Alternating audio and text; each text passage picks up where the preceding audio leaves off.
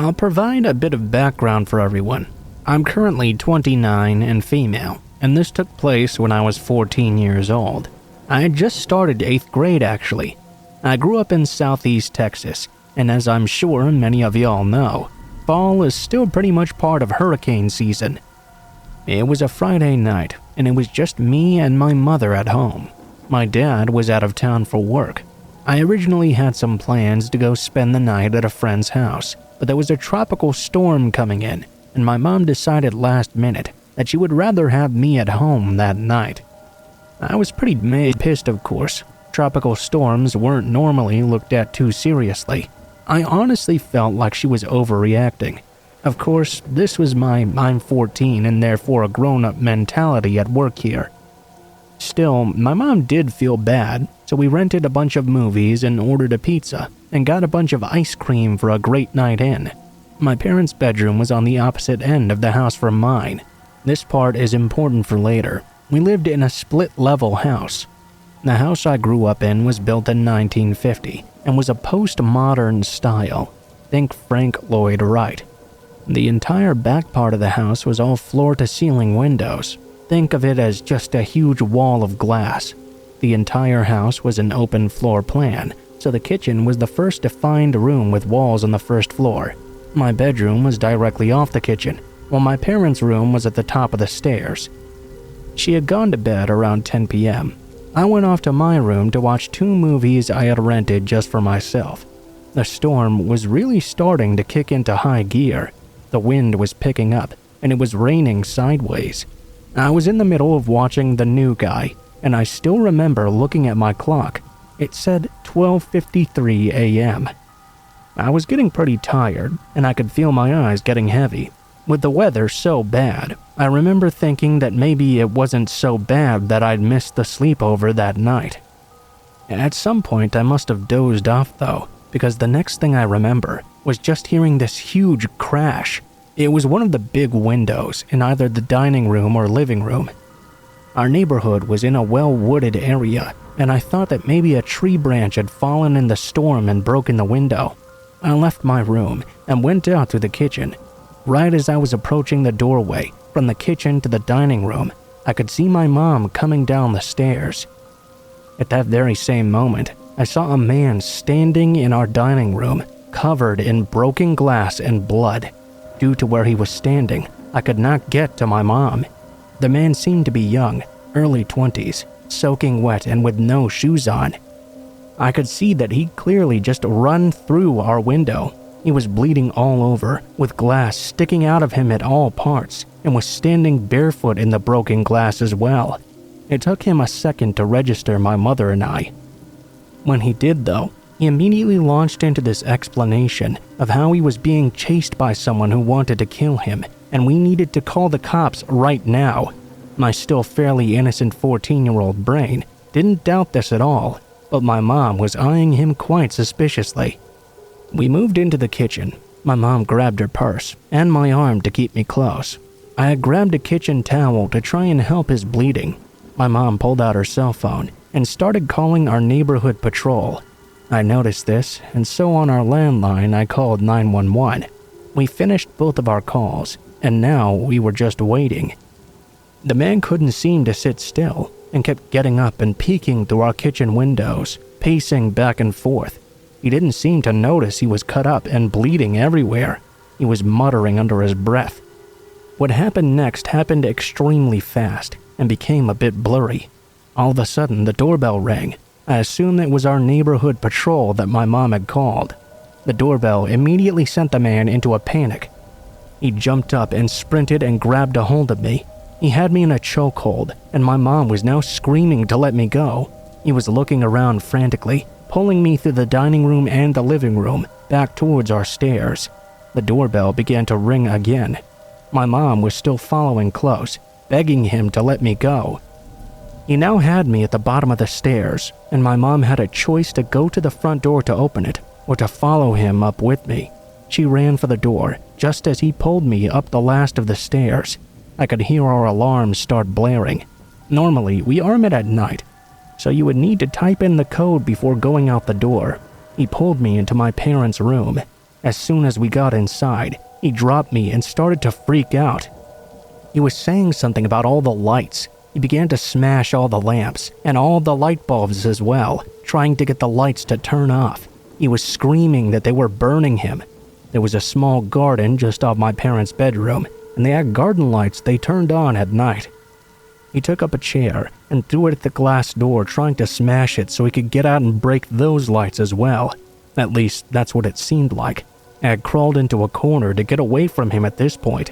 When he completely turned away from me to grab another chair, I made a run for it. I sprinted down the stairs. The cops had made it into the house at this point and were at the bottom of the stairs with their guns drawn. One of them swiftly grabbed my arm and pulled me out of the way once I reached the bottom. They took me outside to an ambulance and my mom. My adrenaline was coming down now. When it hit me what just happened, I started shaking and could feel a pain around my throat from where he'd been holding me in the chokehold. There was a ton of yelling and screaming from inside. About 10 minutes later, the cops came out with the guy in handcuffs. When he saw me, he tried to lunge at me, which was terrifying. I had a bruised windpipe, but otherwise I was relatively okay. I learned later that the guy was 20 years old and a chemistry major at one of the universities in town. Together with some friends who were also chem students, they had made their own PCP. Now he had never tried PCP before, and he had a bad reaction. They had been driving to get some food when he'd started acting paranoid and upset. At the drive-thru, he insisted they let him out, and as soon as they did, he took off into the night. Apparently, thinking you're being chased is a common hallucination to have when you're on a bad trip of PCP. Light sensitivity is also a common side effect. He wasn't a bad kid. He'd never been in trouble before. He was a good student, pretty much the last person you'd think that would do something like this. Our house just happened to be the only one on our street that was not completely fenced off, and that's how he was able to reach the back and those windows. When I got older, it really hit me just how easy it is to become just like that kid. I had friends who wound up being chemistry majors and also DIY'd some of their own. Thankfully, the night didn't end up worse, because it definitely could have gone in an entirely different direction.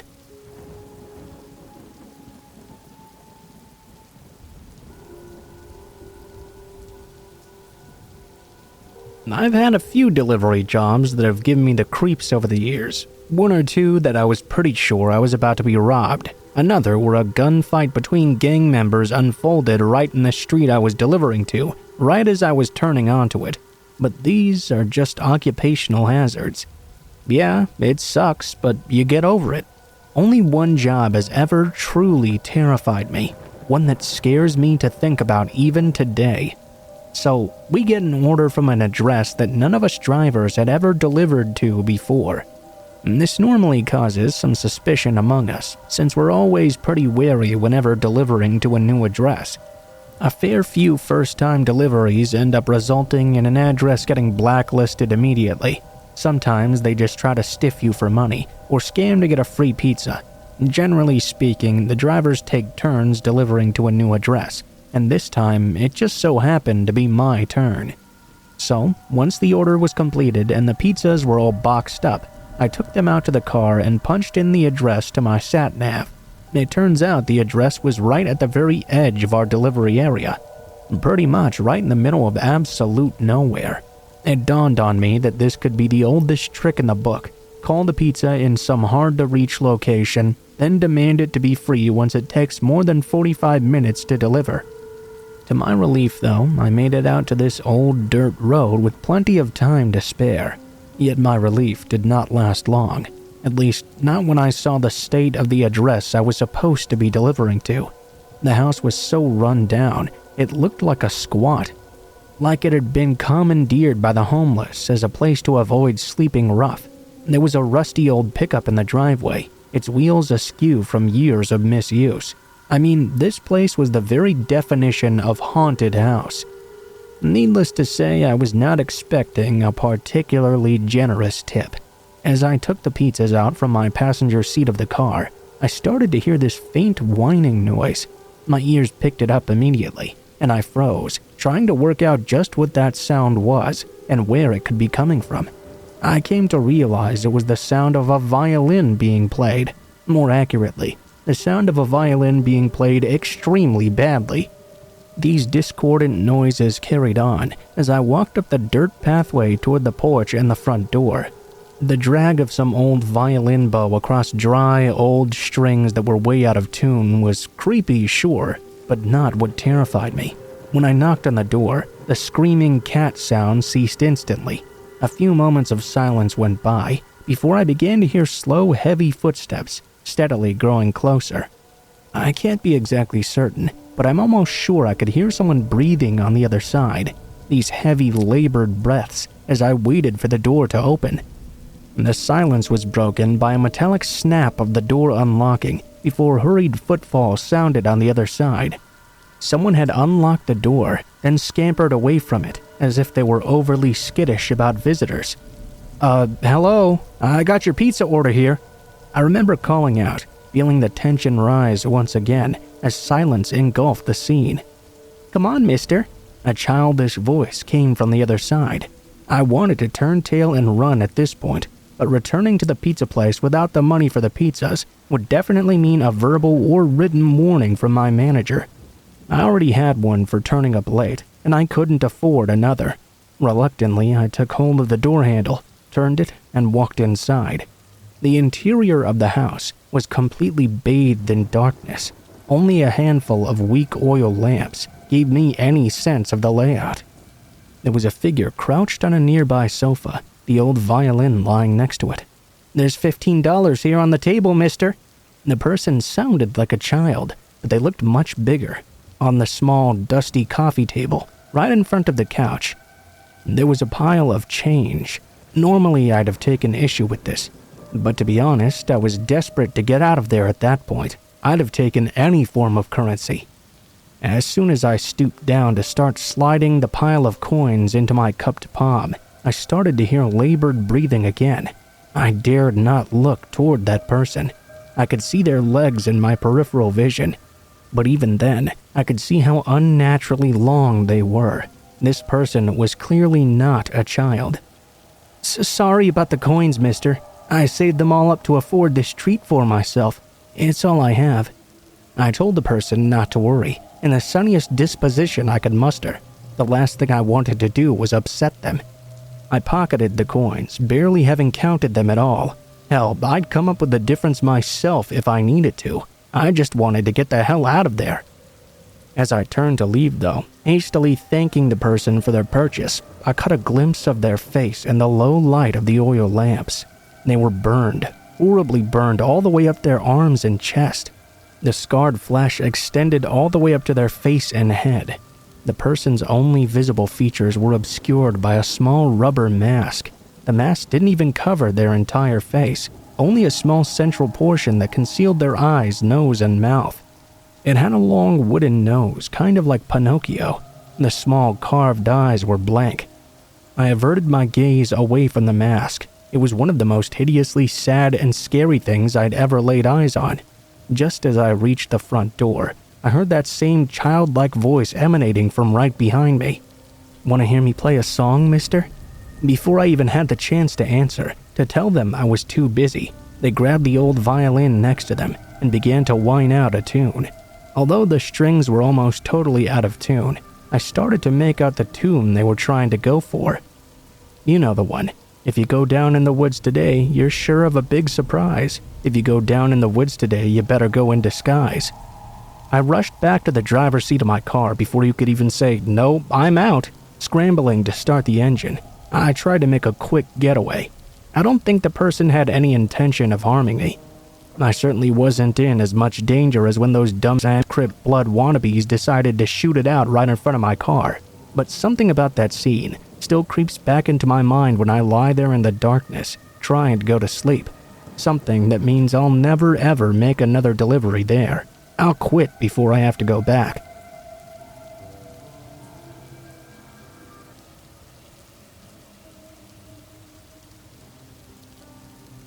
I don't believe in life after death. I also don't really see the point of graveyards myself. I personally think that once you die, you should be cremated And that's that. However, even though these are my beliefs, I understand that cemeteries are important to other people, and thus they should be treated with the utmost of respect. When this happened to me, I didn't have a car. I walked to and from work. I didn't mind really, but I did have to walk through a cemetery in order to get to where I was going. It was a really huge cemetery as well, and would have taken me way too much time to simply walk around. Fortunately, it was completely open at night, and they had a paved path that led me all the way through it as well. One night, I was closing the restaurant I worked in, and I was going to be the last one to leave. We stayed open until 11 p.m., so it was nearly impossible to ever get out of the store by midnight. This night, it was considerably later even, so after I locked the store up, I immediately started to head home. As usual, I cut through the cemetery. I had done this so often by this point, there was nothing frightening about doing it at all, even in the middle of the night. About halfway through the cemetery, though, something really odd caught my eye. I happened to notice a vehicle sitting somewhat down in one of the rows. It wasn't just resting on the path either, which was wide enough for a car to drive on. It was sitting directly across two graves. I thought this was pretty disgusting. It was nearly 1 in the morning, and the last thing I wanted was to trouble with anyone out there at night though, so I decided to go ahead and ignore it. When I got to the path right in front of the car, suddenly its headlights turned on. It immediately blinded me, because they were the high beams. Of course, it was very dark outside as well. It was such a sudden brightness that it actually hurt me. I quit walking and covered my eyes. Before I even knew what was going on, the car had turned on, and they started driving directly toward me. The lights were shining right on me, so there was no way this person didn't see I was right in their way. Although I was still blinded by the lights, and I hadn't been able to recover my sight yet, I was able to jump out of the way just barely before the car hit me. They drove on by, then turned around between two of the gravestones, and came back for me. It was just horrible. Not only was this person trying to hurt me, he was also haphazardly driving over and through other people's graves. He came back towards me, and I had to run out of the way again.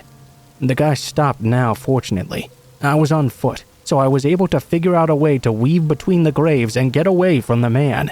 I had to break my own ethical code and walk amongst them. I went off the path and ran, jumping over the gravestones as I went.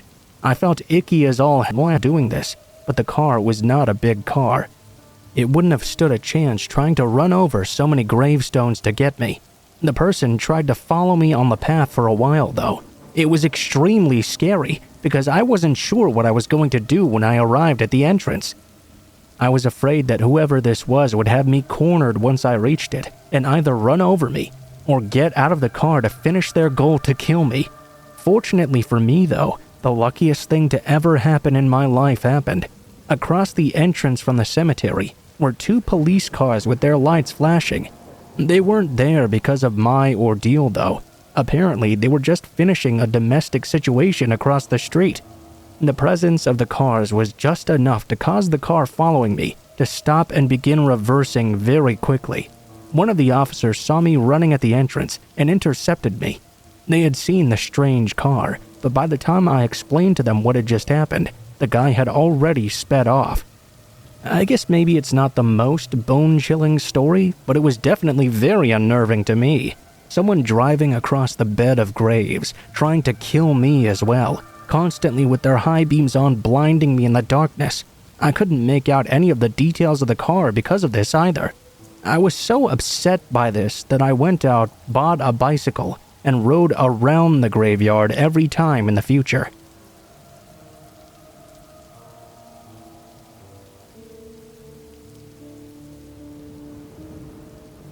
When I was around 10 or so, my parents and I went to visit my grandmother for spring break.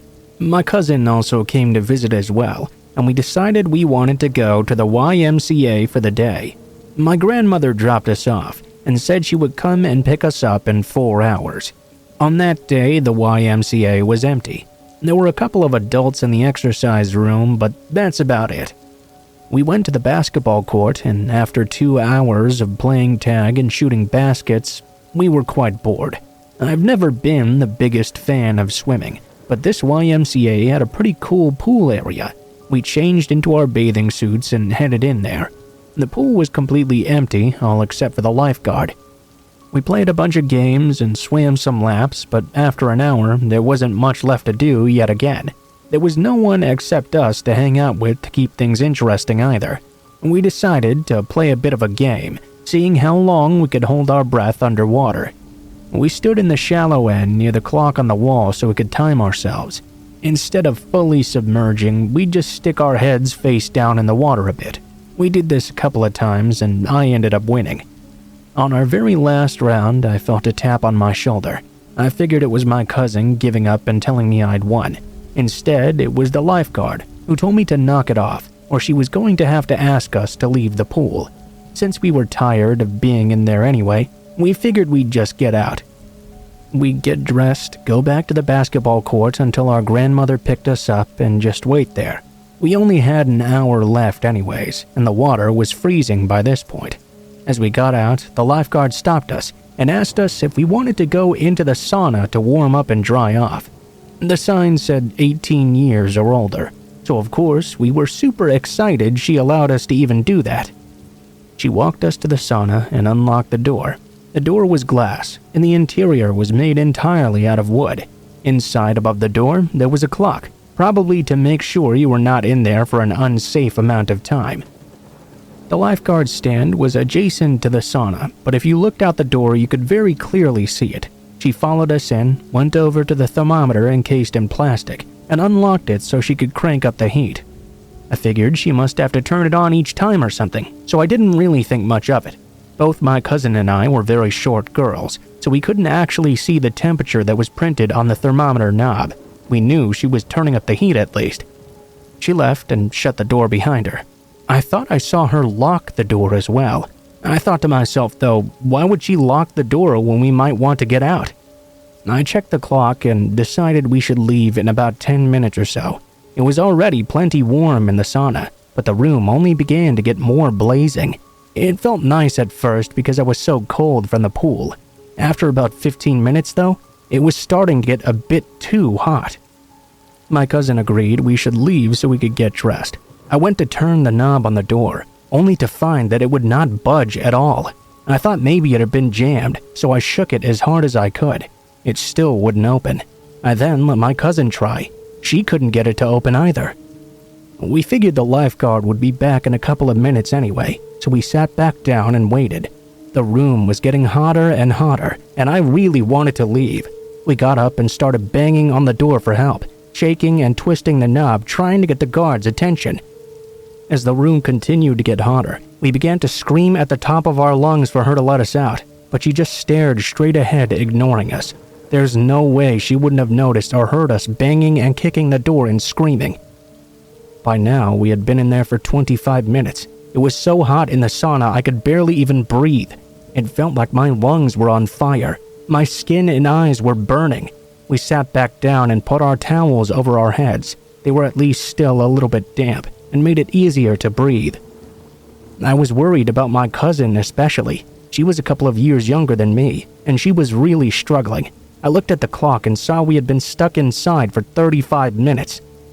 I got up and walked to the door again. I saw the guard still just staring straight ahead. Again, I tried to get her attention by screaming we needed out right now. I banged on the door as hard as I could, but still nothing. I was starting to get dizzy. I went to sit back down, but the wooden seats were so hot that they burned my skin. The towel was completely dry, so I put it underneath me to cover my skin. My hair was also extremely dry. I wrapped it across my face to cover my nose and squinted my eyes so they wouldn't burn as badly. I tried my best to still watch if anyone walked past the door. It helped me a bit.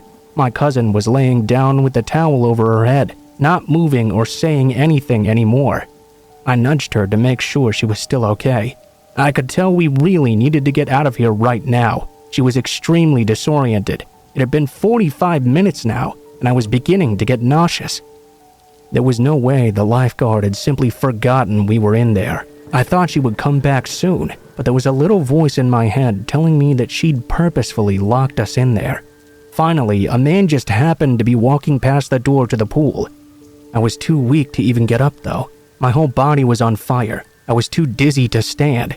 Luckily, the man wasn't going to the pool. He wanted to be let into the sauna and came back with a lifeguard. I saw them walking this way and immediately jumped up to grab my cousin.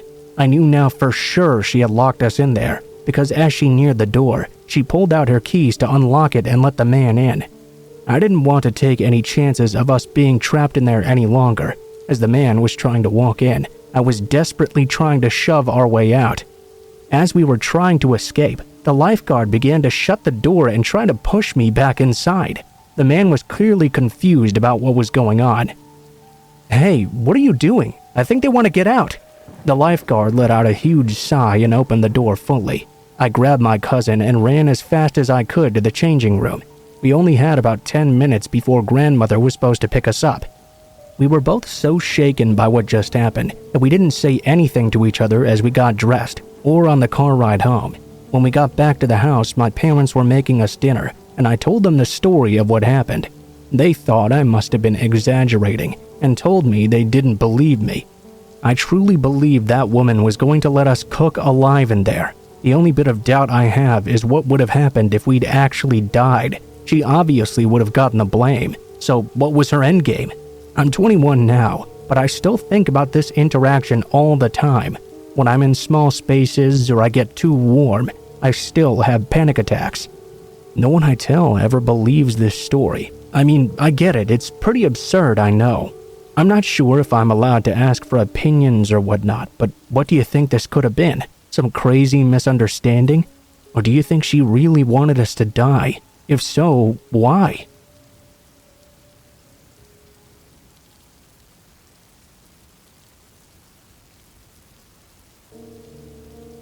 This happened about 6 years ago, but first, a little bit of backstory. Back then, I was in university and lived about 10 hours away from my parents. It was a long drive, and our hometown was super boring, so I only ever visited for Christmas. That year though, because I was going through a bad breakup, I decided to go home for the summer, wanting to just be lazy and sunbathe in my parents' garden with some trashy novels. Luck had it that my cousin who lived next door, who was 2 years younger than me and basically like my sister, was also home visiting her mom. My parents had a big dog that looked pretty scary but was a gentle giant, and a surrogate mother to our kittens. Anyway, I was home for a couple of months, and my parents were going on a holiday for about 2 weeks to the other side of the country.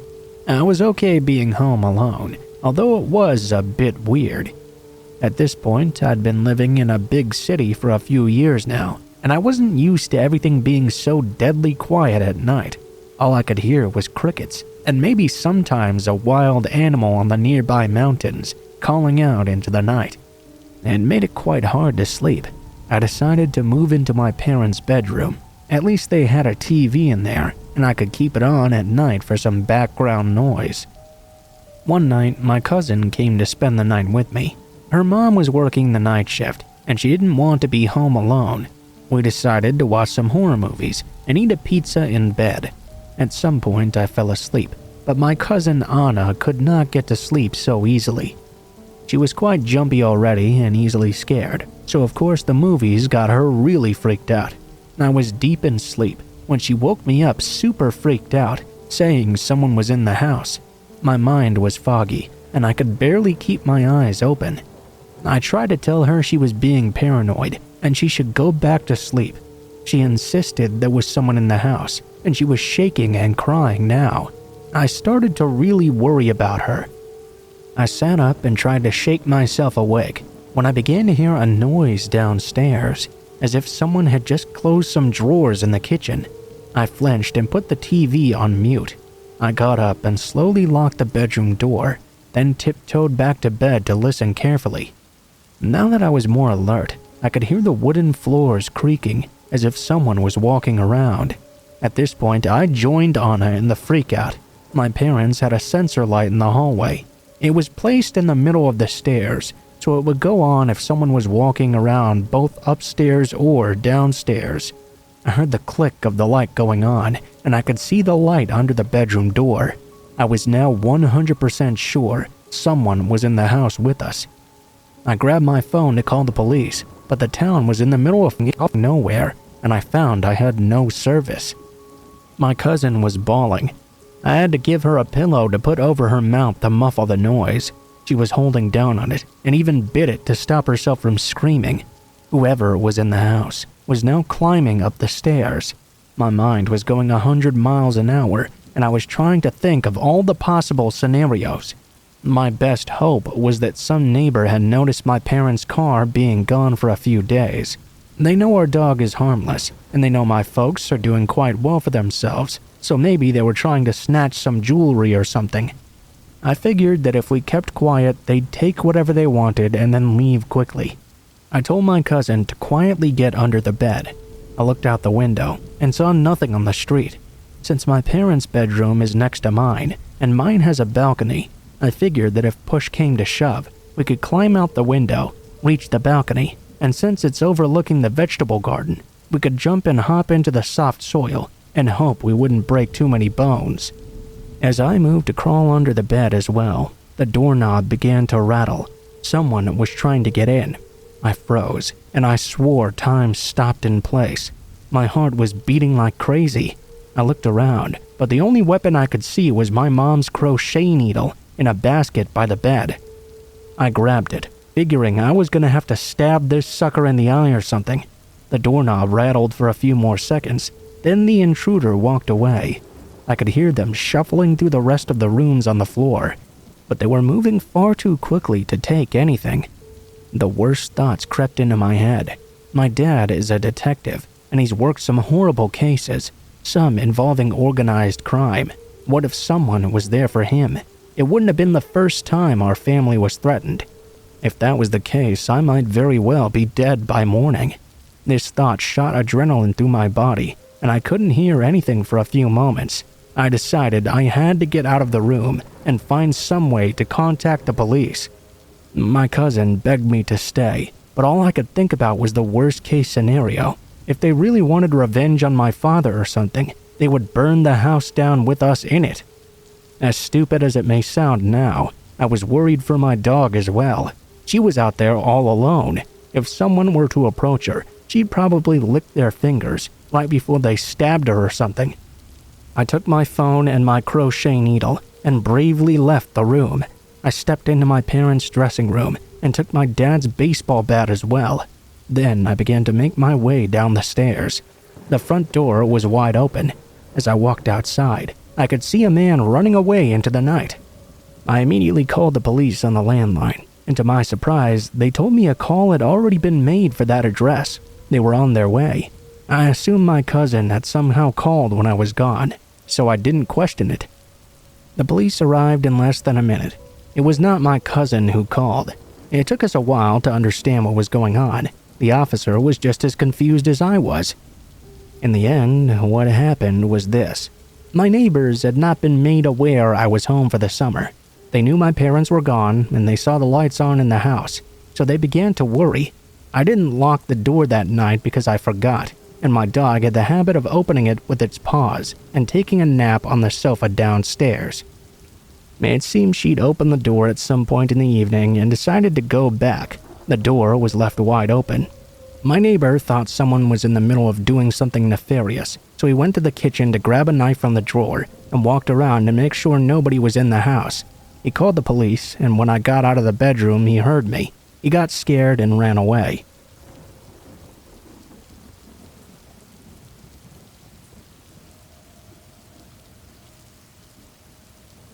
About 2 years ago, I used to work part-time at a popular pizza chain as a delivery driver. I had a full-time job during the day, so the shift at the pizza place would be from around 6 p.m. to 12 p.m. I enjoyed the job for the simple fact that I made quite good money.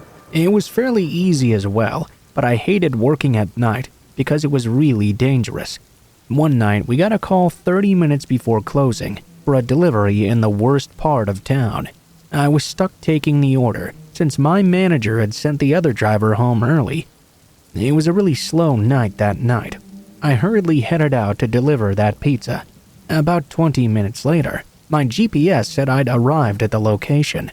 I couldn't read the house number though, as it was pitch dark. None of the houses had their porch lights on either. As a safety, I called the customer to ask if they could turn on the light to their home. They didn't answer until the 6th ring. He told me his house had 2 trash bins next to the curb, and the light was broken so he couldn't turn it on at the moment. I started walking through the front yard to the front door of the house I assumed it was, only to see a man staring at me through the window. I yelled out to him, but there was no reaction. He didn't even move to open the door. I started to get goosebumps, and I decided to turn around and go back to my car. I called the customer once more and told him to come out to my car to get his pizza. He told me in a slow, creepy voice to ignore his roommate. He said the door was unlocked and to take the pizza to the basement because he rented the bottom floor. As I was on the phone, I could make out a small light from the window. The man that was staring at me earlier was now on the phone talking to me. I assume he thought I couldn't see him. I hung up and took off right away. By the time I got back to the restaurant, phones were turned over. Any complaints would have to wait until the next day. I was not delivering to any basements, and I went home taking that pizza for dinner.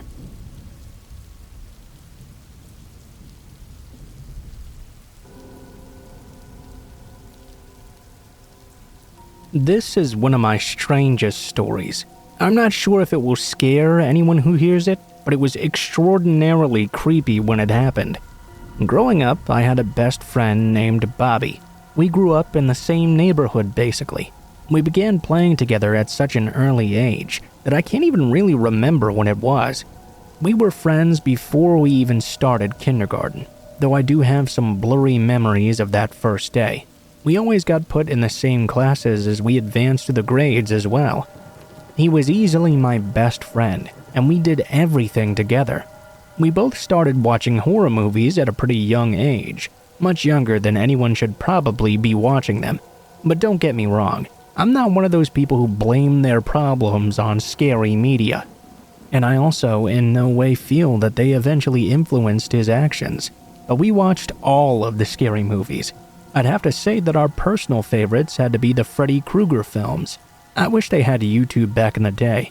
Maybe the sheer content of horror videos here might have changed the way things ended up.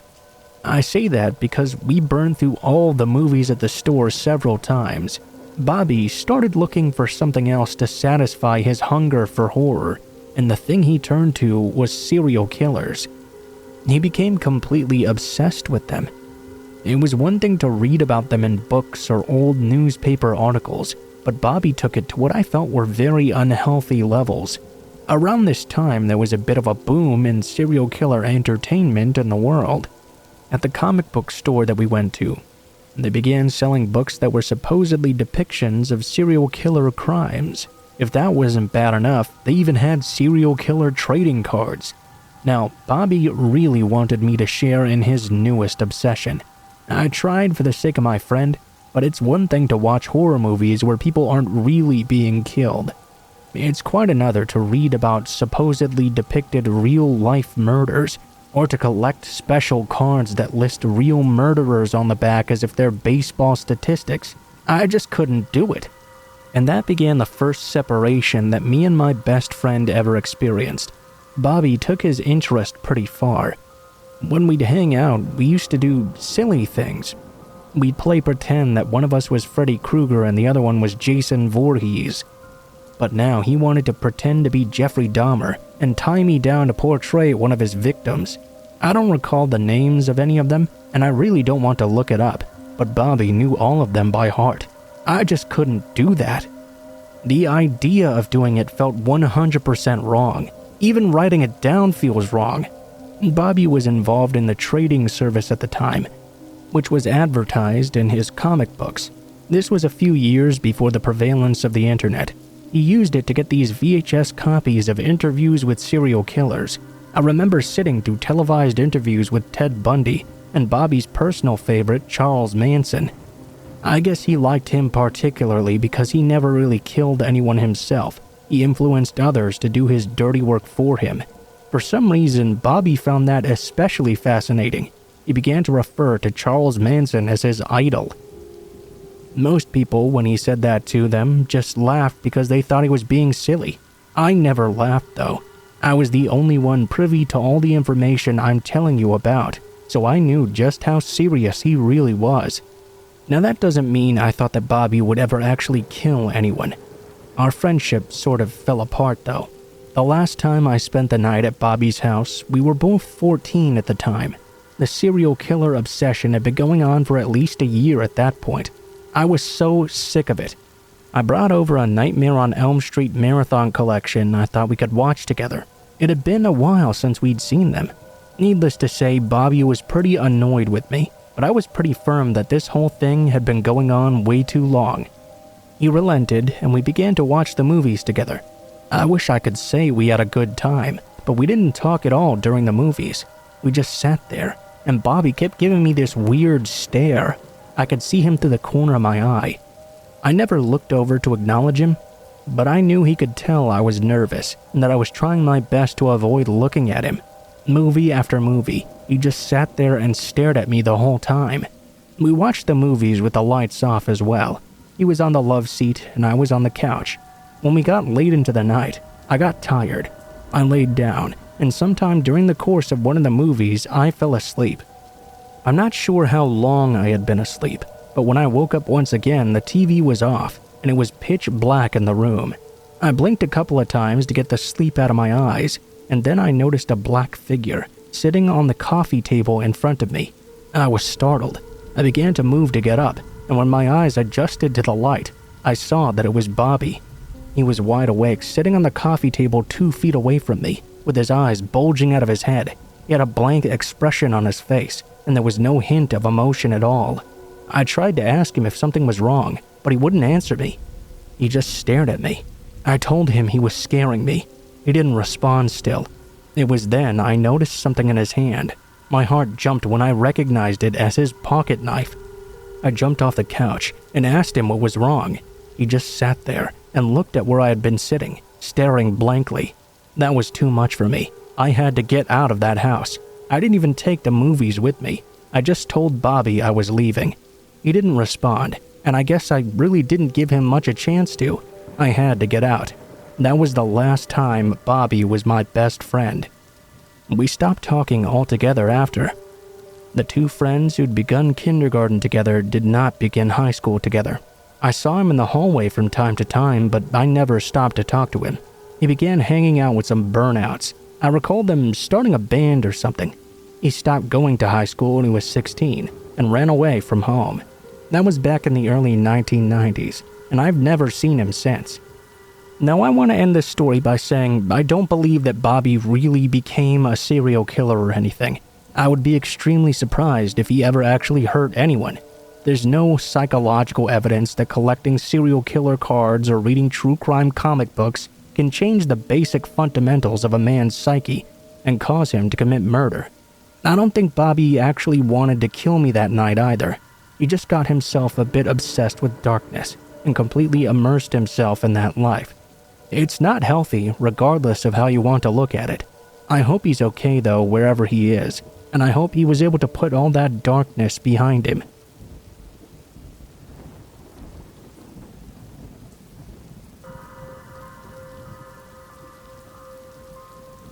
I had a really frightening experience with a friend of mine when I was way younger.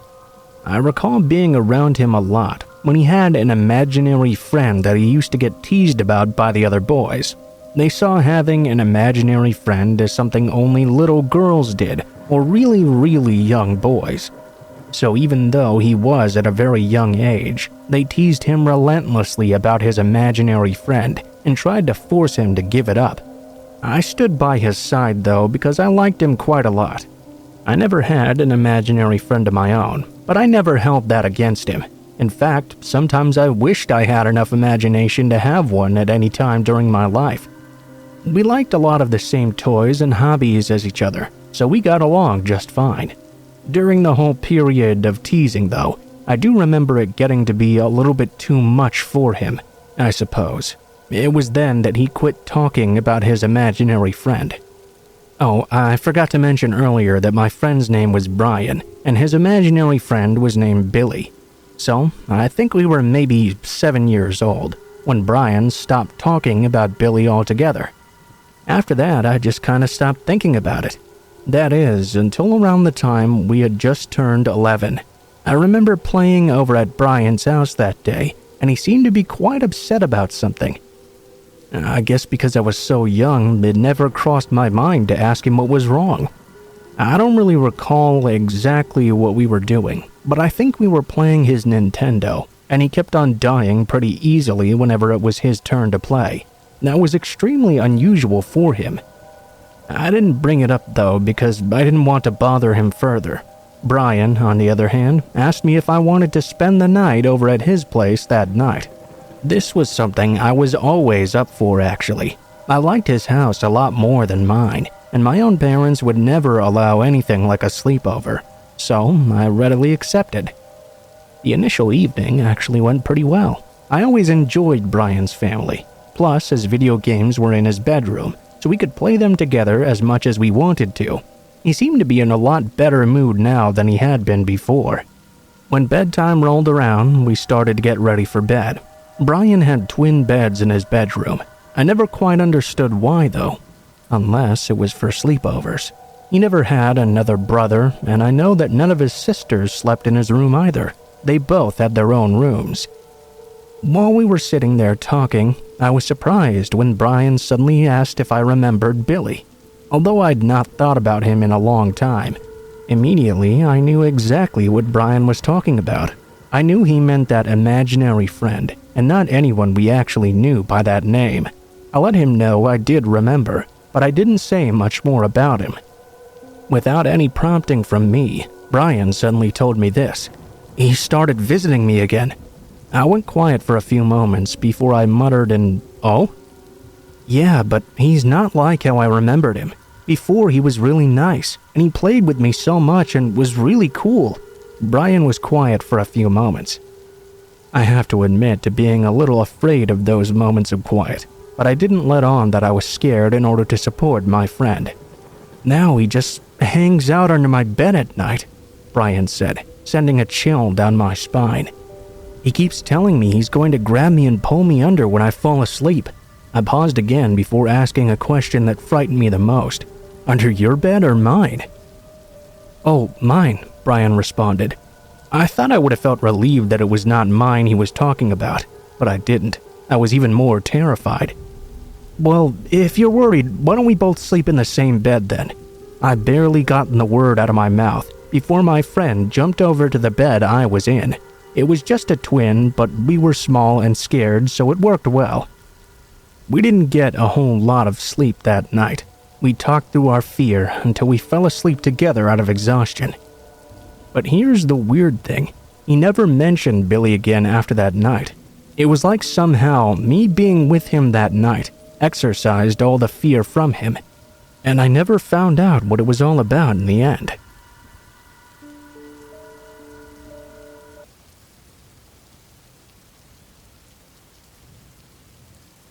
When I was 17, my best friends and I were big fans of the show Jackside. We liked to make up strange dares for each other to do. However, we really didn't do a lot of the painful stuff they did on that show. We usually were just much more likely to dare each other to do scary things or play stupid pranks on other people. A lot of the time, I was able to duck the more risky dares by not daring my friends to do anything too severe in turn. This strategy, of course, could not last forever, and soon my friends noticed I never really did anything scary as they did. So, they dared me to spend 2 hours by myself in the middle of the local graveyard in the middle of the night. I tried to shrug it off like it was no big deal, but in actuality, I had always been really freaked out by graveyards. I guess I didn't really believe that strongly in the supernatural, but even without that aspect, they were already creepy places to be in. I mean, just knowing that you were walking on the ground and dead bodies were buried everywhere underneath you.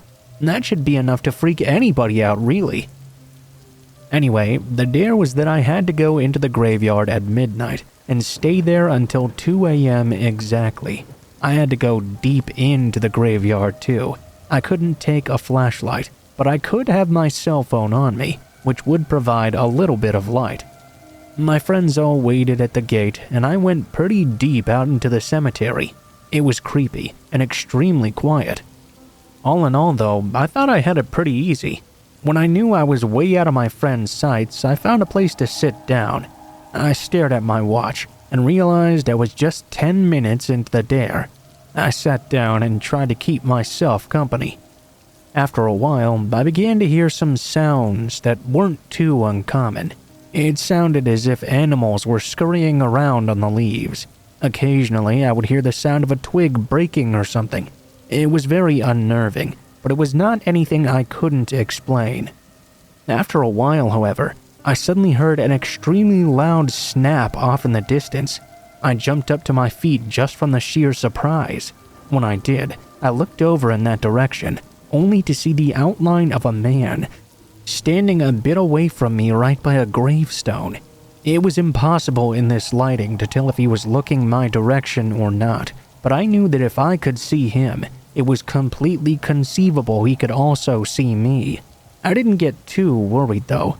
Actually, my first thought was that this was likely one of my friends trying to scare me. They probably figured there was nothing to really be scared of in a graveyard, circled around me, thinking they'd give me something to be scared of instead. Come on guys, this is so lame. I called out to the man. I wasn't sure which one of my friends it was, as there were 6 of us all together. Oh, I'm so scared. The figure of the man began to move towards me. They didn't move too fast either. This, in my mind, confirmed it must be one of my friends. If it really was someone to worry about, someone who wanted to do me harm, would they have been walking so slowly and confidently towards me? I called out to the man a couple of more times as he slowly walked over. I called out the names of each one of my buddies, expecting I'd eventually correctly guess which one it was. There was no answer each time, so I finally remembered I had my cell phone with me. The light was not very bright, but I thought it might be just good enough to let me make out who this was. So I shined my light on the man. Immediately, I realized this was not one of my friends.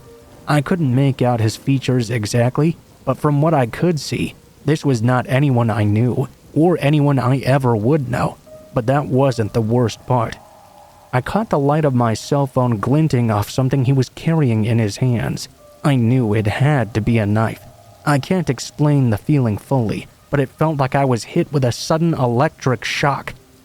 I didn't wait around though. I turned back in the direction I'd come from into the cemetery and ran like hell.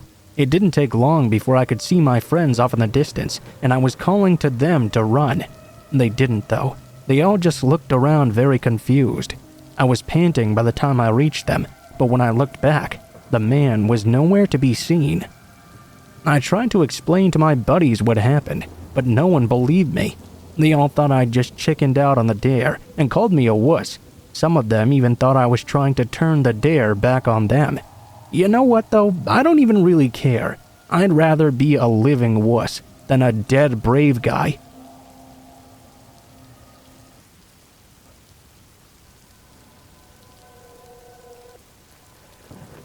I work as a pizza jockey, aka a delivery boy, in my spare time. The other day, an order was made. We live in a pretty small town, which only really has a McDonald's and a Pizza Hut, considering the Pizza Hut is located at the shopping center, which is basically smack dab in the middle of town. We delivered pretty much everywhere within the town's limits, and if we had the time, we'd go out to the local farms as well. Now, I would always handle the in-town deliveries, but I worked later than the pizza jockey who handled the farms, so sometimes I would have to deliver to those farms very late at night. There was recently a local ad for an outside room for hire at one of the farms, which also happened to be my friend's farm. Shortly after, someone hired the room, and we got a delivery from that place. To no one's surprise, I was the one who had to deliver. When I got there, it was completely quiet, eerily so. I texted my friend to see what was going on. I asked them where they were, only for them to tell me they had all gone into town to visit the local swimming pool. The only people that were supposed to be on that farm were me and the people who'd hired the outside room. I go over to the door. I knock. No answer. I call out to whoever might be there. "Hey, your pizza's here." Still no answer. In the very next instant, all I could see was pure white. Someone had been hiding behind the wall, and they sprayed talcum powder, of all things, directly into my eyes. I stumbled backward and tried to rub my eyes clean. In the process, I dropped the pizza. The man grabbed it and rushed into his car, a red Toyota. I was extremely confused and disoriented. I decided I needed to get into my car and drive away as fast as possible. I had no idea what was going to happen if I stayed there. As my engine started up, I could hear his do so as well. The man started to follow me. My eyes were still sore and blurry. I rushed my way to the police station. As soon as he saw I was en route to the police, he took a sharp turn in another direction. The next day, I told my boss about what happened, and he kind of freaked out at me for losing a pizza. Then he said he was glad I was okay. I called my friend, telling him that guy was crazy, and soon the poster for the outside room was up again. The pizza thief had been kicked out. Yeah, he really thought he would get away with that. My eyes were still itching even a couple of days later. The guy was soon under arrest in the police station for a couple of weeks, after which he moved out of town shortly after.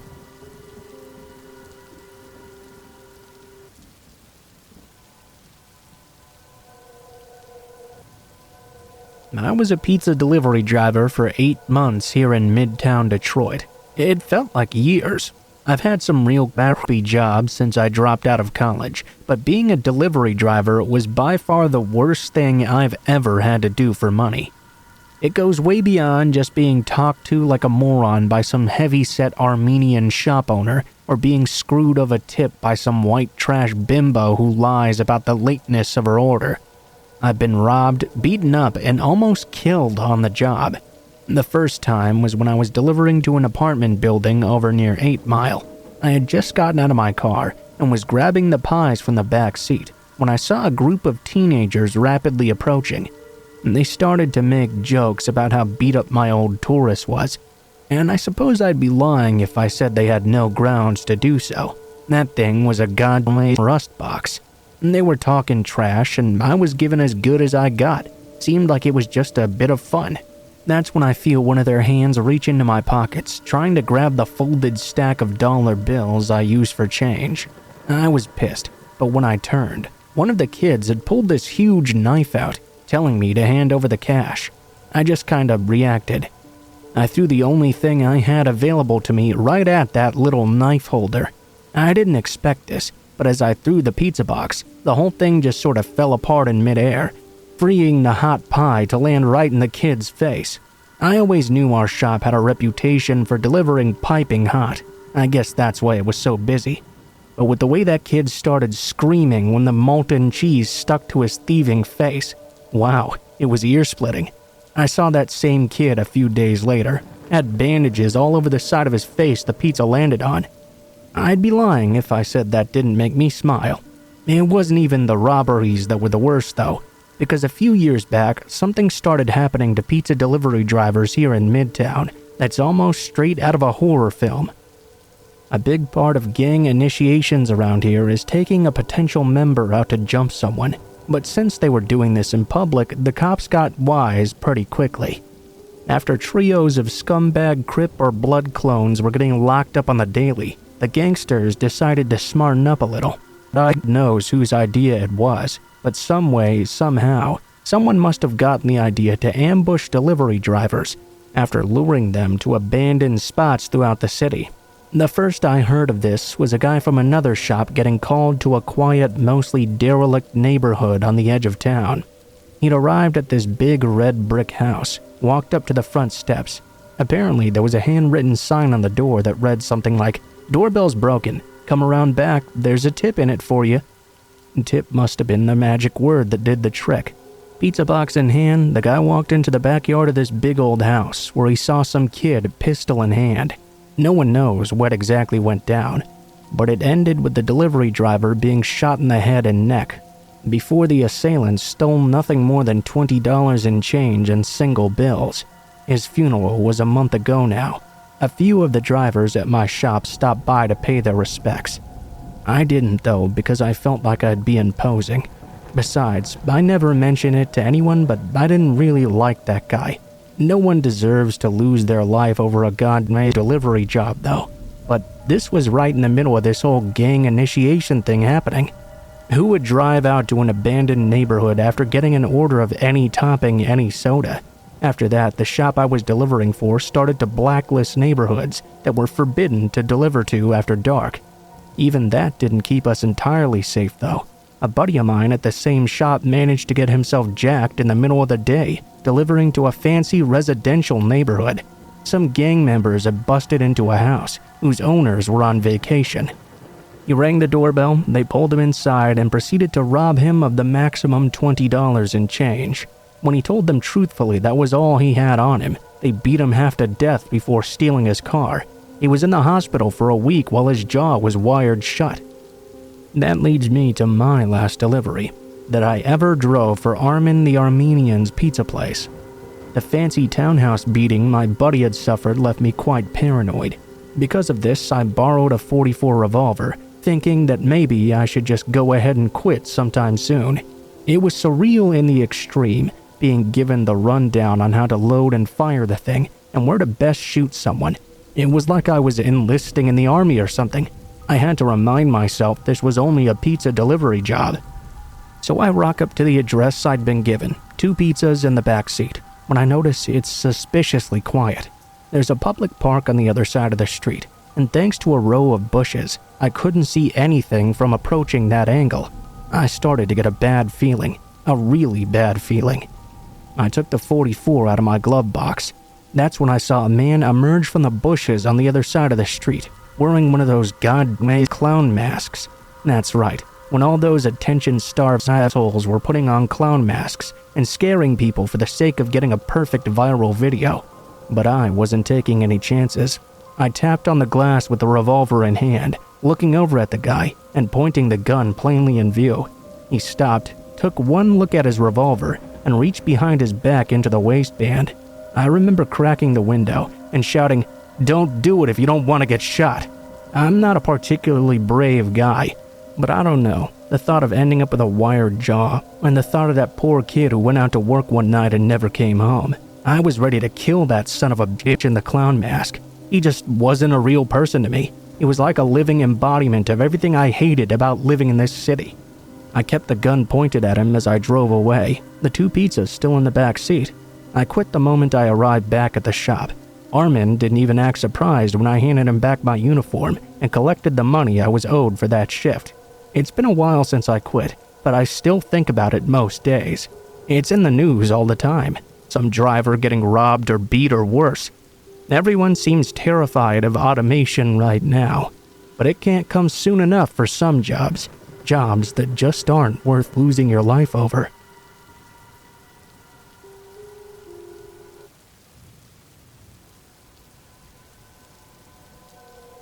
This happened to me when I was a pre-teenager. I would say tween, but I kind of hate that word. I was still very interested in things like scouting and camping, and getting all muddied up with my friends. I hadn't quite gotten to girls yet, but that was coming along pretty soon. At the time, I loved any kind of camping, and although this wasn't an official scouting get-together, I wanted to do a camp out in my parents' backyard. Now, I wouldn't say we lived out in the country per se, because we really didn't that much, but we did have an enormous backyard. But even with all the different places I've lived since then, I'm still in awe of just how big that yard was. It was great for playing with the dogs, playing baseball with my buddies. It was just great for a lot of stuff altogether. So this was midsummer, when we were beginning to get somewhat bored of all the time off from school. The days were quite long and monotonous, so I asked my parents if we could have a camp out in the backyard. All of us were scouts, and we had done this before, so my parents had no problem with it. Now, one thing we liked to do was let everyone have their own tent.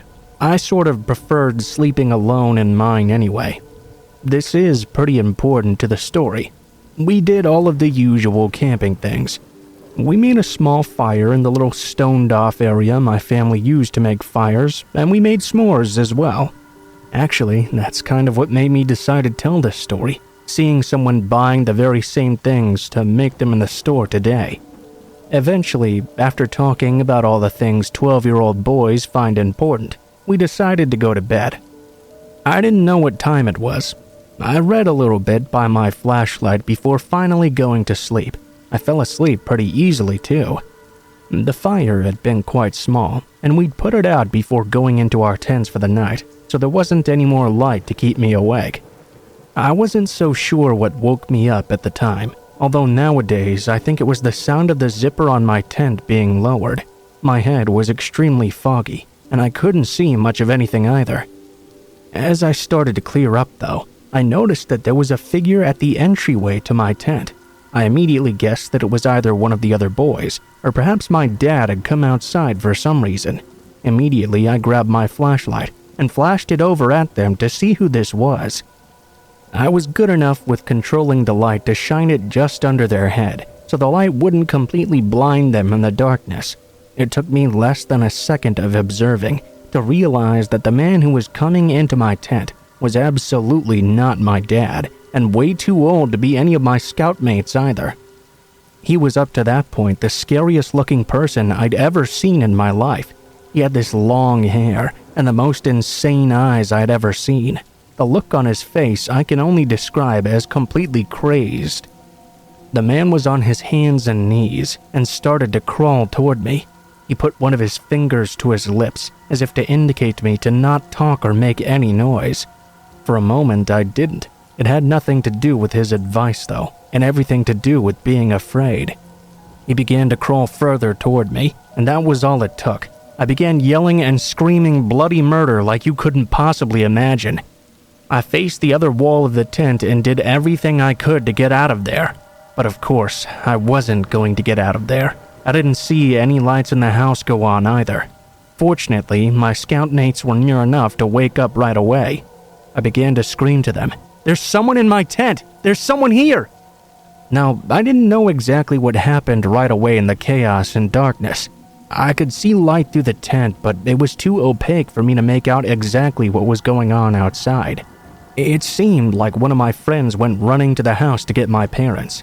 What I quickly became aware of, though, were the other kids who quickly rushed to my rescue. They all began to attack the man simultaneously, who was trying to get into my tent and had actually grabbed hold of my foot. He quickly let go when the kids began to attack him. I couldn't tell if they pulled him out of the tent or he'd simply tried to force himself out of there despite what they were doing, but the thing I was happy about was the fact that he had let me go. The very next thing I heard was a gunshot ringing through the night. There was a lot of commotion and even some yelling from the other boys. I still couldn't come out of the tent though. I laid there in fear until my older brother came in to get me. He rushed me and the other boys back to the house, while my dad held the man on the ground with his rifle pointed at him. The police came quickly and arrested the man. He was found guilty of attempted kidnapping before being extradited to another state, where he was put on trial for the kidnapping. I don't know what happened to him, but if he died in prison, I don't think I would mind too much. I didn't ever go camping again after. I just couldn't stand to be in another tent after that.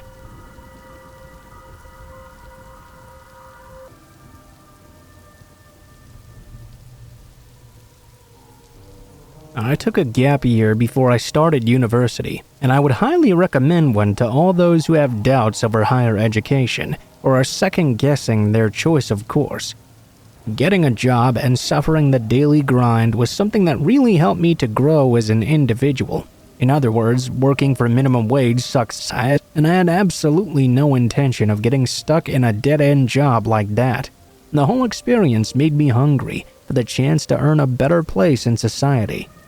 But what can you expect as a pizza delivery driver? I know for a fact it's one of the most soul-destroying jobs a person can have, filled with all kinds of employment pitfalls like paying for your own gas, getting your wages docked for late delivery, and getting treated like a criminal by your taskmaster turned manager. Honestly, I can't complain too much though. My dad helped me out with the finance on a cheap second-hand car. He even gave me a hand in getting the old rusty thing back in working order.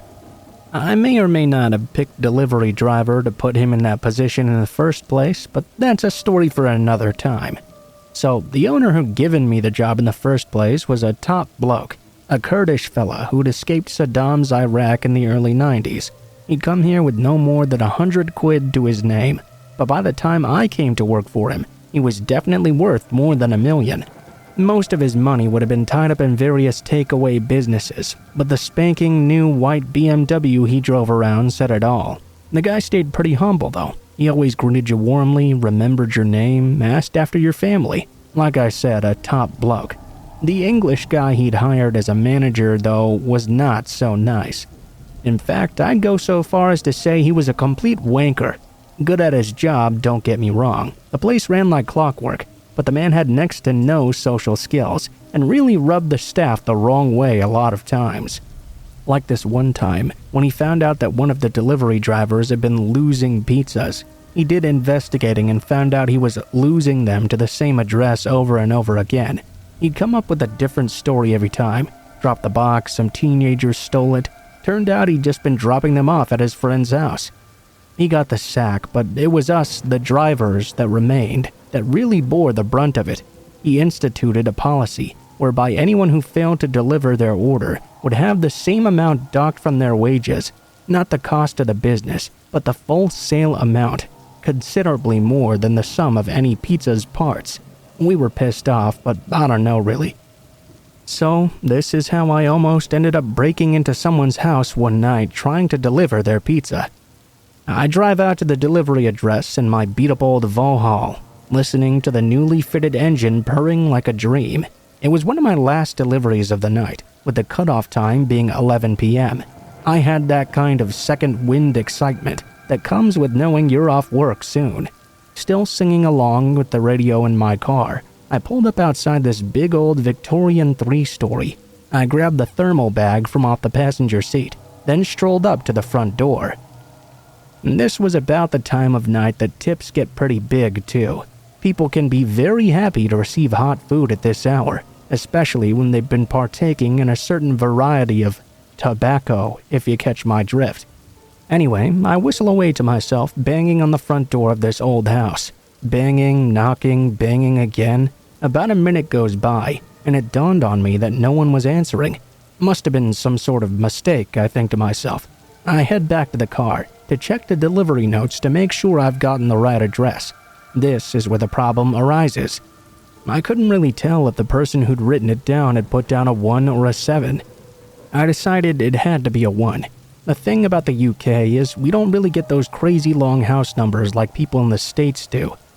So, with me being 90% sure this was the right house, but being 100% worried I was about to have 20 quid docked from my already meager wage, I set about trying to deliver this bastard pizza. I legged it to the front door, hammered on it once more just in case, then decided to take things a step further. I started shouting, "Hello, anyone there?" through the rectangular brass letterbox. The only thing I could hear in response, though, was the meowing of cats, like a boatload of cats. I got this absolutely horrendous whiff of something truly disgusting. I suppose the cats meant a lot of full litter boxes. Gross, but true. I went to the living room window, just a few feet away from the front door. There was a little crack in the curtain, where I could just barely peek through to see if anyone was home. You'd be surprised at the amount of people that call for a pizza when they're not even there, thinking they'll be fast enough to get home before it arrives. When I peered through, though, I saw something that I can still see when I close my eyes sometimes. The room was dimly lit, only the flickering gray of TV static illuminating the interior. It took me a few moments to realize what I was actually looking at. I could see one couch was absolutely teeming with felines. I mean, every square inch was covered in cats. Just a veritable legion of little furballs surrounding it, trying to leap up and join their feasting friends. Yeah, that's right, feasting. For on that very couch lay the dead body of their former owner. Her cats had barely even waited till her body was cold before they scrambled all over it. I could see them plucking out her eyes and chewing her lips off. They were tearing away at the soft parts. Anywhere not covered with clothing was a mess of blood and torn flesh. Her own cats were eating her right in front of me. I called the police when I got back to the shop, actually giving the prick manager the finger when he tried to interrupt me giving a full account to the dispatcher. They thanked me for informing them, and I actually read about the whole thing on a local news site the following morning. The dickhead manager tried to dock my wages for the non-delivery. When he told me that, I just quit there and then. Big twist, the Kurdish owner called me up the next day. He called to ask if I was okay after witnessing that horrifying thing, and more importantly, to offer me my job back. He'd hashed it out with the manager himself over unfairly trying to dock me. He supported the policy to an extent, but never in a case such as this. I took the job back, but I did have a favor to ask him. I'd be looking for a better job, but I needed a good reference. I was 18 and had never been employed before. Getting those was a nightmare. He promised to give me a glowing one. I actually ended up getting an interview for a law firm to work as a legal apprentice. Low pay, but not no pay. This is pretty much exactly what I needed to secure myself a place on a law course at Newcastle University. In the end, I guess the guy talked me up to be some sort of prodigy. I got into my uni, and I graduate next year. Oh, and just my luck. What I'd thought surely was a 1 did turn out to be a 7 in the end. What an unfortunate thing I stumbled upon.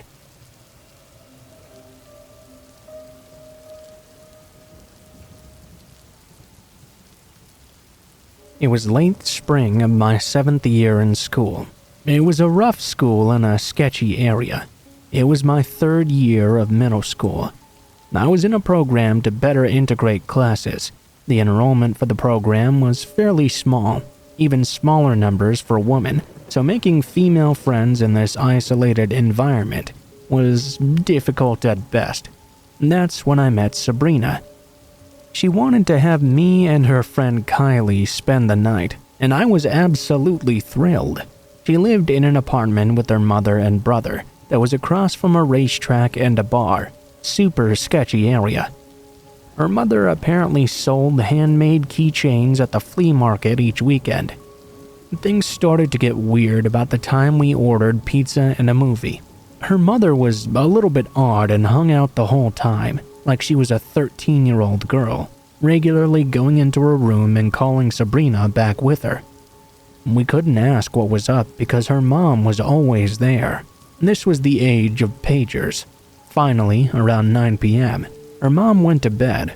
To our dismay, though, 10 minutes later, she called Sabrina to come to bed with her. Apparently, she was going to stay with her mom at her own sleepover. So, left with a couple of pillows that had seen better days, and no blankets or bedding at all. Kylie and I were going to have a sleepover by ourselves. We started the movie back up and tried to make the best of it when Sabrina came out to get the phone. As she was about to go back into the room, she whispered to us, "Don't stay up too late now. We have to go to the flea market tomorrow and leave at 5:30. I guess she saw our faces. She did this creepy little laugh and said, "You didn't think the pizza was free, did you?" She then rushed into the room and locked the door behind her. Kylie, who I'd just met this evening, and I exchanged glances. This was the first we were hearing about this. We were never even asked. After a short conversation, we both decided we wanted to go home. Our parents were more likely to be awake now than early the next morning. We went to knock on the bedroom door to tell them we wanted to go home, only to be met with no answer. We tried again, but nothing. There was no way they were asleep that fast. I went to the kitchen to see if there was another phone. Nope, they'd locked us in the living room of this one-bedroom apartment with no phone and no restroom, and now they refused to respond to us at all. This is where the young and dumb us formulated a plan. We knew the school was not too far away. Kylie said she lived nearby, so we decided to find a payphone and walk to her house together. I mean, how bad could it be? Biggest mistake of our lives. We tried knocking one last time, only to be met with the same result. We gathered up our belongings and made a plan to leave. We snuck out through a window. How the world changed outside after 10 p.m. The bar, a stone's throw from the apartment, was absolutely jumping. We went up to the payphone that was near the street and close by the rear of the bar. Great. Just to our luck, it was broken. As I put the receiver down, this drunk, burly man rounded the corner towards us. We were two 13-year-olds, but we could have passed for 17 easy. Neither of us were dressed showing much skin, but the drunk dude apparently really liked what he saw. First, he yelled and asked if we wanted to party, or if he could buy us some drinks. "No thanks," we replied, and started to walk in the direction of her home. This seemed to infuriate the man. He was now yelling that we were skanks, and nobody ever turned their back to him. We tried to keep moving on, only for him to stumble after us surprisingly quickly. He caught Kylie by the wrist. She was trying to shake him off, but he was much too strong.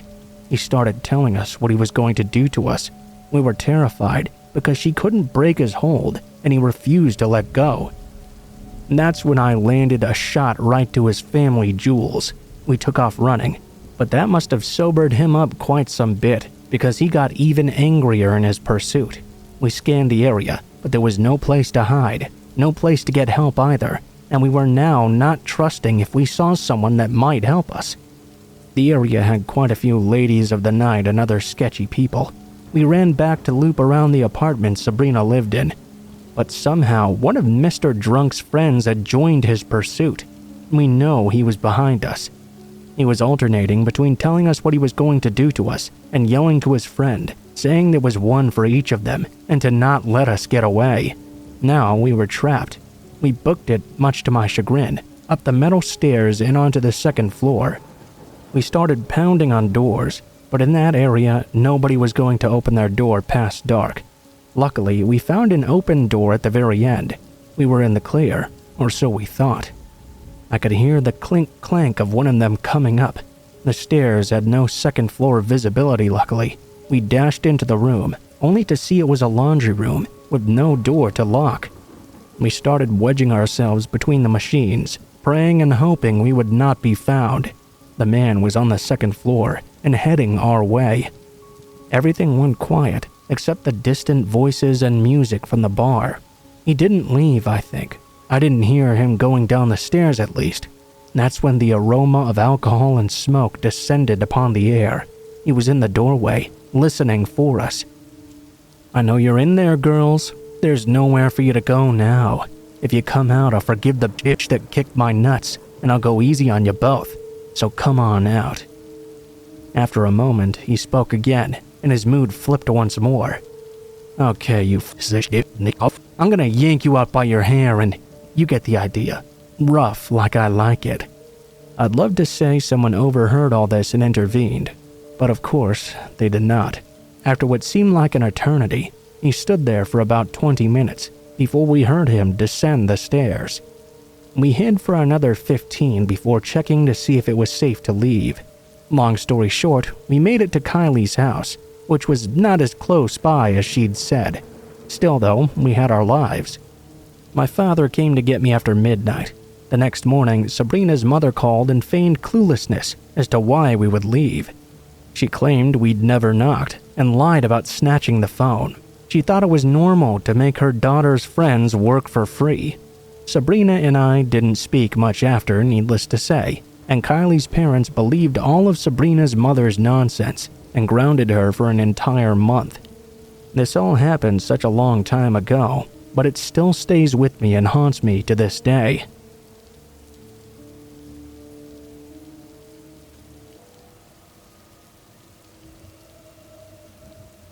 I'm sure there are moments in your life that when you think back on them later on, you tend to wish you had been able to do something different in that moment. This is one of the things that bugs me the most. A few Halloweens back, I was trying to find something new and scary to do. I know it seems a little cliche, but I thought I would explore a graveyard. I myself am definitely a believer in the supernatural, and thought that if there was any place I would be likely to see a ghost, it would surely be in the middle of a graveyard. I even brought a camera and other supplies with me, since I thought I would stay out there for a long time. I got my flashlight and set out to exploring. The ambiance was extremely creepy. I had never been in the graveyard at all, let alone during the night. For the first maybe 45 minutes or so, I jumped at every single sound and saw all sorts of weird and freaky shadows and shapes out of the corner of my eye. After about an hour though, the creep factor began to swiftly wear off, and although I was still quite interested, I was not creeped out anymore. I guess I had been silly, thinking that I really would see a ghost so soon. When I didn't, I was very disappointed. After a while though, I heard a loud noise. Then I heard a lot of rustling. When I looked off in that direction and shined my light, I saw a dirty old man sprinting right at me through the darkness. Scared, I tried to warn him that I was armed. I was not, but it quickly became apparent that he was not trying to hurt me. "Help me! Help me, please!"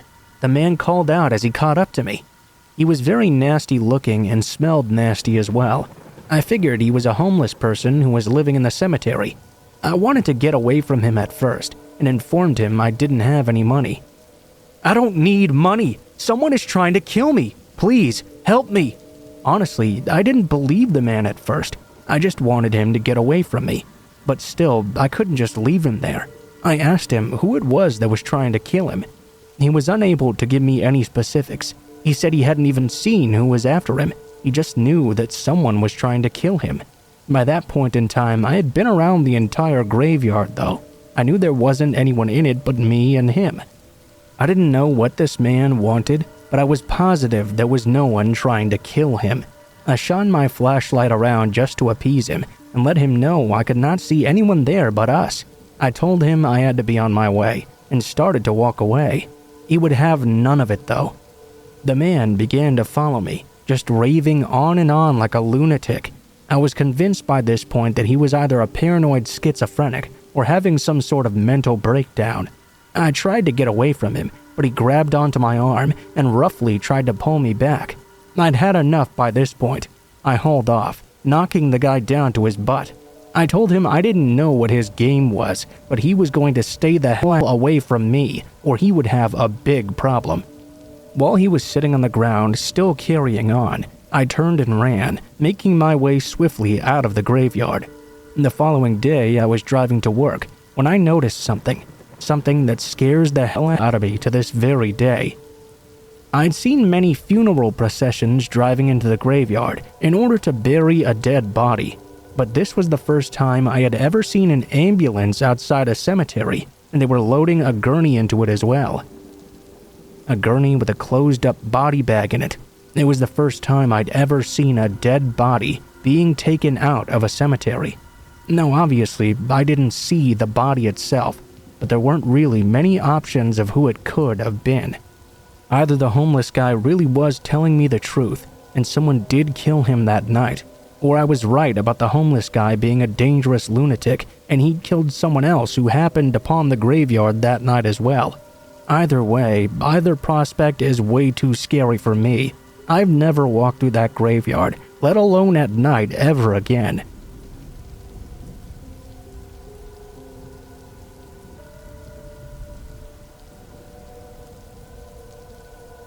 The first thing you should know is that I was blessed/cursed with young-looking genes.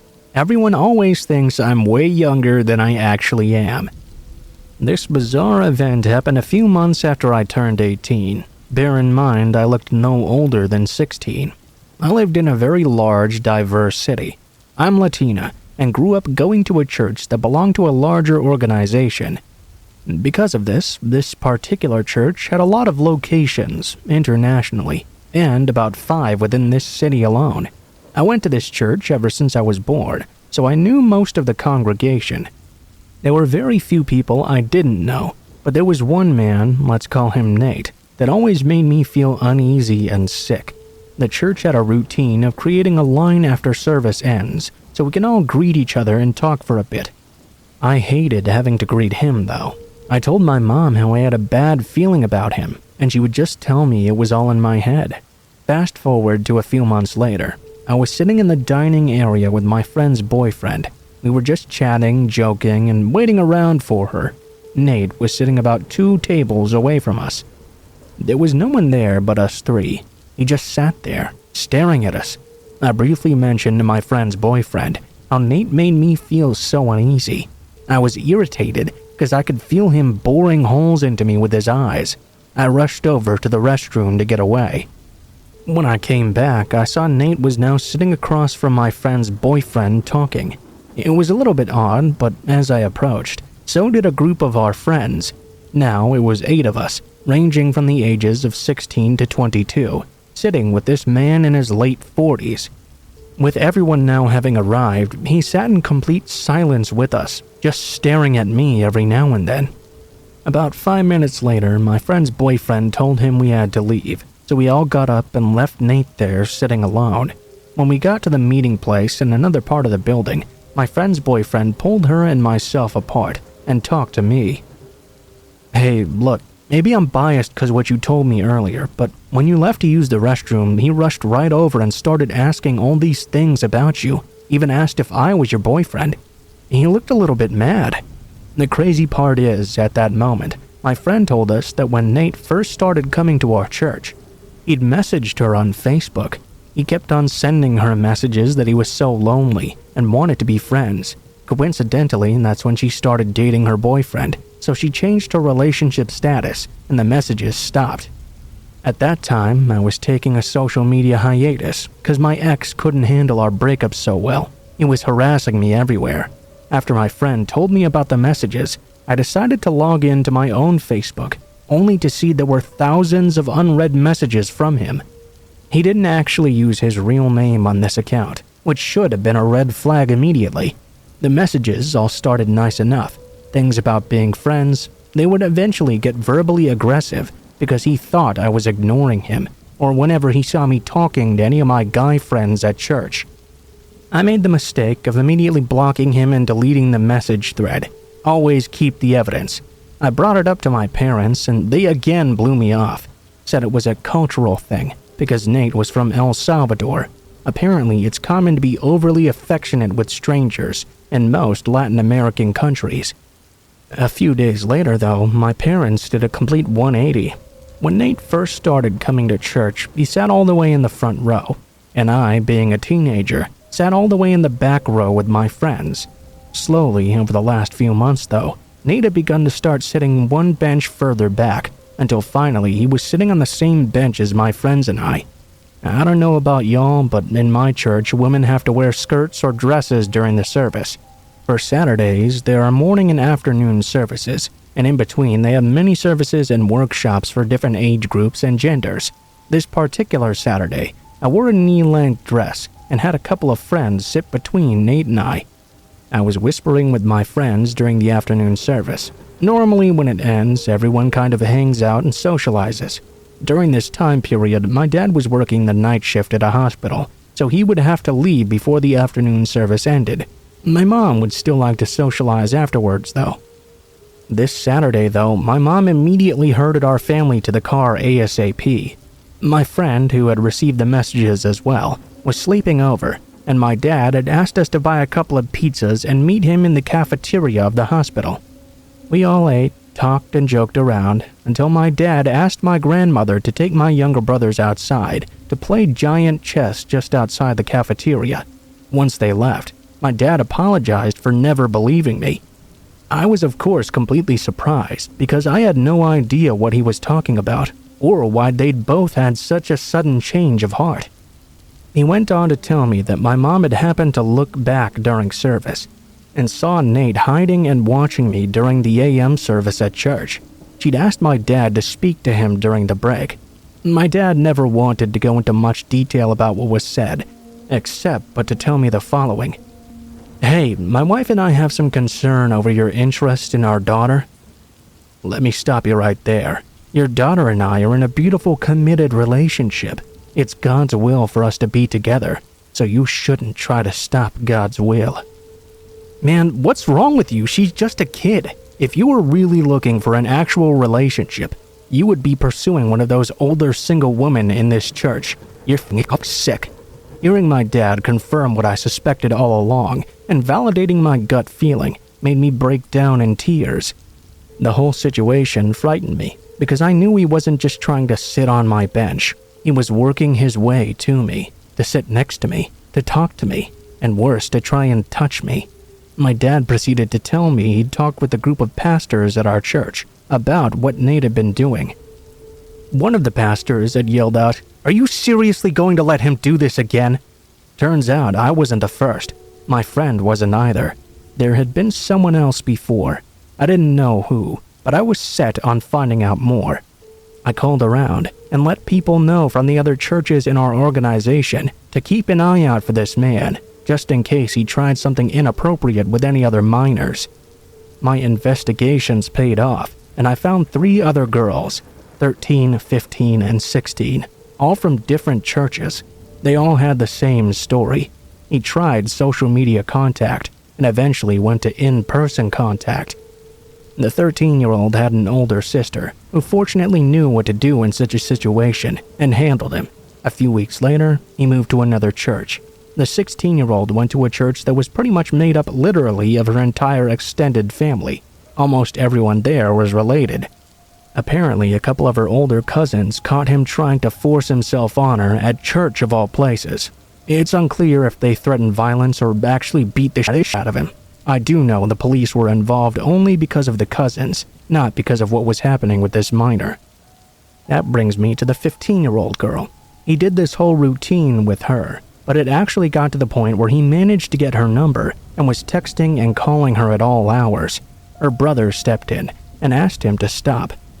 Turns out, Nate was being prepared to be a pastor at my church, and even though my dad complained about his behavior, they were still going to go ahead with it. I told my dad after I stopped crying that I wanted to talk to a lawyer ASAP. My dad happened to have a friend that was an immigration lawyer, and she offered to help connect us with someone that could help us. The lawyer said because he never actually threatened me or tried to physically harm me yet, we didn't have grounds for a restraining order. I don't know if it's like that in all states or just in Texas. My dad informed the pastors prior to our meeting with the lawyer that we were going to seek legal counsel to see what my options were for dealing with Nate. This unfortunately led to a spread of false information, because by next Saturday, everyone who wasn't directly informed by my family believed I was trying to sue the church. These were mostly people that knew me my whole life, people I loved. They called me a gold digger, said it was my fault for dressing provocatively, and that I'd probably led him on. Keep in mind, my dresses were all at least knee length, never wore V-necks, and if my shoulders were exposed, I always wore a cardigan. It broke my heart, especially when one of my uncles actually sided with them. To this day, I only politely greet him. I don't hate him, but I don't really care about him anymore either. The decision to not have my back affected his relationship with everyone in our family, including his own kids. It took a few weeks, and eventually I stopped going to church. Nate stopped showing up at that same time as well. He stopped trying to message me from his fake accounts as well. He just disappeared altogether. Things got so hostile that the president of the church organization administration had to step in and hold a hearing for everyone's complaints. It was decided it would be best if my dad stopped attending church because he was a troublemaker, even though all he was doing was standing up for me. It was announced a week later that my dad would no longer be welcomed. My dad took a few moments to say goodbye in front of everyone and said we'd talked as a family and not a single one of us would be coming back. He was choosing to leave, remembering all the good life lessons he'd learned in his 20 years of attending. He asked them to truly learn from God and their mistakes and to be better in the future. Everyone started crying, including all those people who'd initially called us gold diggers and even called me a slut to my face. I even remember this one older lady that was BFFs with my grandma, saying she and her husband really loved me, but I had stopped loving them. Nope, it's the fact you called me a slut even though you were one of the people who would change my diaper back then. It made me so angry. It still makes me angry thinking about how it all escalated. I also get mad at the system and myself, because I know Nate is still out there. Even though he lost interest in me when I challenged him, it doesn't change the fact that I couldn't stop him, and he'll always continue to target underage girls. Sometimes I can't help but worry, because I know eventually talking and looking won't be enough for him. I just wish I could have done more.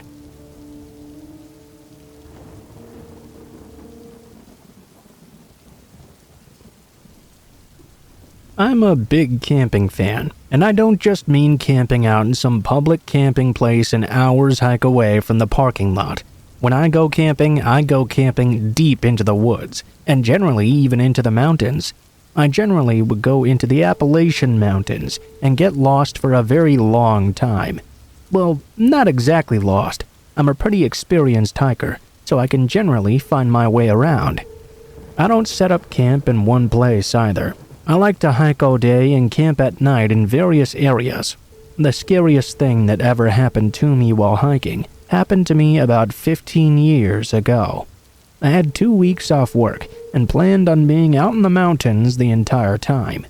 Now, I had to keep my car parked in town, then hitchhike out up into the hills in order to get out into the woods and get hiking.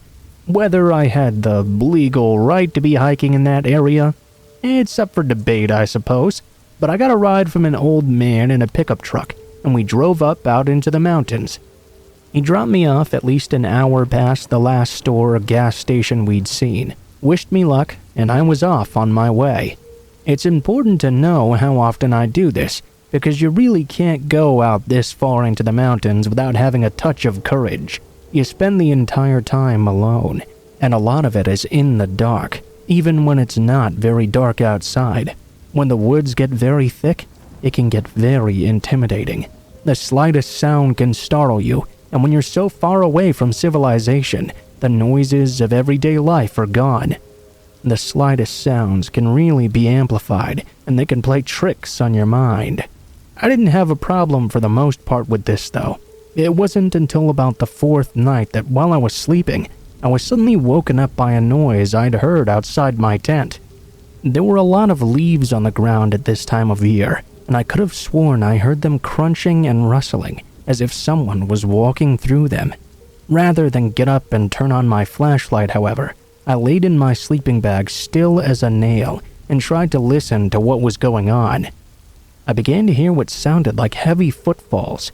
I kept a knife with me in my tent, so I had it with me just in case something happened. I kept on listening, but it didn't sound like the footfalls were getting any closer to my tent. Instead, they seemed to be wandering about aimlessly. I kept hearing them for a while, until eventually they faded away altogether, and I was able to fall back to sleep after a while. The following day, even though I checked, there was no indication that anyone had been there. I didn't see anybody around, and I didn't hear anybody either as I was hiking. Everything seemed perfectly fine. I began to wonder if perhaps it had simply been an animal. That was only a small comfort, however, as it's quite possible for it to have been a dangerous animal as well. All that was the previous night, though, and during the day after, I didn't really have any problems. The following night, though, after I was asleep in my tent, I was once again woken up by that similar noise. It was unnerving how similar it was to the night before. It sounded like someone was walking around in the leaves, the same distance outside my tent, keeping an exact distance away from me. It carried on for about an hour, while I pretended to still be asleep. Once again, they faded away after a while. The day after that second night was pretty much like the previous day. There was nothing to indicate in any way that anyone had been anywhere near close to my tent. I couldn't even find any crunched up leaves. I was a bit freaked out at this point because of this. I found that even as I was hiking through the woods, I was very nervous and had to try my best to remain calm. The slightest noises were making me very jumpy. That night, there was a third occurrence of the noise. This time was a lot different, though. I was still woken up by the sound of what seemed like footsteps in the leaves, but this time they were much closer. I froze and gripped my knife tight in my hand. I could hear the footfalls coming closer and closer. They came close, but never once came right up to my tent. They stayed a certain distance away, and I could hear them gleefully crunching the leaves. At this point, I had no doubt these were the footfalls of another human being, and they were either watching me or doing something. Eventually, they walked away once again. This time, I couldn't get back to sleep though. I was awake long after they were gone. I'm sure it had to be hours before I finally got a little bit drowsy, but it was a very rough and broken sleep, and I was on edge the entire time. When I finally decided to get up and get out of my tent in the morning, I decided that it was best to take a hike back and get off this mountain as soon as possible. That decision was quickly confirmed as I emerged from my tent and saw a small piece of what looked like poster board tacked to a tree in the distance. I got a bit closer and started to read. It was facing my tent, with these words written on it: "We know you're not sleeping. Leave now."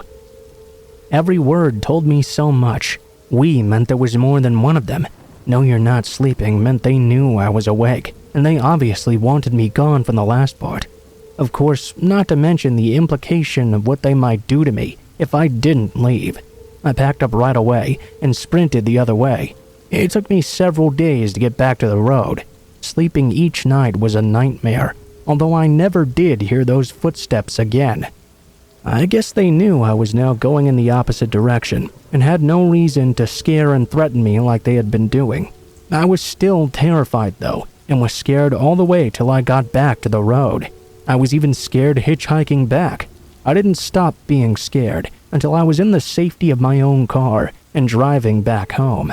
I still hike and camp nowadays, though I live in Colorado and hike the mountains there instead.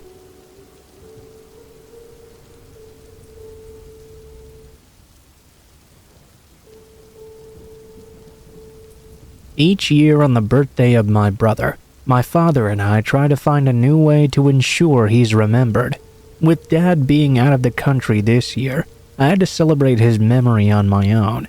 So I decided to write down my brother's life story and share it with others. Brian was always a little bit different than the other kids we grew up with. These days, I imagine a teacher would have labeled him as having autism and brushed the uniqueness out of him. I want to make it clear from the start that he was not mentally disabled. It was the exact opposite, in fact. He was so smart that he acquired the nickname the Brain in middle school. His intelligence made him very popular and a very good student as well. He even got to graduate a whole year early because he was so smart.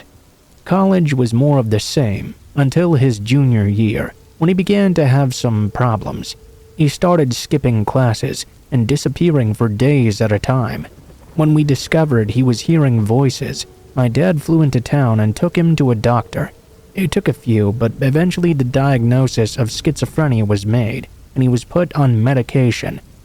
Even with the medication though, it was obvious he was no longer going to make it in school. He moved back home soon after because of this. His first year was a series of ups and downs, while the doctors tried to find a medication that would work long term.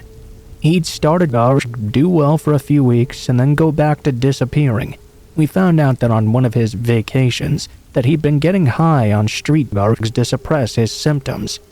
To our relief though, just after the new year, they finally found a medicine that worked.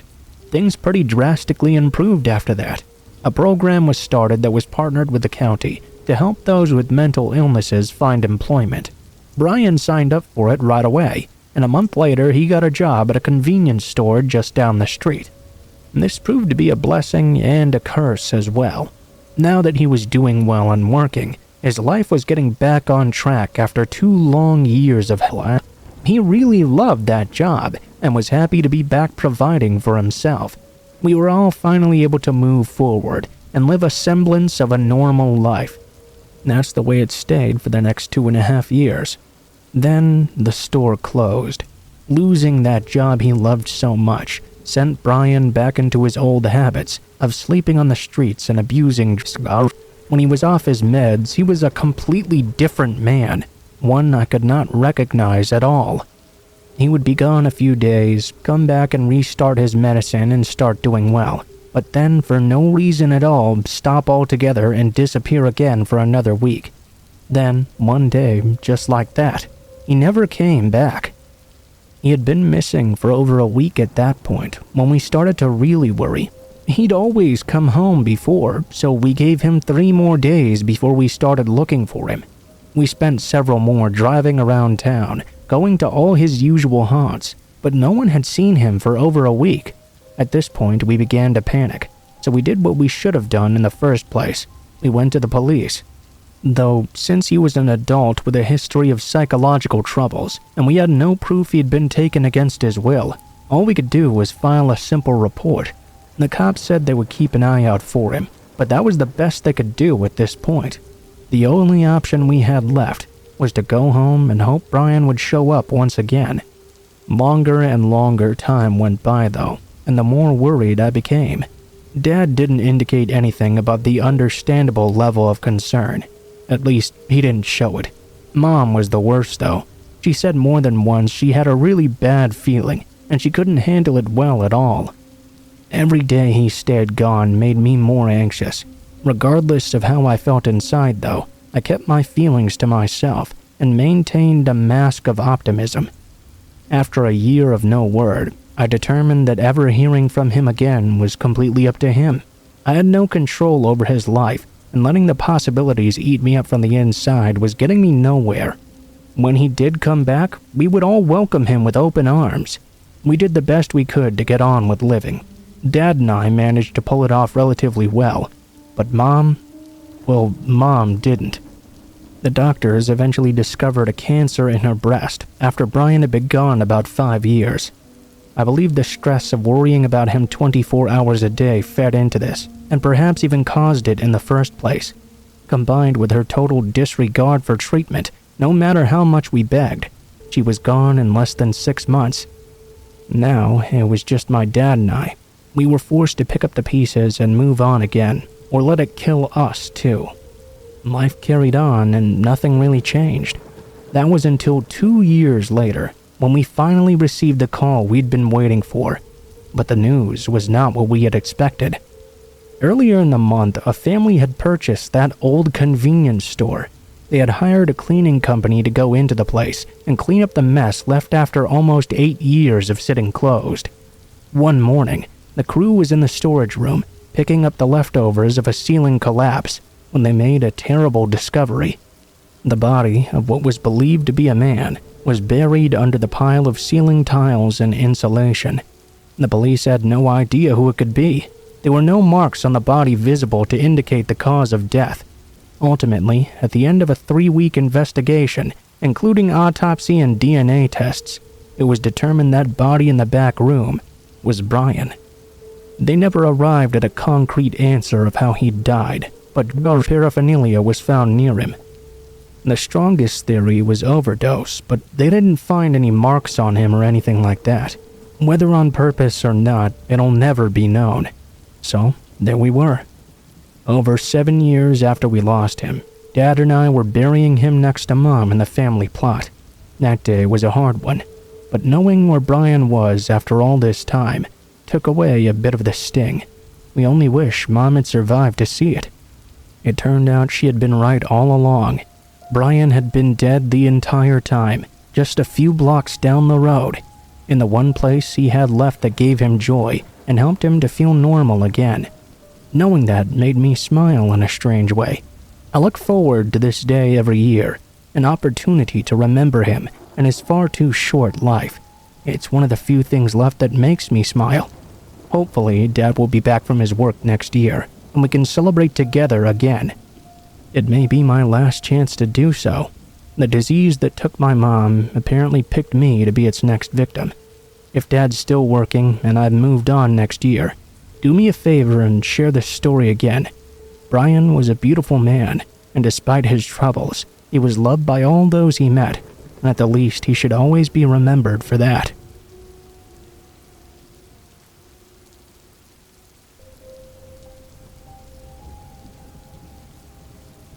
My mother was stationed at Kadena Air Force Base around the late 2010s.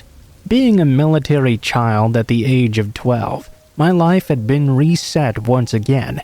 I didn't have any friends, and I had to learn an entirely new neighborhood.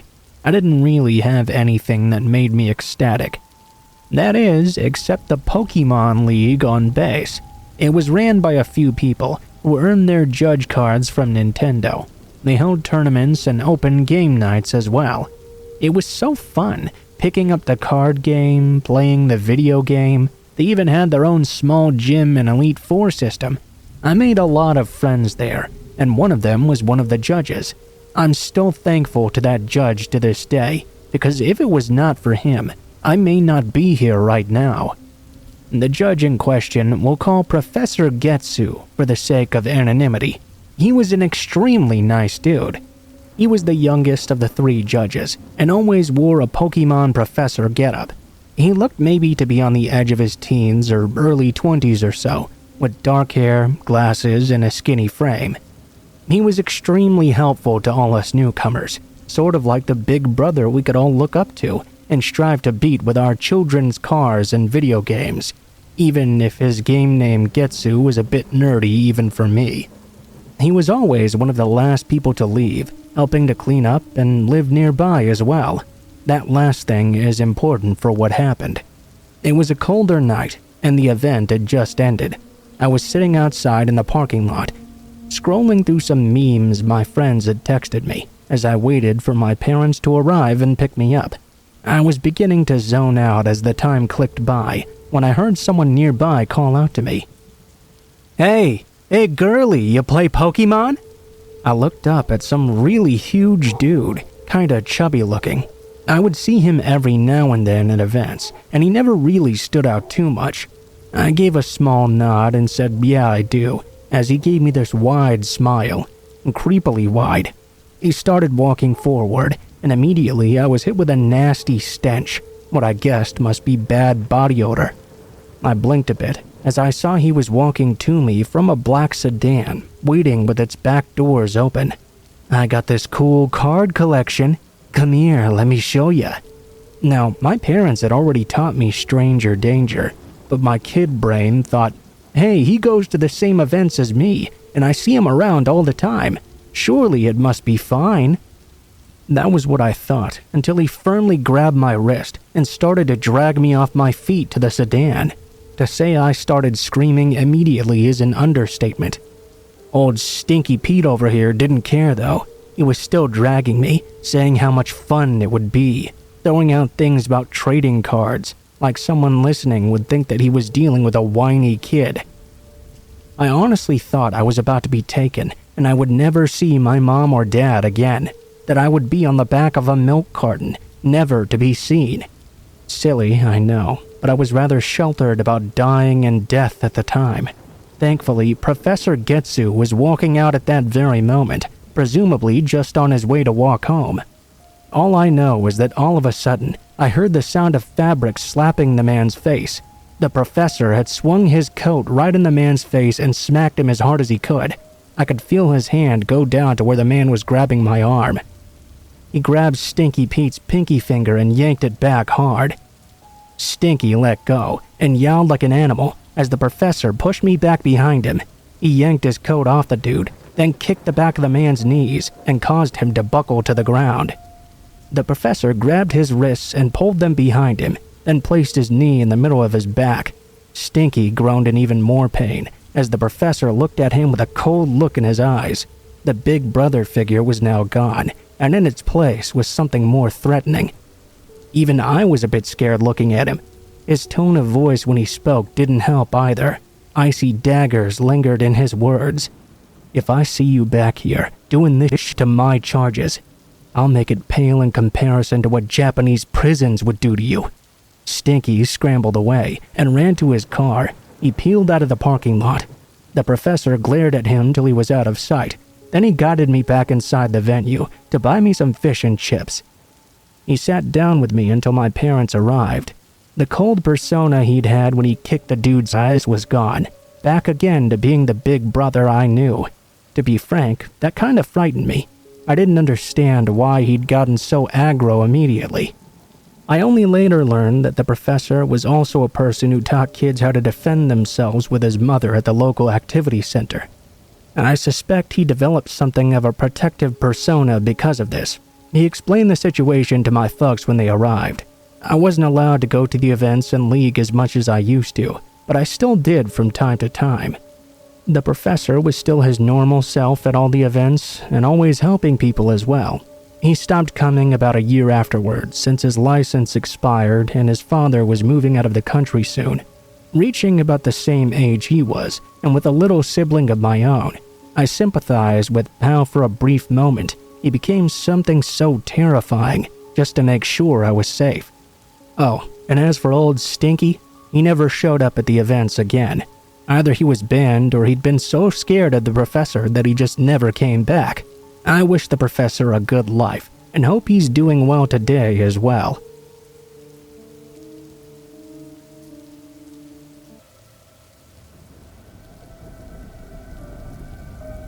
I definitely want this story to be anonymous, as it's easily the scariest thing and the worst thing that's ever happened to me. This happened nearly 30 years ago, and even today I've not fully come to terms with it. Right now, I'm 38 years old, but when this happened, I was about 9 or so. My mom, my older brother, and myself were out on a Saturday outing. We were going to Kmart to do some shopping for school. My brother was about 15 at the time. My mom had put some items on layaway and needed to make a payment on them. When we got there was a really long line at the layaway.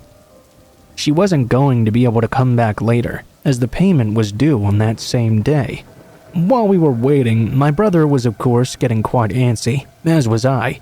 He asked my mom if he could take me to go look at the toys instead. She agreed and we went off together.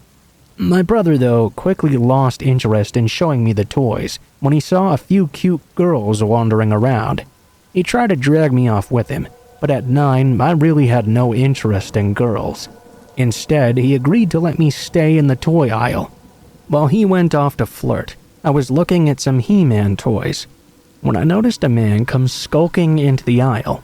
He stared at me the whole time, too. I didn't really think much about it at first. I figured he could be there to buy something for his kids. He was looking at the toys at the far end of the aisle, but every now and then, he'd covertly glance over to me, then go back to pretending to look at the toys. I noticed he kept creeping closer and closer to me, following that same pattern. I guess I should have been more alarmed, but I really didn't think I was in any danger. I had been by myself in the Kmart quite often before. The man slowly crept closer and closer. He would pick up a toy, look at it for a bit, then put it down and take a step closer. Once he was right beside me, he picked up a Skeletor toy, then turned to me. "Hey kid, do you have a Skeletor?" "No, I don't." He showed the toy to me. "Well, want me to buy it for you? Just come up to the registers and I'll buy it for you." I shook my head again. "No thank you, I'm supposed to wait here for my brother to come back."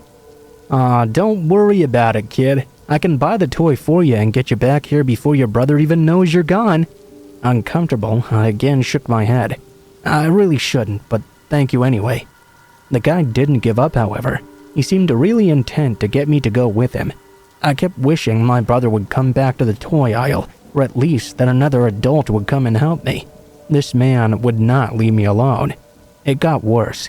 He kept inching closer and closer to me, and eventually wrapped his hand on my shoulder. My immediate impulse was to jerk away from him, but I stopped when I felt him put his arm on my back. I felt him press an object, which I assumed to be a knife, directly into the small of my back. I'm surprised I didn't piss myself right then and there. I was scared to death, and I wanted to run, but I was certain if I tried, the man would kill me with his knife. "Well, you could have at least had a toy," the man told me. "Now you're gonna come with me, and you're not gonna make a sound if you don't want this knife in your neck." The man pushed me forward, and I had to walk forward with him. It was difficult. My entire body felt fuzzy and weird. I couldn't even feel my hands or my feet. I began to cry a little bit, and this angered the man. "You better hold those tears in, or you're gonna be in some real pain." He made his point by pressing the tip of the blade, which was concealed in the sleeve of his jean jacket, further into my back. I didn't think I was going to die, at least not yet. I did think, though, that this man was surely going to take me away. I would never see my family again, and I had no idea what he would do to me before he killed me. There was no doubt in my mind that he would eventually kill me, though. I didn't want to cry because I didn't want him to hurt me, but I was so scared that I just couldn't help it. Tears began to fall down my cheeks. I was then hit from behind, and I fell hard onto the ground. I started bawling because I thought the man must have gotten pissed off at me. He must have stabbed me or something. Through the tears, though, I saw my 15-year-old brother suddenly on top of the man who had been kidnapping me, absolutely beating the shit out of him. He had tackled the man from behind and was completely pounding his face into a pulp. Some security guys rushed over shortly and pulled my brother off of the guy. He explained pretty quickly, though, that the creeper was trying to kidnap me. Security took my brother, me, and the kidnapper into their back office, and then they paged my mother. The man was arrested quickly and was eventually convicted. My brother probably saved my life, but he still got in trouble for leaving me alone to begin with. Even though my mom was pissed off at him, and I guess I should have been too, I was really just appreciative of what he'd done in the end.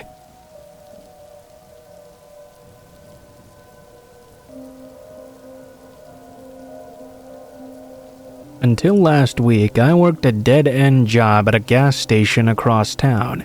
This story is why I quit, and the crazy week that led up to it. About 2 weeks ago, my old man came into my room, woke me up, and started bitching about how lazy I was and how I needed to get a job. I didn't really have anything to say to this, honestly. Of course, he got even more mad because of that, though. He informed me that he had asked his friend to give me a job at his gas station. I would have appreciated if he would have asked me first, but of course he did not. My first shift also started in a few hours. Wow, what an asshole. So, after a super quick shower, I shot off to begin my first surprise day of work. I could tell the job was going to suck immediately. My dad's friend was a douche, and most of the other employees were too. One girl even thought she was Nicki Minaj or something. The whole time she was working, she was rapping or singing random R&B songs. For some reason, the king douche put her with me for every single shift, and I had to listen to this rap all the time. On the rare occasion she wasn't singing or rapping constantly, she would only talk about her baby daddy. As you can imagine, most of the time I was working, I wanted to eat a box full of Tide Pods and chase it with a jug of bleach. If you thought it couldn't get any worse, though, you're wrong. When the owner wasn't around, her friends hung out at the store and did so for hours. I don't mean just 2 or 3 people either. I mean upwards of 20 or more. They would all park their cars right in front of the store, where customers should have been able to park, and play their stereos at astronomical levels. The bass was so bad it would even shake the windows sometimes. It was my perfect idea of a living hell. At some point, it even got to the point where I was having nightmares I was trapped in a gangsta rap video. And just like a gangsta rap video, a gunfight broke out at the store while we were working just 2 nights ago. One of my co-workers' friends had a beef with a gang member in another neighborhood, I guess. This beef had of course started as something relatively tame, but quickly escalated to extreme violence. My co-worker's friend got into a fight with the gang member's cousin and must have messed him up pretty bad because the gang member's cousin ended up in the hospital for several days. Because of this, they swore revenge and that he was going to fill that guy with holes. A normal person would have laid low for a while if someone told him a gangster was now gunning for him, but none of my co-worker's friends could be called anything near normal. So, of course, they continued acting as if nothing was wrong until the gang member spotted him loafing around and drinking booze in our parking lot. The shooting part of the nightmare didn't last long, but by the time it was through, 2 of my co-workers' friends were immediately dead, and 3 other innocent bystanders were injured as well. The guy who was the intended target of the attack got away completely unscathed. 2 of her female friends were amongst the people killed. I even saw one of the girls begging the paramedics not to let her die as they rushed her away. The 3 bystanders injured had absolutely nothing to do with the foolishness at all. Lucky for them, they got off with minor injuries. The worst of the 3 just happening to be myself. I received a graze to my knee and a direct hit to my shin as well. My first call upon waking up today was to the store manager to let him know I was quitting immediately. He sounded like he had been expecting it, honestly.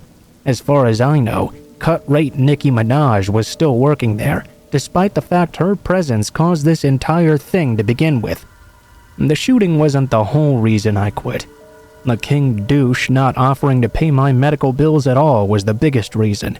My dad didn't even say anything about this, even though the guy was supposed to be his friend. I haven't told him yet, but I'm sure his friend will call him sometime today and tell him. I don't give a flip if he gets mad at me for quitting or not. That job could never pay enough to make it worth getting shot, let alone twice. I'd rather work in the sewers than put up with all that I've had to deal with for the past 2 weeks. If that job means so much to him, he can go work there himself with his tightwad buddy and dollar store Nicki Minaj while they all wait to get shot. I've had enough of that. No more for me.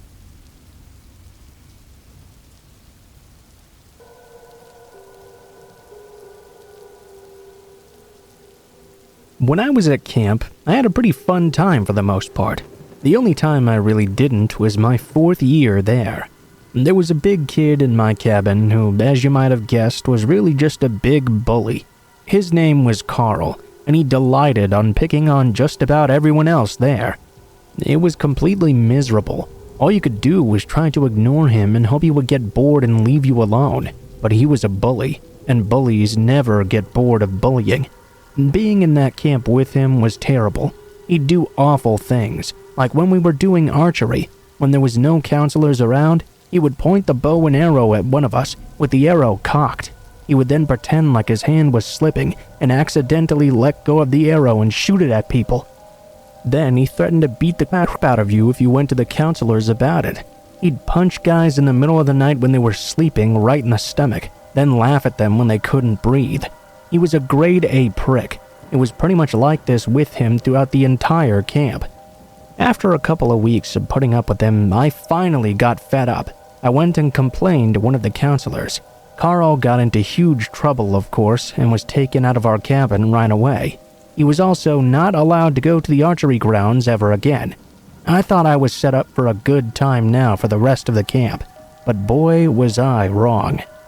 Things were even worse after Carl was removed from the cabin. He made it clear to me that he knew it was me that had told on him, and he promised he was gonna kill me before camp was over. Although I didn't really believe he was actually going to kill me, I had no doubt he would try and get some sort of revenge. It turns out that revenge came when I was out hiking with my buddy Kevin.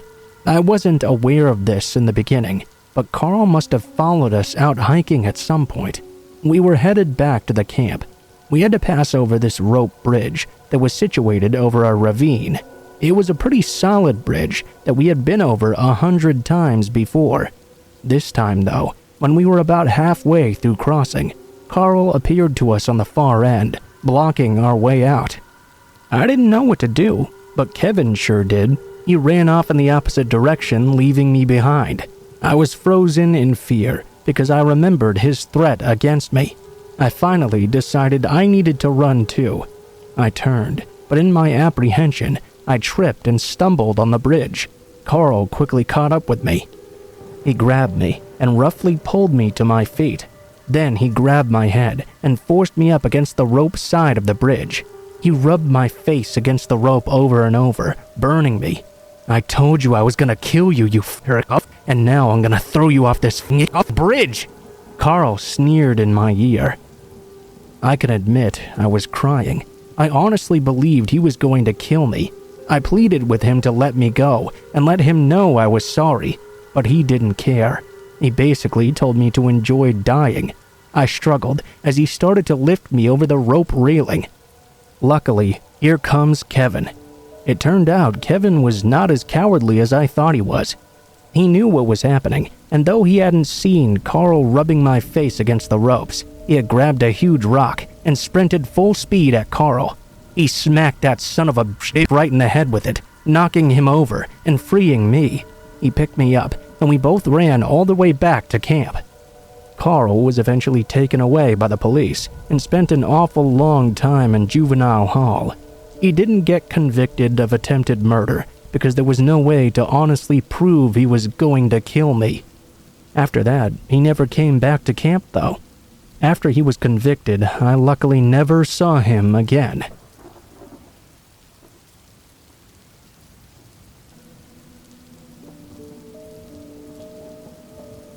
Okay, so bear with me. This happened when I was a kid, and I double-checked the details with my family as well. This happened in the mid-80s or so. I was about 7, at home with 2 of my older sisters, 8 and 11 at the time, and 2 cousins as well. They were 7 and 8-ish. All 5 of us were girls. My sister, the 11-year-old one, was in charge of babysitting us 4 younger ones. You have to picture what our house looked like to understand what happened. It was a 2-story box house with a flat roof and a small box front porch, also with a flat roof. I can't remember what we were all doing, but I do remember we were all inside the house. We kept on hearing these noises coming from the roof, like walking, and what sounded like rocks being dropped down the downspouts. You know kids, though. We thought it must be a squirrel or something, but it kept on happening over and over for a long period of time. Then my older sister said something about how maybe someone had climbed the huge tree beside the home and climbed up onto the roof. We were all scared now because we knew there was a roof access point in the bedroom that I shared with one of my sisters. What if this person could get inside? My oldest sister told my other sister and one of our cousins to walk across the street to the corner store, across an empty gravel parking lot. On the way back, they would look up and see if someone truly was on the roof.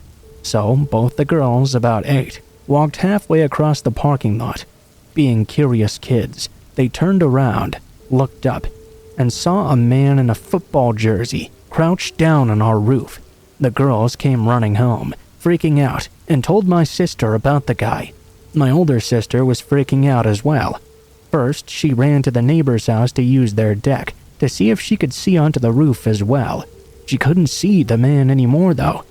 She ran and called the police. It felt like it took them ages to even show up. When they did get there, I don't think they believed a word we said. They thought a bunch of kids were making up this story for attention. One cop drove down the road up a hill about a block away to see if they could see anything either.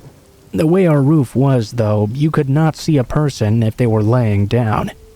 The cops told us that we had to go upstairs ourselves and check everywhere to see if we found anyone. 5 little girls, ages 7 to 11, sent upstairs, scared shitless and crying to look for this man ourselves. We knew about the roof access, and we all cried not wanting to go, but the cops said we had to. To this day, I still remember how scared I was. And the cops just wouldn't listen to us. They didn't check the house at all, inside or out. They simply left. We were so scared to be left home alone now, and the guy, who knows where he was now. We didn't know if he was simply laying down on the roof still, or had jumped down and went into hiding. My mom finally got home a few hours later. We told her what happened, and my mom explained to us that there had been a lock on the roof access anyway, so no one could get in. We were thankful for that, even though we hadn't known about it at the time. She went to check on the outside of the roof. There were clear footprints in the dirt, dug in good from him jumping off and onto the porch. It appeared there were footprints in the flower bed as well. My mom was steaming mad when she realized we'd told the truth and the police hadn't believed us. We went to the police station the next day and were all separated and interviewed. We all told the same story. My mom went up one side of the cops and down the other. We never found out who the guy was or why he was there.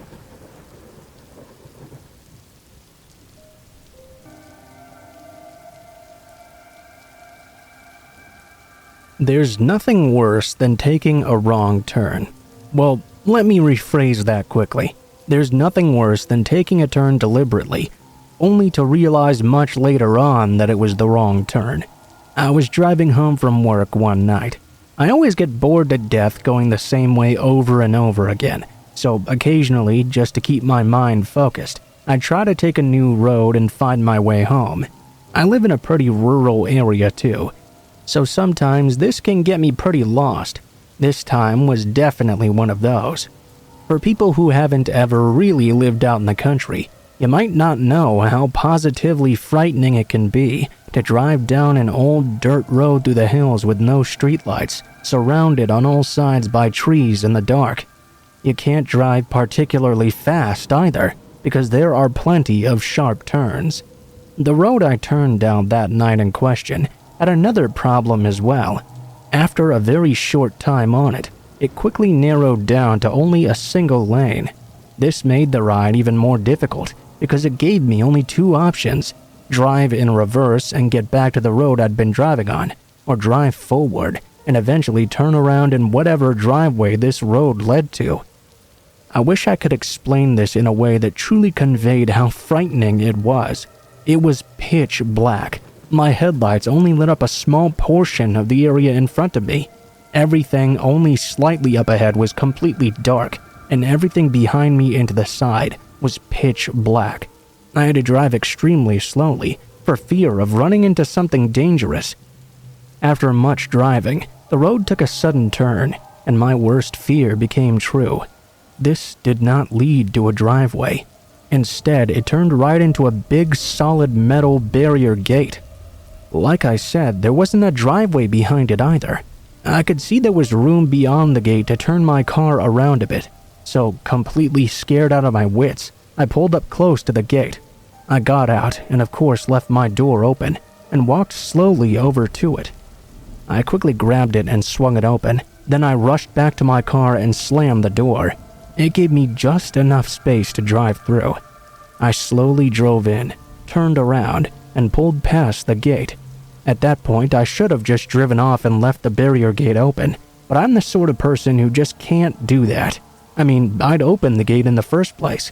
I felt obligated to close it as I left. I looked behind my car just to make sure, and I could barely see anything behind me. The taillights created a small amount of light, but it was not nearly enough to be able to see what I was doing. I didn't have a flashlight either. I should have left, but instead I opened the door of my car. I thought by leaving the door open, I might get more light, yet it didn't really help. Slowly, I began to walk back to the gate. I was practically blind. I kept my hand on my car as I moved back, hoping my eyes would adjust eventually. They did adjust enough for me to see the gate, so I reached out and put my hand on it, prepared to pull it closed. No sooner than I had touched the gate, though, I heard very clearly, as if someone was right behind me speaking directly into my ear. "Get the hell out of here, now!" I didn't bother with the gate. My fight or flight kicked in for the first time in my life. I ran to the car without even having any control over my body. I jumped in, slammed and locked the door, and hit the gas. As I started driving, I was much more scared than I had even been outside the car. My mind began playing tricks on me, and I began to wonder if someone was hiding in my back seat or something. I was too scared to look, though. I kept expecting someone to jump out in front of my car at any second, but I never stopped. I kept on driving until I got back to the main road. I turned down it and took the more safe way home. Of course, by the time I arrived, I looked in the back seat. No one was waiting there, thankfully. My uncle has always told me to keep out of the hills. He said there were some really unpleasant, unsavory, and very dangerous people out there. I used to think he was full of it, but I don't think that much anymore.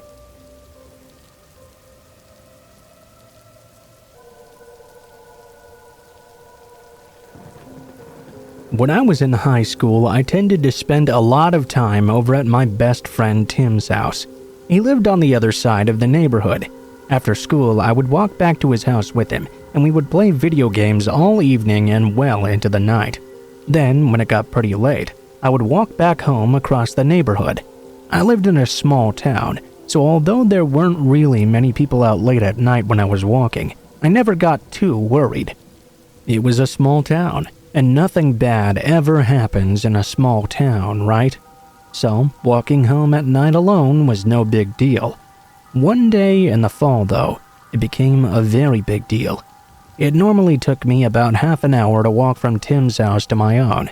I had to walk up through the main street of town, which was generally pretty deserted. All the stores and all the shops closed down around 5 or 6 in the evening. Occasionally, though, I would see someone while walking home. It was never anyone I was worried about, usually a teenager or an older woman, for example. But on this day, as I walked over the train tracks by the post office, I saw someone sitting in the middle of the parking lot of the post office, just sitting on the ground.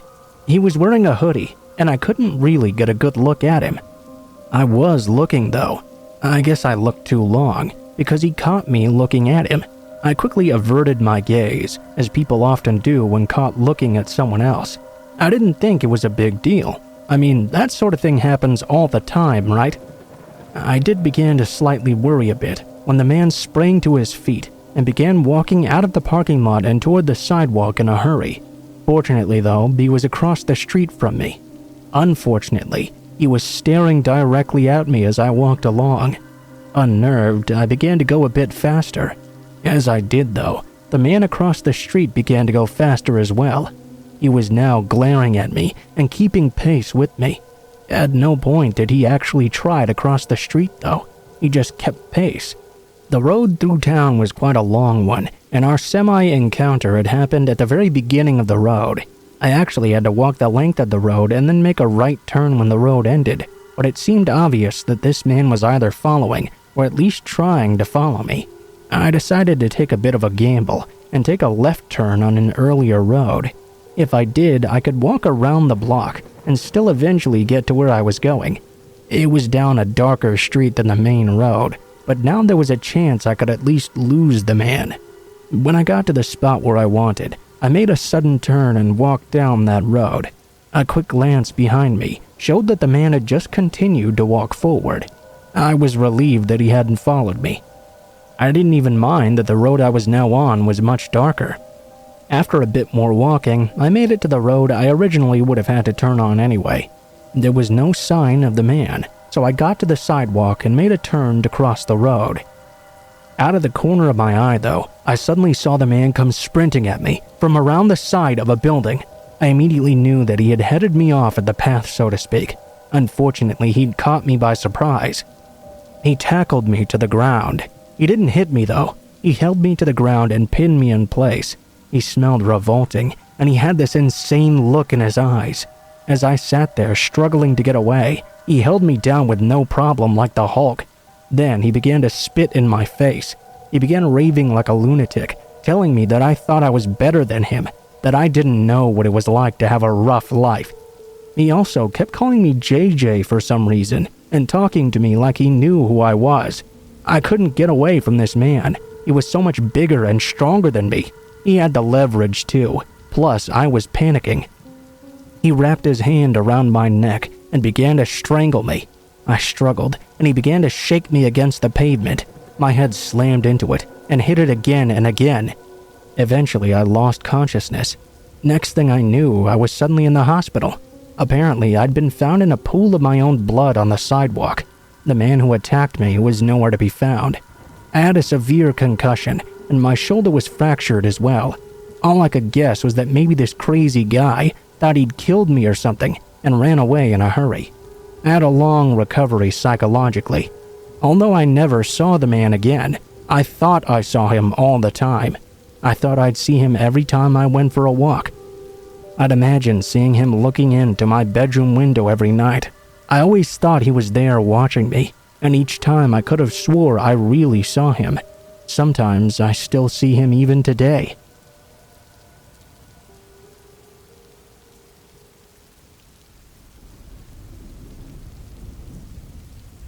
Five or so years ago, before I met my husband Brian, I lived in a dinky little apartment complex just off of campus. My roommate then was another girl attending the university. Neither of us owned a car, so we had no choice but to walk the 3 blocks to a convenience store located across the street from the science building. Not a single day went by when we didn't need to pick up something and became well known by the people working there.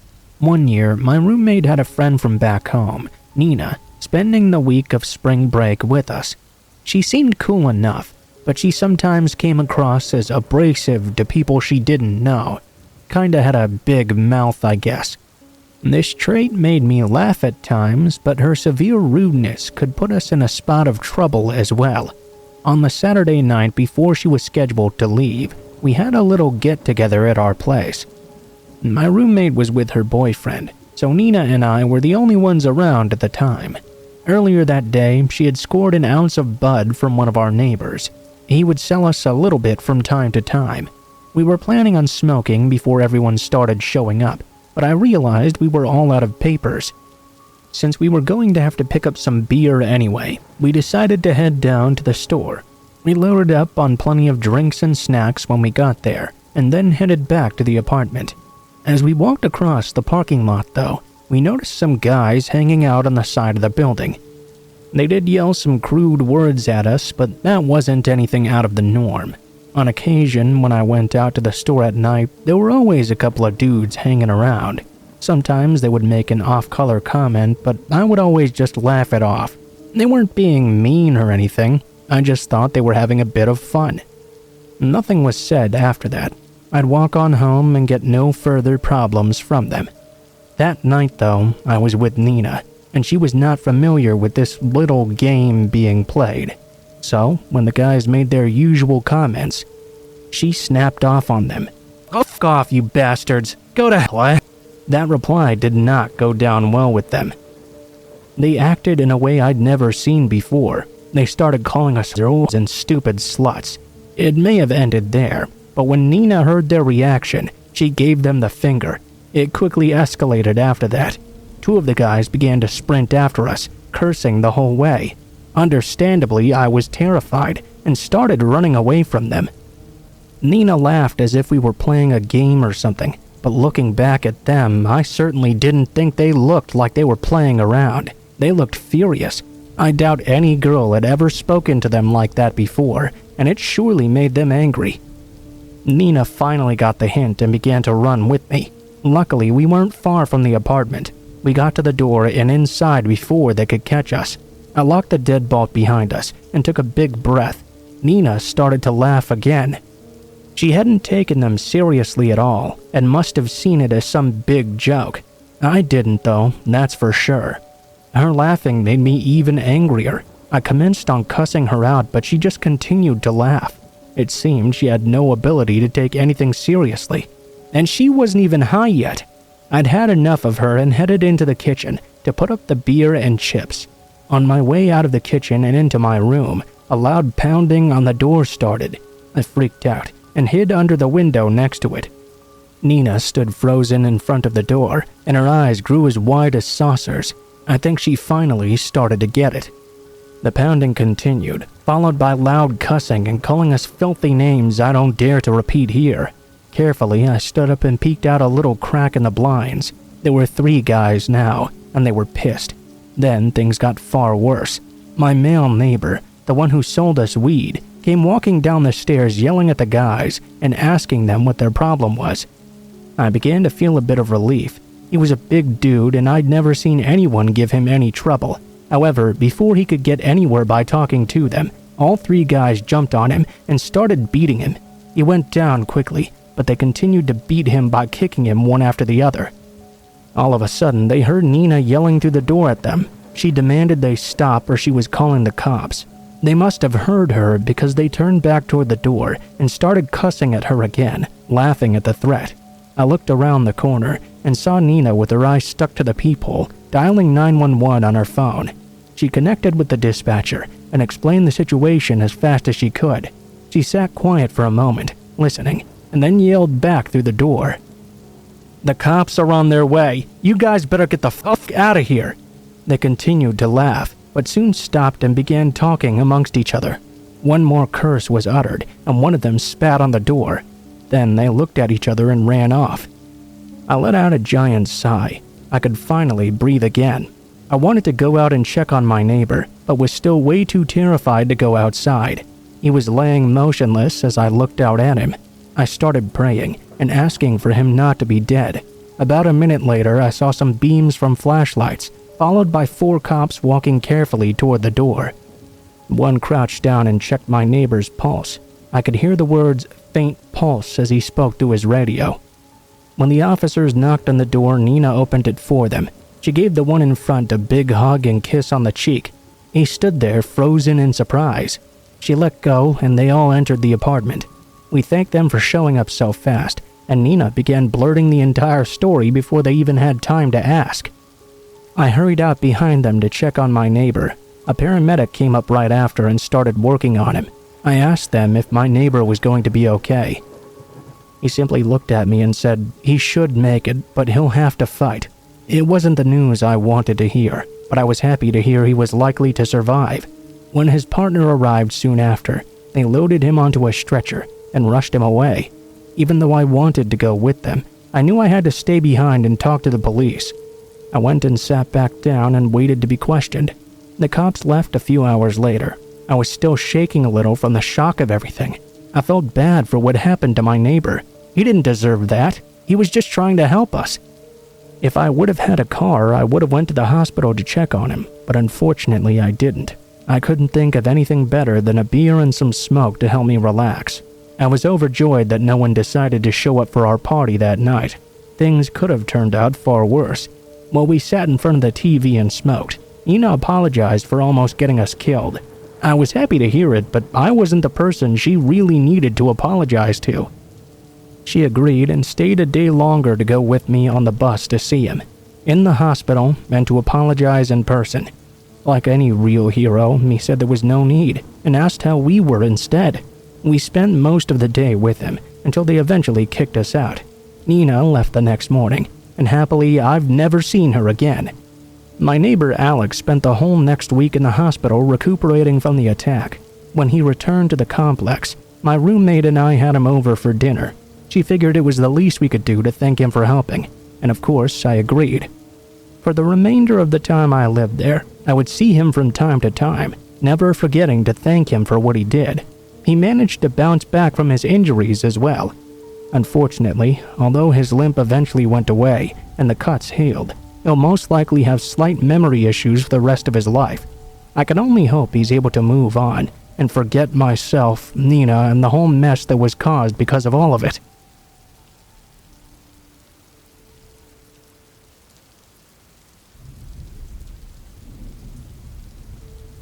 This happened to me when I went camping with my boyfriend about 10 years ago. I myself was never really that much into camping, but it was one of his absolute favorite things to do, so I agreed to go along this time. He told me he had a really nice spot that he'd like to camp out at, and it would take a good day of hiking to get out to it. We packed up our backpacks and our bags full of things, and we headed out. He hadn't been kidding about the good day of hiking. We started out well before sunrise, and it was late into the afternoon by the time we got to where we wanted to camp. Still, I had to admit it was quite the beautiful area. While my boyfriend was setting up the tent and the campground area, I told him I would gather up some firewood to make a fire with. I went off and had a little bit of trouble finding good wood at first. I had to search pretty far from the camp. Actually, I got so far away that I stumbled across a large river, or perhaps a large creek. I'm not really sure what it was qualified as. As I got closer to this river, I noticed a pretty nasty-looking guy sitting on the bank with a matted dog. He looked just like what you would expect a hermit to look like. Long beard, shaggy hair, dressed in filthy rags for clothing. As much as I decided it was my best interest to try and avoid this hermit, he did catch notice of me. When he did, he shot up and motioned for his dog to come over and follow him. I tried to pretend like I hadn't seen him, but that didn't deter the man. He called out to me. I pretended not to hear him. That didn't deter him either. Eventually, he caught up to me, and I wasn't able to pretend like he wasn't there anymore. Thankfully, the man seemed friendly enough.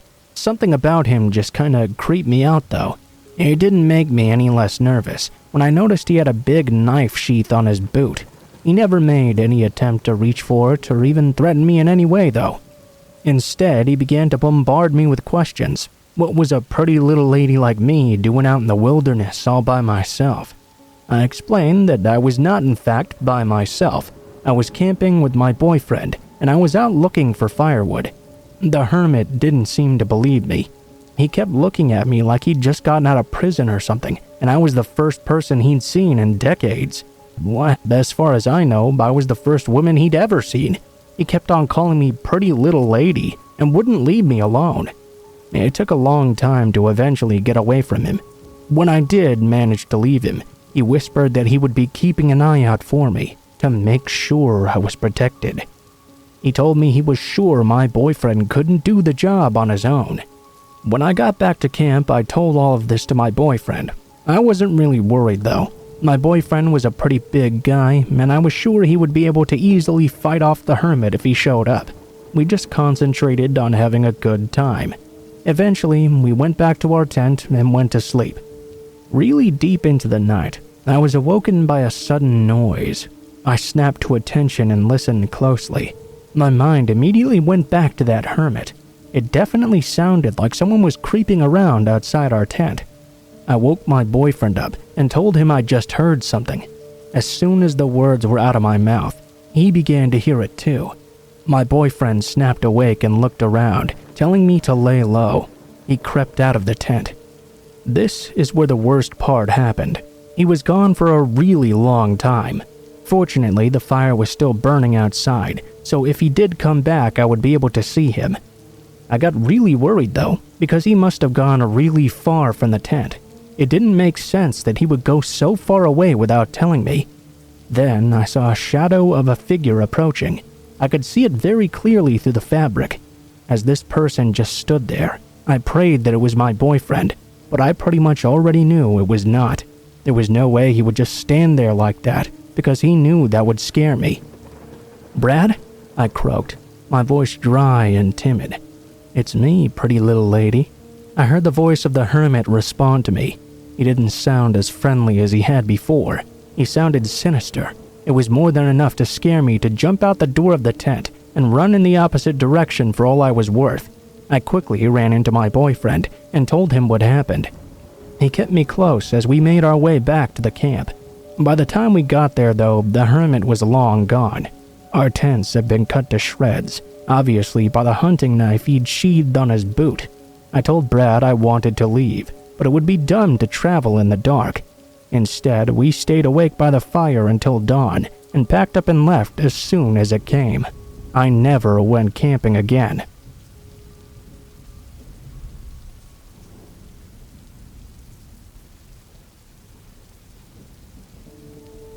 I need to get this off my chest. My fiancé, 27 and male, and I, 23 and female, are soon to be married and are remodeling an old family home. We started working on the house about 2 or 3 months ago actually. My fiancé bought a bunch of tools to use on the house to renovate. The house had been sitting with nobody in it for over a year now. Keep in mind it was also located in a fairly rural area. There were a few homes and trailers here and there, but really not much traffic, and very far in between all of them. We had a bit of a rodent problem, and had been setting up some traps to catch them. 3 weeks ago, my fiancé went to check the traps, and we had a rat that was still alive. Long story short, he didn't want to take care of it, so he left. I got off work at 9 p.m. and went over to the house to see what I could do about this rat. It was raining, and my mom and brother came with me. I went to the back door, only to find it was wide open, and water was blowing into the house. I was beyond pissed. I thought my fiancé had left the door open when he'd gone. I shut it up and finished my business there. When my fiancé returned, I asked him quite angrily why he'd left the door open, and he claimed he never had. I'd simply called bullshit and left it at that. It didn't ever occur to me for some reason that somebody could have possibly been in there and made a quick getaway when I arrived. Fast forward to today. My fiancé and I went about our house to throw a whole bunch of trash and things into a dumpster we had rented. When we went inside, I immediately noticed that some things were now missing. Drills, sanders. We realized they must have been stolen. I called my mother-in-law and told her about it, and she said to make a police report. What scared me so much about this is that as we did so, everything began to click with that rat trap incident. Somebody had been scoping us out. I would go to our house by myself on many occasions, and I would always have the creeps and feel like I was being watched. My little brother had even remarked before that he felt watched there, and asked if we were sure nobody was in there while we were gone. I noticed today when I was there alone, my dog was acting very nervous and suspicious. She wasn't running around and playing like she usually did, and really didn't want me to go to the backyard or wooded area. I decided to trust her and my gut feeling. I don't know if there are thieves out there in those woods or what, but I really kinda don't want to find out. We're currently in the process of installing some cameras. This had to have been somebody that lives nearby and can monitor how often we're there. Update. We did catch a car pulling in like it was scoping the place out. The people inside never left their car, but they did wait around for a while. We asked a few of my fiance's family members about this, and that was to our detriment. One of them went and spread the word that we had cameras, and somebody in the neighborhood who owned the same type of vehicle we caught on camera slipped up and said they already knew things had been stolen. This to me was basically a confession because we hadn't told anybody about any robbery, at least until the incident with the car was caught on camera. Now more people than necessary know, and we probably won't ever catch the specific person who did it. We still turn the footage into the police though. Maybe they can dig up some background info.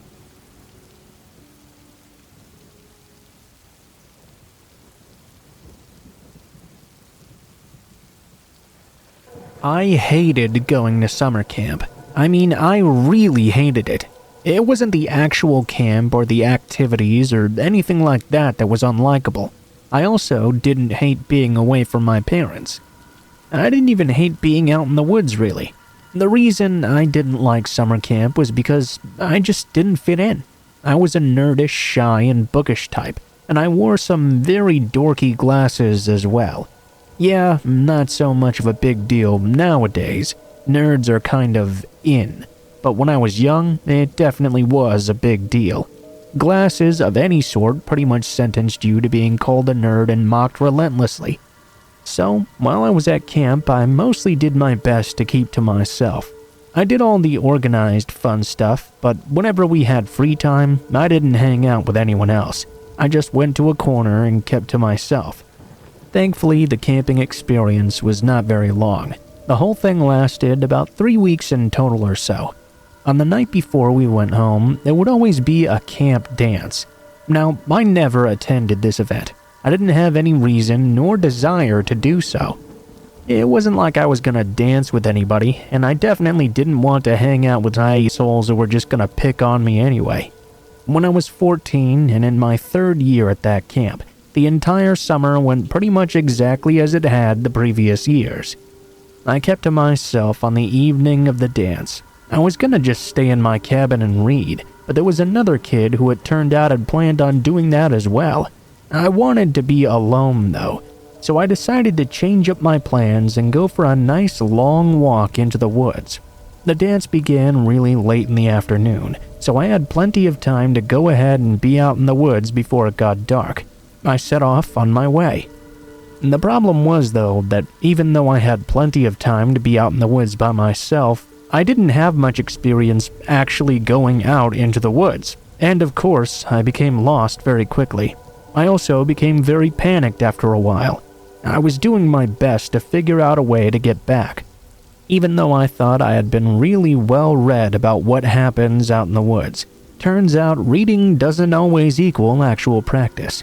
I tried like hell to search my way back before dark, but I got so turned around that before I knew it, day had already turned into dusk, and dusk into deep night. Before or since, I had never been more afraid in my entire life. But oh no, it got worse. While I was walking off the path through the trees, I eventually thought I began to hear someone following me. At first, I brushed it off as if it were nothing. Afterwards, though, I knew I was wrong. Something was definitely going on here. I could hear the sounds around me. I decided it must be an animal of some sort. Those thoughts didn't last very long, though. It soon became obvious by the sounds being made that whatever was following me was definitely walking on 2 legs. It was easy to tell from the way the sounds of the leaves were crackling under their feet. I wasn't sure how to react to this news. I thought it would surely be a bad idea to call out to the person. Obviously, they already knew I was there because they were currently following me. That meant they weren't a search party coming for me or something like that. Not that I had really been gone long enough for them to send one out. The dance was even still likely going on. This person wasn't talking for a reason, and whatever that reason might be, it surely could not be a good one. They followed me like that for God knows how long. Being followed was pretty awful, but not knowing why I was being followed made it so much worse. It never stopped, regardless of what direction I walked, what turns I made, or how I tried to hide. This person kept pace with me relentlessly. After time kept passing, I kept trying to move faster and faster through the woods. My anxiety was only growing exponentially. As I began to move faster, whoever was following me moved faster as well. Because they hadn't tried to do anything to me, I began to suspect that whoever this was just f***ing with me, trying to scare me for some reason. I began to run at this point, and that was my big mistake. I couldn't see anything, and because of this, I tripped over the root of a tree and landed headfirst on a big rock. My mouth filled up with blood immediately, and although I couldn't see it at the time, one of my teeth had been knocked clean out. I had also been knocked loose and had a hard time trying to get my bearings. It turned out I didn't even have enough time to do that though, as whoever was following me quickly grabbed me from behind and flipped me over. They began thrashing me and banged my head against the rock several more times before I blacked out altogether. When I came to once again, I was no longer in the forest anymore. I was now in a hospital bed an entire week after the event. My head injury had caused some swelling in my brain. I still have a slight traumatic brain injury to this day, and I had been out for a while because of this. I was found the following day when someone noticed I wasn't there and sent a party out to search for me. They found me practically naked, my clothes ripped to shreds, and me covered in wounds laying on a bloody rock. There was no sign of the person who'd bashed my head in. The worst thing about it all, though, is that even though I recovered quite well, other than the TBI and the scarring, I can't for the life of me figure out what the person in the woods wanted. If they wanted to surely kill me, they easily could have, but for some reason, they didn't. They just scared me for a while, injured me badly, and left. I mean, what was the point of that? Was it someone who was just evil and wanted to hurt someone? Why did they do any of it? This happened so long ago that I just don't know, and that's what scares me more than anything else, not knowing.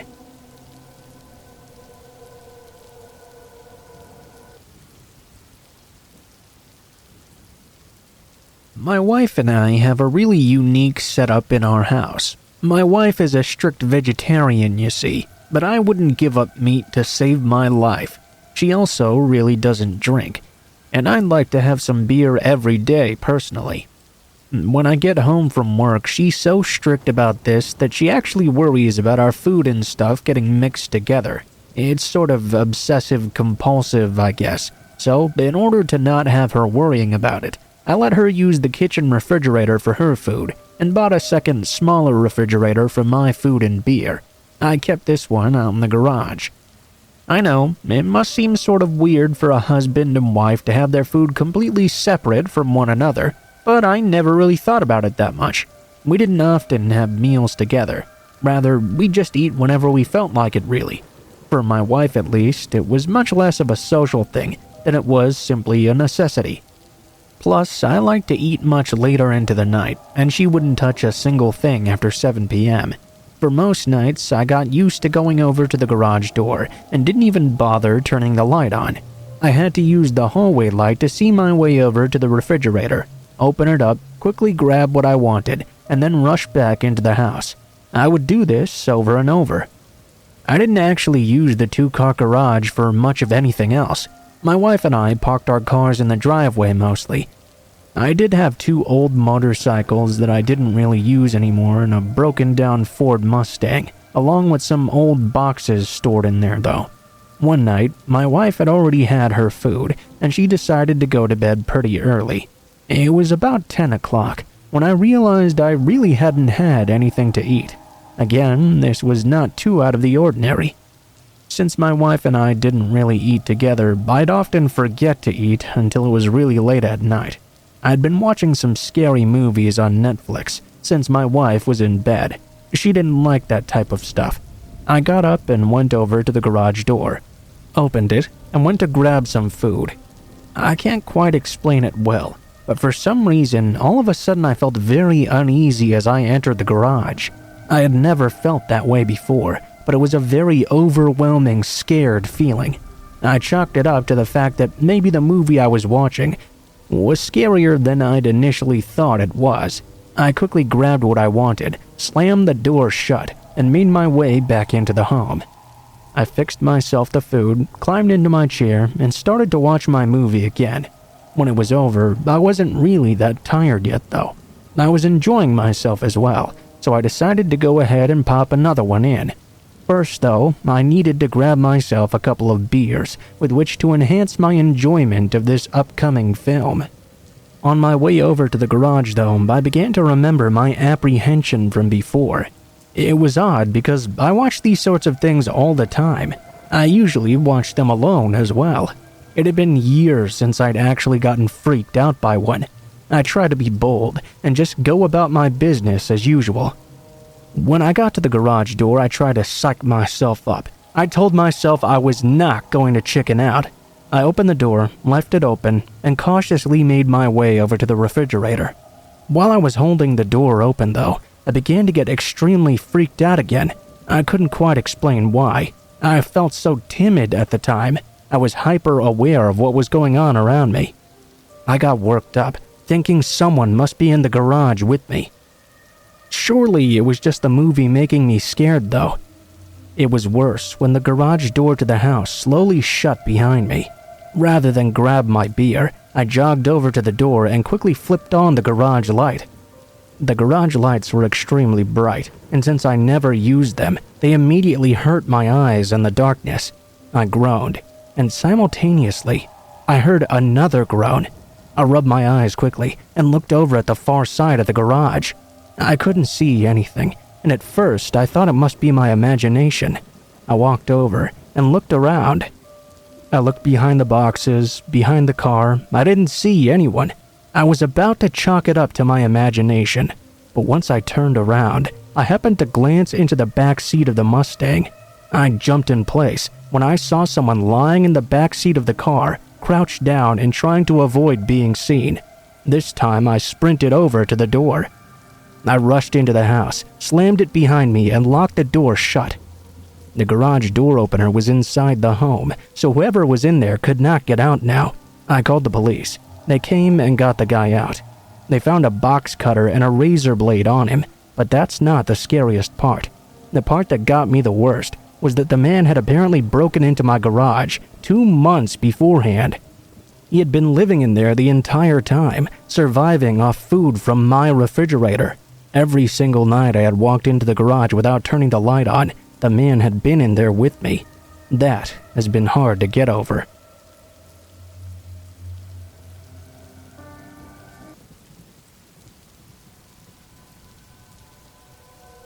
This story happened a few months ago. At that time, I had moved out of my house for a professional reason. I had to wait a couple of months, though, before moving into my next house. To spend this intervening time span, and since I can work from anywhere pretty much, I rented my very close friend Amy's holiday family house, which otherwise had been left empty. It was located in a village I grew up in the countryside. I know this family and their house very well, ever since I was a very small child. The house was rather large, with 2 floors and 5 bedrooms. It was located in a quiet, very remote area of the village, only surrounded by forest and other empty holiday homes. While planning this, I was aware that this setting could be quite scary, being a single 27-year-old female. But I hated to restrain myself in life just because of some unfounded fears. I decided instead to take a few measures to feel more safe. Before moving in, I planned to do a complete checkup of all the doors and windows. Once done, I would look into every room, under every bed, and inside all the wardrobes. That way I could be certain the house was perfectly empty at the moment, and would stay so in the future. I would be very careful with all the doors, and I would not leave any spare keys lying around. When at night, even if scared, I could reason with myself easily and know it was all in my head. I was accompanied by my mother to do the checkup, as she lived very close by. We faced a problem very quickly, whilst verifying the doors and windows. 2 of the glass doors on the patio seemed to be malfunctioning, and you could just slide them open very easily. The layout of the 2 doors was the following. One was looking towards the garden, the second one between the patio and the rest of the house. This meant someone could not only get inside the patio from outside, but also into the rest of the house as well. After this startling discovery, I called up my friend Amy, and we agreed I would get a locksmith to come out there and change this. Amy's financial situation with her family was not exactly at its peak, so depending on the price, either only the door leading to the garden or both doors would get fixed.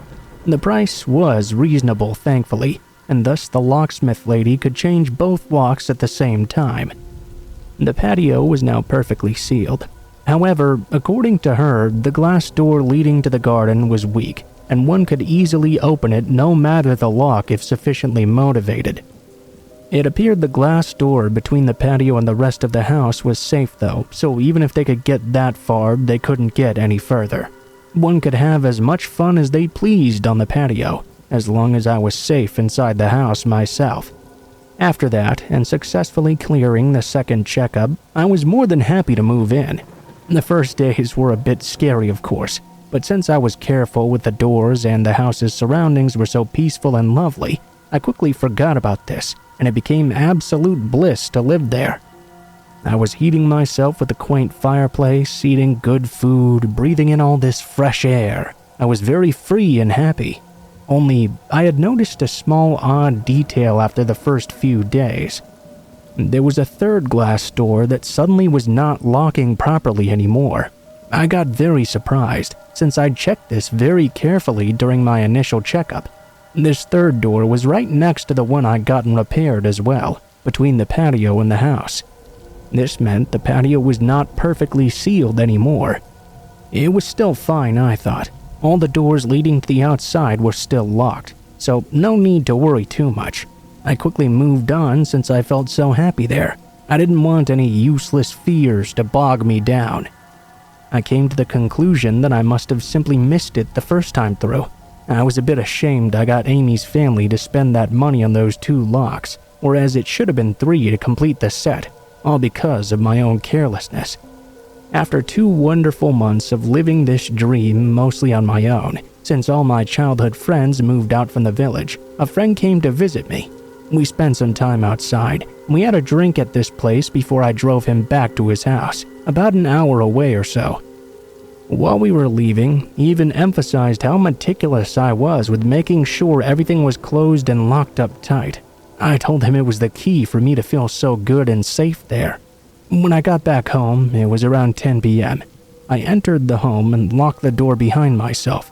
But while turning the key, out of the blue, intense goosebumps began to shoot all over my body.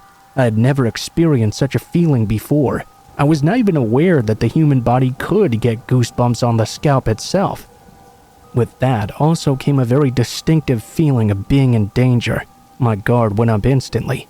I felt so intensely that I was not able to ignore it at all. I knew that I'd kept the house perfectly closed though. I stayed cautious, but I walked through the entrance and slowly into the kitchen. I saw on the floor a rectangular plastic bag. It was small and blue on the orange floor. I was surprised. I recognized it as being a plastic bag that was supposed to be filled with water to make ice cubes. Well, that certainly was not supposed to be there. I had seen these earlier, once I was looking for freezer bags to put my food in. I knew they were stored in a drawer at the other side of the kitchen, and I knew I did not use them. This uncanny discovery confirmed my gut feeling. I quickly sent a picture to my friend, asking if he'd touched or used these. Of course, he said no.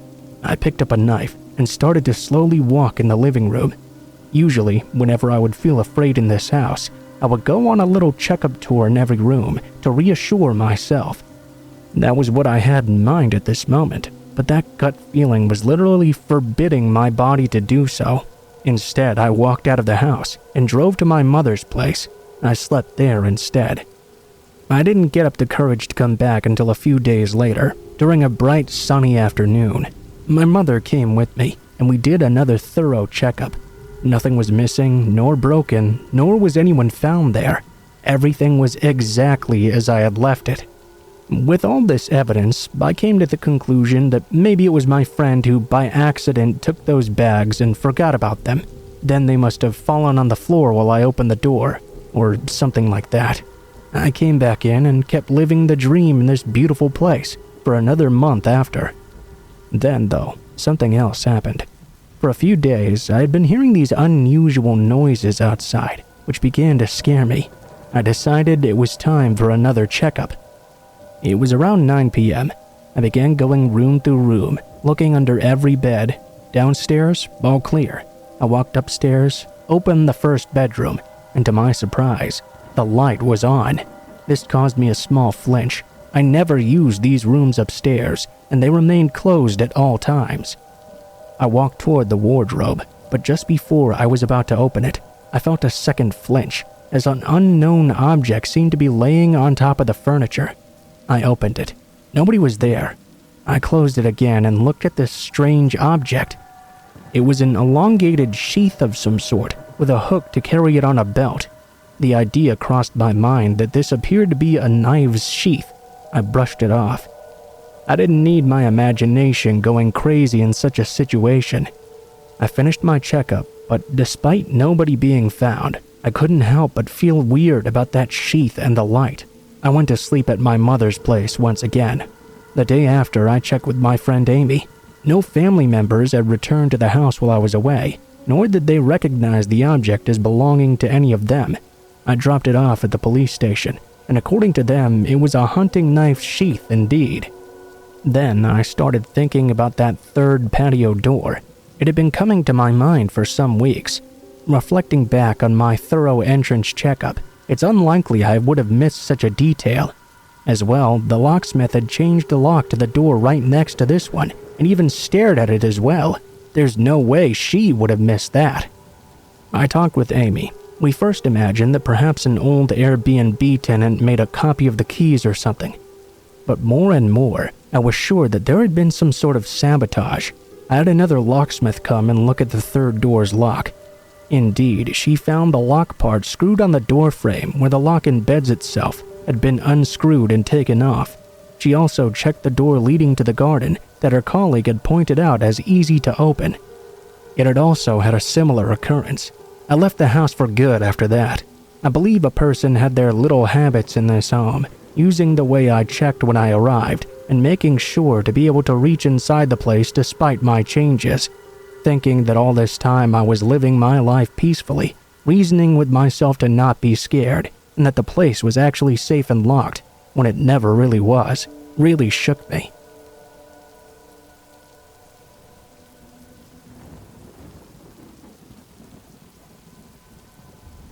Just the other night, my aunt and I were drinking some beers around the fire pit in my backyard, when she told me a story I'd never heard her mention before. I'm not a very good writer, but the way she told it had me glued to my seat.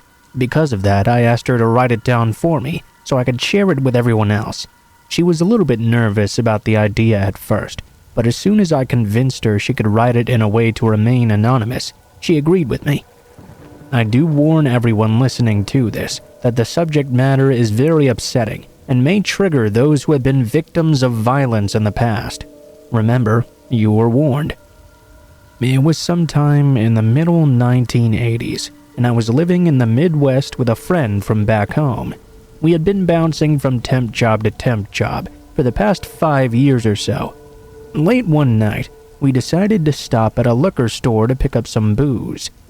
Neither of us had jobs at the time, and she happened to notice a help wanted sign in the front window. The following day, she returned and asked about the job. By the end of the day, she had been hired. She'd always had a way about her, a way to put people at ease. It was the greatest character trait she had.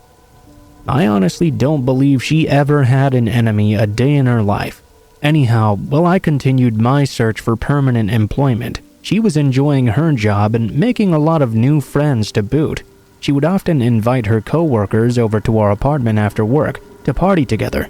We always had a really awesome time. They were all really good people. I even dated one of the guys she worked with, but it didn't work out due to extraneous circumstances. Then, just as life was starting to get good for us all, a terrible crime occurred, and I would lose my best friend forever. The night the murders happened, my roommate was doing her closing duties. Most of the staff had met up at the store to head over to our place together. Sometime just before she locked the doors, two guys came in and walked around the store. She waited for several minutes at the register before reminding them the store was closing. This was when the men pulled out their guns. One herded the staff together into the walk-in cooler, while the other locked the door and switched off the sign. Once they were back together, the leader, the guy who led everyone into the cooler, assured them no one would be harmed as long as someone opened the safe for them. They'd simply take the money and leave. No one spoke until the doorman whipped one of the girls across the head with his pistol. My roommate quickly told them that the only person who had the key to the safe was the day manager, and he wasn't there. This wasn't true, of course. He was at the back of the group comforting his girlfriend that had just been hit. Still, no one to this day understands why she lied. She often said that if she was robbed, she wasn't about to die for somebody else's money. The two robbers were beginning to get irritated, so my roommate mentioned that the money was still in the register. It was only around $30, but at least it was something. The two men ignored her, but the door guy walked out of the cooler and came back a few minutes later. They walked away a couple of steps and talked together in private. About what, no one can say. When they returned to the group, the leader was visibly angrier. He repeated what he'd said earlier, but this time no one said anything back. That's where it all went to crap. The leader's frustration boiled over. He took one step toward the group and kicked the young man in front of him. Then he opened fire on the entire group. For a solid minute, he and his accomplice emptied their guns into the victims. The only survivor, who just happened to be the day manager, said he'd been shot at least 4 times before they moved on to the next person. Even though he had tried to cover his girlfriend with his body, she was still hit multiple times herself.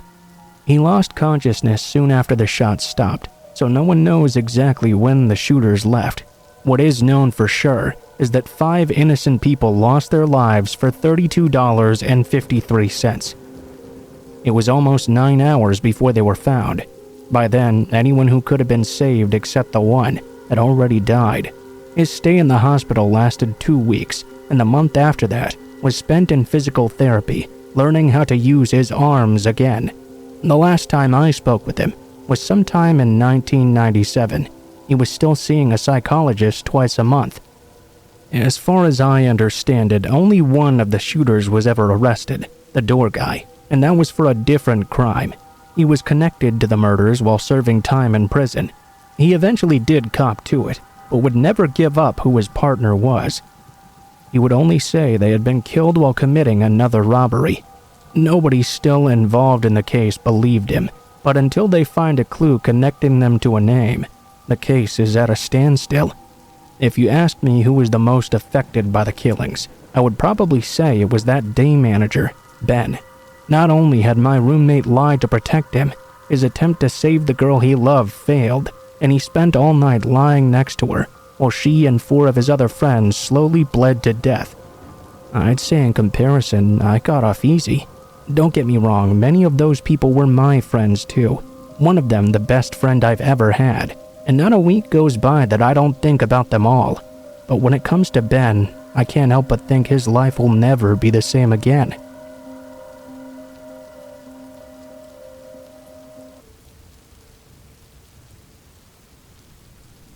This story happened to me a while back when I still lived at my parents' home.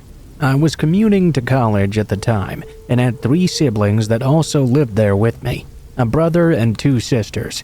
For some context, we lived on 5 acres in rural Ohio, surrounded on both sides by woods and farm fields. Additionally, during the week, my dad normally left for work at 2 a.m.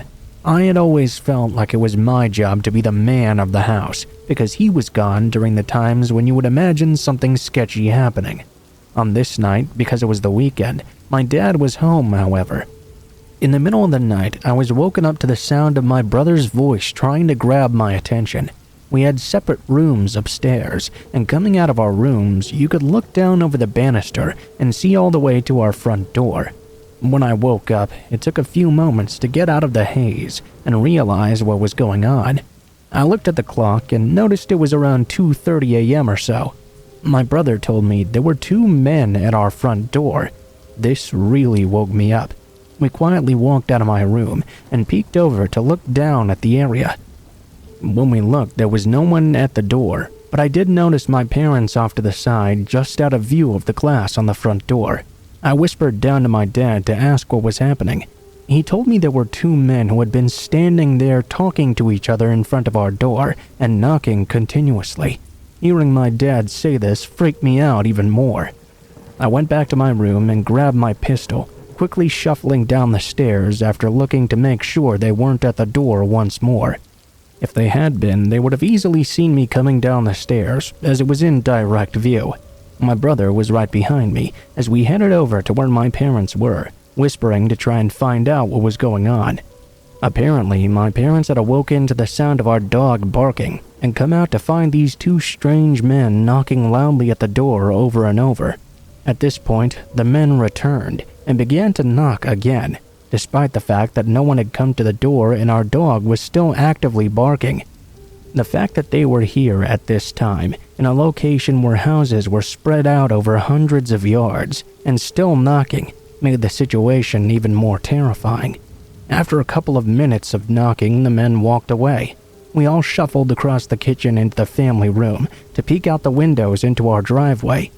We could see there was a black Cadillac just sitting there, but no one was inside from what we could see, and no one seemed to be in the immediate area either.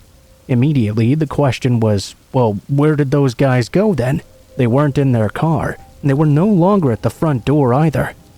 Unfortunately, we figured out the answer when the handles on our back French door started to jiggle wildly. They were actively trying to enter the back of our home, which entered directly into the kitchen.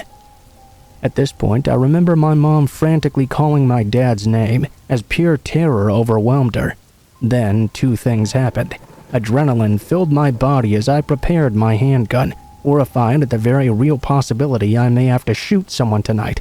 And secondly, my dad grabbed the phone, called the police, and very calmly told them what was happening. After a minute of jiggling, they stopped with the back door and disappeared once again, only to return to knocking at the front door later. At this point, several minutes had gone by. Suddenly, we saw the local police fly up in multiple cruisers, all with their lights on. As they whipped into our driveway and front yard, the 2 men bolted away, attempting to run the long way around the house across the driveway. One of them disappeared out of our view, but the other one was intercepted by an officer, now yelling at him to get on the ground. He didn't and tried to run still, and was immediately tased. He fell flat on his face. Some of the officers went around the house after the other man. One of them came to talk to my dad, and I came out the front as well. They actually ended up finding the other guy hiding in my sister's playhouse in the backyard. It appears both of them were drunk or high or something, as the one who hid had cocaine on him. They were both arrested that night, but we did never figure out what they were charged with, or what happened with them. We weren't sure why they were there either. Needless to say, though, the whole experience was not fun.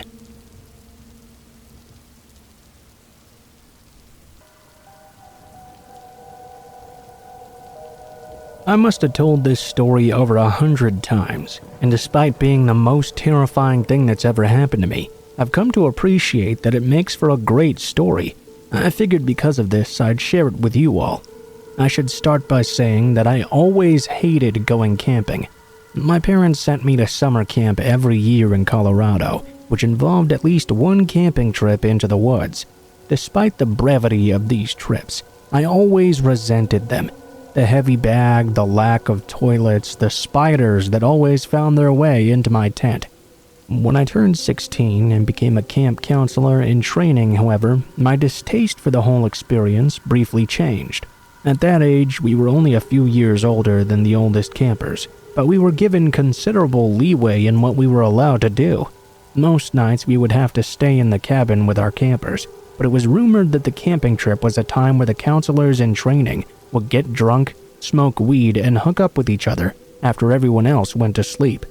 What I did not know at the time, however, was that the events of this camping trip would dissuade me from ever going camping again. The trip began as any other might. Altogether, there were 30 people on the trip. 4 counselors in training, 4 real counselors, and around 20 or so boys and girls between the ages of 13 and 14, walking in a single file line up and down various trails. You could barely hear the sounds of nature over the conversations and laughter of the campers. Several hours went by, and we made our way through a dense marshy area and up a steep incline populated with evergreens and aspens. I was not the most athletic person, so it was at around this point that I found myself stumbling to the back of the line with one of the other counselors in training, Jordan, as well as 2 other campers who were really struggling to keep up. The 4 of us started chatting, and in our distracted state, we began to fall more and more behind the rest of the campers. Eventually, the last of them faded out of view around a bend about 50 feet up the way. Unconcerned, we kept walking at the same slow pace, but after 30 minutes or so, the trail started to level off, and I began to feel increasingly anxious. Not only had the rest of the group completely disappeared ahead of us, but we had entered a stretch of completely dead evergreens, half of which looked scorched by a wildfire, and the other half which appeared to have been killed by a disease of some sort. The eeriness of this landscape was punctuated by a small derelict cabin sitting in the middle of this scorched forest. It was seemingly untouched by the fire that had spread through the area. We were so enraptured by this scene that one of the campers screamed when a twig broke behind us. Jordan and I started laughing a bit, but we quickly stopped when we turned around to look at where the sound had come from. Not 20 feet behind us, there was a haggard-looking man with a messy nest of black hair and a big, thick beard. He was slowly making his way up the trail, with his eyes locked to us. He didn't appear to have any supplies on him, and we had no idea how long he'd been walking behind us. Being young, we were naturally freaked out. Jordan managed to give the guy a wave before saying to the rest of us, "Come on, let's go and get back with the rest of the group." As we turned to continue our way up the path, the man mumbled a question that was hard to hear. I was shocked when Jordan turned around to ask the man to repeat himself. "Going camping?" Jordan answered the man. "Yeah, we're going with a group." The man smiled before stating in a creepy and ominous voice, "Well, you better be careful." We nodded and gave a half-hearted thank you before continuing on to try and find the rest of the group, this time at a much faster pace. Although the man had been walking up the same trail as us when we saw him, he didn't continue. He stood there in the center, watching us as we made our way up the winding path, and eventually disappeared from his view. Finally, we managed to catch up with the rest of the group. They had all been waiting up ahead for us. We told the adult counselors about our interaction with the man. They just shrugged it off, telling us the guy probably lived in that cabin and wanted to know what we were doing on his property. Still, I felt unnerved by the encounter, and when we finally arrived at the campsite, I couldn't shake the feeling that the man had somehow followed us. Eventually, I did put it out of my mind and managed to start enjoying myself a bit. Everyone else had gone to bed at some point, and Jordan and the other counselors in training from the boys' cabin brought 2 warm Mike's Harders that they had stolen from the counselors' quarters. I took out a joint I had stashed away for this exact occasion. To avoid getting into trouble, we hiked out into the woods to smoke the joint together. We made our way to the edge of the river, where we washed our pots and pans earlier in the day. The spot was eerily silent, and suddenly the thought of the man from earlier popped into my head. I guess they assumed I was cold and not anxious because Jordan handed me his blue hoodie, and this prompted one of the other girls to suggest we switch tents for the night so I could sleep in the same tent with him, and she could sleep in the same tent as the other boy. I had no problem with this really, and after smoking a joint, we made our way back. The tents were pitched slightly away from the others, and we discreetly sipped on the Mike's Harders while telling scary camping stories. Some time passed by. One of the boys was in the middle of telling a rather confused story he was clearly making up on the spot when he suddenly stopped altogether. In the silence, we could hear what sounded like footsteps crunching on pine needles about 40 feet away. It was near one of the other campers' tents. As we strained to focus on what was going on, the noises stopped. We assumed it was just one of the campers getting up to go to the bathroom. Being stoned and hopped up from the scary stories, we decided to call it a night and go hide away in our tents. We awkwardly made it out of there before eventually going to sleep. I don't know what time it was, but it must have been quite late, when I suddenly woke up to the distinct sounds of footsteps walking around my tent. Shot up with adrenaline, I tried to lay as still as possible and quiet my breathing down. From the noises, it was apparent someone was less than 3 feet away from the front of my tent, seemingly pacing back and forth. I turned to wake up Jordan. I felt a bit more relieved when I saw he wasn't next to me. I was assuming Jordan must be the one I was hearing. I closed my eyes, and just as I was beginning to drift back up to sleep, I heard the tent unzip. I felt Jordan lie down next to me, and after a few moments he wrapped his arms around me and began to spoon me. I realized I had to go to the bathroom. I muttered something about having to go before beginning to unzip my sleeping bag. Seemingly annoyed by the noise, Jordan lazily turned over, pulling his hoodie up over his head before going still again. Quietly, as to not wake him, I unzipped the tent and quickly scanned the campsite for any movement. Comforting myself that Jordan had just gone to pee and was fine, I put my shoes on and began making the trek across our campsite to the designated zone. I just made it to the area and pulled my pants down when I heard the rustling coming from the campsite. Someone was rummaging through our supplies and bags. Still slightly drunk, I pulled my pants up and in my haste, lost my balance. I tried to catch myself with a branch that snapped as I grabbed it. I tried to gather myself as quietly as I could, but when I managed to look up, I could see a figure in the darkness making its way across our campsite in my direction. Before I could even think, I was blinded by the bright light of a flashlight shining directly into my eyes. The light was getting bigger, so whoever this was coming right toward me. Frozen and panicked, I watched as the figure came right in front of me, before I heard Jordan's voice call out, "Hey, sorry I scared you, it's just me." I breathed a sigh of relief. Then Jordan asked something that really confused me though. "Hey, have you seen my blue hoodie anywhere? I know you gave it back to me, but I think one of the campers must have stolen it from my bag or something while I was sleeping." After a brief pause, I managed to stutter out, "But you were just wearing it when you got back in the tent." "What are you talking about?" he said.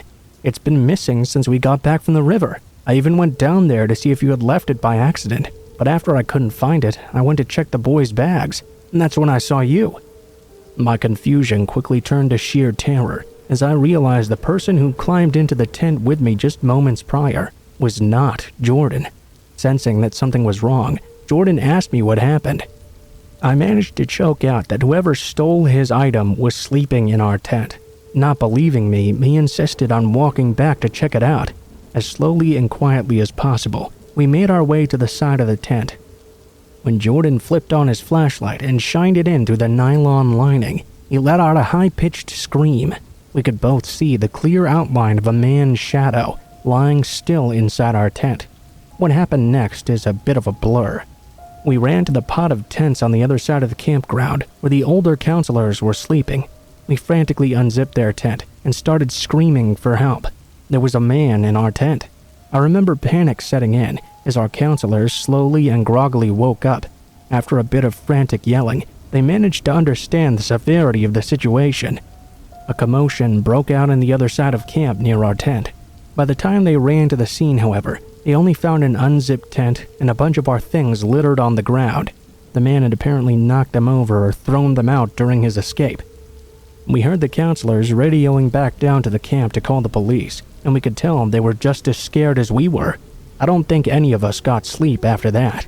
Luckily, we only had to wait a few hours for the sun to come up, and by that time, a few other people had arrived with guns to escort us back to camp. On our way back down, one of the campers found Jordan's jacket tied around one of the trees on the path, like some kind of marker. Needless to say, he didn't want it back, and we just left it there.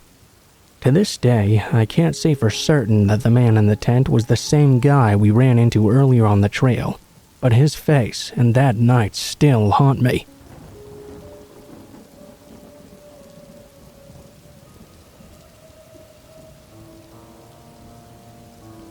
When my dad passed away, one of the many things he left me was his cabin. I hadn't been to it since I was a little kid. Being out in the wilderness was never really my thing. Although it had electricity and even one of those big old satellite dishes, I still always felt it was too far away from civilization to truly enjoy it. It meant a whole lot to my father though, so when I inherited it, I decided not to sell it. I went up to it occasionally, just to maintain it and make sure it was safe and secure still. I never had any intentions of spending significant time there myself, though about 5 years after I took possession of the cabin, I had a really unpleasant experience when I went to do a routine check of the place. When I would do this, I generally drove up for the weekend. It was a very long drive from where I lived, so I would spend the entire weekend there, then head home. This particular time, the weather report proved to be extremely wrong on the way to the cabin. Dark green and black clouds began to overtake the entire sky while I was driving out into the hills. I had a front row seat to an amazing lightning show though. This was going to be one of those really nasty storms. I could tell the minute I arrived at the cabin. I couldn't figure out why, but I immediately had a feeling of nervousness wash over me. I was hoping this was just because of the storm, and not that I was getting a sixth sense about something. The rain began to fall about 5 minutes prior to my arrival. It was pouring down extremely hard by the time I left my car. I hadn't brought an umbrella with me, and had to run to the door. I was distressed to realize the door was unlocked. I began to worry right away because of this. It had been about 6 months since the last time I had been there, so I had no way of remembering if I had locked it or not. I was concerned someone may have robbed me in the meantime. I went inside and for the most part, everything looked pretty normal. That was until I went into the kitchen and I got really concerned. The window on the kitchen door was broken and had a garbage bag taped up over it. I certainly hadn't done that. Someone had broken in. I immediately went to the front door and locked it shut. If the person had been staying there though, they didn't seem to be here now. I checked throughout the cabin and made sure all the windows were locked. I would have gone back out to my car and went to the police if the rain weren't coming down as hard as it was. I went throughout the house and checked to see if anything was missing. The bedroom was a bit of a mess.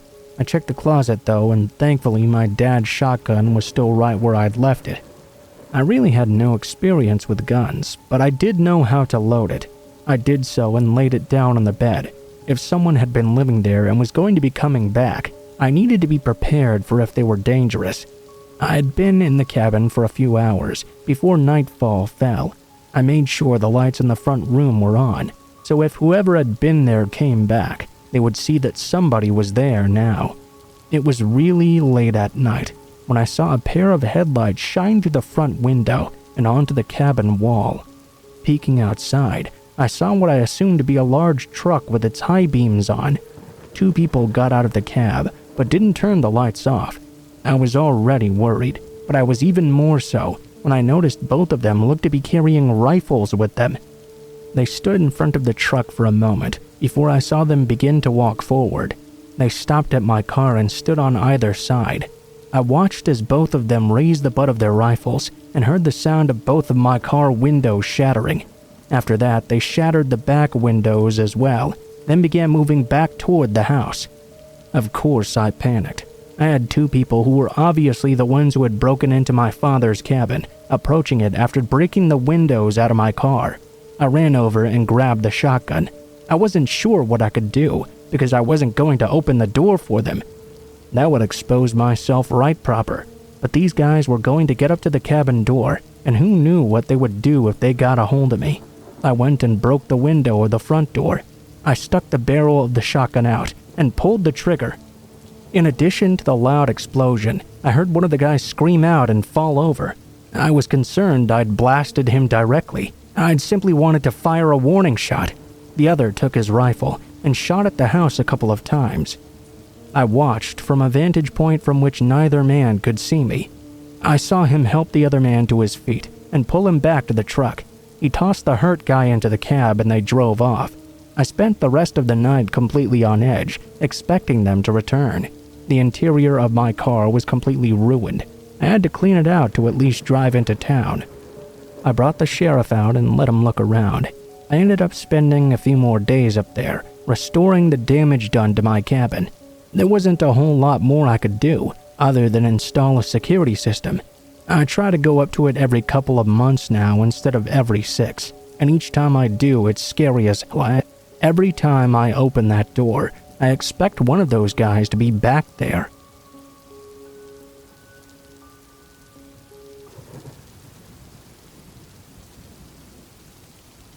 My first Christmas away at college was a sort of sordid, lonely affair.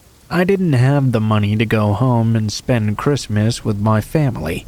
My college did allow students to stay over in their dorm rooms during holiday break, though. This meant that I stayed in my room for the entire 5 weeks between the 2 semesters. Obviously, not a whole lot of other students did this. This meant that the huge, normally packed campus was basically turned into a winter wasteland. You know, I actually had a lot of problems during this break. I've actually shared a few of them before, but I haven't shared this one yet. First off, I was drinking quite a lot during this time. I didn't really think too much about it, though. I was in college, and it wasn't like it was hurting anyone, so I just did it. My personal drink of choice was vanilla vodka. I can't count how many days and nights I walked down to the store in order to grab some.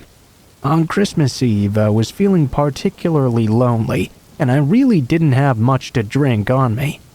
Not only that, I realized the liquor store would be closed on Christmas Day. To be honest, I was surprised that with so few students on campus that the store was even open on Christmas Eve as well. I decided to walk down to the store. Now, if any of you have ever been on a large campus or in a big city when it didn't have many people around, it's a very strange and surreal experience. It kinda makes you a little bit more wary of whatever or whomever you do happen to see. When I walked into the store, I noticed that there was someone leaning against the outside. I was horrified, thinking it must be a homeless man, especially because of just how cold it was outside. I mean, just the wind chill had to be below 0. I went into the store and bought my stuff. Then, when I came out, I observed the guy a bit more closely. The side of the store was an alleyway that he happened to be sitting in. I could tell he was breathing, so he was still alive, thankfully. I really wished I could do something to help him. I felt bad for buying the vodka when I didn't really have money to give, and I could have given him some. I decided to walk home, but it wasn't long before I turned around and looked back at the store. I was feeling a bit bad. I noticed that the guy on the side of the door had gotten up, though. Not only that, but he had begun walking in the direction that I was walking in. I started to get a little bit nervous, especially so when he crossed the street and was on the same side as me now. I began to wonder if he had done that on purpose, because now it was clear he was following me, and I couldn't really think of any good reason to do that. The walk back wasn't a short one either. As I kept on going, I looked back at the guy as he made it obvious he was following me. I didn't assume he was a student either, because he certainly did not look like one. He was battered in old and dirty clothes, which I had noticed when he was sitting against the store. He smelled quite bad, too. Anyway, he took every single turn that I took, even ones that didn't lead me directly back to my campus dorm, so there was no doubt he was following me. Now, when we got closer to it, there was a small way I took to get there. I would cut behind this building, walking on earth rather than sidewalk. There were a lot of trees back there, so it was not the most ideal place to walk when someone was following you, but it would cut a few minutes off the travel time. When I got through there, I was in more of an open spot. There was also a light right above as I got back onto the sidewalk. I went to look back again, and at that point I saw the man once more. This time though, I saw him standing in the light, for really the first time. He was walking a little bit arched over, theatrically swinging his arms back and forth. He seemed to be wearing a Santa hat, and I noticed it looked like he didn't have any hands. It looked like he had hooks instead. In a normal situation, I think that wouldn't bother me much. I mean, I even once worked with a disabled guy who had 2 hooks for hands because he thought it looked cool. But this situation was a bit different. This guy was obviously following me and was swinging those hooks back and forth in what looked like an aggressive manner. Not knowing what else to do, I took off running, and I ran as fast as I could. I didn't even worry I might slip on the ground because of the ice. I did almost fall forward a couple of times, but thankfully I managed to hold my footing. I sprinted all the way back to the dorm. Taking out my card to open the door, I fumbled with it and realized why people from horror movies might fumble with their cards so much. I did manage to get inside and quickly shut it behind me. Looking back, I noticed the man was still out there, but now he had stopped pursuing me. Instead, he was just kinda standing there, a bit far back from the entrance. He was just staring at me. I kept on watching him. Finally, he lifted one of his hooked hands, waved it at me like he was telling me goodbye, and then turned and slowly walked away. I never saw that hooked man again. I don't know if he was wanting to rob me or hurt me, or if he was even just screwing with me because he thought it was funny. I mean, the situation was really out there. I could absolutely believe it was a man who happened to have 2 hooked hands that really wanted to mess with me. I don't know, but it was terrifying when it happened. I went back to my dorm room and had a whole lot of vanilla vodka to celebrate that Christmas Eve.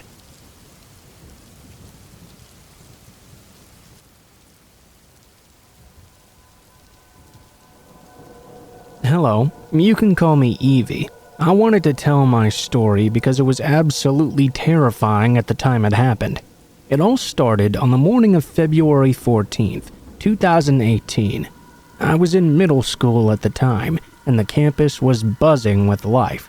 Guys were running around with gifts for their girlfriends, girlfriends were handing out gifts to their boyfriends, and friends were exchanging candies. All in all, everything was fairly normal.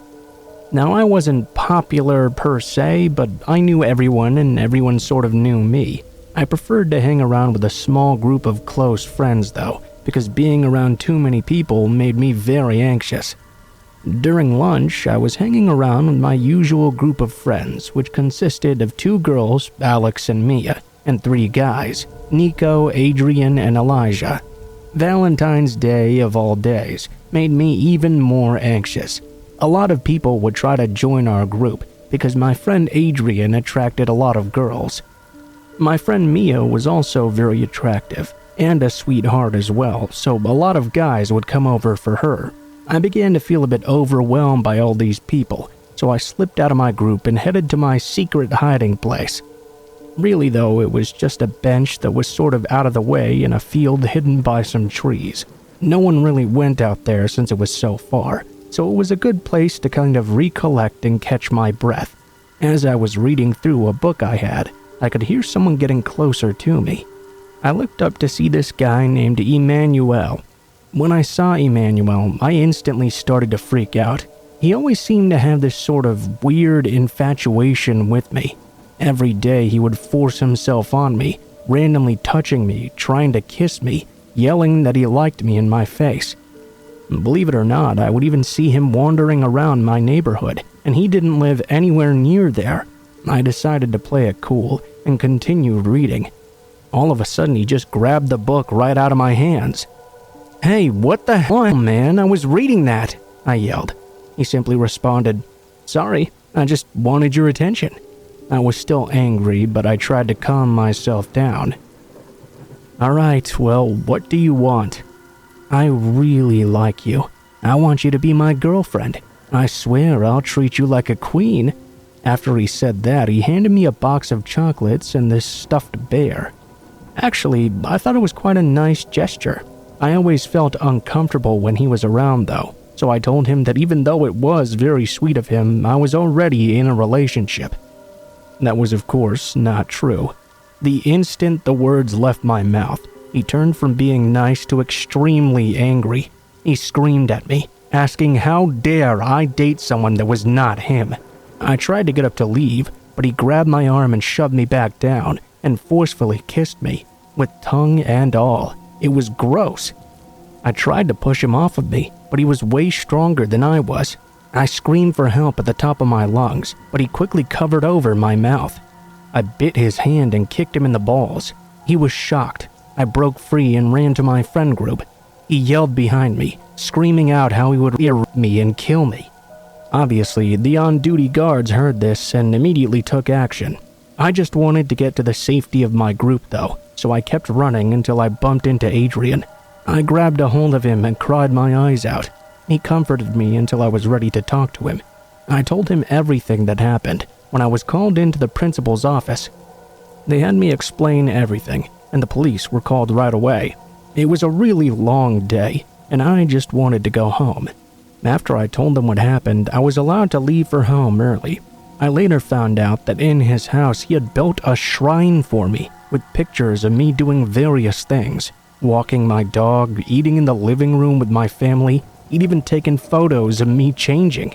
It was horrible and traumatizing, so I hope I never have to meet him again.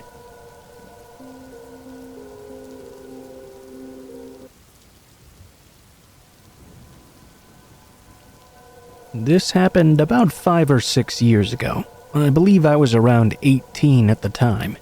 For starters, I lived in a city where neighborhoods and forests kind of blend together. There are plenty of wooded areas where people go to have bonfires and parties and that sorts of thing. One night, after discovering that all of our usual spots were already crowded with people, I suggested we go to a spot I had been to a few times nearby. I had in fact been there several times, but only ever during the day. The street where we parked was about 200 feet away from the tree line.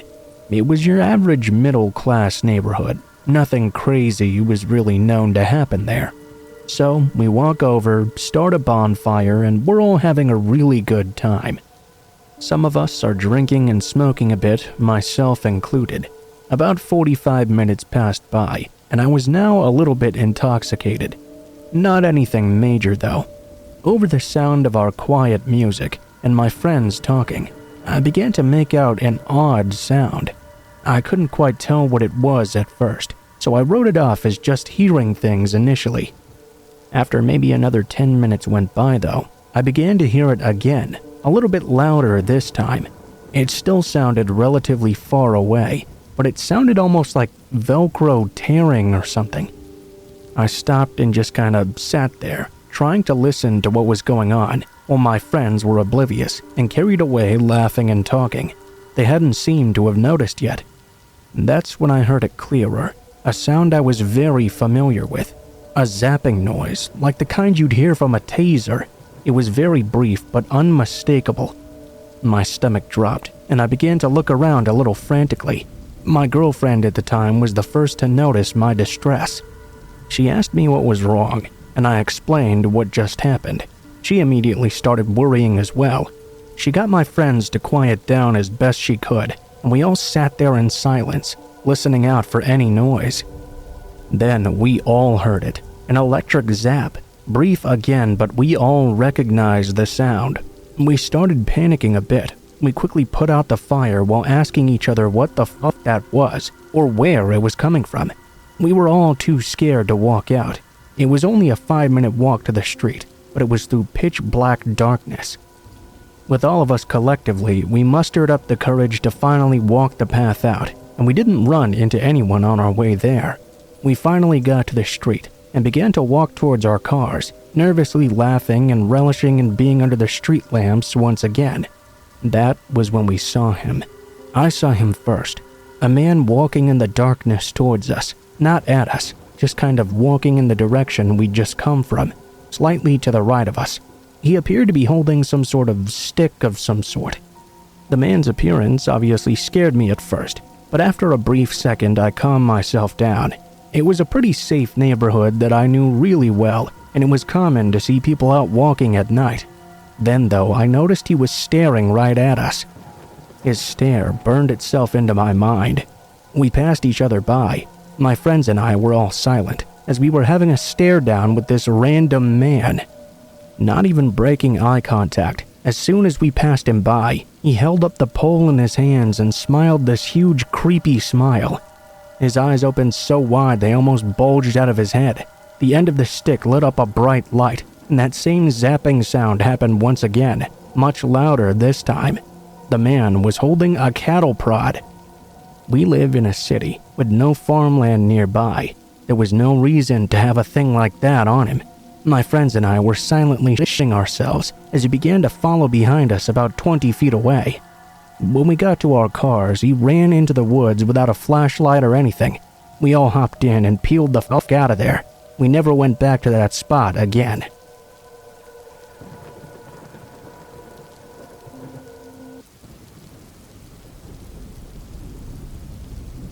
Okay, so this happened to me when I was around 18 or 19 and just started college in a small town in the South. I had a pretty terrible college experience in general, but this just added to the show that was my first year.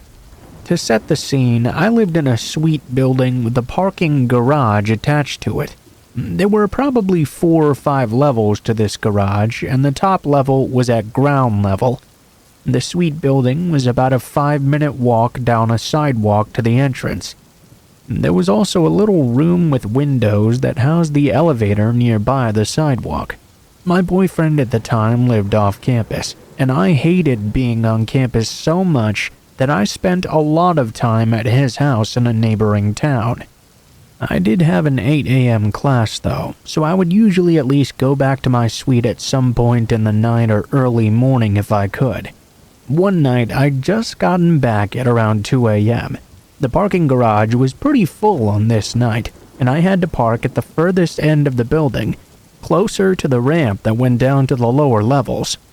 I'm terrified of being inside parking garages for long times, so usually I'd always park at the top. It was pretty dark out. I would also usually call my sister or my boyfriend if I was spooked. This night was pretty normal though, so I didn't really feel the need to bother them yet. I was almost to the sidewalk when I noticed someone in the little room where the elevator was. They had been hidden behind a wall, but after I passed them by, I saw them emerge. It seemed he'd come out as soon as he thought I wouldn't notice him, since I wasn't able to see him through the windows there. I didn't get a great look at him, but I could tell it was a middle-aged man.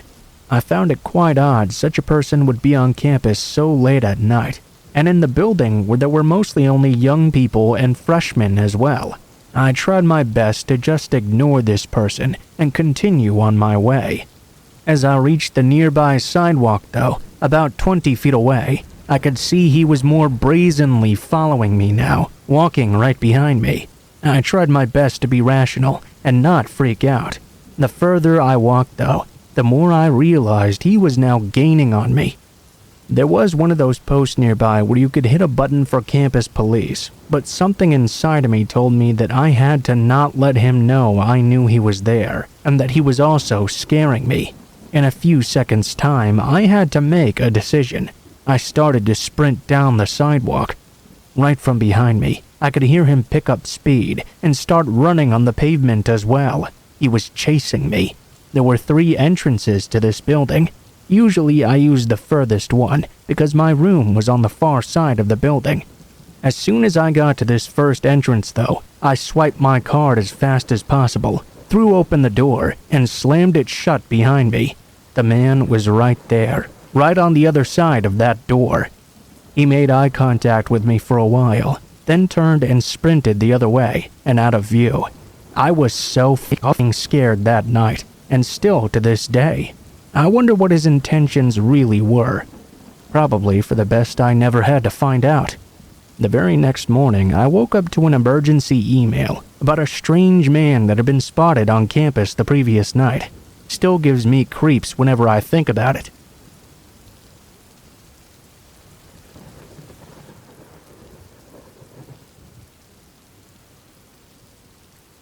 A few years back, I rented a cabin with my friend Jennifer out in the forest. We were in the mood to spend some time out in nature, but we weren't willing to go all the way and spend time in tents. Because of this, she rented the cabin, and we were set to spend 2 weeks there. The cabin itself was set pretty far out into the woods. There were no other cabins that were really close by to it. We wanted the full experience and felt that being isolated was the best way to get this. There wasn't electricity, so there wasn't a TV or anything like that. There was a propane tank that gave us hot water and allowed us to use the stove. Other than that, it was pretty rustic. For the first week, we had the sort of experience we had been looking to get. We did some hiking, some fishing, saw all sorts of birds and other animals. We actually began to feel really relaxed being far away from any people. At the beginning of the second week, though, we were inside preparing lunch when all of a sudden we heard a knock at the door. Needless to say, we were very surprised. It was the first contact we'd had with a single person since we'd gone. I went to check the door, only to see there was a man standing there, possibly in his mid-30s or so, waiting outside. I asked the man what he needed, and he told me he was the landlord for the cabin. He was there to collect the rent for the week. This was puzzling, because not only had we never seen this guy before, we'd also paid for the cabin in full before we moved in. I told him this, of course, and he said he didn't know what we were talking about. He then told us that if we did not pay him for the week, he would have to call the police and remove us from the cabin forcibly. I got extremely angry at this point and told him to go right ahead. We had the receipt showing we had paid for this cabin in full. The man began to get irate again, starting to yell at me, so I slammed the door right in his face. We watched from the window as the man went out to his Jeep and drove away. I figured he must be some sort of con artist and tried to put it out of my mind. It seemed like a really stupid con, though. That had been around noontime or so, and we hadn't seen or heard from that person again. We figured he'd realized we'd seen through his con, and thusly was not going to try again. Jennifer went to her room and went to bed early. I, though, decided to stay up and do some reading before bed. It was pretty late now. I heard Jennifer scream in the other room. Immediately, I dropped my book, shot up, and ran over to her door. I didn't even have to knock on it, as she threw the door open and grabbed me. A noise woke me up, and that guy from earlier was looking in through my window, Jennifer told me frantically. I rushed into the bedroom and looked out, but the guy was not there any longer. Well, at first I thought so, but then I began to hear a pounding on the front door, a loud, frantic pounding. I ran into the living room and saw the man looking in through the window. He looked extremely pissed. "Give me my damn money!" he began shouting over and over again. I was happy that the door was locked. The man moved away, but just when I thought he had gone, I heard a crashing noise and a rock came flying through one of the living room windows.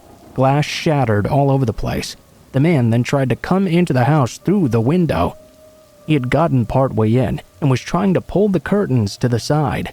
I was at a complete loss as to what to do.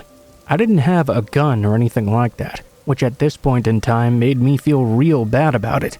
Jennifer, however, had her wits about her. She ran into the kitchen and grabbed a heavy skillet. By the time the intruder got the curtain out of his face, Jennifer slammed him right in the face with the pan. When he fell back, she smacked him again. The second hit knocked him over, and the third hit knocked him out cold. Jennifer panicked again, and for a moment I thought the man hadn't been knocked out yet. She reached down and picked something up off the ground. The man had broken in through our window, holding a meat cleaver in his hand. Who knows what would have happened if Jennifer hadn't acted so swiftly.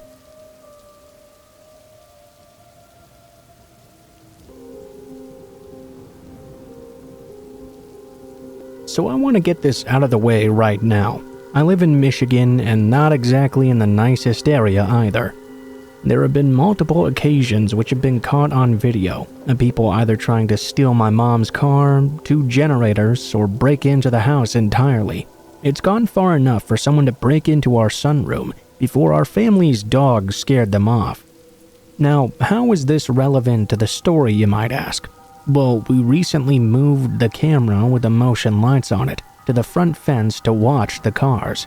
It had previously been hooked up on the garage to get a view of the back. The reason for moving it was because we had a small driveway and could only park 1 car in without things being cramped. The garage itself had 2 motorcycles as well. One was my brother's and one my stepfather's. Because of all this concentrated value, I'd had encounters with these people trying to break in before. I even caught them in the car one time and have caught them 3 times in the backyard. Now we get to the actual relevance of this whole post. 2 nights ago, I was taking the garbage out. It was around 10 to 10:30 p.m. I wanted to do it before I got on the game because I knew I'd forget if I didn't. I tossed everything in the bin. There was considerable space between our 3 garbage cans, and after I tossed them in the first one, I heard something scurrying off. Without our motion light on, I couldn't exactly tell what it was, since it was pitch black outside. I wasn't too scared though. One of our bins had a big hole in it, and because of that, we get raccoons coming around all the time. I figured I'd just scared off one of those little guys. Later in the night, around 1:30 a.m., I decided to hang around with my brother for a bit. We went riding around town on the motorcycle and got back about 15 minutes later. He pulled into the driveway, and since we as of now were running off a generator which couldn't power the garage, he told me we'd need to pull the garage hood manually while he backed his work truck up. I began to open it, and he was backing up. The red lights of his truck lit up the backyard a bit. As he was backing up, I began to hear something scurrying around the side of the house again. I quickly turned on my phone flashlight, since this time I actually had it on me. My brother asked me what was wrong. "Oh, nothing. It's probably just a raccoon in the trash." I turned my light on, and boom. There was this, I don't know how to describe it. There was a man, and he was on all 4s, just waiting in the darkness next to our house. That's all I could see before I screamed and started bolting the other way. Now, I have no idea what he was doing there like that, but this guy was massive. My brother was 200 pounds, and he was bigger than him even. Big enough that he'd broken the hinge on our fence. I didn't actually see him do this since it was down the street, but the fence had a padlock. The part that made me the most confused is that after I took off running, I went to investigate the next morning. I looked and there were no tracks or any evidence of the person around. I wanted to post this to see if anyone might have some help as to what I should do. Anyway, it's 3:49 in the morning, and remembering it has me terrified.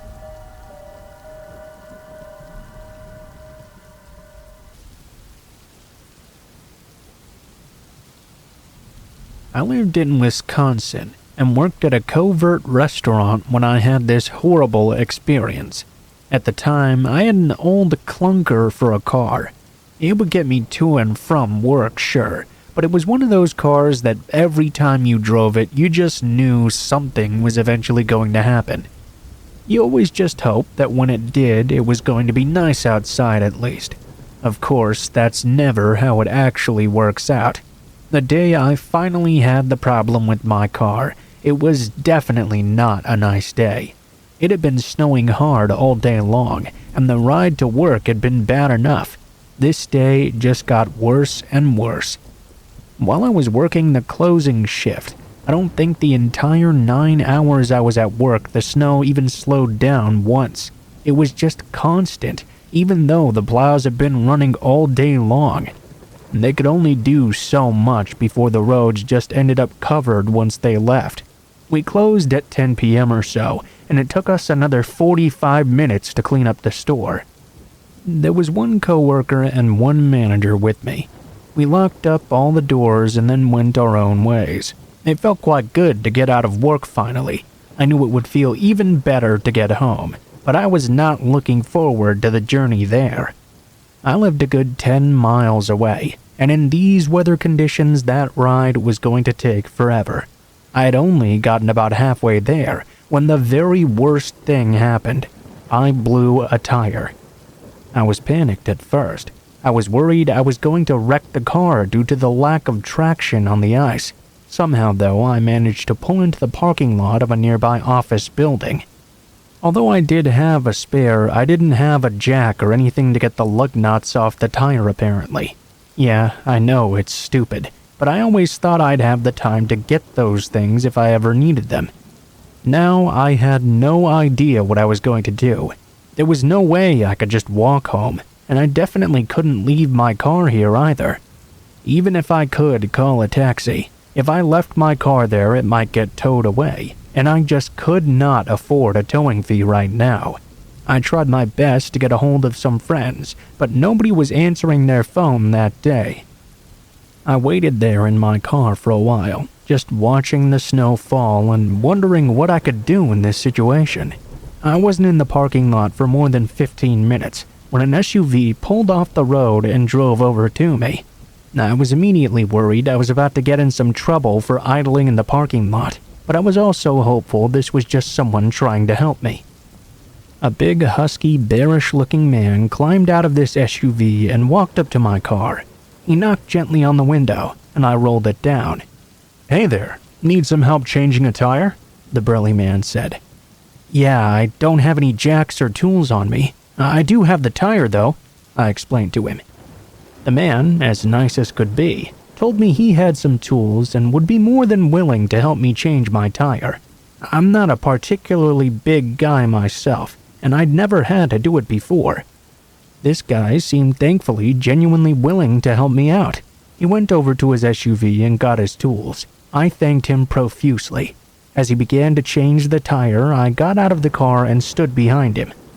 I told him from now on I would get the tools, and if this ever happened again, I would be prepared from then on.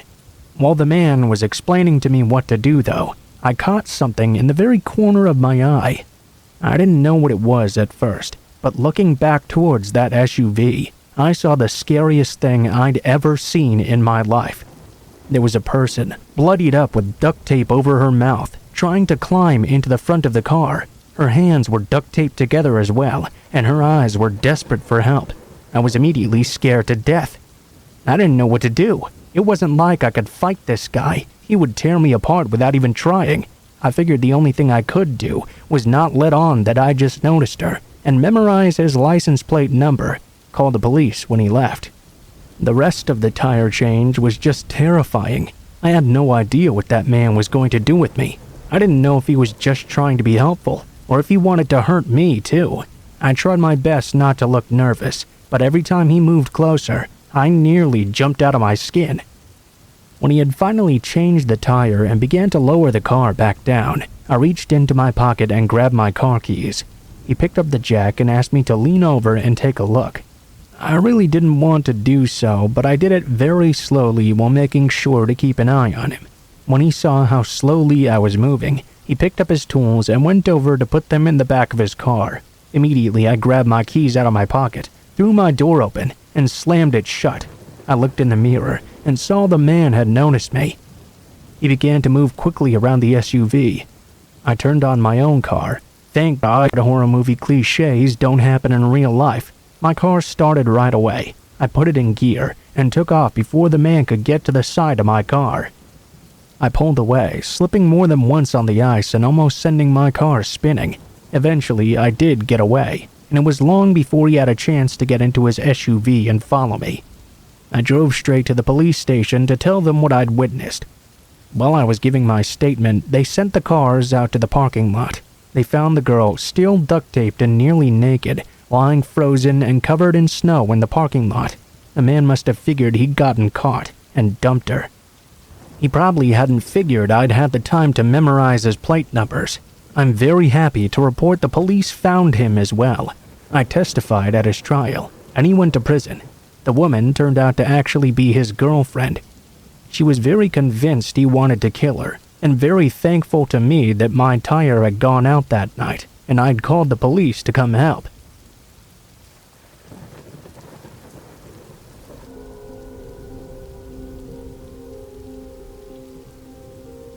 Now this is something I really want to talk about to be sure that everyone is cautious and stays level-headed at all times. For some context, I live in the middle of nowhere in Canada, an old town that had quite a few abandoned buildings due to an absence of residents. Me and my many friends were tired of the lack of entertainment options for us, so what we decided to do was explore these abandoned buildings. Prior to the experience I'm about to talk about, nothing had ever happened that was crazy to us. Occasionally, we'd see a small bit of blood-like liquid or other bodily fluids, or see a pentagram spray painted on the ground from someone who went to a house previously, but nothing too crazy. Until the last time I went to explore. When I was younger, I used to go to a daycare that was part mental hospital. Weird combination, I know. It closed down due to a lack of patients and a lack of children at the daycare. Big surprise, I guess. I decided to go back there with my friends to explore.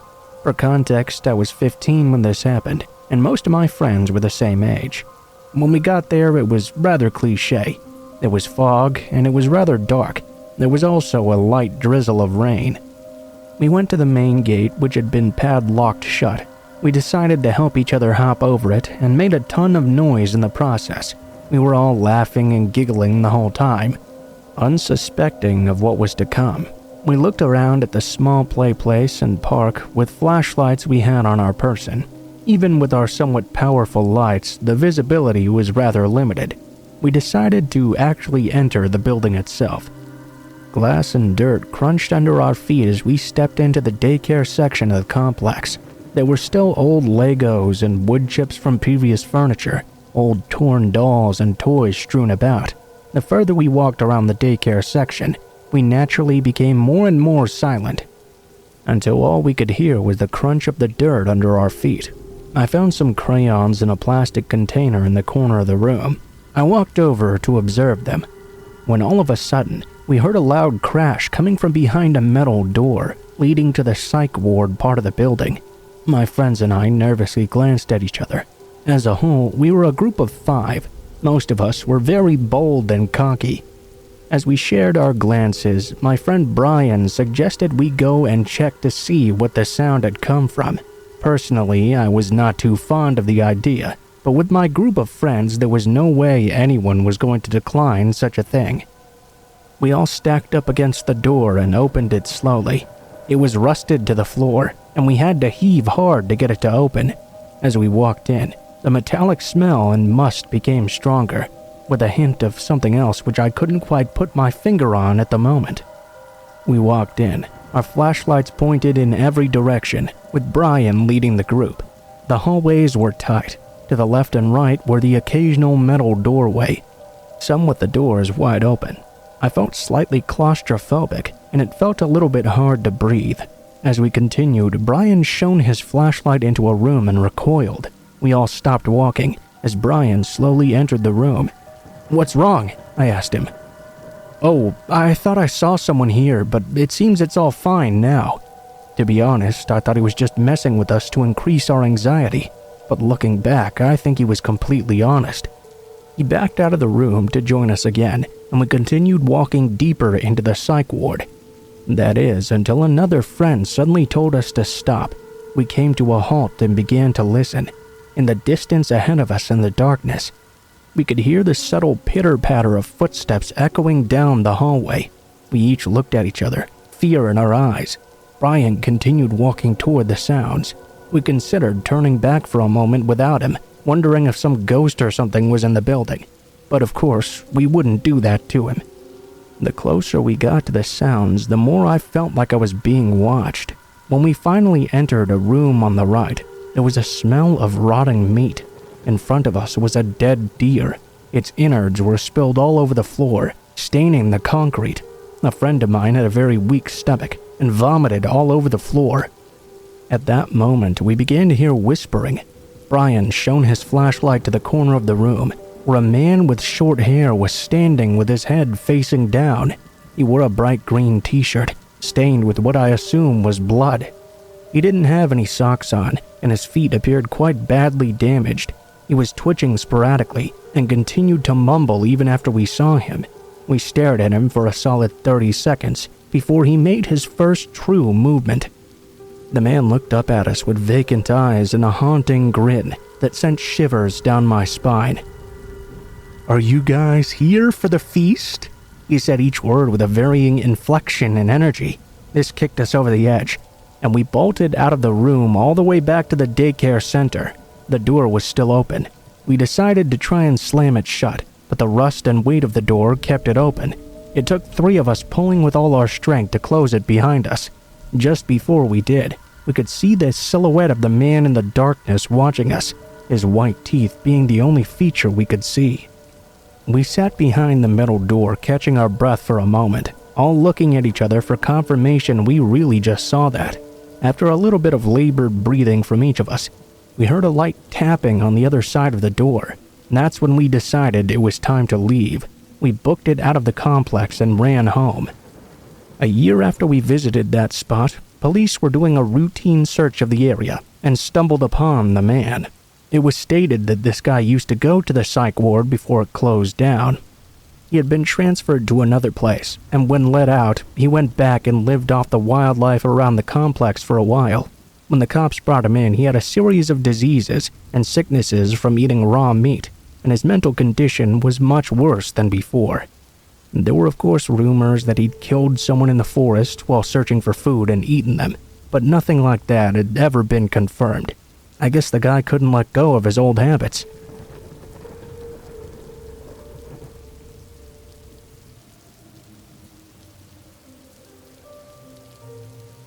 Have you ever driven through one of those really rural areas and seen those old gray, abandoned, and weather-torn buildings just sitting off the road? Some of them are set in the strangest places, and you wonder why anyone would ever have built a building there. I enjoy exploring those sorts of places due to the way it allows my imagination to think about what the building's history was. You sometimes find these sorts of places out in the middle of forests or fields. In those cases, I tend to assume that they were there first, and the forest eventually grew up around the buildings once they'd been abandoned. A few years back, I was exploring out in the woods, trying to find some new cool places. I was going pretty deep now, possibly trespassing on someone else's property, but I didn't really care much about that. Late in the afternoon, around the time when I should have begun to head back, I came across a particularly dilapidated 2-story building. The building itself was heavily rotting, and it was covered with moss. It even had a tree growing right through the center.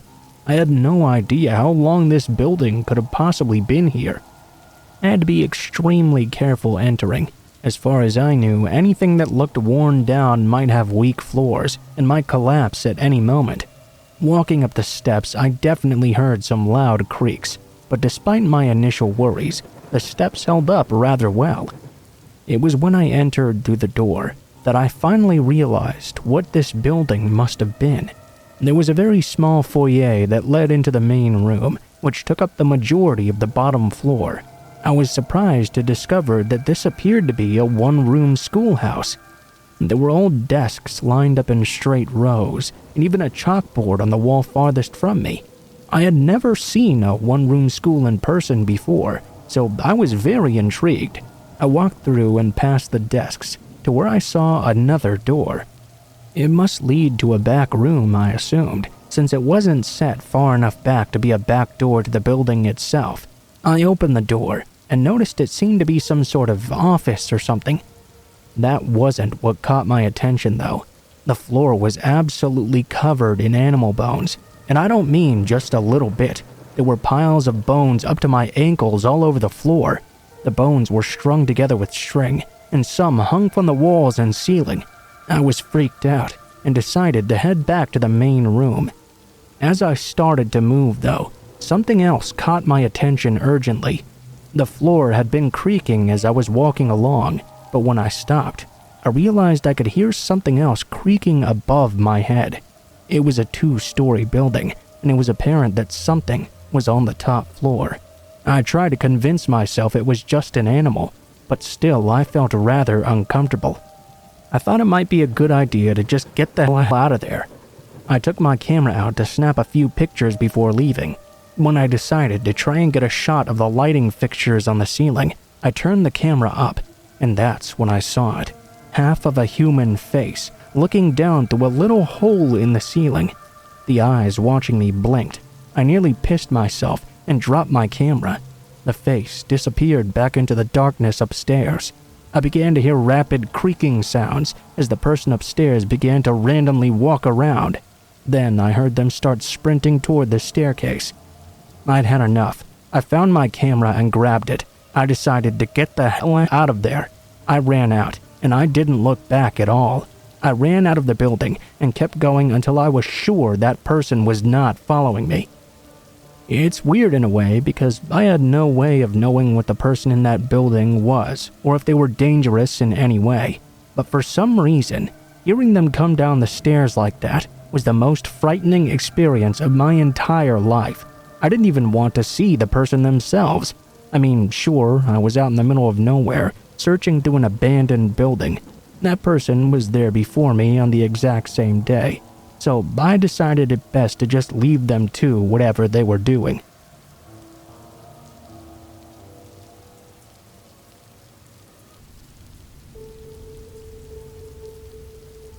When I was around 10 or so, my parents and I went to visit my grandmother for spring break. My cousin also came to visit as well, and we decided we wanted to go to the YMCA for the day. My grandmother dropped us off and said she would come and pick us up in 4 hours.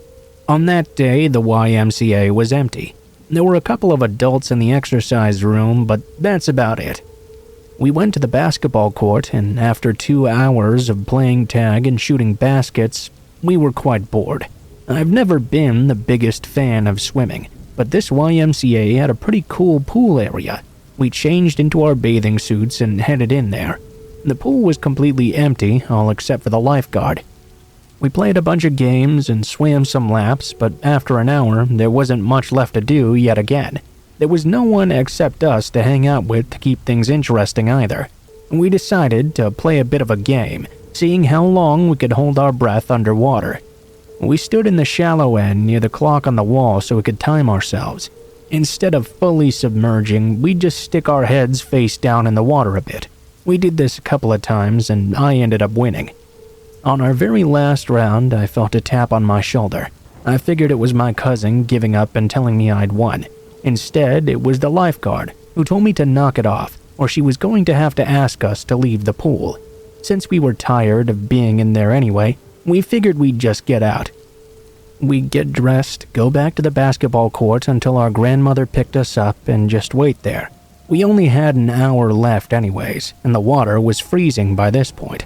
As we got out, the lifeguard stopped us and asked us if we wanted to go into the sauna to warm up and dry off. The sign said 18 years or older, so of course we were super excited she allowed us to even do that. She walked us to the sauna and unlocked the door. The door was glass, and the interior was made entirely out of wood. Inside above the door, there was a clock, probably to make sure you were not in there for an unsafe amount of time. The lifeguard stand was adjacent to the sauna, but if you looked out the door, you could very clearly see it. She followed us in, went over to the thermometer encased in plastic, and unlocked it so she could crank up the heat. I figured she must have to turn it on each time or something, so I didn't really think much of it.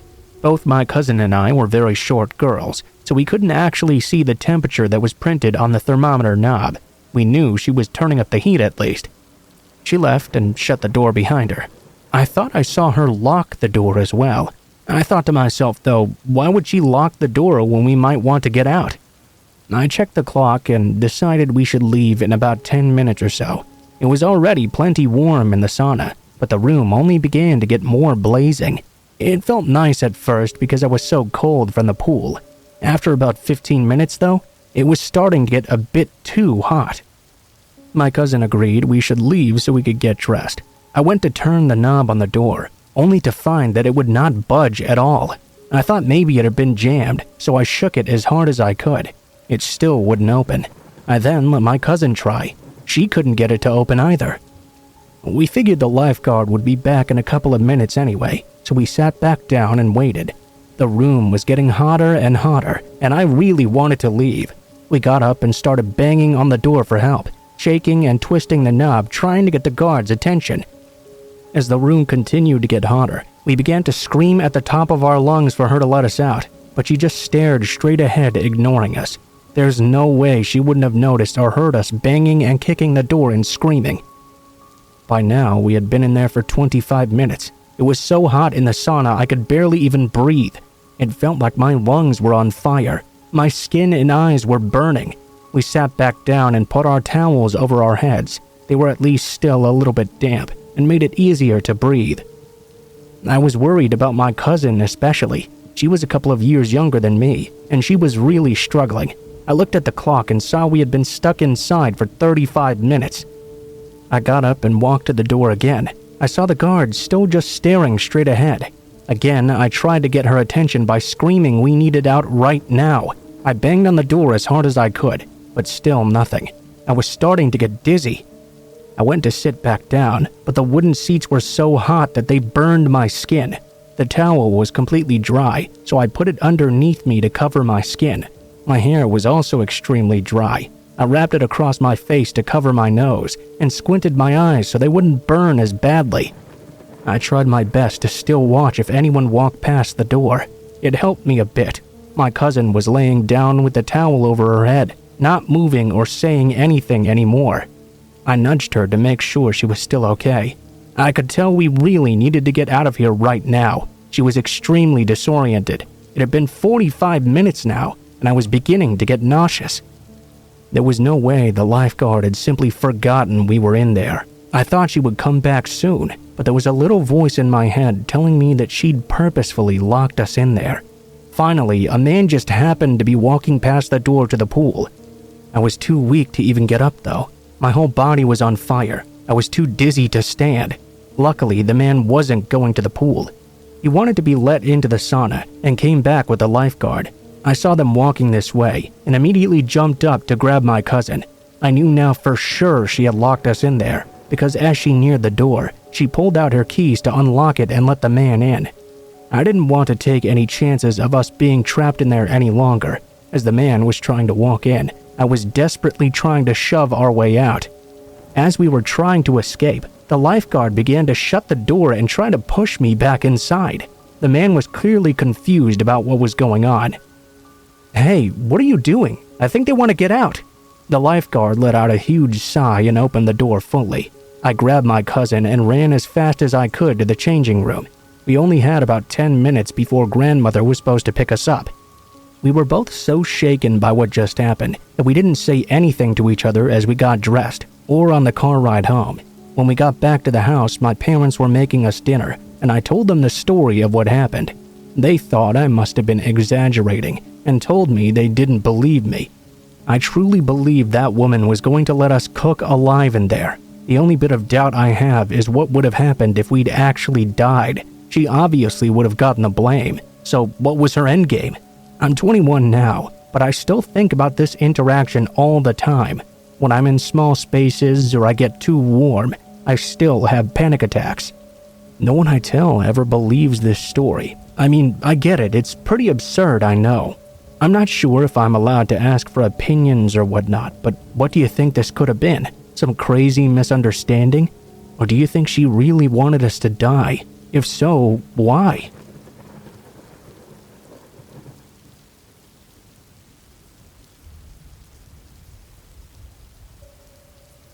When I was younger and just got into online college, I got my first apartment.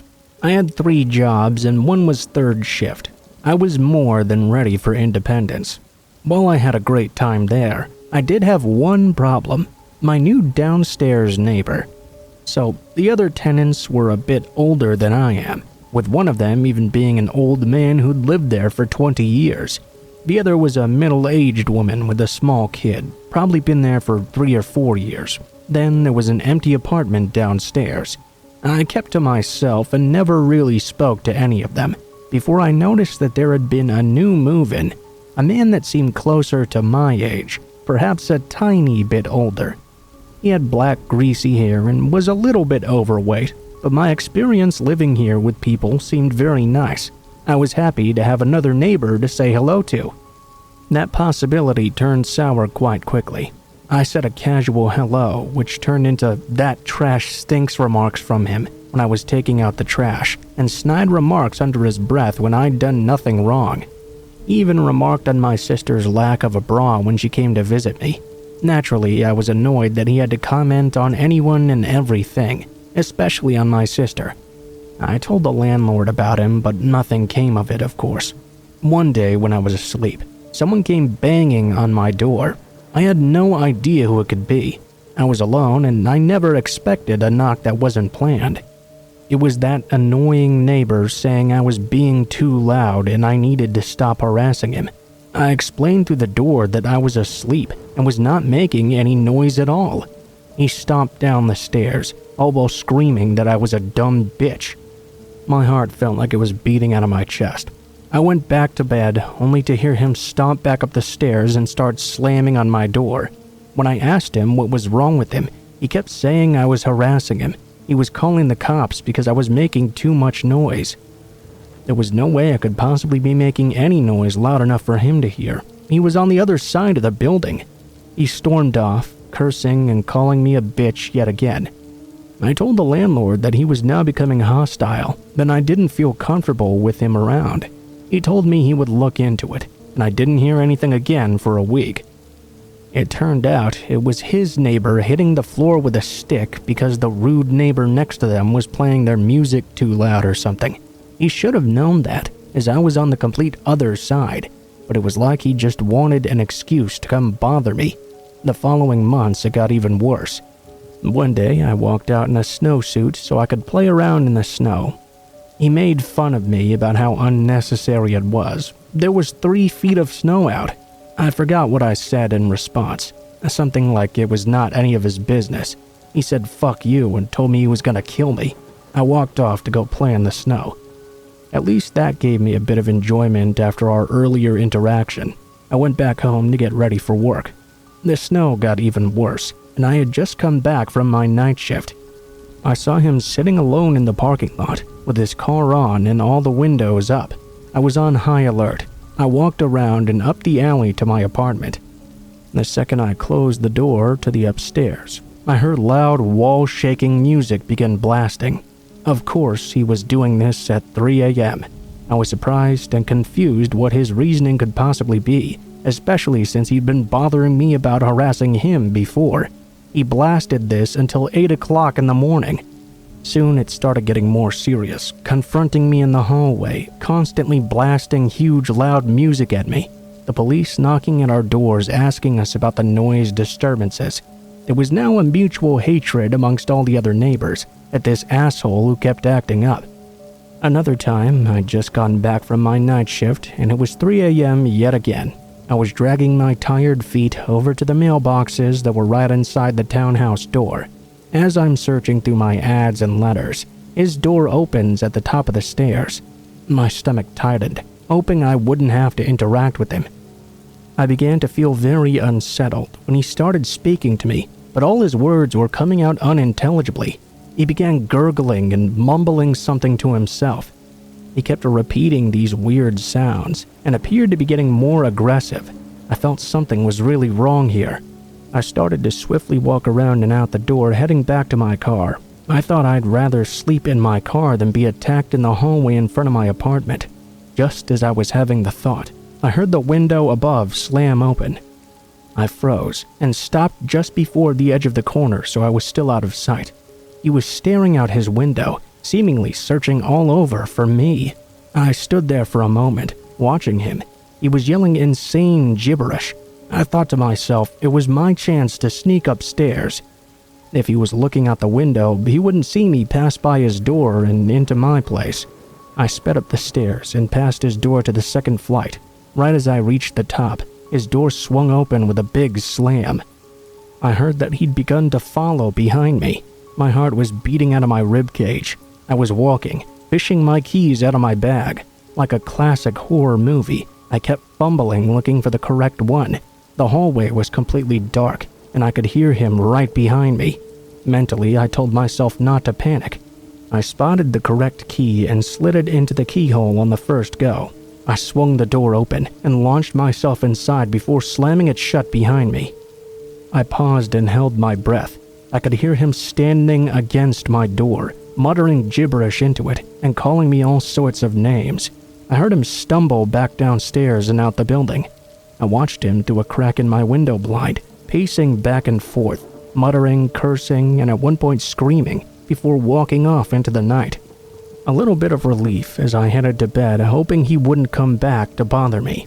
The next day, I got a text from the landlord. He said the guy was arrested and wouldn't be coming back. Seems he was off his meds again or something. Of course, I raised an eyebrow to that comment. Now you tell me? I followed a link my landlord had sent me, which showed a mugshot and a description of his nightly activity, including stealing, threatening cops to shoot them, and even punching one of them. I never did see him again, just his family coming in and moving his stuff out. That was a pretty scary time for me.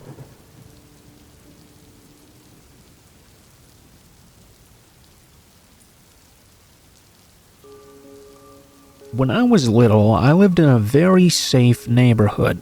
All the neighbors were either friends or relatives of friends, and this being the late 80s, we were allowed to roam and play however much we wanted, as long as we'd be back home before dinner.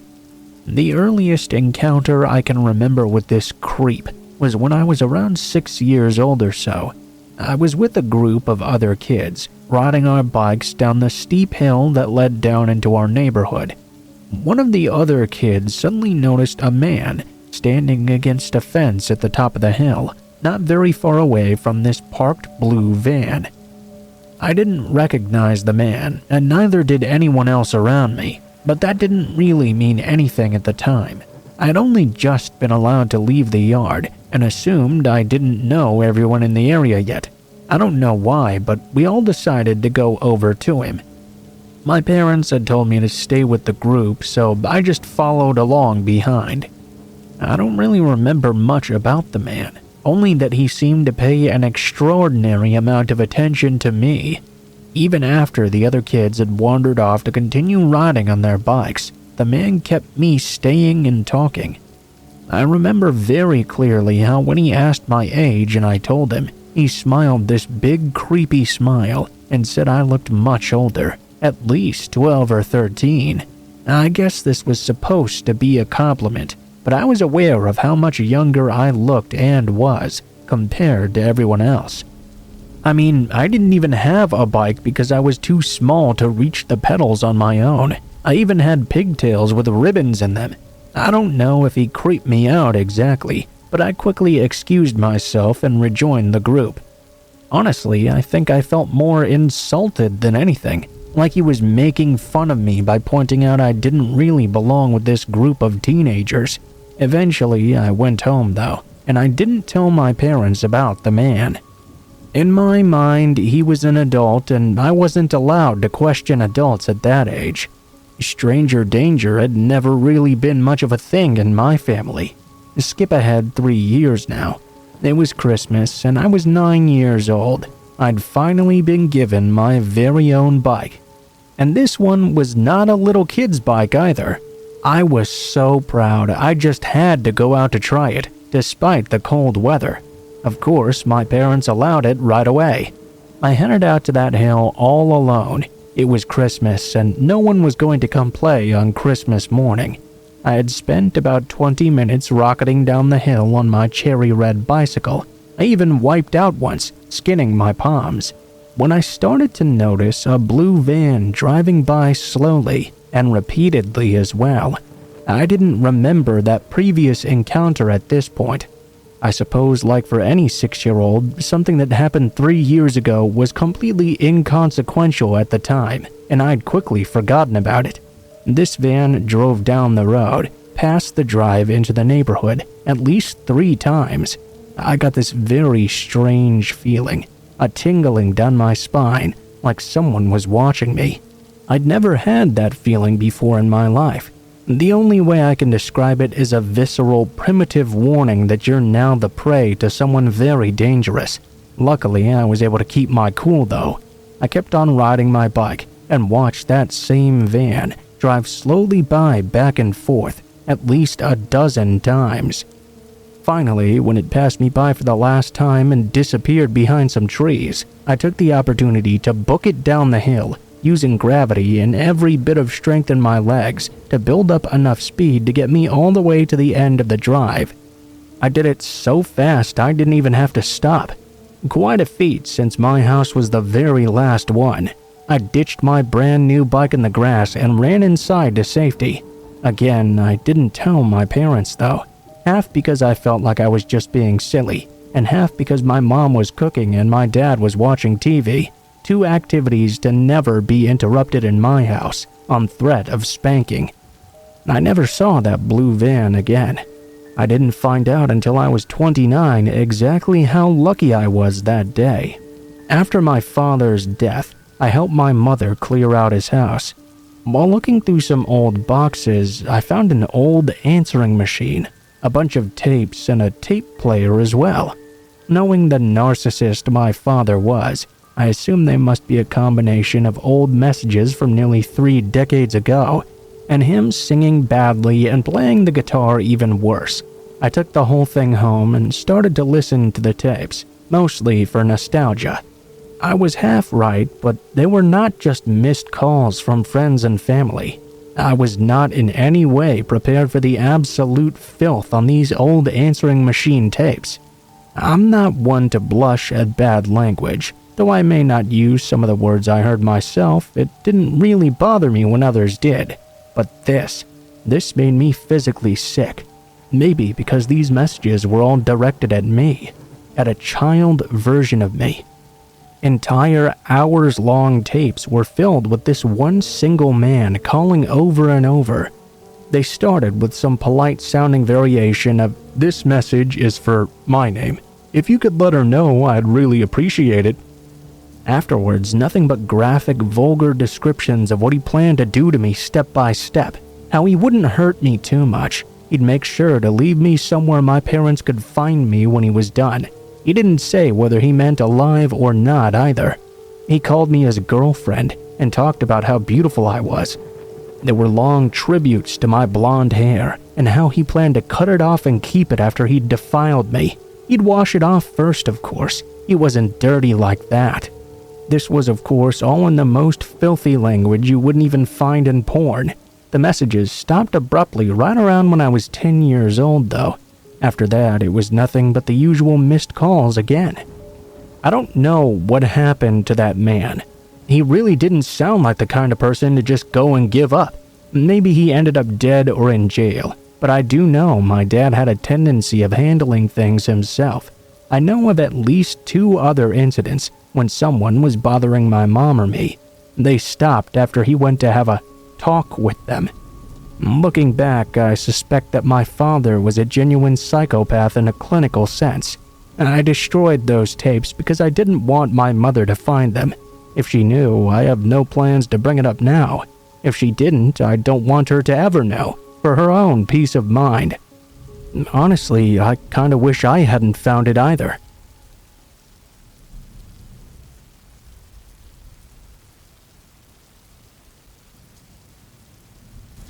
I recently received a friend request that reminded me of this story.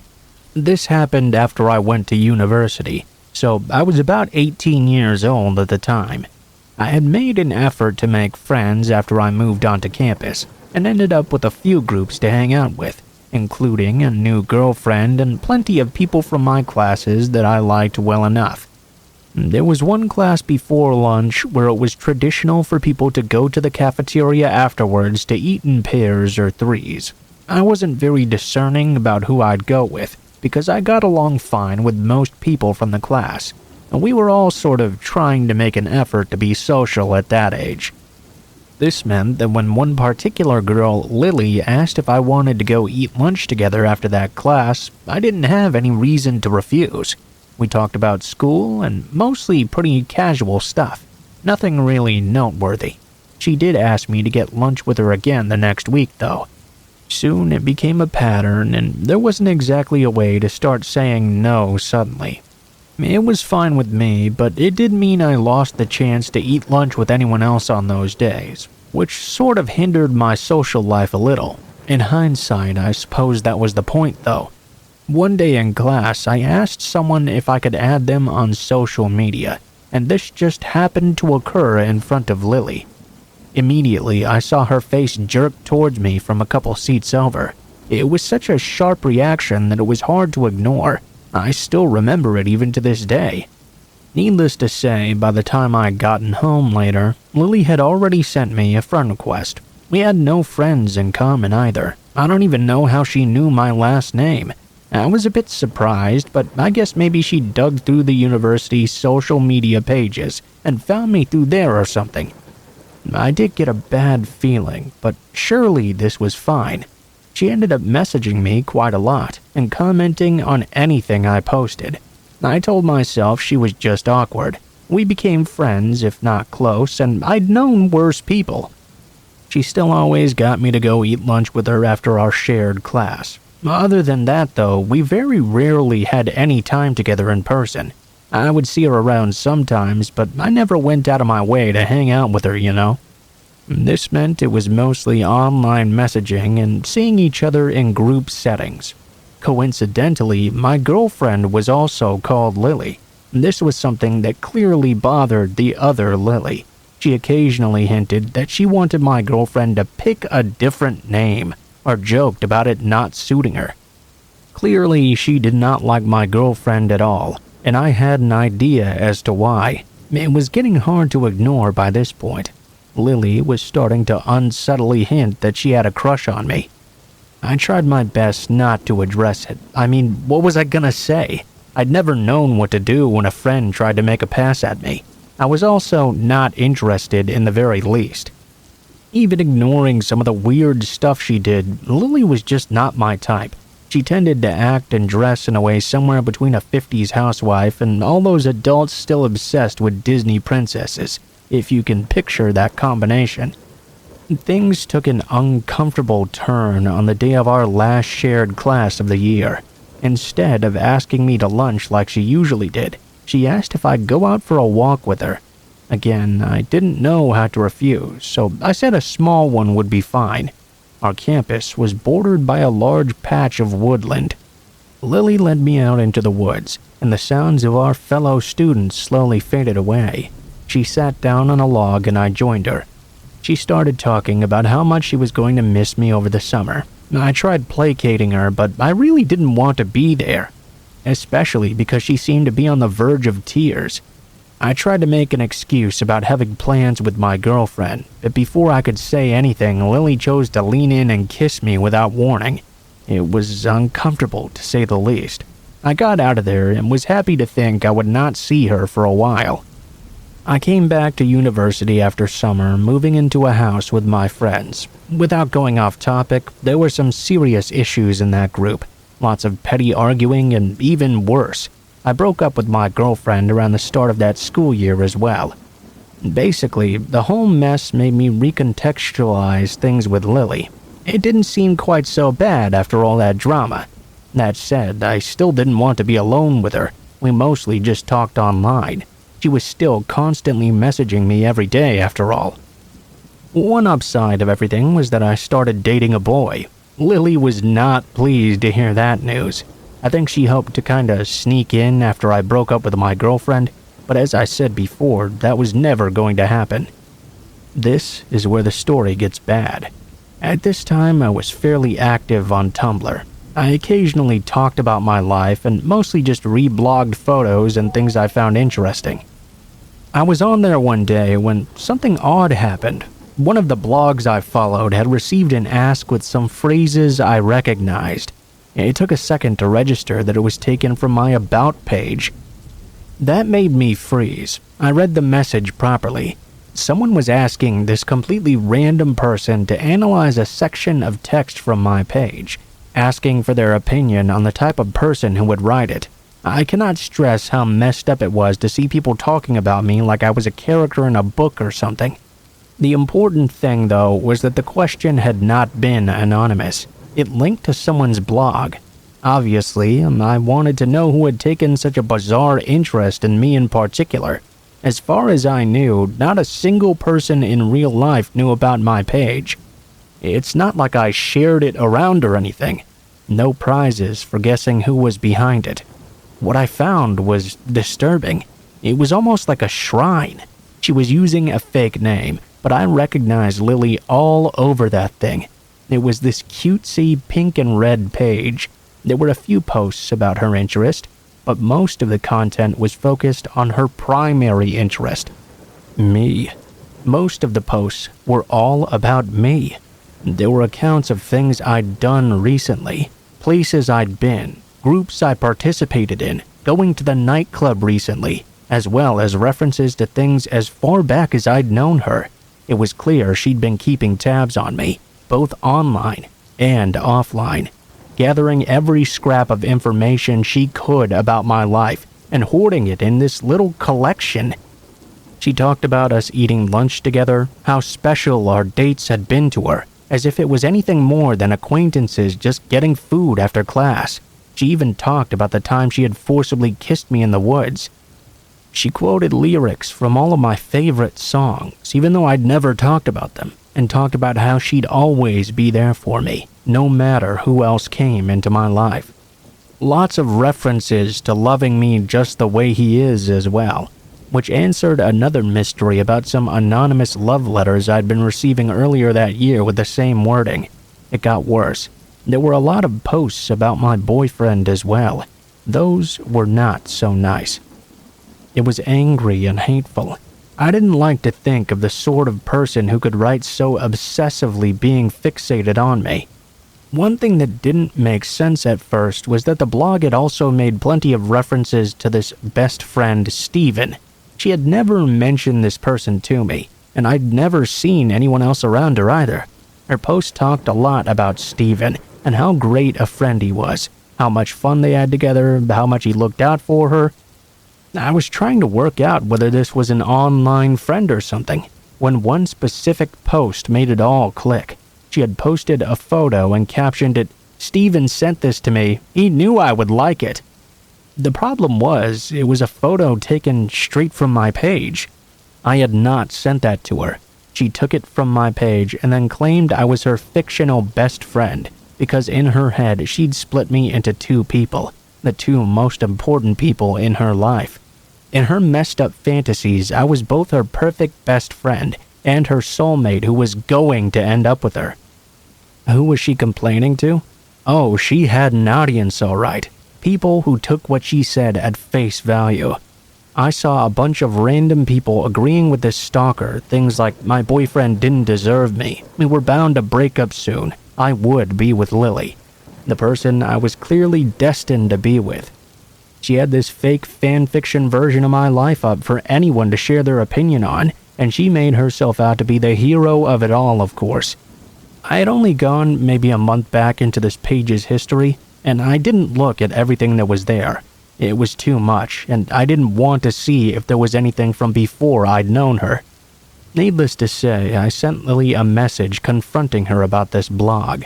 She said nothing. I can't stress how weird it was to have found pages and pages dedicated to me. Then she just acted like it never happened. She said nothing. Didn't even address it, just changed the subject like I'd never even said it, like she hadn't even registered that it existed. I've never seen deflection quite like it. Well, of course, afterward she deleted the page, or at least changed the name and hid it, because I could never find it again. That was not the end, though. I was not going to hang out with her anymore, but we were still shoved together in classes. She had started to actually scare me with what she might do next. I'm kind of a paranoid person already, so knowing someone was obsessively keeping track of me for who knows how long really scared me a lot. The next thing she pulled was trying to seduce my boyfriend. That was a useless attempt. What was her plan there? Did she hope to tell me he cheated and wait for me to break up with him or something? Why would I want her after that? When that didn't work, she tried to seduce all of my friends. None of them took the bait, thankfully. She ended up dating one of my former housemates for a while, but made sure to send me messages every day while they were together, letting me know she'd rather be with me instead.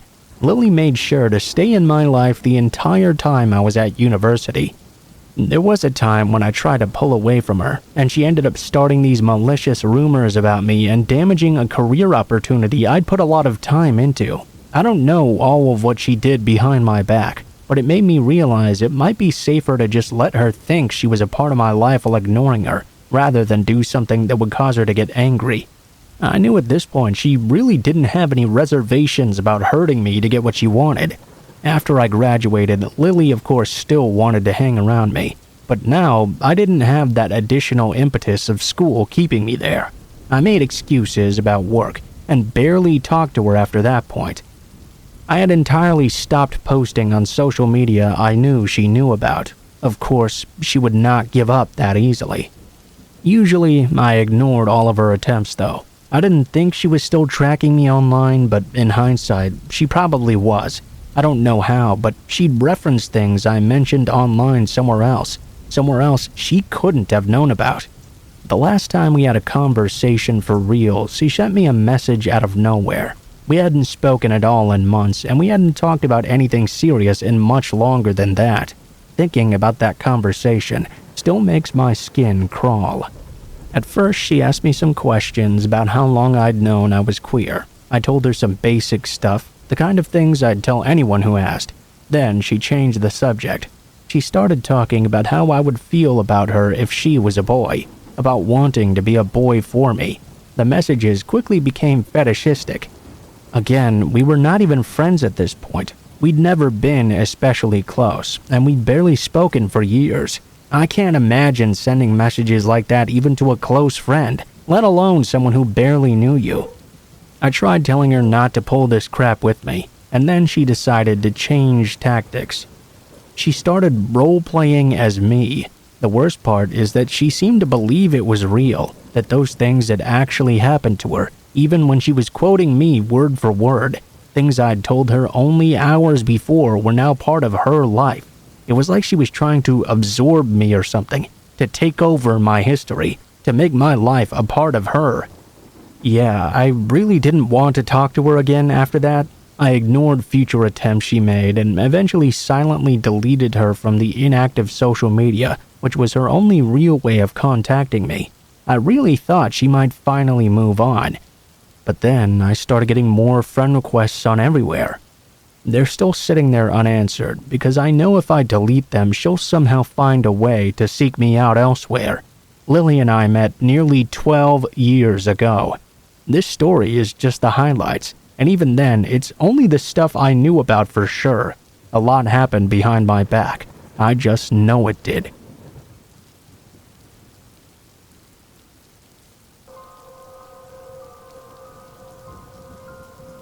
I'm a fisherman from Long Island. My boat is not huge and I'm not full-time either. I would never be able to make a living off of what I catch alone. I do make a little bit of money off of it though, and wouldn't stop doing it for the world. That's because I just really enjoy it. I had a really weird experience a few years ago, however, that made me a little bit hesitant to venture out for a couple of days. I had a bad case of Murphy's Law, which led to me experiencing something pretty chilling. I went out fishing with my buddy Dan. I need at least one other person to man the boat with me.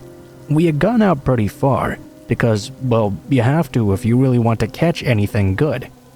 The water around New York, other than being terribly polluted in certain areas, just isn't rich in fish until you stray pretty far out. The first thing that went wrong? We kept on having problems with our equipment the entire day. That should have been a warning signal to us that this wasn't going to work out. Rather, we just treated it as a challenge, though. The second thing that went wrong is the fish weren't biting at all. And I mean at all. It was one of the worst days I've ever had. You'd think we would have given up and gone home, but we were already going this far, so we had to keep trying. We stayed out longer than we ever had before. We decided that once the sun began setting without a single bite all day long, we needed to head back in for the night. That's when the third thing went wrong, of course. The damn engine on my boat broke down. We tried to fix it, or at least fiddle around with it as it were, but there wasn't a whole lot we could do. We had to radio in for help. Yeah, can you see where this is going? Fourth thing that went wrong, our radio immediately went on the fritz. Just one thing after the other. The sunset was beautiful, but it didn't last long enough for my taste. We were now adrift in the middle of the ocean with no way of contacting anyone. I sent out an SOS signal, and at least that was working. I didn't get a reply though, so that was pretty discouraging. With the darkness came the cold as well. We could go into the boat, but because we were adrift, we couldn't just stay under and wait. We had to be on deck long enough to tell what was going on. It wouldn't do to have a big ship come along and crush us, or even a smaller, less friendly boat coming by without us knowing. Plus, the possibility of hitting anything was terrifying. At one point though, it was just so cold that Dan and I both had to go below deck to get warmed up for a few moments. My lights were working fine still, thank God. Then something happened though. The entire boat shook, and there was a huge noise as if we'd just collided with something. I immediately cursed at myself for staying below deck for too long. Of course, this was the day something like this would happen. The cracking sound and reverberation of the hit wasn't severe, so more than likely it was just something like a buoy. Even a buoy though could cause enough damage to sink a smaller boat. Even worse though, immediately after the collision, all lights in the boat and on deck shut off. If you've never experienced pitch dark away from a city, you won't be able to understand what happened. It was completely dark. You couldn't see a single thing. Dan and I immediately shot up and knocked some things over. Fortunately, we were able to stumble around until we found the flashlight. Once we could see a bit, I told Dan to grab the lantern, get it lit, and meet me up on deck. I had to run up to see if we had hit something. I sprinted onto the deck and immediately froze when I saw something I cannot explain to this day. Standing on the bow of the ship was a person, an honest-to-God person. He was dressed like a fisherman as far as I could tell, but even with the flashlight shining on him, I could barely make him out.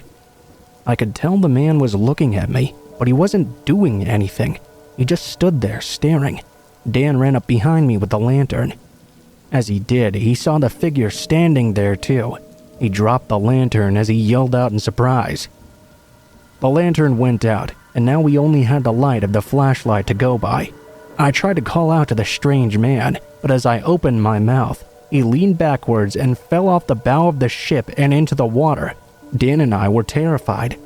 We ran to the bow and tried to look over, but it was so dark we couldn't see anything in the water. We yelled for the man, trying to get him to communicate with us so we could save him, but there was no response. About 10 minutes after the man fell off the boat, the lights came back on. Not only that, but the engine also started working again, and so did our radio. We used the spotlights to search in the water, but we were still unable to find the man. There were no other boats, no buoys, and the man was nowhere to be seen. We drove the boat back to shore, and when we inspected it, there was no indication we'd hit anything at all. I really can't explain what happened that night. I can't even begin to speculate on what it was. I do know, though, that it was the scariest experience of my life.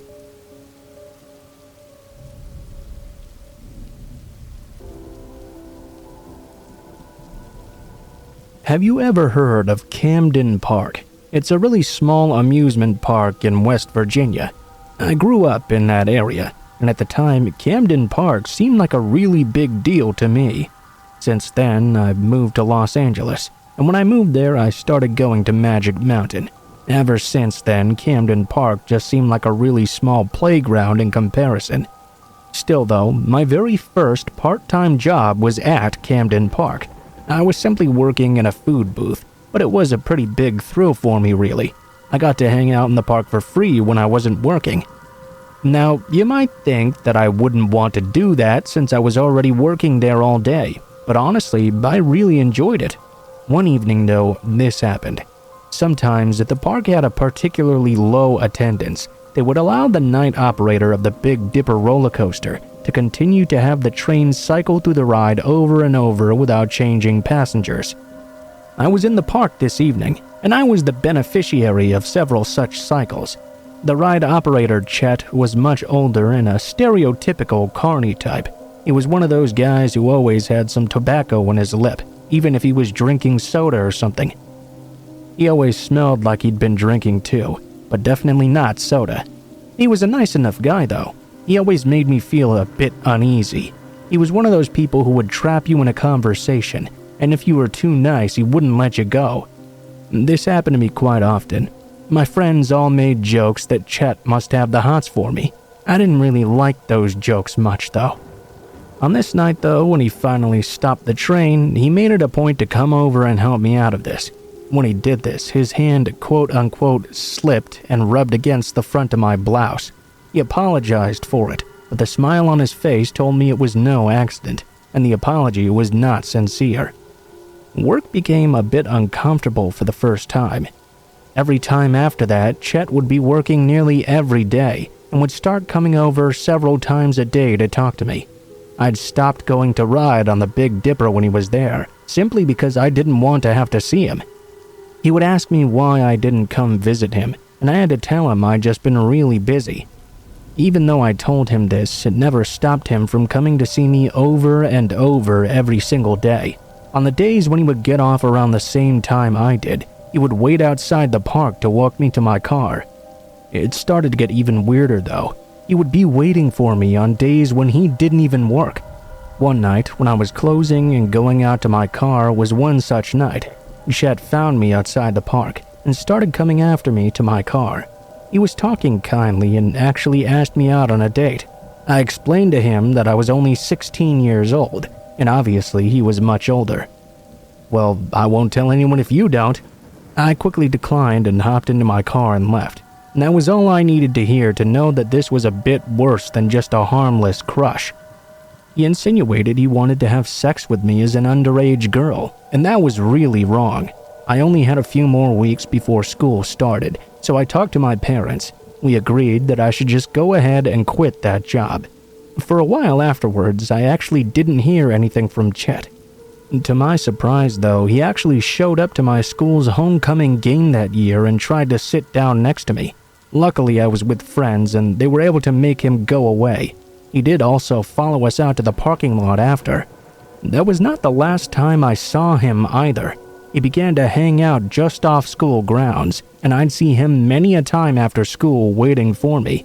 Late in the fall, I actually got a phone call from Chet. I was quite worried. I had no idea how he'd gotten my number. He began asking me why I'd quit working there, and asked me if I wanted to get together with him once again.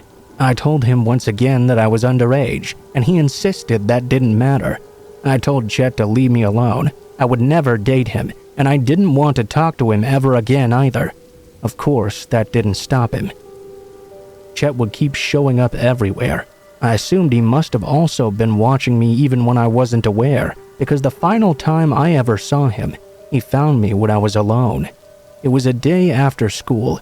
I was walking to my car at night when Chet came around the side of another car just as I was getting into it. He ran up just as I slammed the door. He kept asking me to open it. I refused, telling him yet again to leave me alone. He was grabbing my mirror in his hand. He lifted his shirt up, and I saw he had a knife sheathed under his shirt. Chet saw the fear in my eyes when I saw his knife. He smiled at me and said, "That's just Beth. She won't hurt you if you go out on a date with me."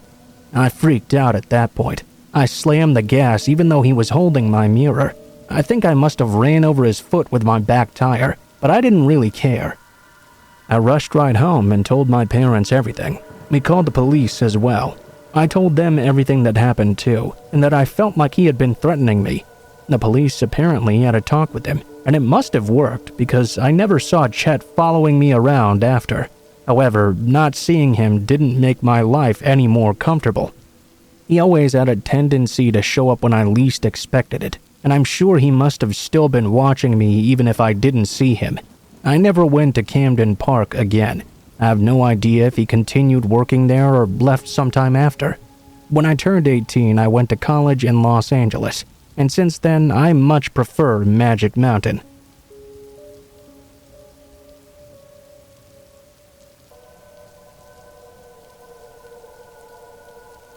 My girlfriend's mother is a long-time heroin user and has been in and out of jail for my girlfriend's entire life. When she lived with her mother and her mother's husband, she witnessed physical abuse and drug activity often. She was forced to move out at a young age just in order to stay alive. She thought her mother was finally clean when her mother announced a new pregnancy. After getting over the initial shock, my girlfriend decided to try and be supportive of her mother, since she thought she was clean. That was until she overdosed while pregnant.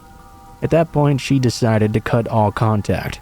My girlfriend is also a mandated reporter, and last year reported her mother and her mother's husband to the state, since she knew it was not a safe situation for the baby. Unfortunately, the baby died in their house not even a month after birth, due to an overdose with signs of physical abuse. Her mother was arrested for the murder of the baby and other charges as well.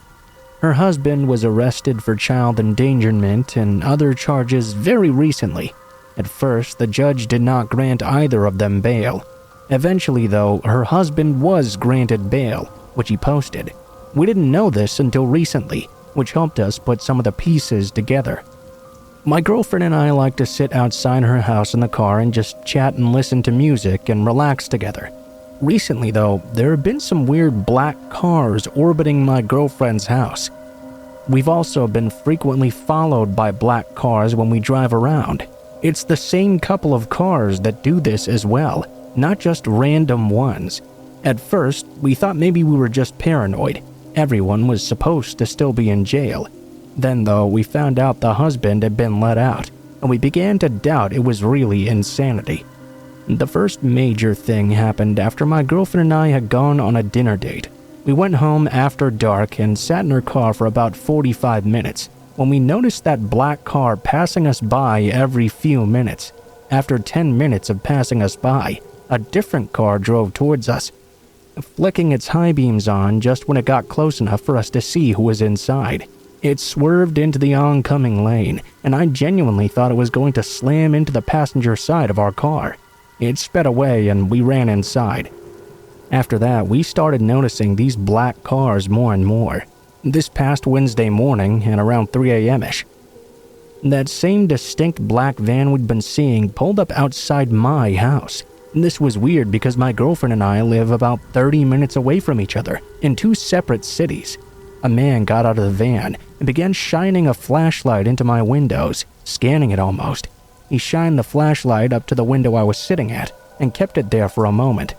He walked 30 feet to an empty driveway, scanned everything for 20 seconds, then jumped back in the van and sped away. The windows were ice-covered and frozen, so I couldn't make out the specifics of who was in the van. It was quite strange though, obviously. A few nights later, my girlfriend and I spent some time hanging out in the car when we spotted a black van once again hiding behind another car parked further up the street. We could only see one headlight. It creeped by us as we sat in the car and tried to hide. My girlfriend lives between two dead-end streets. Think of a very blocky U. The van went up the first dead end, 4 ways on, and sat for a few minutes before turning around and driving almost into the other lane of traffic just to get close to us. It then went up the other dead end and stayed put. We thought it was weird that the van didn't just back out at the first one, instead opting to drive all the way up the narrow street and turn around.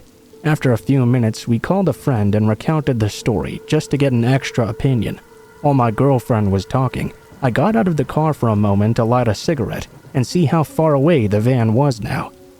I was simply walking for about 15 feet before I got the worst gut feeling I've ever gotten in my life. I could see across the street from me, hidden in an area with no lighting, was a black mass much darker than the darkness around it. I assumed this must be the van. I decided to turn around and rush my girlfriend into the house. Later that night, we heard a bang coming from downstairs, followed by what sounded like a boot rushing up the wooden stairs. We locked the bedroom door, and I sat against the door with a baseball bat, hopeful that would be enough to barricade it. A few minutes later, we heard a car door slam before the sound of tires squealing and a car driving away. It was so surreal we thought maybe it came from the TV, but we realized we had paused it, and the TV in the next room was never loud enough to feel this real. I went downstairs an hour later to get water. There was nothing damaged or missing. We theorized that maybe they'd been trying to open the front door, but it was deadbolted so they couldn't actually get in.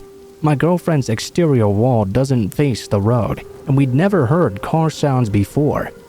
The next day, I was shoveling the sidewalks at my girlfriend's house when I saw the same black car with mud streaks on the tailgate. It circled the block around me about 4 times. I was able to see the silhouette of the man driving through the passenger side window. Each time, it was the same person in the same truck. My girlfriend lives in a small town, and we were able to catalog the entire neighborhood's worth of cars. The black van and the truck were nowhere to be found, though. Our theory is that someone is trying to scare my girlfriend into not further testifying, or flat out make sure neither of us has the ability anymore. We really just need more opinions. What do we do in this situation? Do you think it could just be a series of weird coincidences?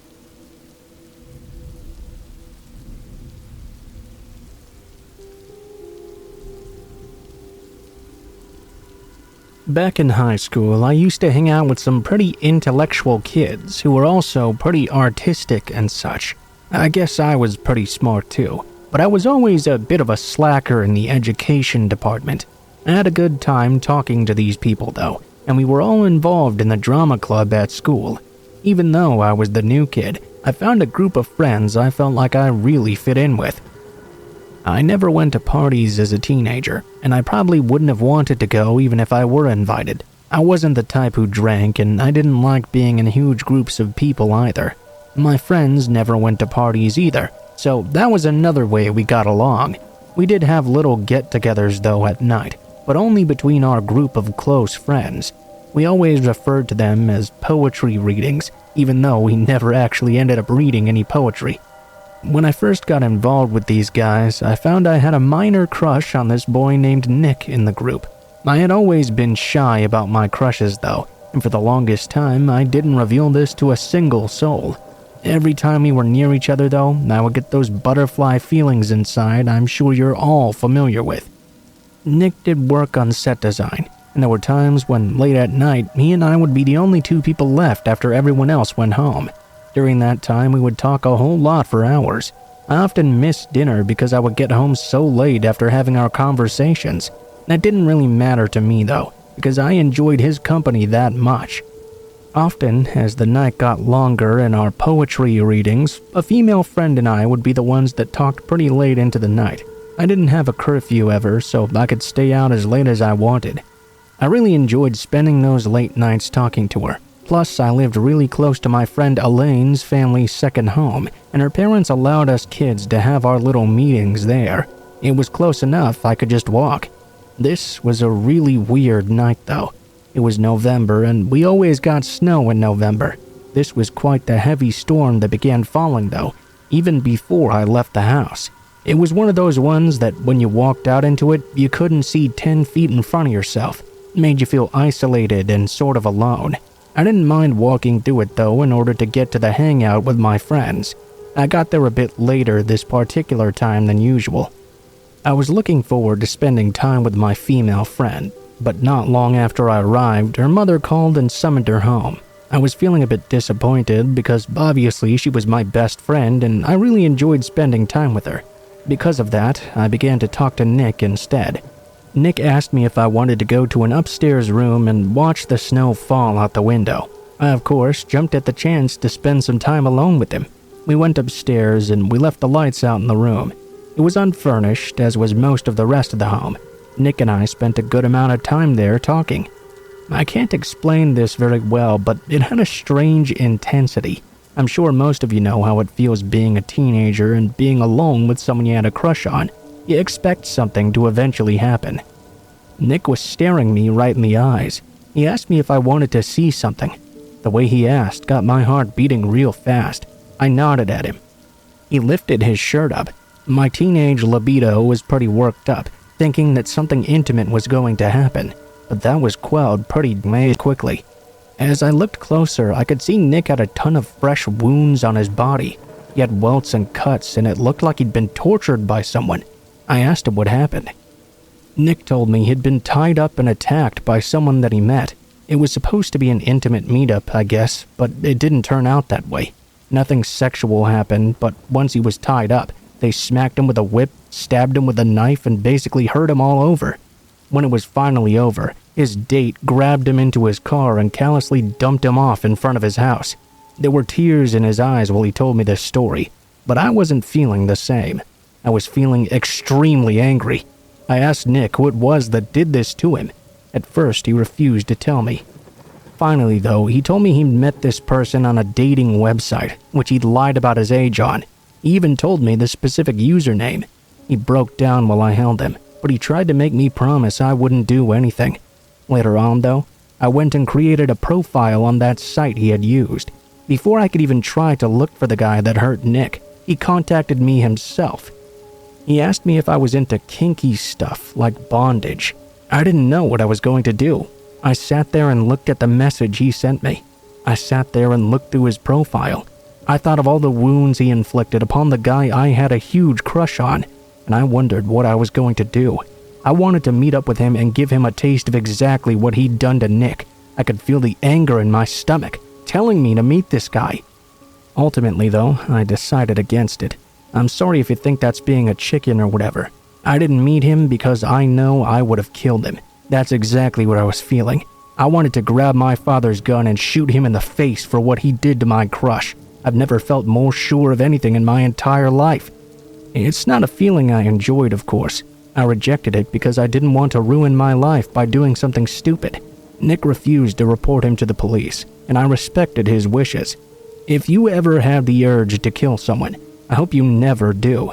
It's a cold, empty feeling that will surely haunt your soul for the rest of your life.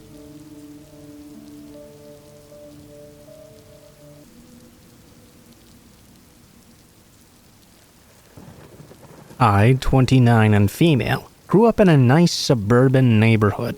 I lived in the same house my entire childhood and only left once when I moved out as an adult.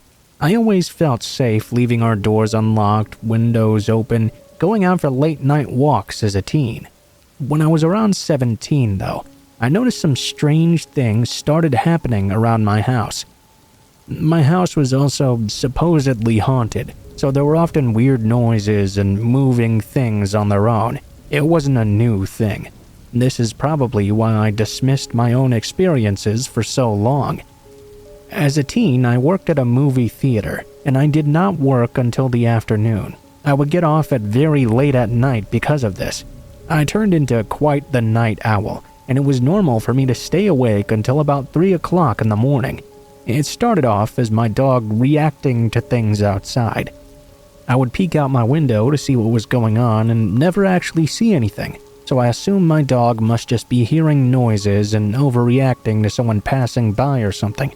Not too long after this started, though, I went outside and noticed there were handprints and a mark between them on my window, as if someone had been pressing their forehead against the glass. I didn't really know what to think of this. I had plenty of friends coming in and out of my house, and they would knock on my window sometimes as they arrived. My window was right by the driveway as you walked to the front door. This window was also very large as well. It started about 3 feet from the ground and went at least 8 feet high and 4 feet wide. The window and forehead marks were about 6'5" height. I definitely didn't have any friends who were that tall though, and everyone in my family was less than 5'6".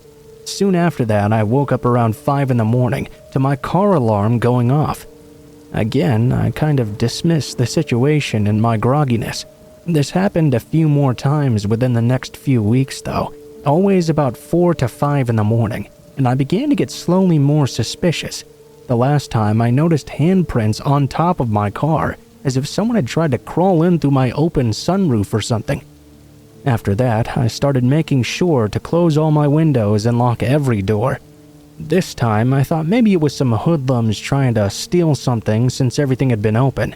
Not long after the car incident, though, things started to escalate. One morning, as I was leaving to school, I found a small stepladder outside my window leaning against the house, as if someone had been looking through my window during the night. I had blinds that would move from top to bottom. Normally, I had the blinds closed on the bottom and left about 2 feet open on the top to allow sunlight in but still have privacy. When I looked at my window, I could see handprints and a forehead mark placed right above the opening of my blinds. Obviously, they'd been using the stepladder to peek in and get a good look of my room. With this ladder against my window, I pieced together the events over the past few months and realized I had myself a peeping Tom. I brought this up to my parents, but they did not seem to worry at all. In fact, they made no effort at all to do anything about it. Over the next year, I found the ladder against my window many more times. This person was using an old stepladder we had in the side yard that was unlocked. I would continuously put it back in the side yard, but it would always show up next to my window in the morning. I don't know why I didn't just put the stepladder in a place that was not accessible. To be honest, I was smoking quite a lot of weed at this time, and I was not really using my critical thinking very much. 2 other sisters lived with us, but they didn't seem to notice anything weird happening. It only seemed to be happening to me. About a year after I noticed the occurrences, though, we found my sister's bra out in the yard. We didn't have any explanation for this. At this point, I realized that somebody may actually be trying to get into the house when we were gone, with some success now. I became extremely paranoid. We would often hear male voices outside our front doors, but my family attributed this to the house being haunted. My sisters and I were often home alone, and when these unexplained voices happened, we would just go to our room to turn on some SpongeBob and try our best to ignore it. Again, my parents were aware of all of this, but they didn't care to do anything about it, I guess because they assumed it was just a ghost or something. The last incident before we called the police was just after a rainy night. We found bare footprints outside my sister's window in the mud. The screen had been fiddled with, as if somebody was trying to get it off the window and get inside. Once this happened, my parents started to take it a lot more seriously. It's kind of funny in a way. They didn't really care when the things were happening to me, but the moment my sister had an experience, well, it's time to report it. The police couldn't do anything about it, though. They offered to send an officer every once in a while to fill out their paperwork in front of our house to make it seem like there was a constant police presence. This only happened one time, though, and they never came back. Afterward, my older sister made her boyfriend aware of the situation, so they'd help and sit in the car all night and watch for this pervert to show up. Every time he would try and pull an all-nighter to catch this person, no one would arrive. Looking back now, it makes me think someone very close to my house must have been the peeping Tom. He must have been close enough to see we had another person watching out for us. After a few years of these experiences, my sisters and I all moved out, and we've not experienced anything weird ever since. It still bothers me knowing this person was never caught, and we still have no idea who it was. It frustrates me knowing it could be a next-door neighbor who we thought was normal, but was actually a pervert or something. This was all happening in the mid-2010s, and was before we had easy, affordable access to security cameras, such as Ring and Blink and such. I wish we had cameras at that time so we could know who this person was, but I guess there's no point in dwelling in the past.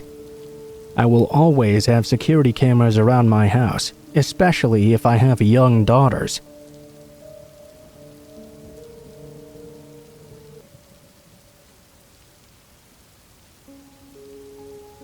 I grew up in a rural community.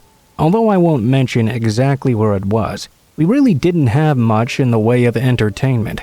It was a big deal when the county fair took place each year because of this. It was fun enough when I was a kid, but it was much more fun when I was a teenager, and I got to go there on my own. I wasn't particularly popular in school, and I was a bit of a loner as well. That's okay though, I liked that. I was one of those guys who dressed all in black, had black hair, and didn't go out much. We didn't have designations such as goth back then really, and I guess it wouldn't have applied to me much anyway. I was sort of my own thing. It was fun for me to just have some money in my pocket and be able to spend the evening and enjoy the lights and noises and people of the carnival. On this night, I had just finished filling myself with all sorts of terrible treats. Corn dogs, cotton candy, gallons of soda. I was eating an elephant ear as I walked past the rides. By this point, it was completely dark out, and the full lights of the fair were on. It was something else to see, and it was such a different atmosphere than I was used to. I used to think that this must be what it was like to walk through a city at night. I've since learned it's very different, of course. This was also happening back in the 1980s, when they were playing lots of 80s hairband music. Very loud, of course. I didn't want to go on any of the rides so soon after I'd stuffed myself, so I decided to just wander around to the carnival games. Perhaps there'd be something I wanted to play. There were of course lots of people who were there with their families and girlfriends and some such. It seemed like I was the only person there by myself. Like I said earlier, that's just how I liked it. It got the attention of someone at one of the booths though, and I would have preferred it didn't. "Hey, what's the matter, kid? Can't find a girl to take pity on you?" I heard a voice say. I knew he was talking to me. I snapped back and looked. It was a guy who was running a dart booth. You know, one of those games where they have balloons and you gotta hit them with the darts to win a prize. He was just a hideous-looking person. He had dry, wrinkled, and scaly skin, maybe only a few teeth left in his grin, obviously blackened by the tobacco he was chewing. I can't even do justice to how ugly this guy was, and yet for some reason he decided to just insult me. I mean, I knew he was just doing it to try and raise my ire and bluff me into playing the dart game. It was infuriating though. Why did he have to pick on me for no reason, especially talking down about my appearance? I was so annoyed I shot back at him. "Looks like you know a lot more about girls taking pity on someone." The guy's face changed before snapping back to a smile. I could tell he was none too happy about my comment. "Well, why don't you try your luck here?" he asked. Most of the prizes were these small square mirrors that had pictures on them. Some were pictures of hard rock bands, some were cartoon characters. They also had some with pictures of scantily clad girls or equally scantily clad men on them. The guy at the booth picked up a mirror that had a guy wearing nothing but a thong. "I bet you're just dying to have this one, huh?" The man was irritating enough on his own, but I hated it even more when he made comments about guys being gay as if it was a bad thing. I went ahead and went up and gave the guy $1. He gave me 3 darts. It's been so long now that I don't really remember exactly how the game went, but I did win on the first 3 darts somehow. Then, just to piss this asshole off, I had him give me the mirror with the guy on it. His eyes grew wide and he paused, but he handed it over. I guess I was feeling like a real tough idiot that night, cause just to piss him off even more, I took the mirror and licked the picture of the guy on it. You know, just to really get under his skin. He started calling me slurs and said some other things, but I simply walked off. I kept the mirror, thinking it would be a lovely gag gift for my sister. Of course, I stayed much later at the fair though. It was closing down when I finally decided to go home. It was weird how dark the area got when the lights began going out. On the way out of the park, I had to go past the games once again. That area was completely pitch black because the games had closed down earlier than the rides. Even though the games were closed, that carny from the dart game was still there, leaning against his booth and staring at me while smoking a cigarette. Immediately, I looked away. I didn't think he'd followed me at first when I left the fairground and headed out to my car. It was a bit of a long hike. The parking lot was a pretty big field. There weren't really many people walking around now either. I tried to hurry to my car without making it seem like I was hurrying. I kept on feeling like I was being watched or followed, even though, logically, to myself, I didn't have any reason to be feeling that way. I doubted some carny would be stupid enough to actually try to follow me and do something. If you've ever had that feeling, though, you'll know that sooner or later, you have to give in and look behind you. When I did, sure as hell, I saw that nasty carny following me. This was all I needed. I'd seen way too many scary movies where a person is being followed and they pretend like they haven't noticed and walk slowly. I didn't care. I took off sprinting towards my car. I didn't look behind me again, but when I got to my car and turned to face the door so I could put my keys in, I saw the man had been running after me the entire time. I didn't even have enough time to get my keys out of my pocket and into the keyhole before the man tackled me to the ground. I fell hard on my ass, and the man punched me right in the nose. I coughed and spit out some blood. The man smiled his nasty, toothless grin at me and reached behind him. He pulled a knife out of the back of his belt. He took the knife and placed it up against my face, then traced it down to the crotch of my jeans and held it there, the point against my zipper. I tried to push him off me, but I just couldn't. He had way too much leverage on me. "Only girls should so I guess I'm just gonna have to cut yours off," he said. I spit some blood out in his face and told him I wasn't really gay. I was just trying to piss him off, but he didn't seem to care now. The knife ripped through my jeans and my boxers, and even caught a bit of my flesh. I screamed in pain. Finally, though, something good happened. Someone tackled that bitch right off of me. I didn't know who it was at the time. Some big jock guy wearing a leather jacket, but he took that carnival freak down easily. It was quite fortunate for me. Although there were not a lot of people left in the park, it was also not completely empty. Several people also leaving had seen the freak chasing me, and lucky for me, one was this big friendly fellow, who I later learned was named Thad. The carny got arrested, and I went to the hospital for the wound on my crotch. Fortunately, it healed pretty well, left a funny-looking scar as well. It's been a wonderful story to try and pick up women afterwards. I usually tell them, hey, you want to see something funny? Honestly, maybe not the best lead-in, but it works well enough. Oh well. Anyway, fortunately for me, I have no PTSD for fairs or anything after. There's also not really any dramatic ending to the story. I went back to the fair next year like always. What else am I gonna do in that town? I am, however, more careful about who I try to antagonize now.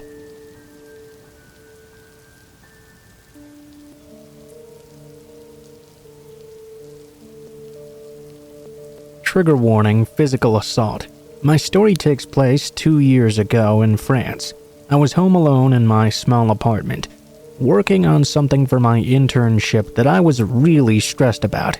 It was the beginning of the afternoon, around 1400 or so, I think. Someone knocked on my door. I wasn't expecting anyone that day. I went to open it up to see who it was, only to see it was a person I knew. Let's call him Jim. Jim and I had actually slept together a few times a few weeks before, until he suddenly pushed me away without any explanation. We were still friends, I guess, but of course I was really hurt. Was I that bad? Had he gotten what he wanted and wasn't interested anymore? I didn't dare to ask those questions because I was getting a little bit attached. I preferred to just wait for it to pass, especially since we were bound to run into each other once again. Indeed, Jim had recently gotten a room in the flat of a friend of mine. The situation was quite funny to me. He had stumbled upon the ad without even knowing that I knew this person, and my friend didn't know that I knew Jim either. I was going to tell her about it in person when we met again in college for our midterms. I'd known I was going to see him again because of this, but I didn't expect to run into him so soon after he moved in, let alone a surprise visit to my apartment. I asked him what he was doing here. He said he was quite bored and just happened to be passing through. I invited him in, and I was a bit uncomfortable. I still liked him, and he had left without any explanation about his rejection before he moved in with my friend. We talked for a while about trivial things, but strangely enough, I still remember the main points. He said he wanted to show me a new kind of massage against my stress he had seen on TikTok. I hesitated a bit as I was still uncomfortable. "Do you trust me?" he asked. "Yes." I sat on the floor and he touched my back for a while. I don't remember everything, except for at one point he wrapped his arm around my neck. Suddenly I thought, I can't breathe. Then I blacked out. Of course, the memory of choking didn't come back right away. It took several months after. When I came to, though, even without the memory, it was dark. I was still on the ground and bleeding. I don't even remember if I noticed the injury right away, but I had a large hole in my right side with many cuts underneath. The events are fuzzy in my memory. I wondered where Jim had gone and why I was suddenly alone and bleeding. I went to look in the hallway, but my keys, which were normally always there, were missing. I found the spare and looked outside. No one was around. Then I had my first stupid reflex. I'm hurt. I need to disinfect this area. I started to take a shower. After that, I fell asleep from exhaustion. I had nightmares of being tortured and kidnapped in the shower. Probably a way for my brain to try and warn me something really bad had happened. I looked for my phone, which I now noticed was also missing. I thought it must have been a dream or something, that's how out of it I was. I told myself, if I'm still hurt when I wake up, then this must all be real. It seemed logical to my mind in that moment. I think I may possibly have been drugged or something. When I woke up again, my mind was a little bit clearer, but I was still not totally back to myself. It was around 2100, I think. I was still bleeding profusely. I looked for my phone again and started to panic as I couldn't find it. I tried to calm down. I told myself it must be around somewhere. I just had to ask someone to call me. I tried to jump on my computer and message someone via Messenger. I had a hard time unlocking it. I couldn't type in the code because I was so groggy from being drugged. Luckily, one of my friends was online. He tried to call my phone, but no ringing was heard in the apartment. I think he figured out something was wrong with me because he called me on Messenger to see if I was okay. I started to give him details of what had happened, although I can't really remember what I was actually saying. Apparently, I told him, if you think you've been hurt, should you call the fire department or the police first? He got freaked out and asked me to explain what was going on. I was still confused, of course, but when I showed him the wound, I think he got the gist of it. Who did this to you? Did Jim do this to you? I don't know, maybe. I was still in denial at that point. Tom called the police for me. He couldn't come to help me himself because he was away in another city. And as I waited for the cops to arrive, I began to realize I had completely fucked up the crime scene by touching everything to look for my phone, not to mention taking a shower and the nap, which probably should have killed me in retrospect.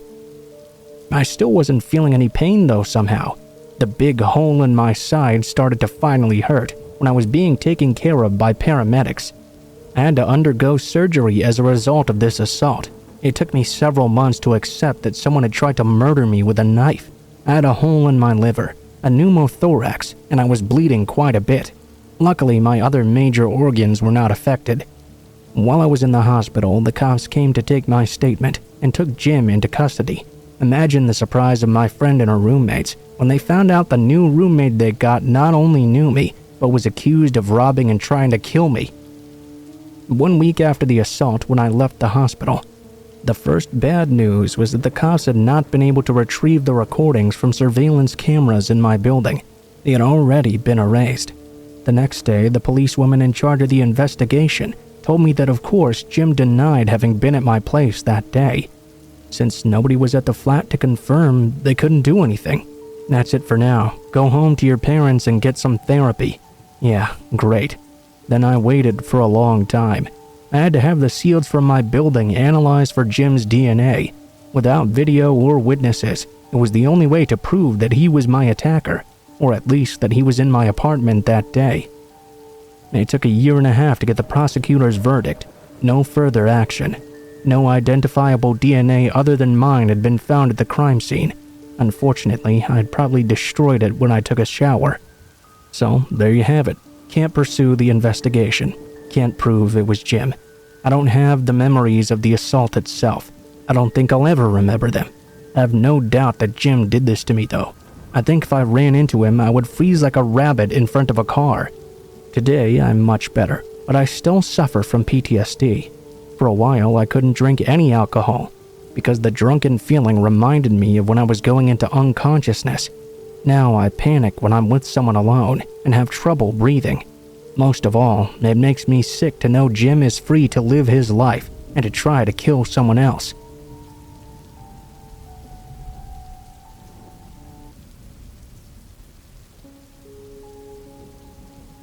I don't really know if the people who read this story will find it particularly scary, but it was pretty terrifying when it happened. I guess all I can ask is that you use your imagination and try to imagine what it would be like if this happened to you on a boat in the middle of an ocean. I have a decent-sized boat, not particularly large, actually more of a small fishing vessel. I never used it for that though. I basically only bought it because it was cheap and served my purposes. My purposes being that I wanted to be able to spend time on the ocean with my wife.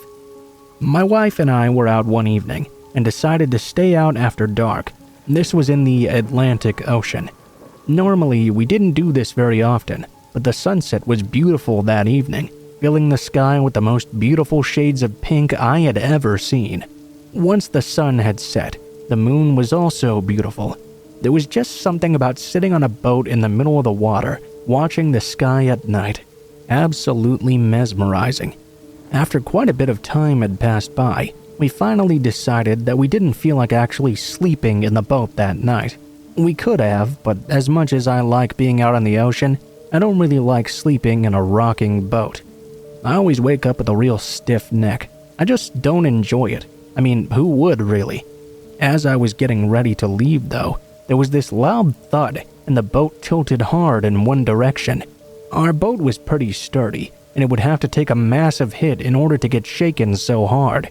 My wife, understandably alarmed, ran over to me and asked what had happened. I told her I had absolutely no idea. It would be a good idea for us to get on our way in case it happened again, though. Immediately, it did. There was another loud thud, and our boat rocked once again. I looked at my wife, and I could tell she was terrified. I was too, but I tried my best not to let it show. The force of these impacts were making me very concerned. Whatever was hitting our boat was hitting it real hard, and that meant it had enough strength to knock a hole in our boat and sink it if we let this go on. Yeah, we had a dinghy, but what good would a dinghy be when some underwater force was capable of knocking our much larger fishing boat over? I got the boat started and we began on our way back. We hadn't been moving for more than 5 minutes when it happened again a third time. Whatever had been hitting us when we were sitting still was now following us, continuing to hit our boat at full force. My wife had tears in her eyes. We were both terrified. After the next hit, we were convinced whatever was doing this was not going to give up.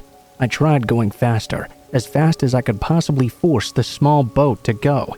I wasn't sure how much good it would do, though. I was worried the momentum of the boat would help those hits from down under cause even more damage. I was scared of the possibility of the speed causing the ship to capsize. To this day, I'm not even sure if this was a real possibility or not, but to an anxiety-riddled mind, it was something I had to think about. By the time we were slammed into for a 6th time, we were both convinced we were going to die that night out there on the ocean. With the sheer force of the hits, we were surprised the boat hadn't sprung a leak yet. Thankfully, it held together. We braced ourselves for another. When 5 minutes passed without another hit, then 10, then half an hour, we stopped. Although we were relieved it had stopped, we didn't relax at all. We remained tense and scared. I didn't even want to look into the water at any point to see what could be causing it. I was scared as to what I might see. The 7th hit never came. We either outran whatever was hitting us, or it just lost interest. We didn't feel safe until we were on dry land, and it was a very long time before we took the boat out again. A lot of our friends don't believe the story. They think we're trying to create a real-life Moby Dick or something. But hey, the ocean is a huge place. The Pacific Ocean alone is larger than the entire land surface of the world. The sheer volume of water and the very fact that life began in the water tells us a few things.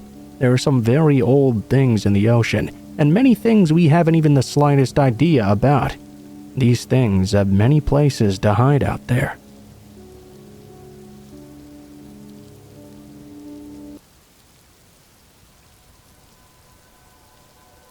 I was having a hard time in life about 13 years ago. I was in college, but I made a few really bad choices in roommates. This meant I ended up moving around a bit here and there during that period of time. I tried not to go back in with my parents for the longest time. I guess if I had, though, I could have spared myself a bit of hardship. Thing is, I didn't want to be a burden on them at all, not even paying for college. I tried to involve them in as little of my decisions as I possibly could, although I have no doubt they would have helped me every time. Before I finally did give in and move back with them, the last place I moved seemed like a pretty decent area at first. It was a house rented by people who were also all around college age, although only one of them was actually a student. Everyone had their own room, and most of them generally kept to themselves. It seemed pretty ideal because of this. Although I did slightly know my roommates, I didn't know them very well at all. Something really strange that I still have a problem explaining happened a little while into the summertime. This was on a weekend when I got home from one summer class that I was taking at the time. I was living about 45 minutes away from the school at this point in a suburb. The classroom I was in the middle of the building and didn't have any windows. By the time I got out of class and then out of the building, I was shocked to see the drastic change in weather that had taken place. When I had gone to class, it was completely sunny without a single cloud in the sky. By the time I got out, though, it was a completely different story. The sky was full of fast-moving green and black clouds, and even though it was only mid-afternoon, it was completely dark outside. The wind was blowing pretty hard too, and who knew how much worse it was going to get. I jumped in my car and headed home, hoping I would somehow make it before the rain started pouring down. I didn't think it could get much worse as I was driving home, but the wind was blowing my small car around on the road. I watched as grocery carts rolled around in parking lots by themselves, hitting cars as lightning filled up the sky. Fortunately, it seemed it was just a lot of buildup at first. I was able to get home before anything really happened. By the time I did get there though, according to the radio, we were on tornado watch. I have to mention all this because I don't think this would have happened if it hadn't have been for the storm. One of my roommates decided to have some people over to party a little bit during it. It didn't really bother me though. The entire time I lived there, I basically spent all my time alone in my bedroom. A bit of noise wouldn't bother me, and there was no way that it would compare to the noise already being created by the storm anyway. I was in my desk chair on my computer, watching the storm, when I heard some noises and voices I didn't know out in the hallway. And that's when I opened my door and noticed these people going into my roommate's room. Well, my roommate had just told me he was going to have some people over to hang out and enjoy the storm. I didn't really care because of this, and was about to go back to my room. One of the guys stopped and decided to talk to me though. I didn't really want to stop and chat, but he was polite, and I was a little too polite to try and get away as well. I'm one of those people that can easily be trapped into a conversation. After a while, he was called away to the other room to join them. I went ahead back into my room and locked my door. I always kept my door locked when I was home. It wasn't even a real lock really. You could easily unlock it from the outside by using a screwdriver, or even just your fingernail to turn the little switch on the outside of the knob. It didn't take long before I heard a knock. It was weird because no one had ever knocked on my door for any reason. When I got up to check, it was the friend who had stayed back. He had a couple drinks in his hand and offered me one. Although I had plenty of my own alcohol, I decided to indulge. He asked if I wanted to come to the other room and join their party. I declined. I let him know I wasn't really good around a whole lot of people I didn't know. We talked for a few minutes while I finished the drink. Then he was called back into the other room. While I was sitting at my computer though, I began to feel very strange. I can tell you I have a really high tolerance for alcohol. Sometimes I tend to drink more than I should, but I didn't have a single thing that night, other than the drink the friend of my roommate gave me. Things went black for a little while. Then I was suddenly awake and looking around in my room. I found myself lying on the floor. I looked around and didn't see anything though. Things went black again. I woke up once more and the guy who had given me the drink was in my bedroom. He wasn't doing anything though. He was just standing over me looking down at me. I looked over at the door and saw that it was locked. My mind told me he must have unlocked it to get in the room, and it sent out warning signals to my brain. Before I could do anything though, everything went black once again. I couldn't make any sense of what was going on. In the few moments of clarity I had, I suspected he must have slipped something into my drink. It was the only thing that could explain what was going on. Even though I was totally out of it, I was scared out of my mind. When I woke up again, once again he wasn't really doing anything. He was sitting on the perch of my bed like a gargoyle staring down at me. I looked at him and felt dizzy. I was confused. I tried to do anything, but I couldn't talk or move at all. It was like I was paralyzed. All I could do was black out again. I must have been out for a really long time.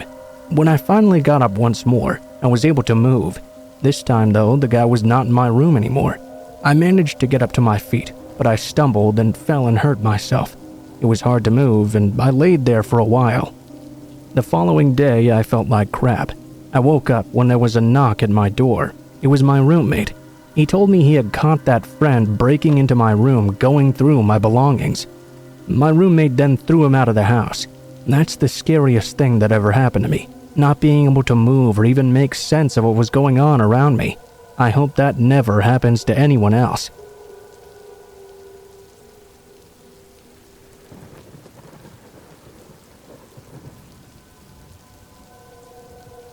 This story happened a really long time ago. And by a long time, I mean a really long time. I'm in my 70s now, and must have been just around 15 years old when this happened. I will never forget it though. I grew up in a small town that was visited by a circus once a year. It would be a 3-day event on Friday. The circus would have a big parade that went right through the middle of town. Then they would have a performance that night. The following 2 days, there would be a sort of carnival on the circus grounds during the day, followed by various shows during night. I was personally very fond of the trapeze artist myself. My family lived in town, and our road was on the parade route. So when it was time for the parade to come through, we would all rush out and sit in the front yard to watch it pass by. It was a bright and sunny day this year, and the Grand Marshal heralded one of the best parades I'd ever seen. During the parade, one thing, even at my young age though, caught me off guard. Most of the circus acts marched together in the parade. The trapeze artists were all together, the animals were all together, the clowns were all together. All of the other groups were much the same way. I noticed though that towards the end of the parade there seemed to be one straggler, a lone clown who seemed completely out of place. He was very entertaining though, and I didn't have a fear of clowns like some other people do. No one seemed to notice or care that he was nowhere near the others. He would go up to spectators on the side of the street and spray some flour on his costume. To others, he would make all sorts of weird clown gestures with his hands. I'm not really sure what to call it other than clown gestures, really. When the clown got up to my yard, though, he stopped and looked at me for a long, uncomfortable moment. He smiled. It was creepy for some reason to see him smiling within his painted-on smile. He walked up to me and patted me on the head before taking his hand off. He then took his finger and ran it down the side of my face. Then he rushed off. It was quite weird, but I didn't really think about it too much. He was a clown, and sometimes clowns act weird. Later in the evening, my family and I went to the night show as well. I watched the clown portion of the show, and was relieved in a way that the weird clown was in there for a few moments. I'd had an inkling of an idea that maybe he wasn't actually part of the circus, and had somehow interjected himself into the parade. I'm not sure why I thought that, but I had been a little worried up until I saw he was a part of the actual crew. The show was really great, honestly, and my family left and went home. When we were home and I was laying there in bed, something woke me up in the middle of the night. I really wasn't sure what it was at first. After I'd been awake for a few moments, though, I heard something sort of like a rock hitting my window. You know exactly the sound I'm talking about. I crawled out of bed and got up. I gazed out the window, only to see that no one or no thing was there. I thought it must have been my imagination, until I heard it once more. I went back quickly and looked out the window, fully expecting to see someone outside, but once again no one was there. At this point though, I was now fully awake. I was pretty thirsty as well, so I decided I was going to go downstairs and get myself a glass of water. I walked down and went into the kitchen and grabbed a drink. After taking my first gulp, I turned and walked back into the living room.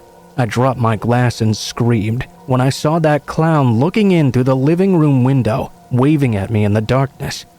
He blew me a kiss and stared for a moment before running off. My screaming, of course, woke my parents up, who rushed downstairs. I explained to them what I saw. They didn't really do anything about it, though. I mean, sure, the clown was on our property, but they couldn't prove it. And even if we could, all he did was wave and blow a kiss at me. This was a much different time than nowadays. Clowns really didn't have the stigma they have nowadays either. Regardless, it was a pretty creepy experience, seeing that clown waving at me through my own living room window in the middle of the night. I remained inside the house until the circus left town a few days later.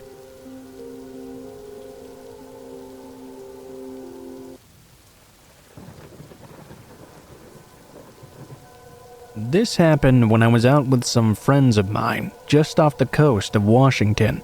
My friend Todd had this really cool boat. I honestly don't know enough about boats to tell you what kind it was, or what you would call it even, but it was a fairly decent-sized vessel.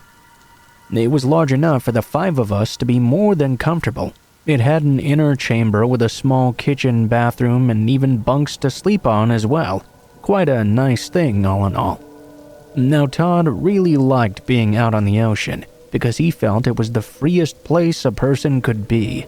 He would often drive out to international waters to explore. I could never really understand his desire to do that. Not only was he getting way too far away from the shore, scary to me already, but I'd heard that in international waters, there were pretty much not any laws at all. Now, whether or not that's actually true, I don't really know enough to say. I also didn't ask because I didn't want Todd to think I was a moron. Later in the day on this outing, Todd was getting the itch, so to speak, to go out and explore further away from the coast. I made some mild objections, but didn't really want to appear like a big wuss in front of my buddies. I didn't object too strongly because of this. For the most part, I thought Todd knew what he was doing. I was a complete novice when it came to anything out in the water, so better to trust him instead of trying my own stuff. We had been cruising along for quite a long time. Despite my initial fear, I was now sitting up front on the ship and enjoying the amazing view. The ocean was so enormous. Thinking about how large it was made me feel dizzy, but it was pretty awesome. It had been a while since we'd seen anything but water, though. While I was sitting there watching, I did notice something seemingly moving up in the distance. Immediately, I called Todd's attention over to it. He told me it was just another boat and not to worry about it. Probably just some other people doing the exact same thing we were doing. He then, though, had the genius idea to go up to them and see what they were up to. I was absolutely against this. I had no problem indicating so to Todd. However, he just brushed me off immediately. It was his boat and he was going to do what he wanted to do. So we slowly headed off in the direction of that boat. Little by little, we came closer and closer to the ship. Todd was going fairly slowly, I guess so as to not surprise them. They hadn't really indicated they had seen us, though. As we got closer, I noticed this boat was not nearly as nice as Todd's was. It was about the same size and looked like it had an inside compartment as well, but we didn't see anybody on deck. It was not moving either. Now, you'll have to forgive me again if you're a boating person. As I mentioned before, I don't really know much. For me, all I know is turn the boat on and it goes vroom. When the boat gave no indication that it was aware we were there, and because it seemed like it was adrift, Todd got a bit more cautious. He tried to radio in to the other boat, but he got no response from them. He was quite worried now that something must be wrong. We approached the boat carefully. We kept a decent distance, though, because the last thing any of us wanted was a collision. Todd knew what he was doing, thankfully, as he maneuvered us a bit closer. I have to admit, this was a bit of a rush. I was worried that something bad had happened to whoever was on the boat, but the mystery of this all was so exciting. When we were very, very close, where we would have communicated verbally if someone was there, I started to notice some movement. Suddenly, a very short man came sprinting out on deck. He was the gnarliest looking man I'd ever seen, dressed in ragged clothes and a long scraggly beard. He also only had one arm. He was holding a knife in his hand, and he was covered in blood. The little man began to scream at us. "Come closer, you fuckers, so I can slice you up." He yelled some other obscenities too. Alarmed, I jumped back. When I did, I saw another man come onto deck. He was much larger than the other guy, and he was carrying a gun. He had a much different message for us than the dwarf. He pointed the gun at us and commanded, "You turn the fuck around!" The dwarf ran over to the wheel and started the engine, looking over at Todd as he did so. I don't think Todd needed to be told twice. He turned the boat around and we sped off. Fortunately, even though it seemed the smaller man wanted to come after us, Todd's boat was faster and we lost them very quickly. He didn't slow down until the boat was completely out of sight and we saw the land again. I'm not entirely sure what to think about what happened. Todd was freaked out, but later he told me he thought it might have been a joke. I was shocked and asked him how he could have possibly come to that conclusion. He then told me if he had looked like a pirate and was in a boat in the middle of nowhere and had seen a group of people like us, he would have played a similar prank. I don't think that's the case, though. It really scared the crap out of me, at least.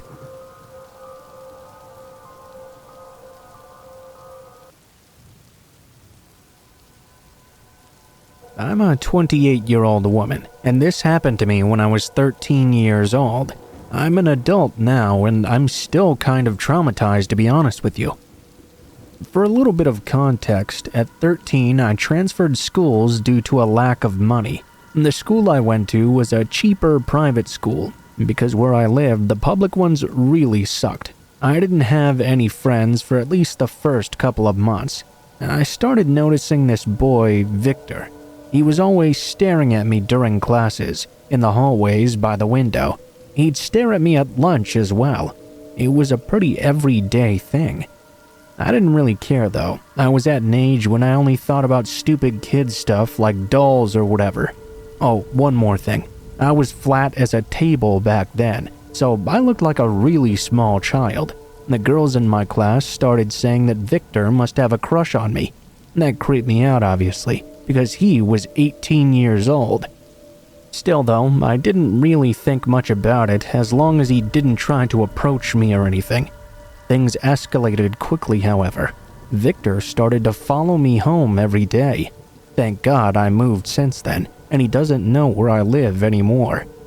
The most annoying thing he'd do, however, was that he'd constantly ask his friends to try and talk to me and try to convince me to go out with him and make out with them after school.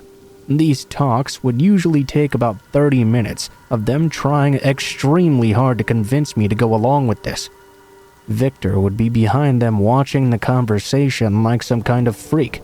Obviously, I rejected him every time. Being the nice guy that he said he was, though, he spread rumors about us making out anyway. Nobody believed him because he was such a weird guy. The whole school knew about the events. The final straw, though, was when our school had to take a trip to a book fair. I was super excited. At this point, I had made a couple of friends of my own. On our way to this fair, I was on the bus with my friend.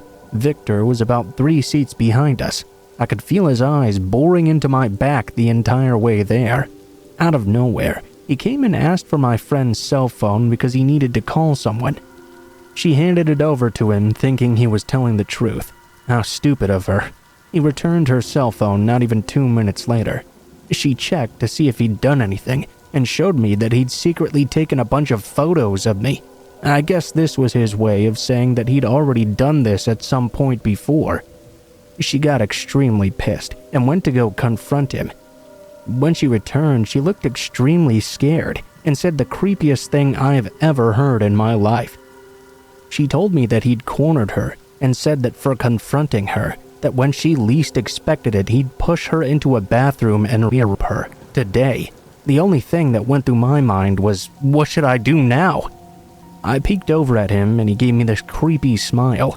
After this, I went the whole day looking behind my back, not leaving the side of my teacher or my friend.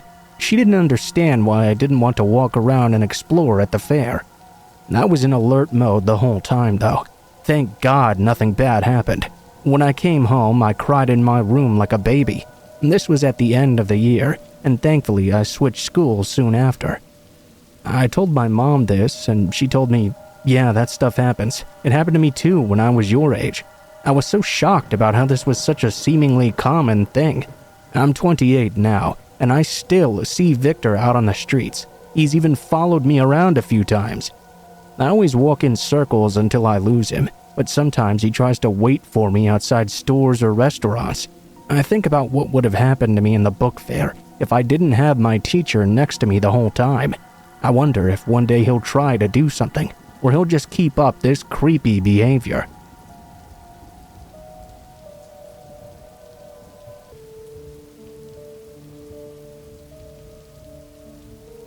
When I was a teenager in the 1970s, I had the coolest bedroom. The room was sort of a dormer design with the ceiling slanted downward, great for hanging some psychedelic posters. The bedroom had crawl spaces attached as well, great for stashing stuff when I was older. Best of all was the window that opened to the garage roof, easy to scramble out there without the parents knowing. Anyway, a couple of strange things happened to me in that bedroom when I was 13 or 14 years old. In this series of strange events, the creepiest thing happened to me one night in the spring when I was reading in bed at around 8 o'clock at night. I had the window open and the bedroom door closed. The rest of the family was home. I could hear them downstairs watching Happy Days together or something. As a teenager though, I was way too cool for that, which is why I was in my bedroom doing some really cool reading. All of a sudden though, I heard something big moving around on the garage roof. The bed was right under the window, so I could hear it very plainly. I couldn't see anything because of the angle though. That anything would be on the roof at all was a big shock to me.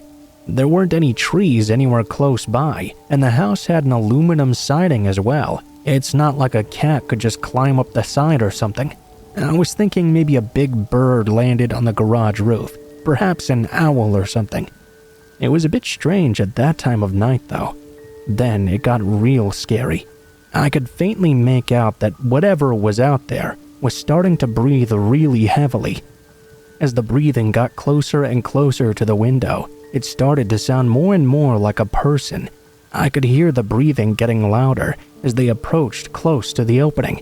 It got closer and closer. The breathing was so loud now. I was frozen in terror, huddled in the corner of my bed underneath that window. I wanted to leap up and run down the stairs, but I was paralyzed in fear. Whatever was out there was only a few feet away from my face now. I imagined them looking in through the window at me. Even though I could hear my family watching TV downstairs, I was so scared I was holding my breath, trying not to make a single noise. After a minute or two, during which I felt like there were eyes piercing me with their gaze, whatever it was started moving away from the window. I could hear the heavy breathing getting fainter in the night. And once I could barely hear the thing, still too scared to move, I started screaming bloody murder. My two brothers came running up the stairs to see what was wrong. I told them something was out on the roof. They rushed out to take a look, only to tell me I was full of shit and to quit wasting their time. Then they rushed back downstairs to watch TV. I closed and locked the window, shut the blinds, and moved my bed to the other side of the room. The next morning, in the light of the day, I went to check, but I didn't see anything out of ordinary on the garage roof. Needless to say, it was months before I dared to open that window again.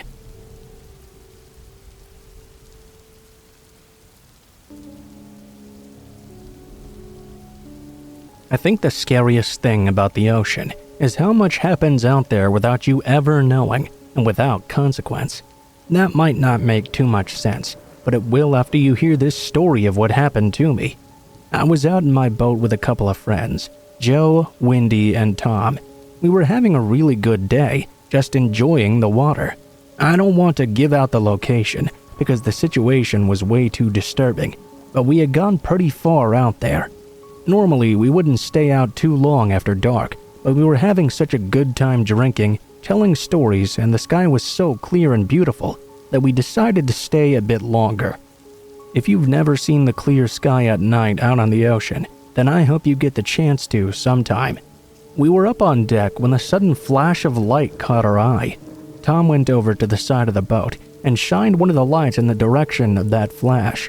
When he did, we saw something that really surprised us. There was a much smaller boat out there in the middle of the darkness, and I mean, this was a really small boat. Sort of like a personal motorboat, not the one you would ever expect people to be using except in more shallow water.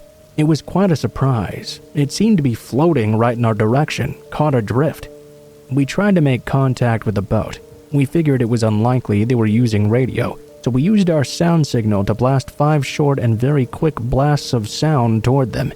The signal tells the other boat that you don't really know what their intent is.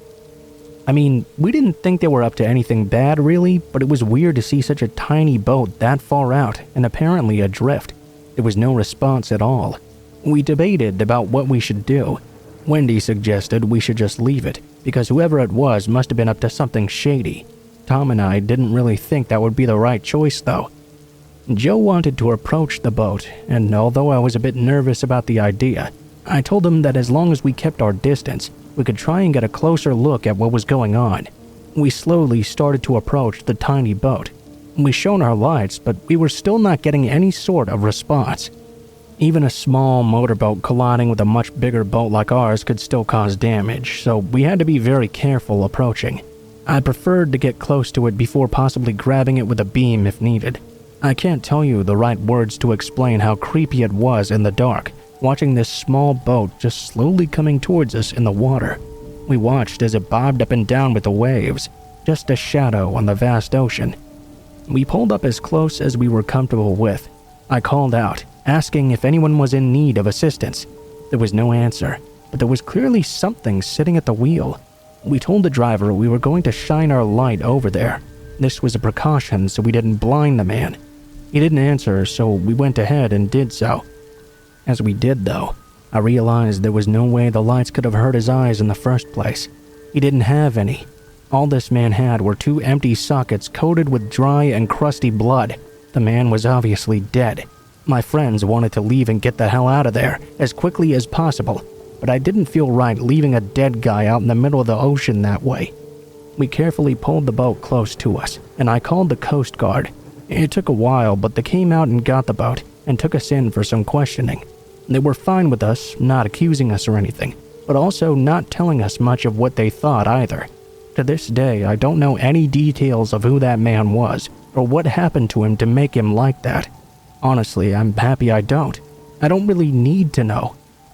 I remember the looks of those 2 empty eye sockets as that dead man floated on his boat out on the ocean, a lifeless and directionless captain on a dead vessel. I don't ever need to know anything else about him. I don't think I could handle it.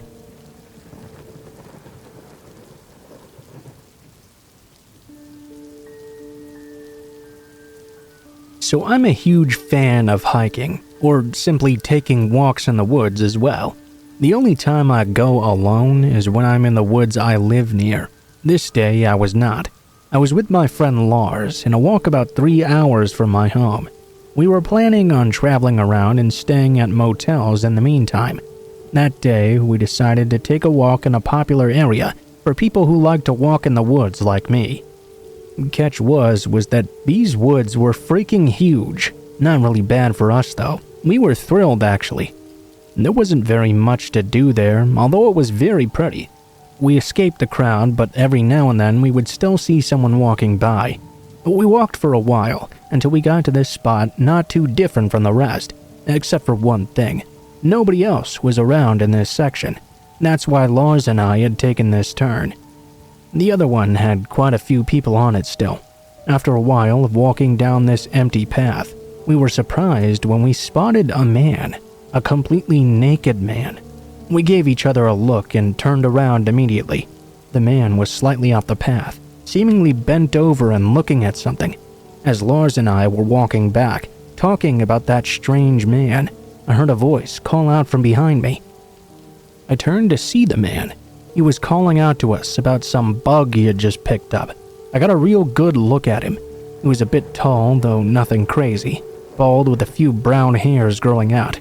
Completely naked, though. I flashed the man a smile and started walking faster. We got out of the place as fast as we could. Once we got to the car, we actually kind of laughed at ourselves. Yeah, it was kind of weird, but actually it was weirdly funny thinking on it after. The car ride was nothing really to talk about, so skip back to the motel. As we're checking in, we see the man walk in. He was a bit hard to recognize, considering the fact that he now had clothes on, just a bit torn up. He waited behind us in line. Good thing we were almost done checking in, because as soon as we did, we went right to our room and locked it with no other thoughts. Now this was definitely creepy. Was he following us, or was it just a coincidence and he happened to be staying at the same motel? We both decided we weren't going to stay for more than one night. Heck, I didn't even want to stay one night if it weren't for Lars telling me it would be fine. That night, Lars wanted to go out for a cigarette. I don't smoke myself, but no way was I going to stay in the room alone. I followed him outside and we chatted for a bit. After a few minutes though, I see that guy walk out of one of the doors. Lars put out his cigarette immediately and began to walk inside. Before we managed to get in, we saw the guy pull out a knife from his jacket. It was dark, so I couldn't really see. I did see he'd started carving through his sleeve though and right into his arm. I saw blood trickling to the ground. I rushed into the lobby. Lars got the same idea and followed. We alerted the staff, but by the time they got someone to come out and check, the man had completely disappeared. To this day, I have no idea what was going on with that man. Did he follow us? Why was he naked in the woods? And why did he just randomly start stabbing himself? I'll never know the answer, but honestly, I'm still spooked.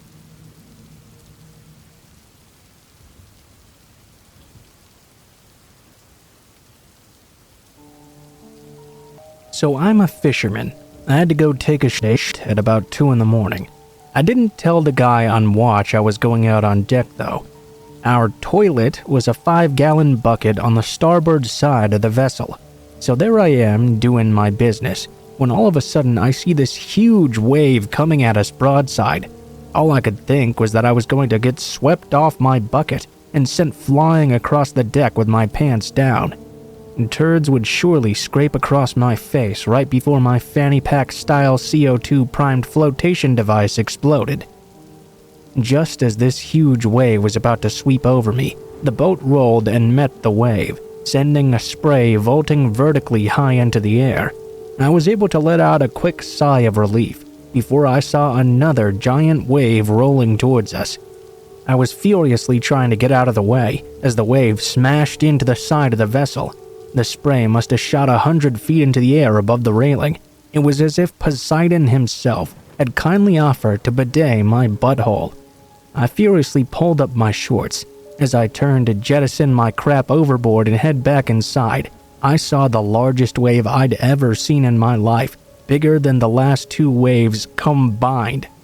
In a panic, I dropped the shit bucket and bolted back inside. I could feel the boat lurching in the storm, threatening to tip over. Luckily, after that wave passed, everything seemed to go back to normal. Well, at least as normal as it can be with the boat rocking about in the storm.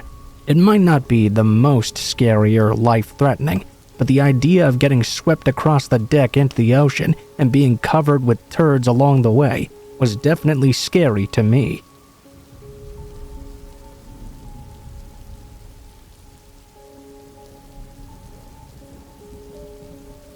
The quick backstory. I've had a stalker for about 4 years now. He was never aggressive or sent me proper threats, so stubborn as I am, I did my best to just ignore him and not give him the satisfaction of showing him any fear. To be honest, after a while, I also wasn't really scared anymore, since he almost never came close to me. I know being stalked can affect people very severely, even in a case like mine, and that's totally valid. I guess I just got lucky because I was never really psychologically affected by it. His stalking behavior mostly just consisted of sending me letters and gifts, such as photos of my own apartment building from the outside, things he dug out of my trash can, and so on. I called the police many times, but they weren't able to, or even really tried to catch him. About 3 weeks ago, I discovered the German version of IMA. I thought that people might want to know about what it's like to have a stalker, since I barely use any social media aside from Reddit and have no personally identifying information on there. I didn't think he'd ever see it. Like I said, he was never aggressive and had never come close to me.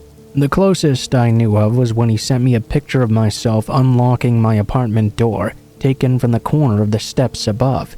I consider myself a very vigilant person. I was thinking he might have hid a camera there instead of actually being there to take the photo himself. I don't know how he got wind of the AMA, but he did. The next week was quiet, no letters, and I didn't see him anywhere. Then he left me letters with printed out questions and my answers from the AMA. He also left me a long, hateful letter towards my boyfriend about an issue I had posted on a different subreddit. His letters were never hateful like this before, though he never did seem happy with my boyfriend. A few days later, I got a gift. This time he didn't leave it in my mailbox or at my car like he usually did. This time he left it inside the apartment building right in front of my door. I didn't take it inside, but opened it outside to be safe. It was a pretty big box. It was taped shut. As I'm typing it out, I realized it wasn't a good idea at all and could have ended very badly for me. Luckily, he didn't decide to send me a bomb or something. What he did send was several zip ties, a roll of tape, a TV remote with most of the buttons picked off, and a pack of band-aids with a few used ones. There was also a framed picture of me. I could tell the picture had been taken just a few days ago. My boyfriend had been next to me, but his face was cut out of the photo. The frame was shattered, and the package was full of glass shards. Clearly more than just what could have fallen out of the frame. They were intentionally placed inside the crumpled newspaper that was stuffed in there to keep it all hidden. I called the police right away and gave it all to them. They were more concerned this time finally, thanks, and told me they'd send patrol cars out more frequently. He didn't show up or leave me any letters for another week and a half, but 8 days ago it started up again. I found letters in my mailbox where he wrote about how he'd wasted all his time on me, how I hadn't been appreciating his effort, how he was wrong about me being special. 5 days ago, I left my apartment in the morning and heard a crunching sound as I stepped on my doormat. He laid broken glass under it during the night. I went off for work because I was in a hurry. I was going to make my boyfriend call the police, but then I noticed my car had been vandalized. The sides were scratched, the lights smashed, and the windshield had a phrase painted on. "It's time soon, miss," my last name. I went back inside and called the cops myself. They found the same phrase written on a note under the doormat.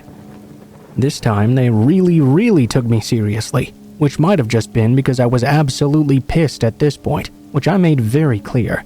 If for some reason you're like me and too stubborn to be afraid of your stalker, then all this, the letters, gifts, and photos, even the made glass under my doormat, are really just annoying and inconvenient. Now though, with my car useless to me, that threat scared even me. I did have a dash cam on my car luckily, and it caught everything. The police took the footage as evidence, and they told me they'd look into it further. They promised to send more patrol cars out again. Then it was quiet for 2 more days. That was until 2 days ago. Someone rang the doorbell just after 4 a.m. My boyfriend and I got up, but were both hesitant. I saw blue lights outside though. Just as I got up, I heard them shouting, "This is the police. Please open the door." They told us they'd been called by one of our neighbors downstairs, who came home from his night shift an hour earlier and heard someone else enter the building after them before the door fell shut. The neighbor went into his own apartment and looked out through the peephole. We have motion-activated lights in the stairway, so he wanted to see what was going on. He saw a middle-aged man walk upstairs. Above this neighbor were only me and my boyfriend and a single mom with 3 kids, who probably wouldn't be getting any visitors at 3 a.m. They came and found my stalker 1.5 floors above me on the stairs. He should have been able to see the cop cars since there was a little window up there, and they had their lights on. I guess he missed them though somehow. They found a pocket knife on him, and he confessed to being my stalker right away. He was finally caught. They got him. It took 4 years, a provocative social media post, and a very vigilant and caring neighbor, but he's finally done. He's facing several charges, and I've collected every single piece of evidence over the past 4 years. I don't know what kind of outcome I can expect, but now I've finally got some peace.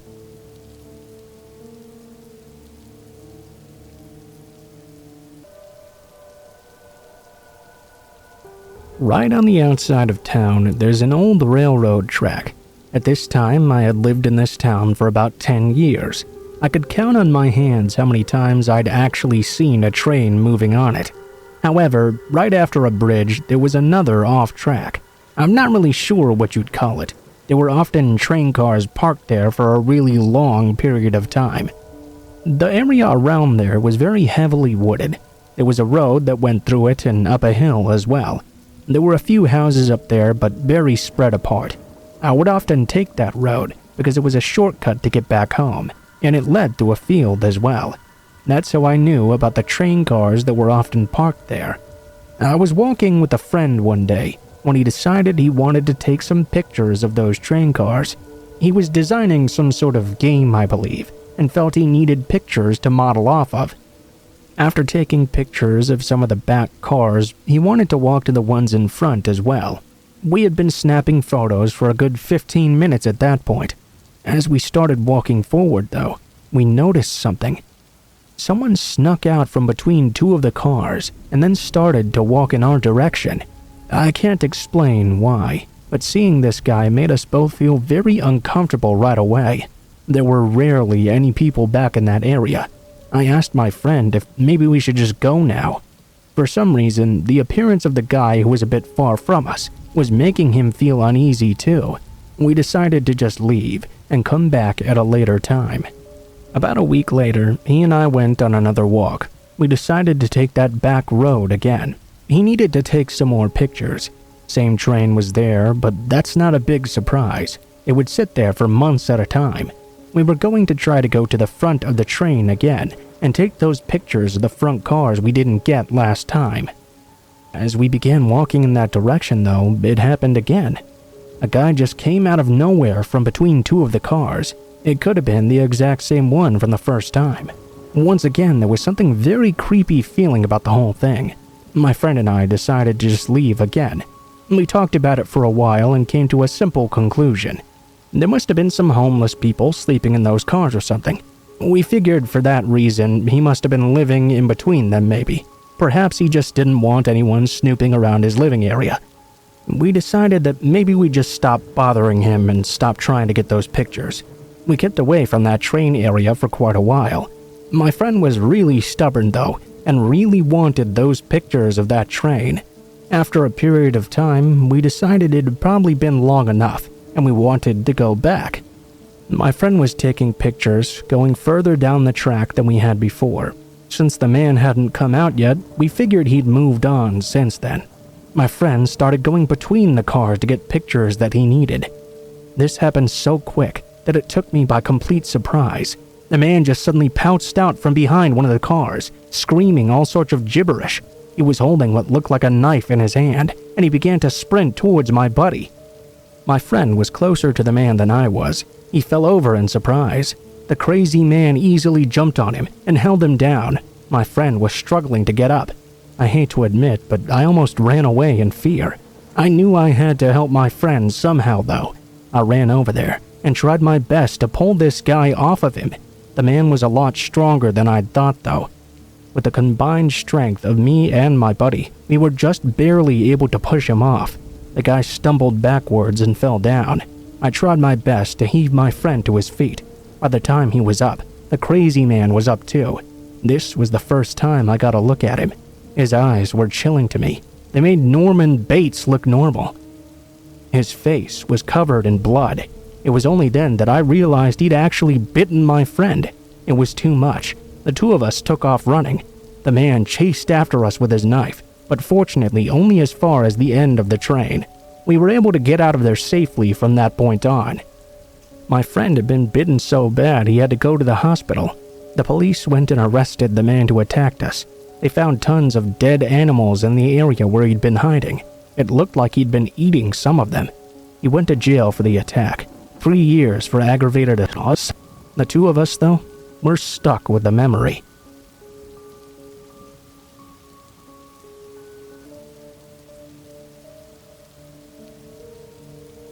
I've hesitated to share this story for a long time because I know how important the mutual trust between a resident and their landlord/maintenance staff is.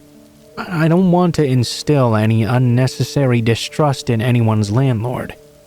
I've shared stories before about dangerous, scary residents I encountered while working at apartment complexes, but this is a story about the other side of things as a renter. Before I had even graduated from high school, I knew I wanted to live at Paradise Apartments. I was a bit naive at the time, drawn in by the multiple amenities I would never use. But I primarily wanted to live there because the complex was pet-friendly and also within my small budget. When the time eventually came for me to get my own place, I sublet the only apartment they had available and moved in. Unfortunately, I soon came to realize This apartment was not as nice as I'd originally thought it was. The building was old but remodeled, so it had all the typical plumbing issues and extremely thin walls. I also learned it was not the safest part of town either. I was primarily an online student, but I had one class that met in person twice a week, around 8 a.m. or so. I'm a bit of a homebody, so I rarely left during the day, except for that class. Maybe the occasional shopping excursion or to spend some time with my boyfriend in the evening after he got off work. My apartment was a bit of a Bermuda Triangle. Even though it was only 600 square feet and I lived alone, things had a way of growing legs and simply walking away and disappearing. I had 2 kittens at the time and blamed them regularly for all these things going missing. Something odd that kept reoccurring, however, was that I'd find my underwear box out and sitting in the center of my bedroom floor on days when I knew I had class. I didn't have a proper dresser, instead using an IKEA shelf with some IKEA boxes for designated clothes. You know, one for socks, one for pants, one for pajamas, etc. I could have sworn I'd put the underwear box away after getting ready for class, but I simply chalked it up to me forgetting as a result of having to get up so early. Arguably paranoid, I started to think that some of my laundry was disappearing as well. Favorite articles of clothing would go into the laundry hamper and seemingly never come back out. And towards the end of that semester, I was working one evening on a homework assignment when my boyfriend called me to let me know his roommate had accidentally locked him out of their apartment. I had a spare key to their place, so he asked if I could run over real quick and let him in. Before I left, I made a mental note that I had left literally every light in my apartment on. Because I was living on a pretty tight budget, normally I'd make a point of turning off all the lights when I left, but my boyfriend lived like 5 minutes away, so I knew I was going to be back very quickly anyway. Sure enough, I got back less than 15 minutes later. Immediately though, I could sense something was off. I could see the lights were now off through the blinds. I called my boyfriend and he drove over to meet me. We unlocked the door and went inside. The lights had all been turned off. Thinking maybe I'd had a power outage, I flipped the main light, only for it to immediately come on. My boyfriend checked the entire apartment. No one was inside, but someone had definitely gone through and systematically turned off every light, including my lizard's basking light, my laptop as well. We called the emergency maintenance number, and I explained that someone had been inside my apartment. They had to have used a key, because there was no sign of forced entry either. The manager called me back and told me I had to be imagining things. Maybe I'd just forgotten before I left. I assured him I wouldn't have turned off the lizard light to kill my own lizard. Someone had definitely been in my apartment. I was extremely worried because obviously this person had a key to get in. Either they worked for the complex or had been a previous tenant or guest. I asked if they had changed the locks after the previous tenant moved out, and they assured me they changed the locks every time. They then tried to suggest maybe it was a friend pranking me, someone else I had given a key to.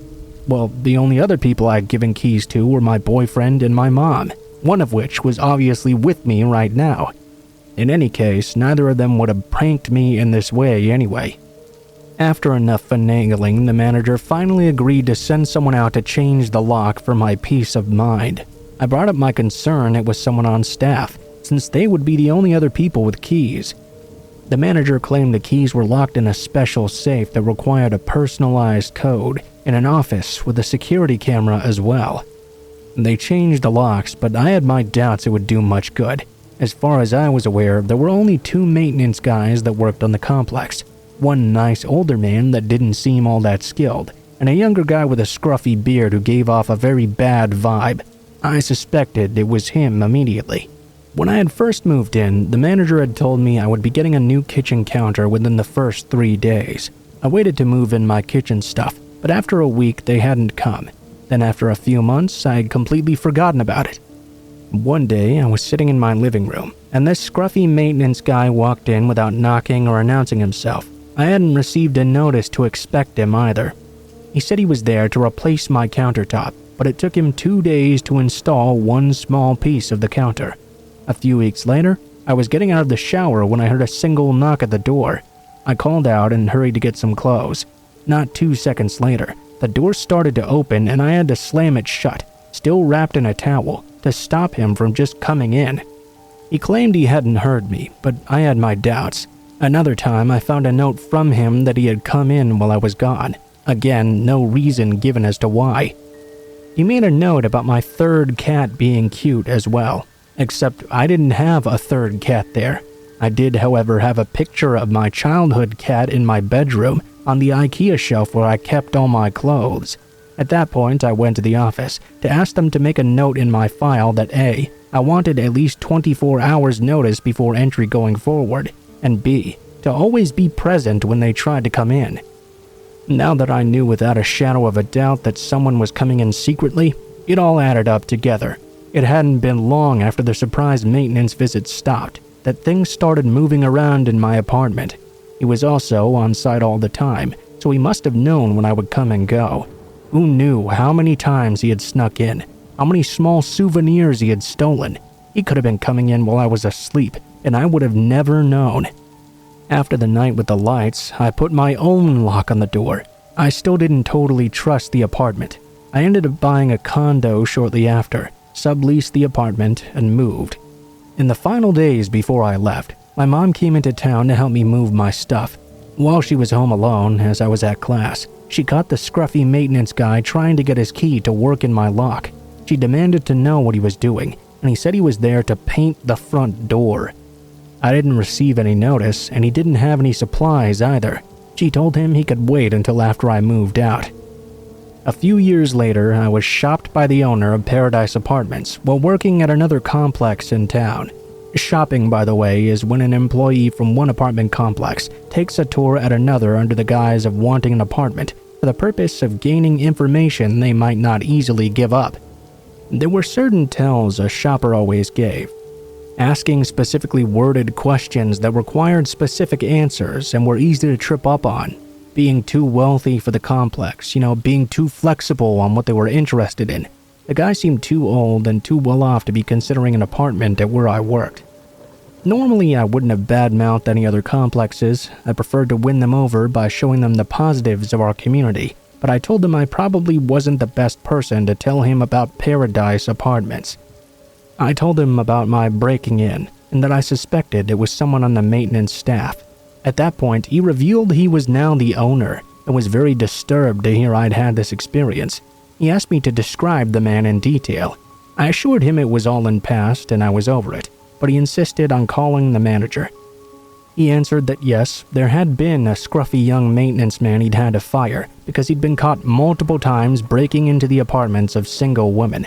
Satisfied, the owner proudly told me the issue had been resolved and asked if I would be willing to change my bad review. I told him no. None of this changed the fact I'd experienced this. Actually, it validated everything I expected. In the years I worked as a leasing agent, I learned a lot about where complexes will cut corners to save time. From my experience, a lot don't switch out the locks if the previous tenant was good. A lot didn't require background checks for employees, even though they did for the tenants. And keys also got passed out willy-nilly to maintenance and vendors and basically everyone who worked there. I wouldn't go so far as to say everyone operates this way, but everyone I worked at was doing this when I started there. If you're renting an apartment, be sure to stay diligent. If you have reason to believe someone is coming into your home, document it and let the staff and friends know. You never know who might have a key to your apartment. They seem to give those things out to everyone.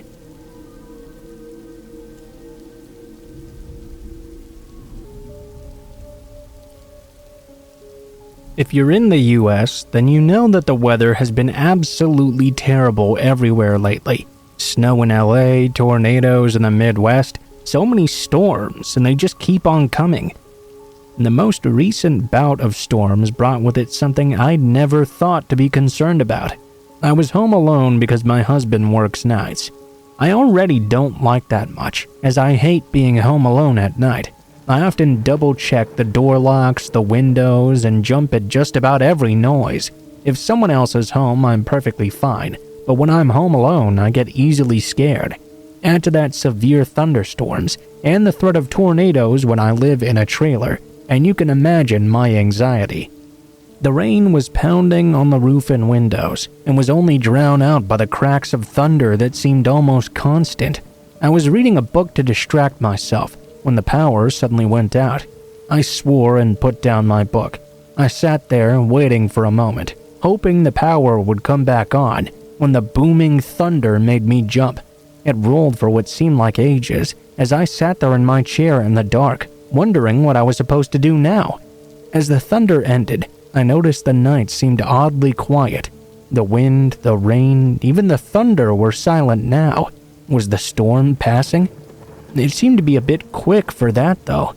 I was happy to think my power would be restored quicker if the storm ended sooner. I stood up, thinking to get myself a drink and perhaps prepare for bed as I had nothing to do now. I used my phone as a flashlight and was walking toward the kitchen, marveling at the oddly quiet night. That was when I heard something distinctly not a part of the storm. It began low and quiet and quickly ramped up into a piercing wail. I froze in place. The tornado siren. I didn't stay frozen for long. I ran into my bedroom and hunkered down in my walk-in closet. I didn't feel safe, though. All my life I'd heard about what tornadoes do to trailer parks, and though I was deep in the closet, I was just imagining a tornado picking up the entire trailer. Me being tucked away in the closet wasn't going to do anything about that. It'd just throw me around. I suddenly realized that though I'd lost power, I hadn't lost everything. I had my phone and decided to actually use it for one thing I rarely use my phone for. I called my husband. I was panicking and barely got out 2 sentences before he said, "Why don't you go to the shelter?" I had completely forgotten our neighbors had a small tornado shelter nearby. They'd mentioned it a few times, and it wasn't all that far away. In my panic, it had completely slipped my mind. My neighbors were only in town on occasion, as their house here was their vacation house. I knew they weren't in town now, though, and expressed this to my husband. He told me they never locked it, though.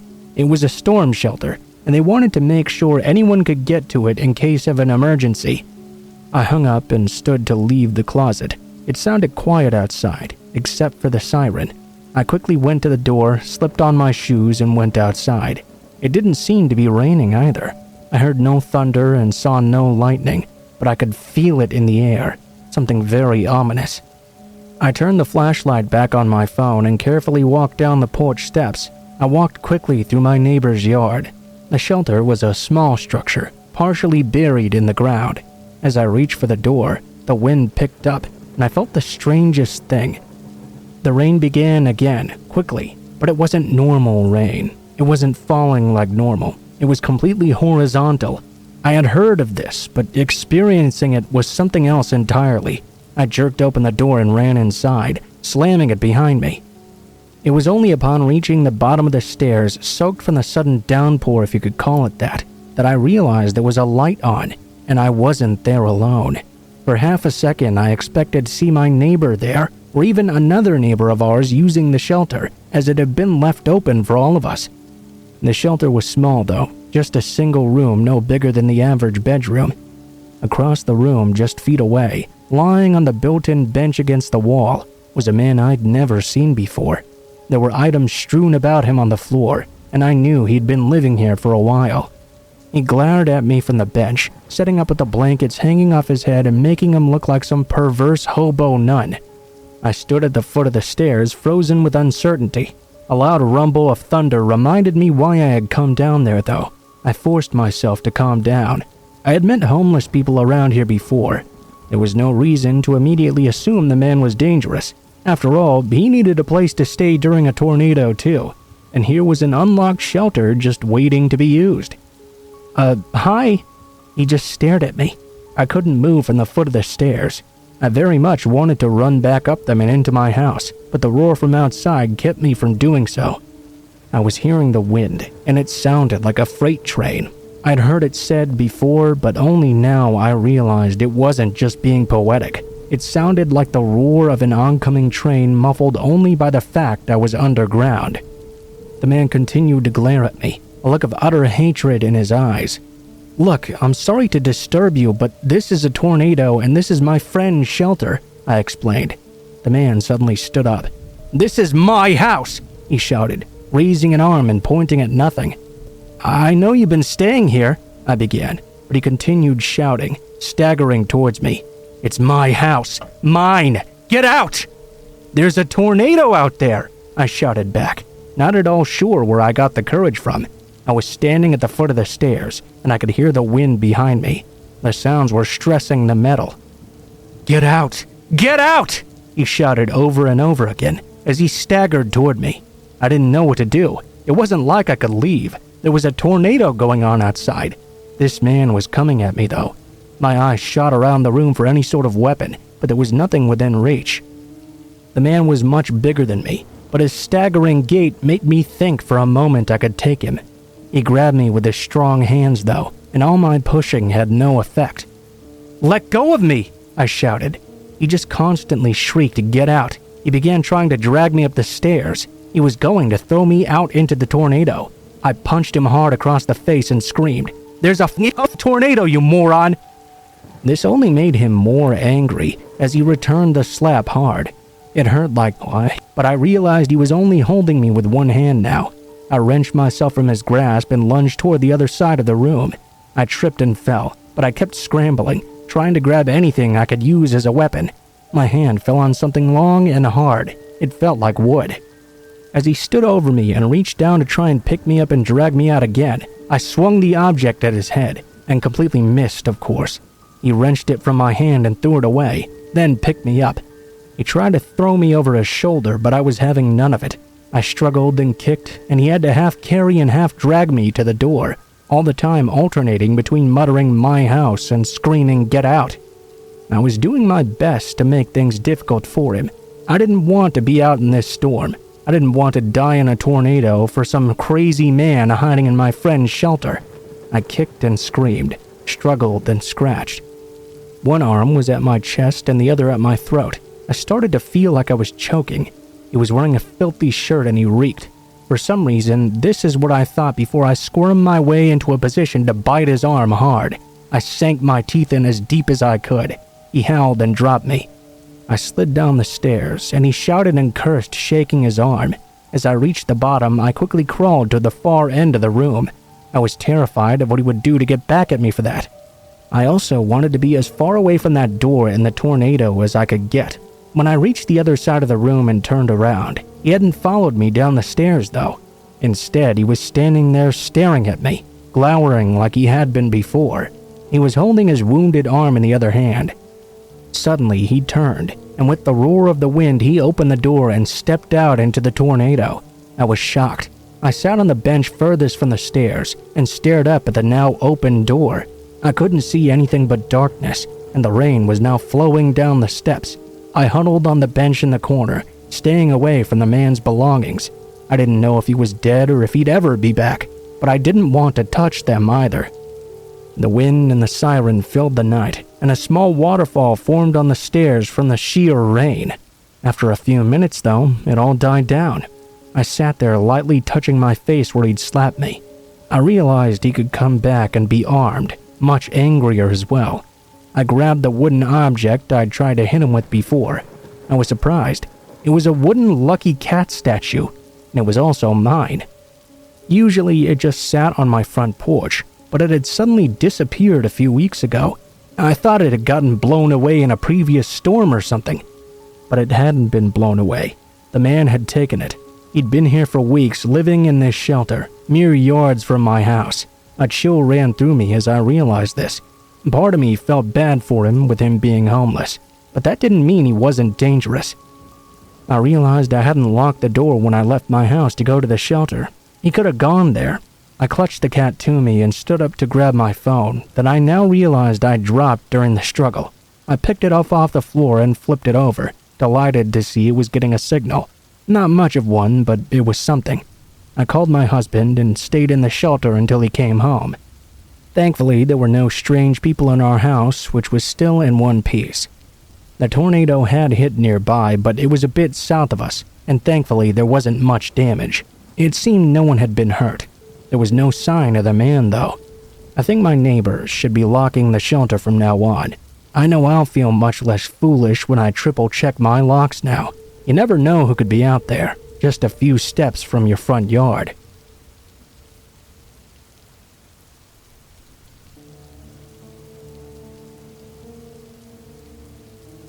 Hello everyone, my name is Lisa, and here I will tell you my story.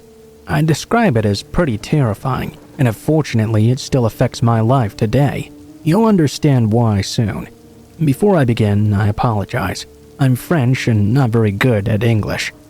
I decided to share it with you because it took place exactly 2 years ago, and I think it can serve to awaken the prudence of some, especially in this period where the days are shortening. To put in context, this happened on October 1st, 2020, in the midst of the COVID-19 pandemic. I was 17 at the moment, and I had just left Île-de-France, near Paris, for a provincial town to continue my studies. As a student, 4 hours by train from my parents, I obviously decided to grab an apartment. The prices were rather unaffordable for me though, so I settled for a new student residence. It was in the heart of a rich residential pavilion, contrasting with my small student residence. Everything was mostly fine. I go to school normally.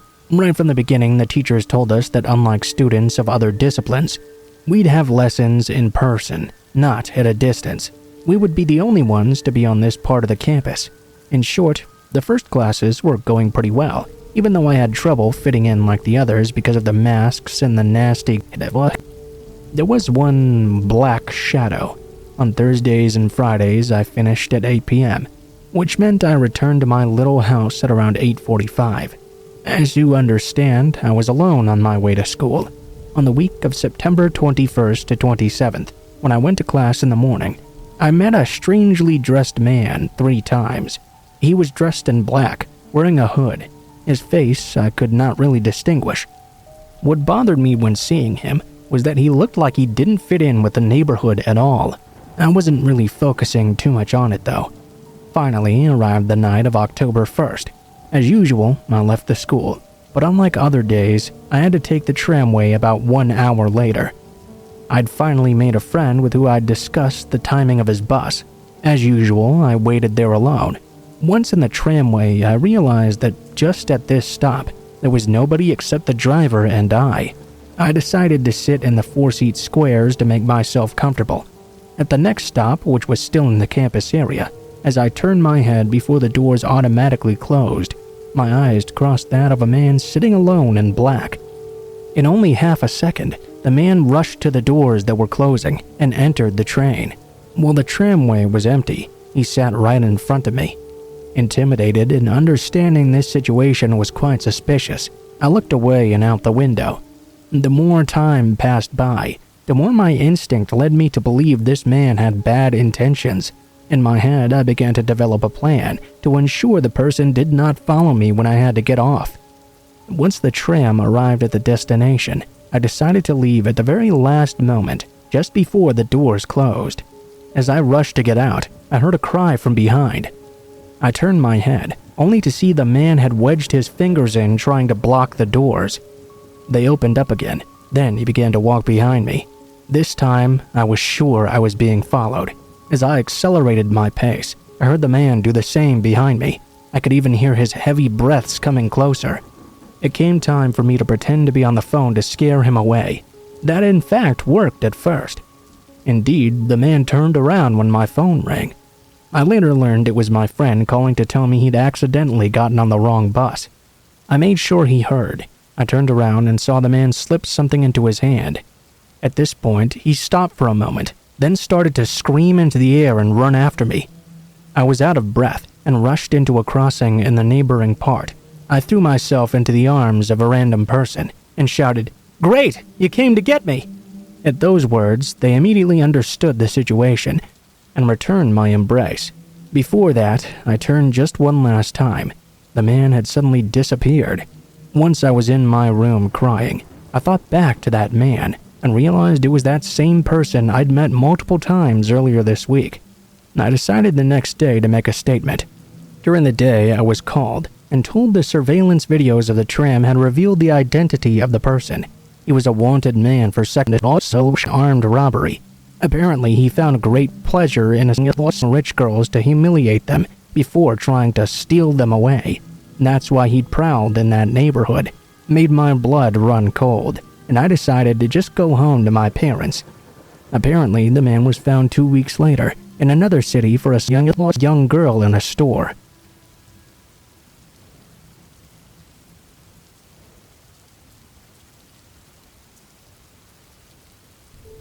This happened during the summer of 2015.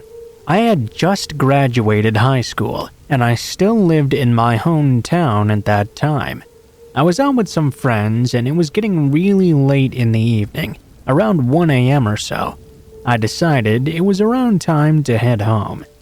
First, though, I had to stop by a drugstore close to my house that was 24/7 to pick up some aspirin and snacks. The one I went to was in the same parking lot as a supermarket, which is important. I parked my car as close to the store as possible. It was quite empty, so there were no more than 2 other cars in this giant lot. I was nowhere near either of them. I headed in and grabbed what I came to get very quickly. I just had this overwhelming feeling of dread the whole time, for seemingly no reason. I felt like someone was constantly watching me, but when I looked around, I couldn't see anyone else there. Well, besides me and the cashier. After I had gotten everything I intended to buy, I stalled checking out for a bit. I went aisle by aisle, looking at random things. I thought, just in case, whoever was out there would surely get bored and leave if I took too long looking around. Really though, the whole time I thought I was just being paranoid. I wasn't used to going out so late, so surely that must be it. After about 20 minutes of that wandering around, I paid for my items and left the store. I got to the door and literally bolted to my car, pepper spray in hand. I locked myself in immediately. I turned my head to check the back seat. Just before I was about to breathe a sigh of relief because no one really was there, I heard a sudden tapping on my window. I looked around before I'd left the store near the entrance, and I'd seen that no one was nearby, so how had I not seen whoever was tapping out there? Of course, this really freaked me out. I don't know if this person was Ted Bundy inspired or what, but this was quite an odd occurrence. I looked up to see a very handsome blonde man with slightly long hair and a big cast on his arm. My first instinct was to drive off immediately, but this man was leaning on the front hood part of my car. I didn't want to just run him over and get in trouble or something, so I rolled my window down just an inch. I called out to him and asked him to maybe back up just a bit so I could drive off without hitting him, but no, he stayed glued to my car.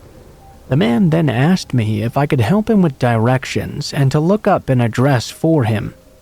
I really need to go right now, sir. Maybe you can ask the person in the drugstore and they can help. I already went to the supermarket and they said they couldn't do anything. Well, that was a big mistake. I knew that place closed at exactly 8 p.m. There was no way this guy had just been lurking around for 5 whole hours, waiting for some random girl's help. He then went on and on about feeling really tired. If I could just give him some water or food I'd bought since he had no money, that would be a great help. I told him okay and began to reach to my passenger side to grab the chips I had bought. I started to roll the window down slightly, and like I expected, he moved closer to my window. It was all part of my plan though. Now he was off the hood of my car. I slammed on the gas. He chased my car as it started to pull out, and I heard a scraping sound on the side as I pulled away. I didn't drive directly home just in case I was followed. Instead, I drove down the highway for an hour. I was so distraught over what just happened. When I finally got home, the entire side of my car had been scraped from the door almost to the trunk. I'm pretty sure he used a knife or some other sharp object because it was a really rough scrape. Of course, I immediately reported the incident, but they never found that man or heard of any similar incidents in my town.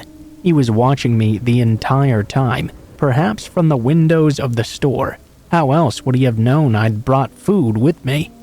I think maybe he had hidden behind my car so I couldn't see him when I came out at first. I feel like he was trying to get me before I got in my car. but I was too scared and happened to get in too fast for him to act.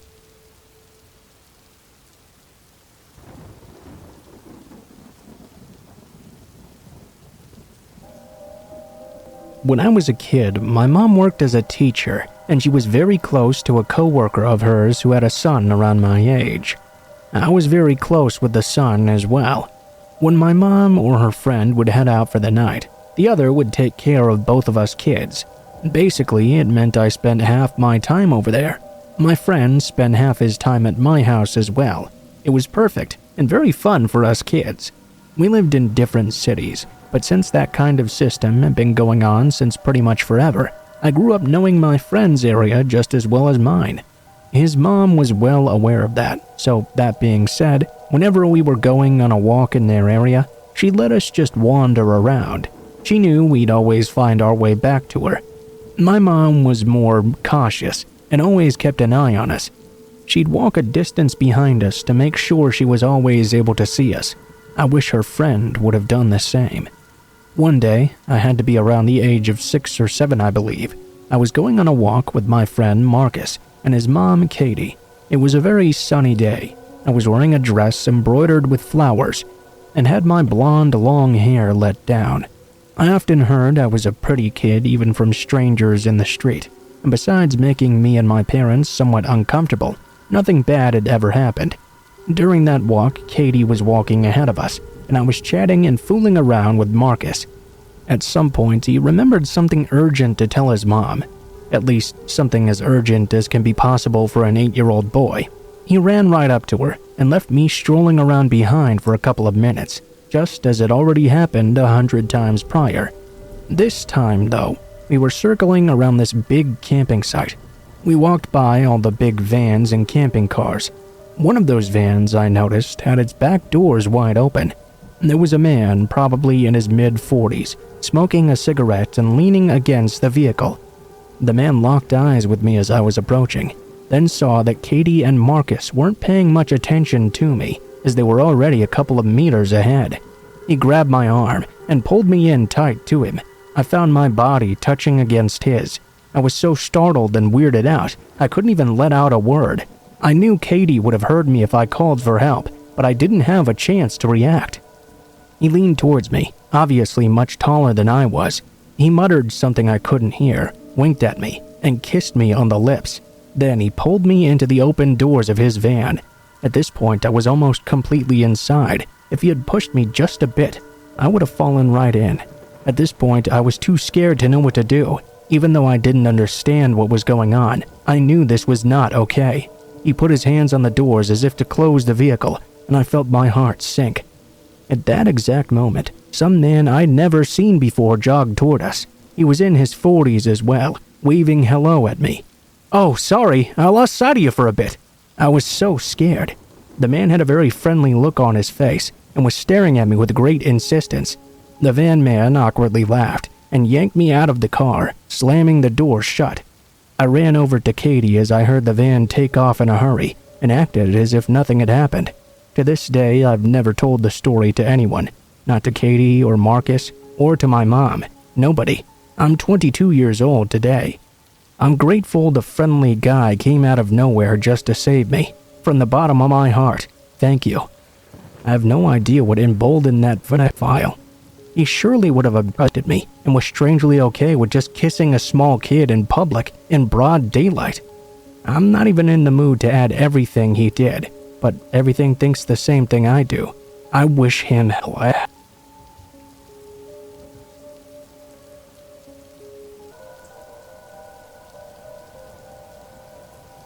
Alright, here we go. Nearly a year ago now, on Christmas Day, I was at my dad's with some of my siblings.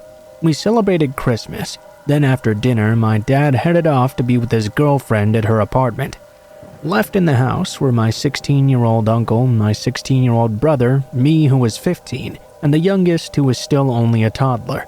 I woke up early the next morning, the day after Christmas, and sat on the floor beside an outlet on my tablet. Everyone else was still sleeping when I began to hear a banging on the back door. At first, I thought it was my dad coming back, but the banging got louder and went on for far too long. For lack of a better term, I guess I dissociated. I didn't know what to do. I couldn't move until I heard the back door breaking in. I had been paranoid about home invasion due to our area in the city before, but I had no idea what to do in this situation. All I could do was stand there in shock. I put down my tablet slowly and picked up a nearby flashlight. I think my thought process was to attack whoever broke in with it. When the back door gave out, I heard the person quickly go through the downstairs and stomp up the stairs. It seemed he stopped right outside the door of the room I was in. The man opened the door, turned left, turned right, and then saw me sitting there on the floor, beside the outlet less than 3 feet away from him. He was taller than my dad, wearing a completely black ski mask. He held a big rusty crowbar with a blue handle. He was wide and looked a bit on the older side as well. In that moment, I took a small breath and screamed louder than I ever have before. It must have lasted for a good 20 seconds. Once I screamed, he yelped a bit too, then ran downstairs and out of the house. I went to the top of the staircase after he was already down them and out the hallway. I screamed out for him to please leave. Looking back, I guess asking a house invader to leave is kind of useless, especially when he's already leaving and he'd already broken in. But I'm sure you can imagine I was not thinking at my best in the moment. My screaming woke up my uncle and older brother. I told my older brother what just happened, as he was half awake and extremely confused.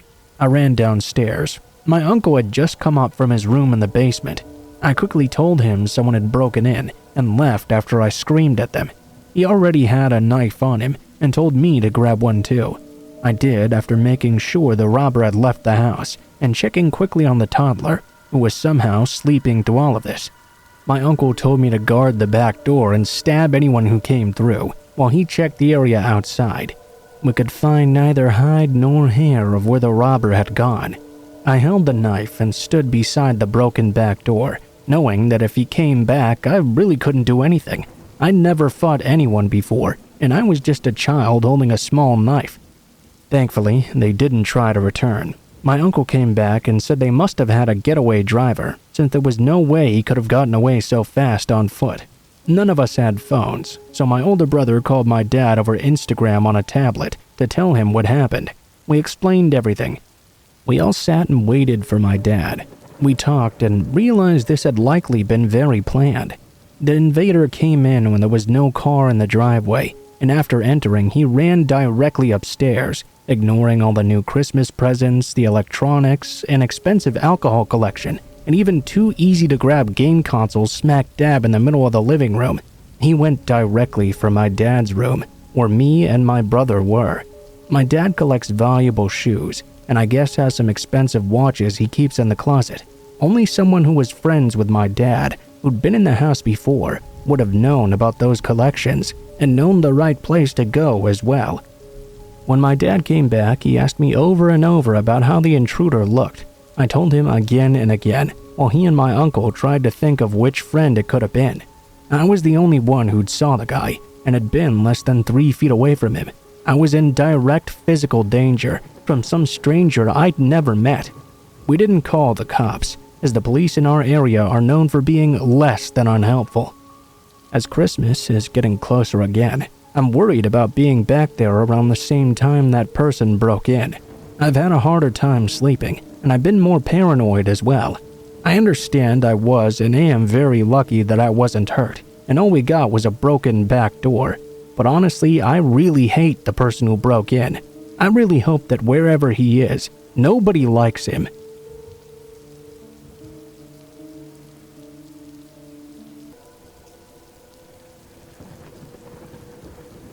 This happened to me when I was 13 years old, but I still remember it as clearly as if it just happened today. I had some uncles who were pretty close to me in terms of age. A lot of times in the summer, if I went over to my grandma's house, we would go for rides in the back of a pickup truck. I especially loved doing this at night because it was a very, very creepy ambiance. Back in those days, I was looking for anything that could creep me out to entertain me. This was a bit of an impromptu visit mid-summer. It was really hot outside as I remember, back in the days when we had glass bottles of soda and not plastic ones. I recall this mostly because we were well stocked on bottles of Mountain Dew. My two uncles decided that night that they wanted to go for a drive through the hills. My brother and my cousin were with us, and they wanted to do it too. We loaded up in the pickup truck at nighttime together. My uncles and my older brother were in the cab. My cousin and I were in the bed of the truck. I enjoyed those rides a whole lot. I recall they were always a bit scary. There were no lights on those country roads, so when it got dark, it got real dark. The only light we had was from the headlights of the truck, and being in the bed of it, that didn't do us back there a whole lot of good. My cousin and I were having a lot of fun though. We liked being scared, and we liked scaring each other too. On some level, the two of us were expecting the older boys to try and do something to scare us as well. We kept waiting for the possible jump scare, but that was more in the back of our mind. I really wish I could describe to you what it was like to be riding in the bed of the car like we were in the dark. It's the sort of thing you really miss when you're grown up. Everywhere we go, there are lights everywhere. It's hard to get scared like you used to be. The darkness was so encompassing that night. It felt like we were nearly isolated. Another thing I can think of is that it felt like we were driving through a tunnel, only made of trees and some such. My cousin and I were back there doing our thing, talking about things we thought might scare each other. These were old dirt roads, so my uncle was not driving the truck particularly fast. There were tons of twists and turns, especially the higher up you got into the hills. The truck slowed down a bit as it was about to go around a turn. We weren't going very fast to begin with, but the turn was extremely steep. We grabbed the sides of the truck to brace ourselves as we made the turn. I was very familiar with this area. My uncles had tried to scare us one time by telling us many cars had had accidents right on that turn. In fact, they said some people had recently died going around the bend. I was absolutely sure it was their way of trying to scare us by making us think we'd all die by going off the road. My back was facing the inside, with my hands bracing me on both sides. That was when it happened. I felt something touch my left wrist. I turned and looked at my arm, and was stunned to see what looked like, for a brief moment, a human hand attempting to grab my arm. I pulled my arm away as we passed by. As I mentioned, it was only for a brief moment. I easily snatched my arm back, and then the truck was already around the corner. I quickly moved to the opposite area, where my cousin was sitting. I was confused, but I explained to him what just happened. I don't think he really believed me at first. He knocked on the window and told my uncles to stop. They did this, and we explained to them what just happened as well. We took our flashlights and walked back over to that sharp turn. My uncle took a rifle as well. When we went back, we were unable to find anyone or anything. There was definitely no one anywhere near us. My uncle turned it into an opportunity to scare us a little by suggesting it was the hand of someone who had died while making the turn. Of course, my cousin and I believed him right away. We got back in the truck and took off again. Riding in the bed of that truck was extremely terrifying. My cousin and I wanted to be in the cab, but there wouldn't be room for us. Whatever I had seen, and the stories my uncles told us, combined scared the crap out of us. We were all too eager to get home. I have no idea what that was that night, but it was the scariest moment in my life.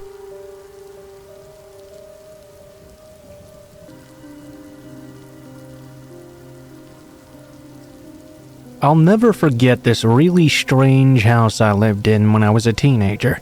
It wasn't for a very long time, and I was pretty thankful for that. That's because some really weird things went on inside that house. This isn't as much of a narrative as it is an explanation, perhaps. I'm sorry if that sort of thing isn't for you, but let me describe the house we lived in. The most important thing to know is that it was a suburban area. There were loads of other houses around, but they weren't piled on top of each other like they are in urban areas. The house was 3 stories, and it had a basement as well. It wasn't a finished live-in type of basement, though. It was kind of weird, actually. It was very dark, but not really dank. There wasn't a light switch at the top of the steps either. In order to turn the lights on, you had to go all the way down the steps, and there was a bulb on the ceiling with a chain. The staircase was not complete either. It was one of those wooden board ones. In the beginning, I never really had a problem with the basement actually. We kept some of our things stored down there, plus it was sort of an unofficial playroom for us kids. Our toy box for the younger ones was down there. Most of the time, I wasn't really even in it much, so I didn't really give it much more than a passing thought. The first time I had a weird issue with the basement was something that's kind of hard to describe. One of my younger brothers didn't want to go down there by himself to get something, so he asked me if I could instead. I told him I would go with him, but he refused to go down there, even if he was going to be going with me. I didn't really give that too much thought in the moment. I understood it was easy for kids to be scared of such things. I went down into the basement, again, not really thinking about anything. I turned the light on and went over to the toy box. As I was sorting through it, though, the strangest thing happened. I heard what sounded like someone laughing. I turned around to see if my sister was in the basement, but she wasn't. In fact, I had thought she wasn't even home. Curious, I searched through the entire area. No one was in the basement at all, least of all anybody who could be laughing at me. So, for the first time, I felt a little bit unnerved. It hadn't gotten to a point where it really bothered me much yet, though. A little while later, I did ask my little brother why he didn't want to go into the basement, but he refused to tell me for some reason. He seemed extremely terrified of it, and he was the only one of my siblings who was like that. The others didn't seem to have any problem going down there. My dad was the type to force the kids to face their fears, but I wasn't like that really. I didn't want to torment my brother. So, for a while, if he wanted something down there, I would go get it for him instead. My parents were quite strict about toys going back in the box when we were done with them, so one day I had to go put away my brother's toy. I even remember what toy it was. It was a mad scientist dissect an alien. I had no problem though. I went down to the basement, which was dark and a little bit cold actually. I didn't really think too much about that though. I walked down the steps and reached for the chain to turn on the light. Then I went over to the toy box and put the toy away. While I was standing there, once again I heard someone laughing behind me. This time it really bothered me. I'd very clearly heard it, and I knew no one was in the basement with me. For the first time, I actually felt a little bit scared. I decided to get out as quickly as possible. I went over to the stairs. I turned the light off. I was a little hesitant to do that, and almost just wanted to run up the steps. I didn't though. I took my time walking up the stairs to be careful. Keep in mind, it was very dark in the basement. The steps were just boards, so I could see behind them, and there wasn't a lot of light. I could just barely see, and what I saw was terrifying. I saw a shadow looking at me from behind the steps, then quickly running away to where I couldn't see them anymore. Scared, I ran up the stairs as quickly as I could. I slammed the door and ran into the kitchen. My little brother was there, and I think he realized just how scared I was. "You saw it, didn't you?" he asked me. That was nearly as scary as seeing itself. I was really freaked out, and I finally understood why he didn't want to go down there anymore. For the rest of the time my family lived in the house, my little brother refused to go down in the basement. Regardless of what I had seen though, I still had to go down there every now and then. I was the big brother, of course, so it was sort of my job to not be scared. I sure was though, every single time I went down there. My family moved a lot at the time though, so we weren't there for very long. I was extremely glad when we moved away.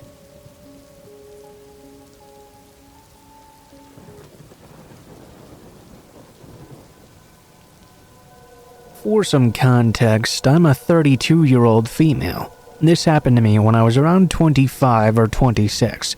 I work full-time as a researcher at a university, which is where these encounters took place. Now, I'm not a professor or anything, and because of my age at the time, I could have easily been mistaken for just another student wandering around campus. On some days, when the weather was nice, I would prefer to spend my lunch hour strolling about the university grounds outside, or sitting underneath a shady tree on a bench. I was enjoying the time. I was not just sitting in a cramped corner of a lab somewhere. On one of these days, I was sitting on a bench enjoying the fresh air, and a male student walking by asked if he could sit next to me. I'm pretty shy and kind of an awkward person, So even though I really would have preferred to enjoy my break alone, I said, sure, why not? The guy initiated simple conversation, to which I obliged, but I was careful not to be too forthcoming. He mentioned he had seen which departmental building I came from, which was slightly weird to me. I had never seen this guy before in my life, so why would he take note of me in particular? I pushed the thought from my mind, though. After all, the weather had been quite decent lately, and I had spent nearly all my lunch hours for the past week outside. Perhaps he was just a people watcher. He asked if I was studying within the mentioned department, to which I told him I was not a student. I actually worked there. He told me he was an engineering student, and then followed up with asking me out to coffee sometime. I apologized and told him I would have to decline. We parted ways after that, and I assumed I would never see him again. About a week or two went by. I was spending another lunch hour outside on campus, sitting on a different bench in a corner somewhere. Seemingly out of nowhere, the same guy from before asked if he could sit next to me once again. Admittedly, I can't quite remember what we talked about. My mind was reeling a bit at the chances of this exact same thing happening again. I was rather uncomfortable with having to turn this guy down a second time. Sure enough, he asked me once again if we could go out for coffee sometime.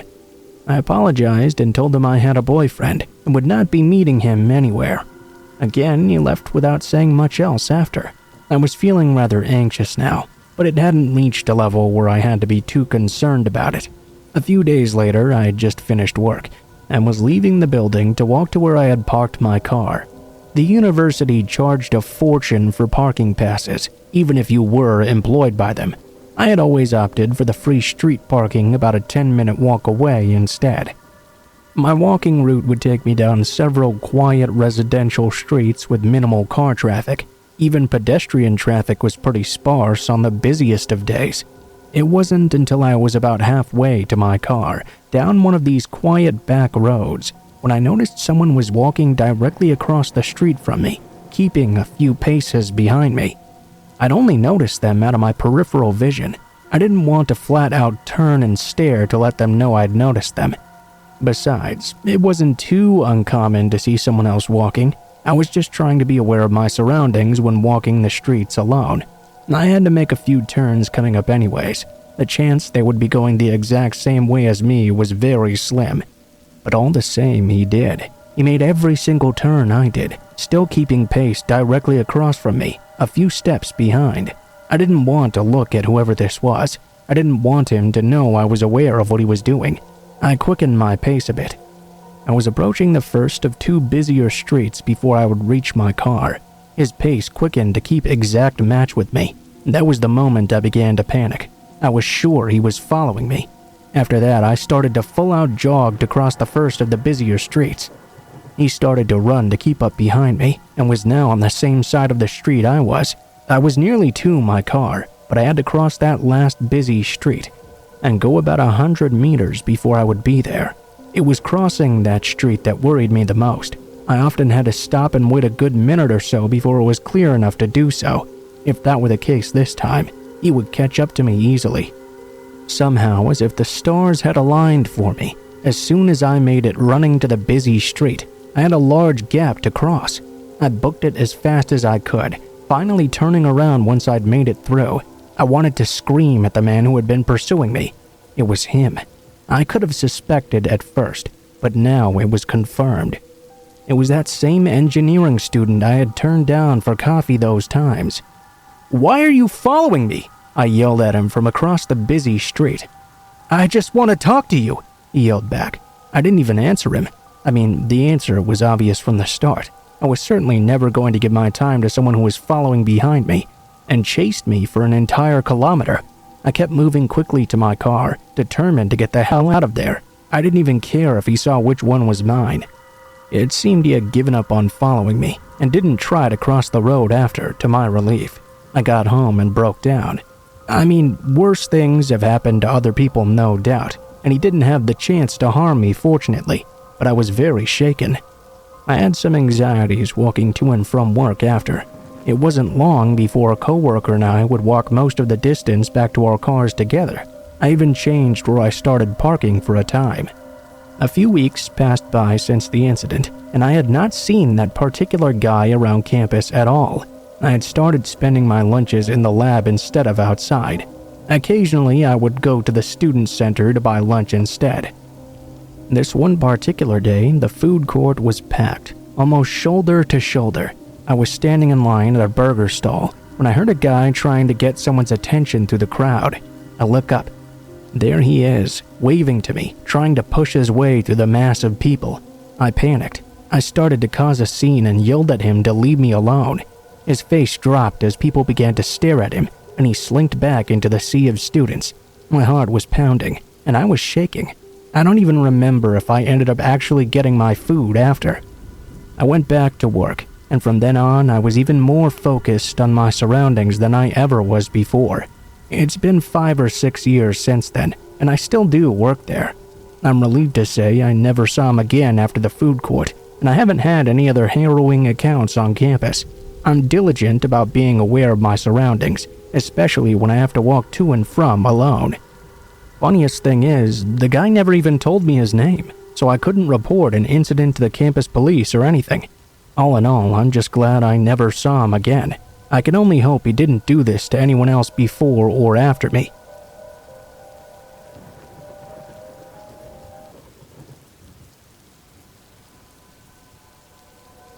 This happened to me and my girlfriend when we were traveling across country. We had to stay in various motels, because although she was okay with sleeping in our car, I was never really able to do that. She could just fall asleep with her head on the window at the drop of a hat, but I would be up all night trying my best to get down. We didn't make any reservations or anything like that. We just kinda drove until we got tired and began looking for any motel with a vacancy. Maybe on our 3rd night of our trip, we had a pretty creepy experience with the motel that we found. I could tell right away driving into it that I was not going to like this place very much.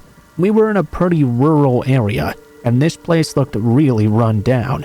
Still though, I was really exhausted and needed to at least get some sleep. We decided to bite the bullet and spend the night there. We got into our room and began to prepare to get some sleep. Suddenly, the phone began to ring. Figuring that it was just the office calling for some reason, I picked it up and answered. "Your wife's pretty cute," the voice on the other end told me. "I can't wait until I'm sleeping in bed with her." I wanted to say something back, but whoever was on the other end hung up immediately. My girlfriend asked me what happened, and I told her about that strange experience. Maybe I shouldn't have, because it really frightened her. I thought, though, that if we received another call, she should at least be prepared to know. Not that I was expecting anyone to call back. About 10 minutes later, though, the phone rang once again. I decided to answer it, thinking it was likely the same caller from before, and I was right. "Time's running out for you. Soon I'll be there." Then he immediately hung up. We were freaked out by that point, needless to say. Gathering our stuff up, we decided to go check with the office. We told them about the calls, but it was obvious they were not coming from the staff there. I considered it for a moment, because they were really the only ones who should have even known we were in that room, but the voice wasn't even close to sounding like either of them. We asked if they had any idea what was going on, and they were just as confused as we were. We asked if we could change rooms. We figured that maybe someone just knew the number to that particular room and was giving us a hard time or trying to scare us. He put us in another room on the other side of the motel. We went to that room, and at this point we were very tired. I knew it wouldn't take very long for me to get to sleep. However, I didn't even get the chance to. We had only been in the room for a few minutes before the phone began to ring again. My girlfriend and I both immediately got tense. I decided to answer. "You know, changing rooms won't help you hide," the voice on the other side of the phone said. Then, like all the previous times, the phone hung up right away. My girlfriend knew immediately what had just happened. We talked about what we were going to do. I was exhausted, but now we were both on edge.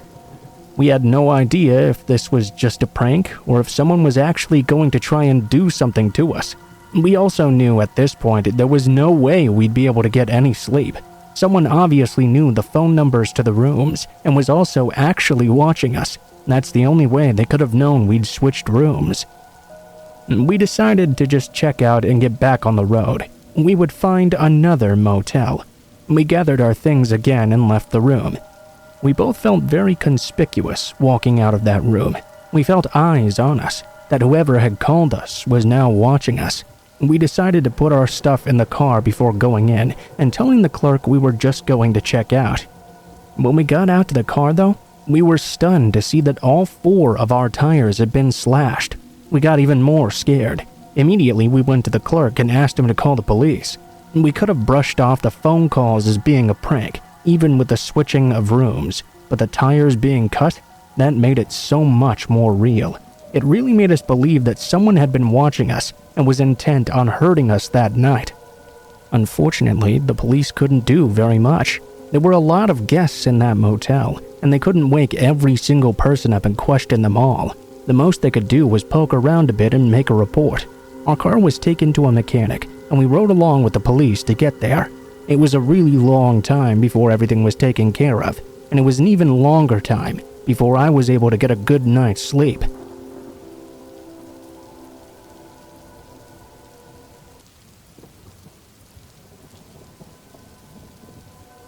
I used to go out and explore the countryside whenever I could. I would do this just as often alone as with someone else. However, I haven't done it at all since an experience I had with a friend of mine when we were out hiking years ago. Now, to be frank, the first thing I have to let you know is that the 2 of us were hiking in an area we didn't have any right to be in. This was usually the case when we decided to go for a hike. It was always more fun to explore areas like that than it was to go hiking in places known for nature hiking or whatever. It was cool to possibly be seeing something that most people won't normally get to see, and exciting to think about what we might stumble across.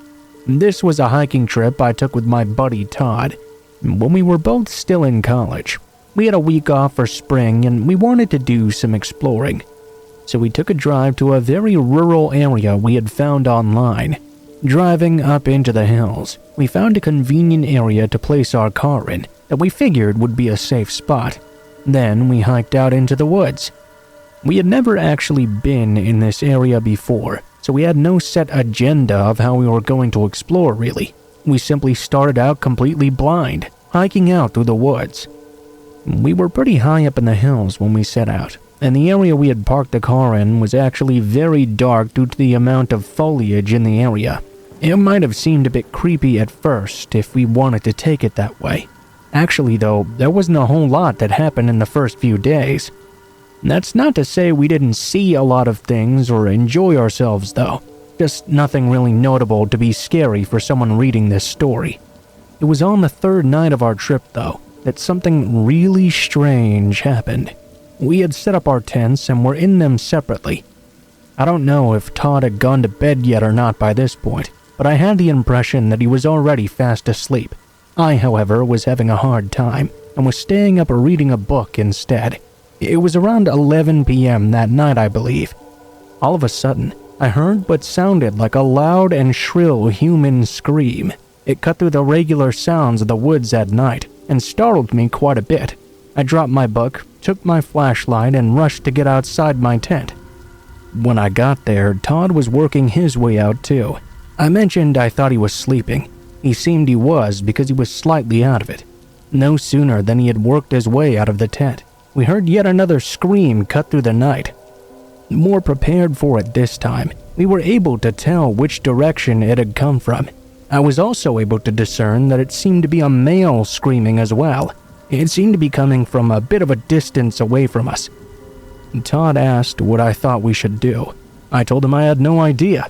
He suggested maybe we should try and find whoever was screaming and see if we could try and help them out. I agreed, but told him we should bring our knives with us just in case. So, armed with our knives and flashlights, we started out walking in the direction the scream seemed to have come from. I was hoping to hear another sound, regardless of how scary it might be, to try and narrow down where we were supposed to be going. Without any further sounds from the guy we heard screaming, it was really like trying to find a needle in a haystack. We were hesitant to try calling out at first, We had no idea exactly what had been hurting this person and causing them to scream. As we kept fumbling through the woods and trees, though, more and more time passed since we'd last heard the person. We realized if we were going to help them out, we would have to hear from them. That meant we had to call out to him, even if it meant risking calling attention to ourselves. I called out a few times. It was terrifying to do so. If this person had been hurt by another human or an animal, we could be drawing that entity to us. We were pretty scared with every noise we heard right after. Unfortunately, we did not get any response, and no matter how hard we kept looking, we weren't able to find any trace of anyone in the dark. Worried that we might get lost after too long, we made the tough decision to go back and try to sleep instead. We would get up early the next morning and go out and see if we could find anything in the daylight, any clue as to what had happened. I don't think either of us managed to sleep the whole night though. There was the constant wondering of what we'd just heard, coupled with the feeling that something bad had just happened. The following morning, we went to go and check around once the sun had lit the entire area up. Todd seemed just as worn down as I had. Really, we didn't talk about anything though. We just went and searched the area as best as we could, now that we could actually see what we were doing. I don't know what we were hoping to find really. I kept fearing we would stumble upon a dead body. Someone had been murdered in some brutal way or something. For some reason, I kept focusing on the idea it was probably a person who had injured the man we'd heard and not an animal. It was Todd that eventually found something. He called me over to have a look. We found an area where there was obviously some sort of struggle. On the surrounding ground, surrounding trees, there was blood everywhere. A huge amount of blood. We looked around a little bit more after seeing that, but not for very long. We were too unnerved by the whole discovery. Instead, we went back to our camp and discussed our next options.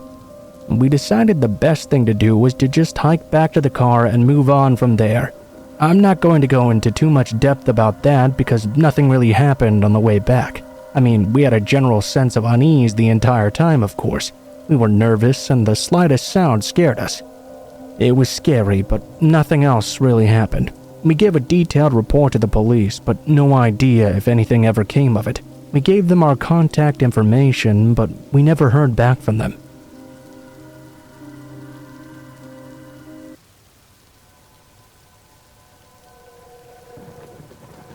Several years ago, I was in the midst of an acrimonious divorce from my then husband, full of crazy allegations and typical angry filings centered around the custody of our child. As with many divorces, friends and colleagues seemed to pick one side or the other. In my case, there was one sort of professional contact who reached out to me after hearing about the divorce, who offered to be a witness for my case. There were some experiences he related that I had previously been unaware of regarding my ex's behavior at networking events. After this initial call, he started to call on a semi-regular basis to make sure I was okay. Mind you, this was not someone I knew well prior to the separation. He was also much older than I was, but claimed to be very experienced with divorce and custody. I figured it was a good idea to be polite and not alienate him. His testimony was really important to my case, per the words of my lawyer. I kept things strictly friendly, but I always got a weird feeling about him. After a few months, he called one day, and that happened to be a day my son was very sick. When I told him I couldn't talk and explained why, he offered to run to the store for me. Honestly, I really appreciated that. After that, though, he kept on dropping by the house uninvited, or would stop by with various gifts for my son. Again, I kept telling myself to simply keep things polite. The divorce was coming soon anyway. I really couldn't afford to make this guy mad. During this time, he had also helped me set up a security camera system my dad had mailed me. At one point, I needed someone to walk my dog, and he had offered to do it. He used and returned a spare key that same day. One evening, he showed up while I was painting and insisted on sticking around to help, even though I was having my starting over catharsis and wanted to do it alone. Just after that day, he came around once again uninvited and unannounced with magazine photos of decor and started carrying on in this manic way about how we could finish decorating the house. I was so weirded out that I made an excuse to leave. I started ignoring his calls altogether and took my son and dog to stay at my parents' for several weeks to avoid another drop-in. I came home a few weeks later, thinking he must have gotten the hint by now. It was a very quiet day. The following morning, I took my son on an outing, something like the zoo, I believe. We both came back quite hot and tired. I put my kid down for a nap in my bed and decided to lay down and close my eyes with him. I woke up maybe an hour or so later. It took me a moment to realize that something was way off here. As I was blinking off the sleep, I realized there was a rose bush sitting on my bedside table. I had most definitely not put that there. There was a post-it note on it as well, something about planting it in the yard. I recognized the handwriting immediately and stood up to go splash some water on my face. I tried to decide whether to simply call my parents or phone the police. As I stepped in my bathroom, I realized the mirror was now covered in post-it notes, all with super creepy messages, love notes, and calls of affection. Honestly, it really scared me. I was still waking up and trying to figure out how all this could have possibly gotten into my house in the hour I was asleep. The front door was still definitely locked. As I went from room to room, though, there were notes placed everywhere. I mean thousands of post-it notes covering the walls, in my cabinets. There was even one inside my coffee maker. I started to grab all of them and put them into a big pile. Then I got to one in the kitchen that made my blood run cold. You know, you're really cute when you think no one is watching you. I realized then that there was a security camera pointed right where that note had been left, the one that man had helped me set up months earlier, when I didn't think he was a psychopath. I called my parents in hysterics. I sent them a bunch of photos, and my dad insisted I should not call the police. Remember, this was during a custody battle. He said instead he would drive over and change the locks and put a chain on the door. We also immediately changed the passwords on the cameras, which had been installed to document if my ex tried to break into the house. That was the initial purpose, at least. This man had access, though, and could apparently see and hear everything going on inside my house for months. The security cameras, I realized, he had copied my passwords when I was setting up the system. The only way I could figure out that he got into my house is he must have made a copy of my house key the day I gave it to him. Because my dog had gotten to know him, he wouldn't have barked to try to warn me either. That scared me the most. I was absolutely horrified. This man had been in my house for a long time. There's no way he could have put up that many notes very quickly. He must have been right next to me, feet away from my son while we were both sleeping, and somehow he thought all this was okay. I left and stayed with my parents again for a few days, afraid of what the guy was going to do when he realized he was now both physically and digitally locked out of my house. When I came home, my son had gone to his dad's for the night. I was home alone, on the phone with another friend from out of town. At about 10 p.m., the man showed up at my door, pounding on it, trying the locks, screaming obscenities and demanding to be let in to his house. Gone were all of the niceties. This was someone completely furious and derailed. All I could do was hide in my bedroom until he left an hour later.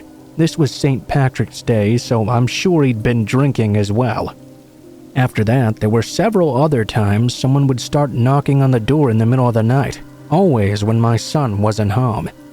He tried reaching out using fake social media accounts as well, always getting blocked. Years later, I discovered he had secretly befriended my mom on Facebook, and therefore was still able to see all of the photos of us she posted or shared. I saw when she left her computer logged on that they were having a conversation about how he could get back into my life. I sold that house 2 years later, still finding new notes even as I was packing up. I'm more than relieved he no longer knows where I live. I don't post photos of my new house online now. I changed all the privacy settings on my social media accounts. I avoid all the places he used to go and the networking events he attends. I stay as under the radar as possible. I could never bring myself to play back the security camera videos. I was already traumatized enough and didn't want to see just how much danger we could have been in.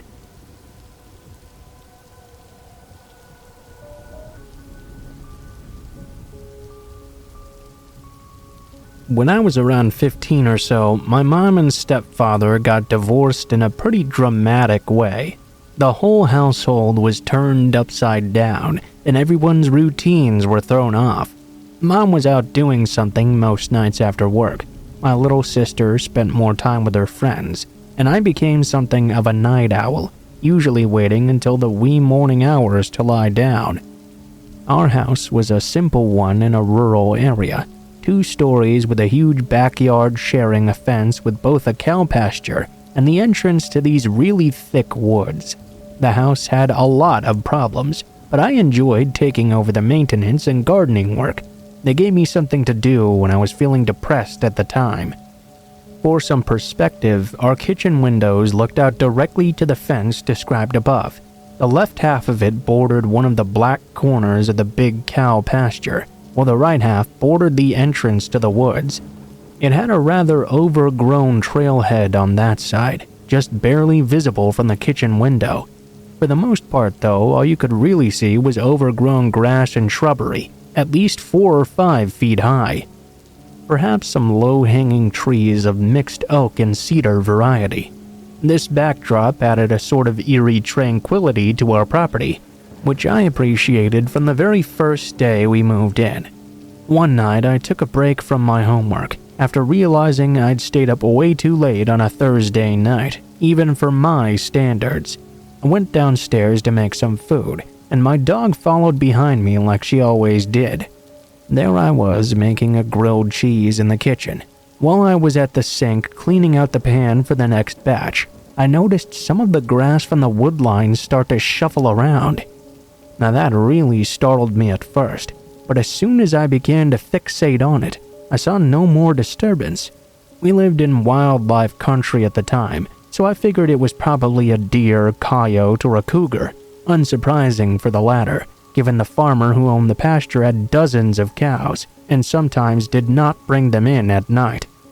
Strangely enough though, I began to notice this even more often in the nights following.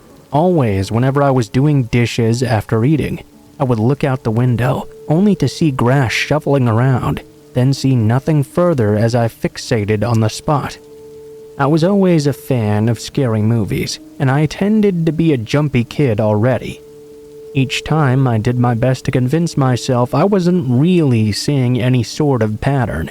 This changed though, when my dog would start fixating on the woods too, and barking at night. Furthermore, our motion sensor security light began to stay activated sometimes, for hours on end, only switching off when I would go to the kitchen to make my midnight snacks. Eventually, I told my mom all about this, and while she did initially seem concerned, she also pointed out that we did live behind the woods after all, so we should expect animals or occasional homeless squatters nearby our property. If I was really that concerned, I could always just call the police or animal control. I didn't really disagree myself, and for the most part gave the matter no further thought each night forward. One particular night, though, I decided at 1 a.m. spontaneously to take a dip in our hot tub in the backyard. I changed and my dog and I went outside. I climbed into the tub, closed my eyes, and zoned out like usual. I was suddenly whipped out of my trance when I heard a loud crunch, followed by what sounded like someone falling over into some bushes. I stood up immediately and turned around. "Who's there?" No one replied. It was dead silent, and I had the creeps now.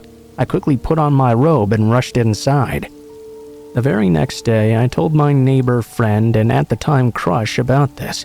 She thought I was being ridiculous, but nonetheless agreed to go with me to check out that part of the woods to see if there was any evidence of anyone or anything hiding in that direction I'd heard the noise coming from. We stomped through the woods until we got to where we could see the back of my house. We checked under every shrub and blackberry bush, but found nothing. It was probably just a coyote or something, deciding whether or not you would make a good dinner, the neighborhood girl said, smirking. I playfully flipped her off and laughed. quietly relieved there was no creepy person stalking me the previous night. Well, of course, I was wrong about that, because that night as I was making my usual dinner, our security light came on once again. I raced to the back door to see what was up. This time, though, I could barely make out a shadowy 6-foot figure disappearing through the trailhead and into the brush to the right of it. My heart skipped a beat, and my dog, probably sensing my nerves, began to growl furiously. I called out into the night, "Who the fuck's out there? Come out right now!" Of course, there was nothing but silence. After sitting in the dining room for an hour, I figured I must be being paranoid. Maybe I was seeing something subconsciously, afraid of being out in the dark. I called my neighbor back, and she surprisingly didn't call me crazy this time. She told me she would tell her dad about it in the morning. I never saw that sort of thing again, and my neighbor's dad just chalked it up to being a homeless person camping out in the woods. Very most a stalker from one of the houses around ours. Something he explained wouldn't be surprising, as my sister was quite a looker. He thought it would make sense she would have a stalker, as if that was supposed to make me feel better or something. I suppose, though, in the end it did. Months passed by and I forgot about this fairly quickly. That is, until a local news bulletin came out about a sexual predator having been recently apprehended by local police. It was a report from a couple living a few houses down from us, filed about the wife being approached at night by a tall, gaunt man in the evening hours when she was watering her garden boxes. She said he'd suddenly appear from the woodwork, quietly as if trying to sneak up on her. When she noticed him, she demanded his name, but he darted back into the woods. She called the sheriff immediately, unlike me, and a half an hour or so later, the department combed through those woods and apprehended the man, who was hiding underneath a fallen tree nearby. All the report said was that the man claimed he had been living in the woods for months, surviving on snacks stolen from a nearby gas station, and would not give a reason for why he was out there. Supposedly, he was wanted for numerous offenses on minors and vulnerable adults some years prior, whatever those ended up being. Now, years later, I still get uncomfortable looking out into the woods at night, anywhere I may live. Who can blame me?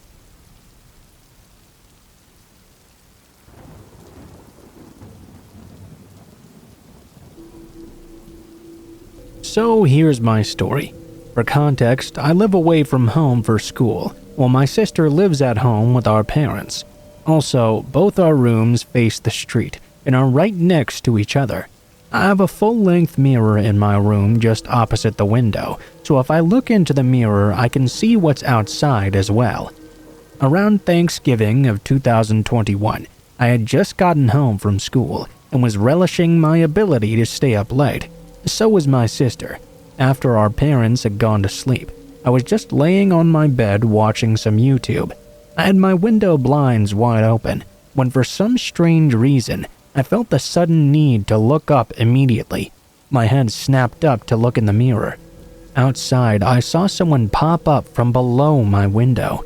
They began to bang on it 3 times, before suddenly sprinting away. I was shaking, on the verge of tears.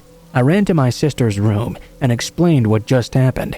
She was shaken up as well, but we chalked it up to just a dumb teenager. Just a few nights later at midnight, though, I see a text from my sister. "Hey, did you hear that? There was somebody in front of my window." I felt that same fear. I took my headphones off and just began to get up when I heard 5 super loud bangs come from my sister's window. I ran over immediately. She looked really shaken. She told me the man ran to the other side of the house, the wall that was right next to my bed. He began to bang on my wall, right where my head would normally be. We were frozen in fear. We didn't catch the guy as he ran away immediately after. We made some theories as to who it was, but neither of us were the type to have any enemies. We did some investigating and also found out there were no teenagers on our street anyway. None of this made sense. Sometimes I feel that same chill in the air and think I hear the banging. I fear turning around and seeing that man's face in the window might not be as rare as many might hope. I'm praying I never have to meet that person again.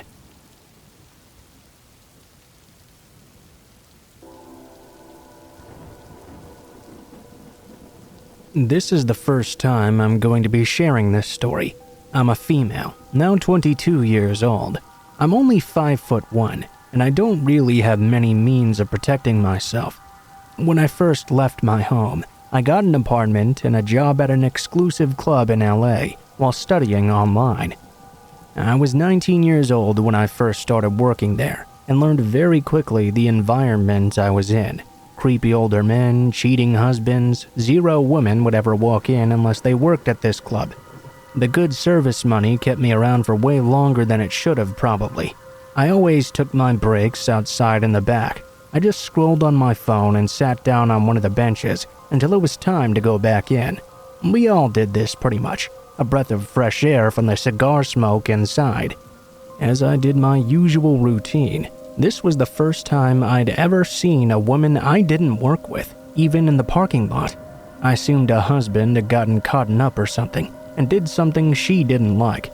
That quickly became far from the truth. She walked up to me, very well put together. Expensive bag, expensive heels.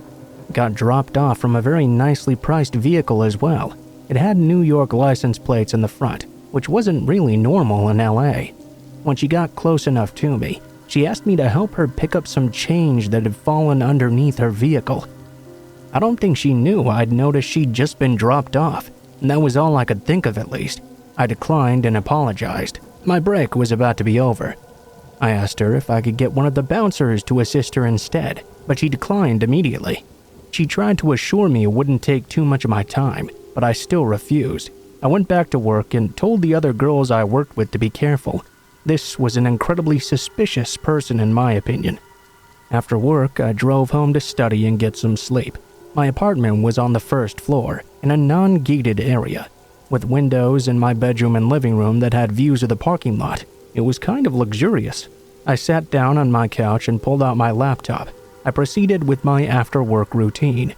20 to 25 minutes after I got home, though, I suddenly saw what looked like the flash from a phone camera straight in my living room. What the f***? Immediately, I ran to the window. There was the very same black vehicle, parked right in front. I closed my blinds and immediately called the police. They showed up, looked around, and asked some questions. They did show up 15 minutes after I called, so I'm not sure if I should have expected them to find anything anyway. I do wish they did, though. 2 weeks later, I'm at my local pet store with my German Shepherd. She's my rock and protector. I took her wherever I could after this incident. As I was walking through the store, I recognized that same lady across the aisle. Her face, the same outfit, the same woman who had come up to me while I was at work. I made sure my dog could see her, and that she could see my dog as well. Thankfully, my dog was trained, so I wasn't as scared of this person this time. I waited for her to leave before checking out and walked out towards my car. I found a weird note left on my windshield. I got in and drove straight home without reading it. When I did finally arrive, I took it out. It was some BS about accidentally hitting my car or something. I don't know why they even left this. My neighbors keep their eye out for me and let me know when they saw that person around. A lady even came by and asked my neighbor if I was single and acted like they'd seen me around the complex. Little things happen still. Random calls with weird voicemails, random tissues on my car, other things I choose to ignore. This has been going on for 3.5 years now. I haven't seen that lady in person since, but they definitely find ways to let me know they're still around.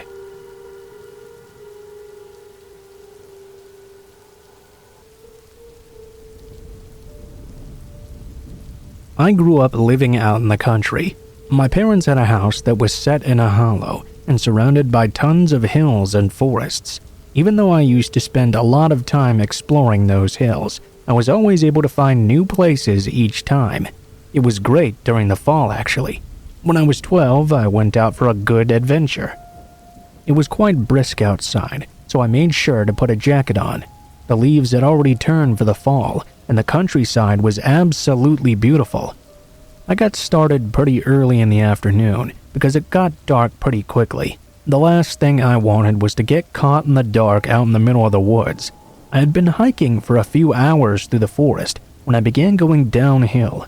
At the very bottom of this hill, there was a huge treeless field. I had never seen it before.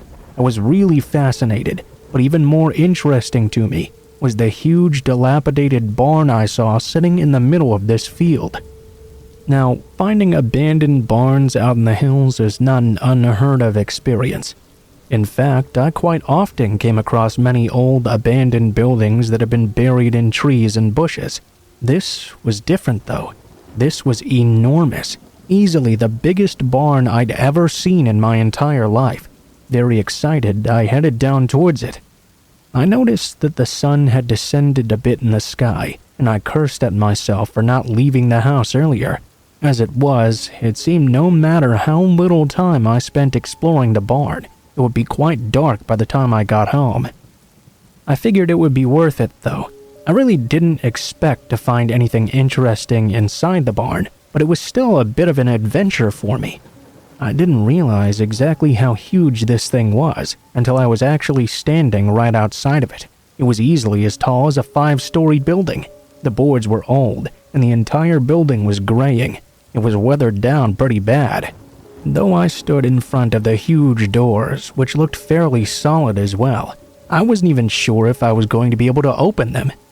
I looked around, starting to get slightly nervous that someone who owned the land the barn was on might be around.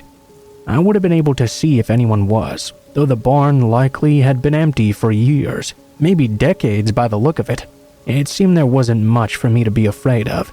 However, tell that to a 12-year-old boy trying to explore with an active and vivid imagination.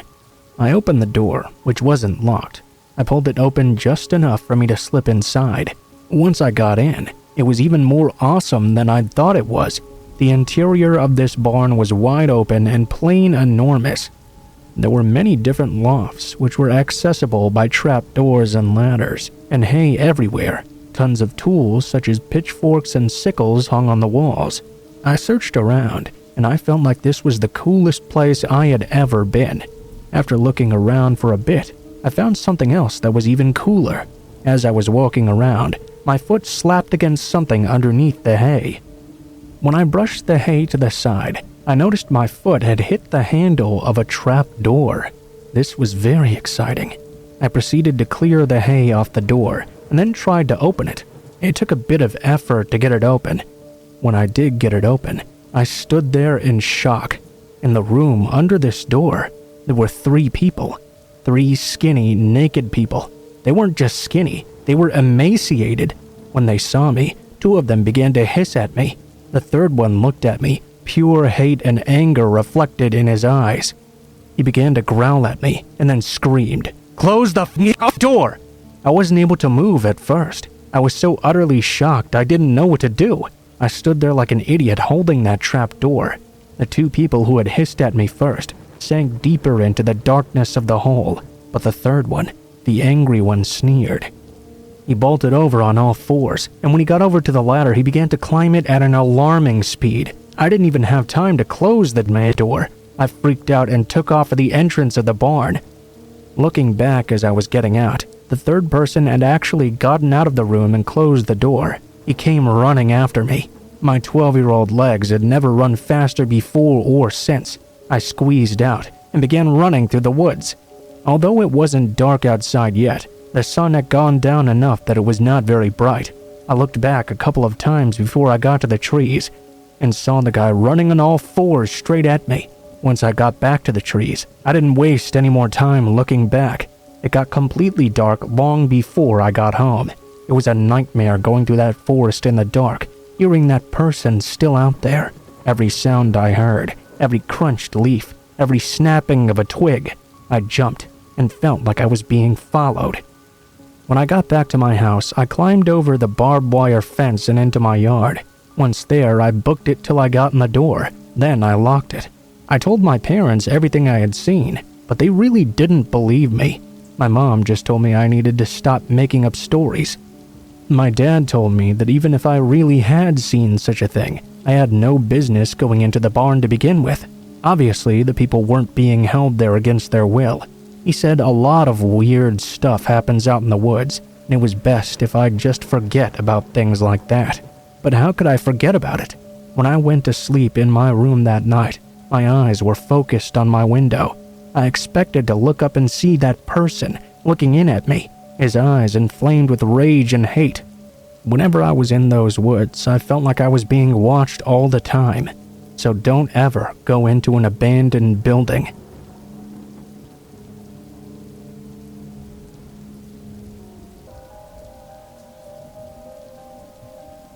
My grandma and grandpa lived in a very old house. I think it used to be a one-room schoolhouse way back in the day. They put up walls and there was an upstairs sort of attic that was a living quarters, I guess. My grandpa himself built a sort of addition onto the back of the house. That addition was really flimsy though. It was literally just built with boards. There was no outside siding, no insulation, no drywall on the inside. It did have a window that faced into the backyard though. The reason I'm telling you about this particular room is that whenever we took the trip to Grandma and Grandpa's house, that was always the room I slept in. I have to admit as well, it was a very freaky place to sleep.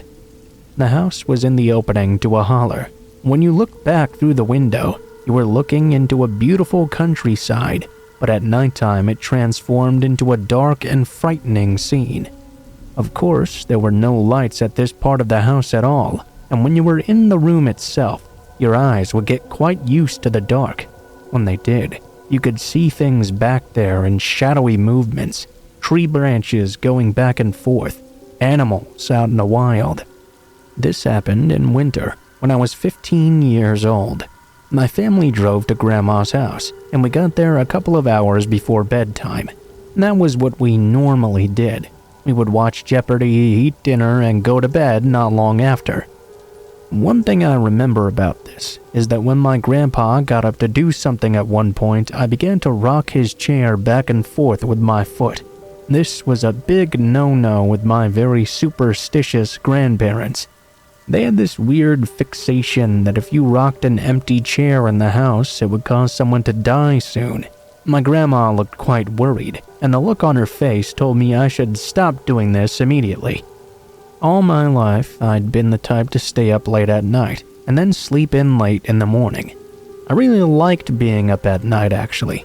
My mind seemed to work better when I was up in the nighttime hours. I went to that room when everyone else went to bed, but I didn't go to sleep right away. Instead, I stayed up for a while reading a book with the not-so-bright lamp in the back room. It was a pretty cold night out, but that didn't really bother me. The bed in the back room had some heavy quilts on it in order to keep warm.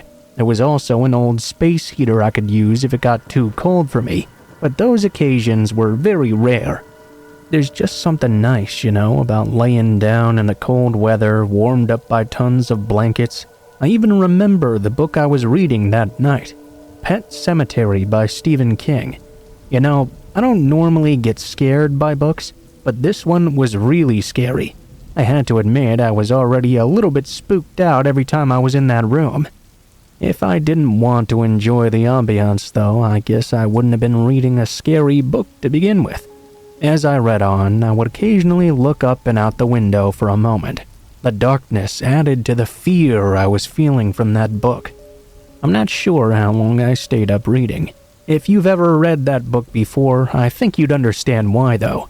While I'm not the biggest fan of King's work, there's something about the atmosphere of this particular book that really pulled me in. Finally, though, I was exhausted. I was thoroughly on edge and ready to go to sleep. The lamp was right by the bed. Once I turned it off, everything was totally dark for a while. I knew I wouldn't be able to fall asleep right away. That's just not what I do. Instead, I laid down and looked out the window, and just kinda ruminated in my nighttime thoughts for a while. Eventually, I did doze off. Since I was asleep somewhere other than my own bed though, I tended to sleep in little blocks, Wake up for a few moments, go to sleep over again, wake up, fall back asleep. I was sleeping facing the window, so the first time I woke up, I just looked out into the darkness. I could see a little bit better than before, and I could see the branches of several trees swinging in the wind. After looking at them swaying hypnotically for a few moments, I swiftly went back to sleep. The next time I woke up, it was pretty much the same thing. I saw some swinging branches and fell back asleep. I'm not sure how many times I repeated this, until the moment I woke up and looked out the window once more. This time, in addition to the swaying trees, I saw something out the window. A dark something, but I could tell it was looking in through the window at me. It took my sleepy mind a few moments to realize that I was not dreaming this. All of a sudden, I noticed what looked like a hand reach out from the side of the window and begin to tap on the glass. I heard the tapping distinctly, and I could make out the hand's prints very clearly. I jumped up and out of the bed in shock. I had to do everything I could not to yell out in fear. My impulse was to rush away from the window and out the room, but I resisted that, looking back to the window. Now there was nothing there. I walked over cautiously and peeked out, trying to see if someone was out there or if they were running away into the darkness or something like that. But I didn't see anyone there. It was pitch black. I could hear the trees howling in the wind, but I couldn't make out the figure anymore. I didn't know what was going on. I didn't know if I was still sleeping and had just dreamed the entire thing, or if someone was skulking outside my room. It took me a long time before I was able to go back to sleep. I told my family about this the next day. My grandma told me something about never rocking the chair without someone sitting in it, suggested perhaps some demon had come for me or something. And that's pretty ridiculous. It did get me thinking, though, that maybe my grandpa had done it to teach me some respect about their beliefs or something. If he did, he never admitted to it. I wouldn't have put it past them, but maybe someone really was just skulking out my room that night.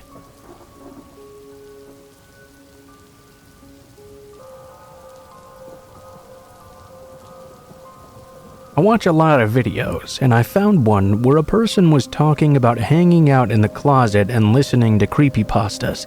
That struck a chord with me, because actually I do that quite a lot too.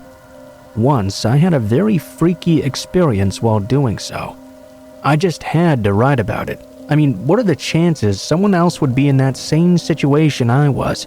Much like the person in that story, I thought it was the best way to try and get scared by these creepypastas. It was the only place in my home I could go where it was completely dark. Once I even tried putting duct tape over my bedroom window to keep the light out, but that didn't work so well. On this particular night, I was sitting there in the closet listening to some really good creepypasta, although I was having a pretty hard time getting into the right mood. I closed my computer lid and tried to listen to it that way. At least then it would be totally dark without the monitor on. That didn't really do very much for me though. It kinda sucked actually. I was hoping that the darkness would really get me into the ambiance and get me scared, you know? That's what the dark is supposed to do. But it just wasn't happening tonight. At least I was having a good time listening to the stories themselves, as they were pretty good. I had been listening to this particularly long playlist and must have been in the closet for about 3 hours. I moved and stood up for a few moments to stretch my legs. It was about 2 in the morning as I did so. Right as I leaned against the closet wall, the closet light turned on. The light switch was right outside the closet door on the left side of it, and I lived alone. That meant someone just flipped that switch, and not only had they just done that, they must be standing right outside the closet door.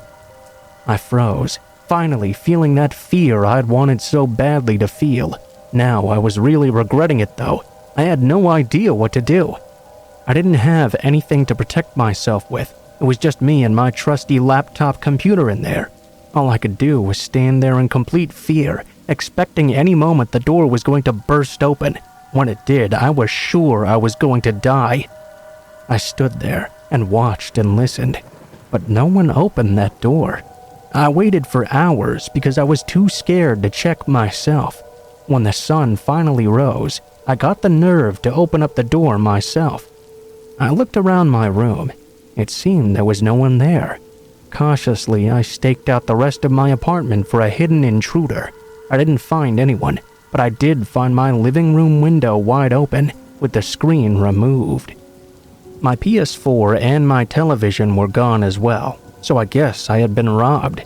Someone had come into the house who must have known I was there in the closet. Did they scare me because they knew it would give them time to rob me and I would be too freaked out to explore outside? Or did they think that light was for something else and left when they turned it on and discovered me there? I have no idea, but that was the freakiest experience of my life. Make sure your windows are always secured.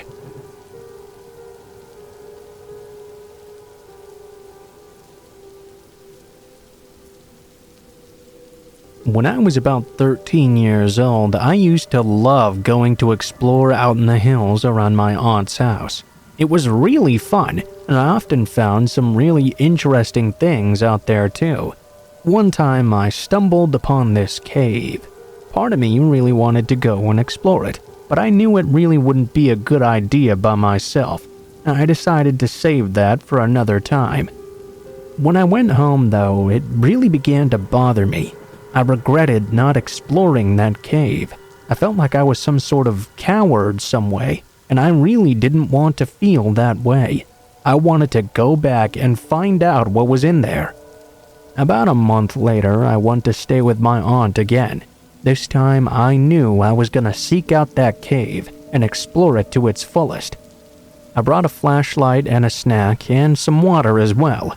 I didn't really need much because I knew it would be a shallow cave, and it wouldn't take me very long at all. After about an hour of exploring the hills, I finally found that cave again. I guess I should explain the kind of cave it was. It was on the rocky side of a hill, and the entrance was quite short. I would have to get on my belly and push myself under it. Looking at it, I knew it would be an extremely tight fit. My curiosity was really strong though, so I decided to go ahead and go for it. I got down on my belly and slowly began to crawl into that cave. I wasn't sure how deep it was, or if it ever got any taller. What I was sure about was that it was very dark inside. The entrance was so small that not much light was able to get inside it. Thank God I decided to bring the flashlight with me. Right as I began crawling in further though, I became aware of this really odd noise, a sort of rustling sound, followed by a weird shrieking noise. It sent a real shiver down my spine. In a bit of panic, I moved down a bit. I moved my foot and got it wedged in tight between the ceiling and wall. I groaned out of pain and out of desperation for my stupidity. I tried to pull my foot out, but I wasn't able to move it because it was throbbing in agony. I cried out a bit, and then I heard that rustling noise again.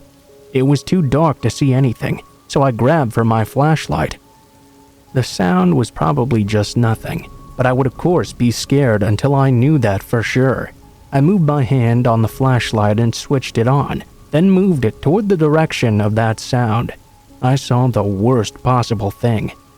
A cave full of the scariest looking bats I'd ever seen, only a couple of yards away from me.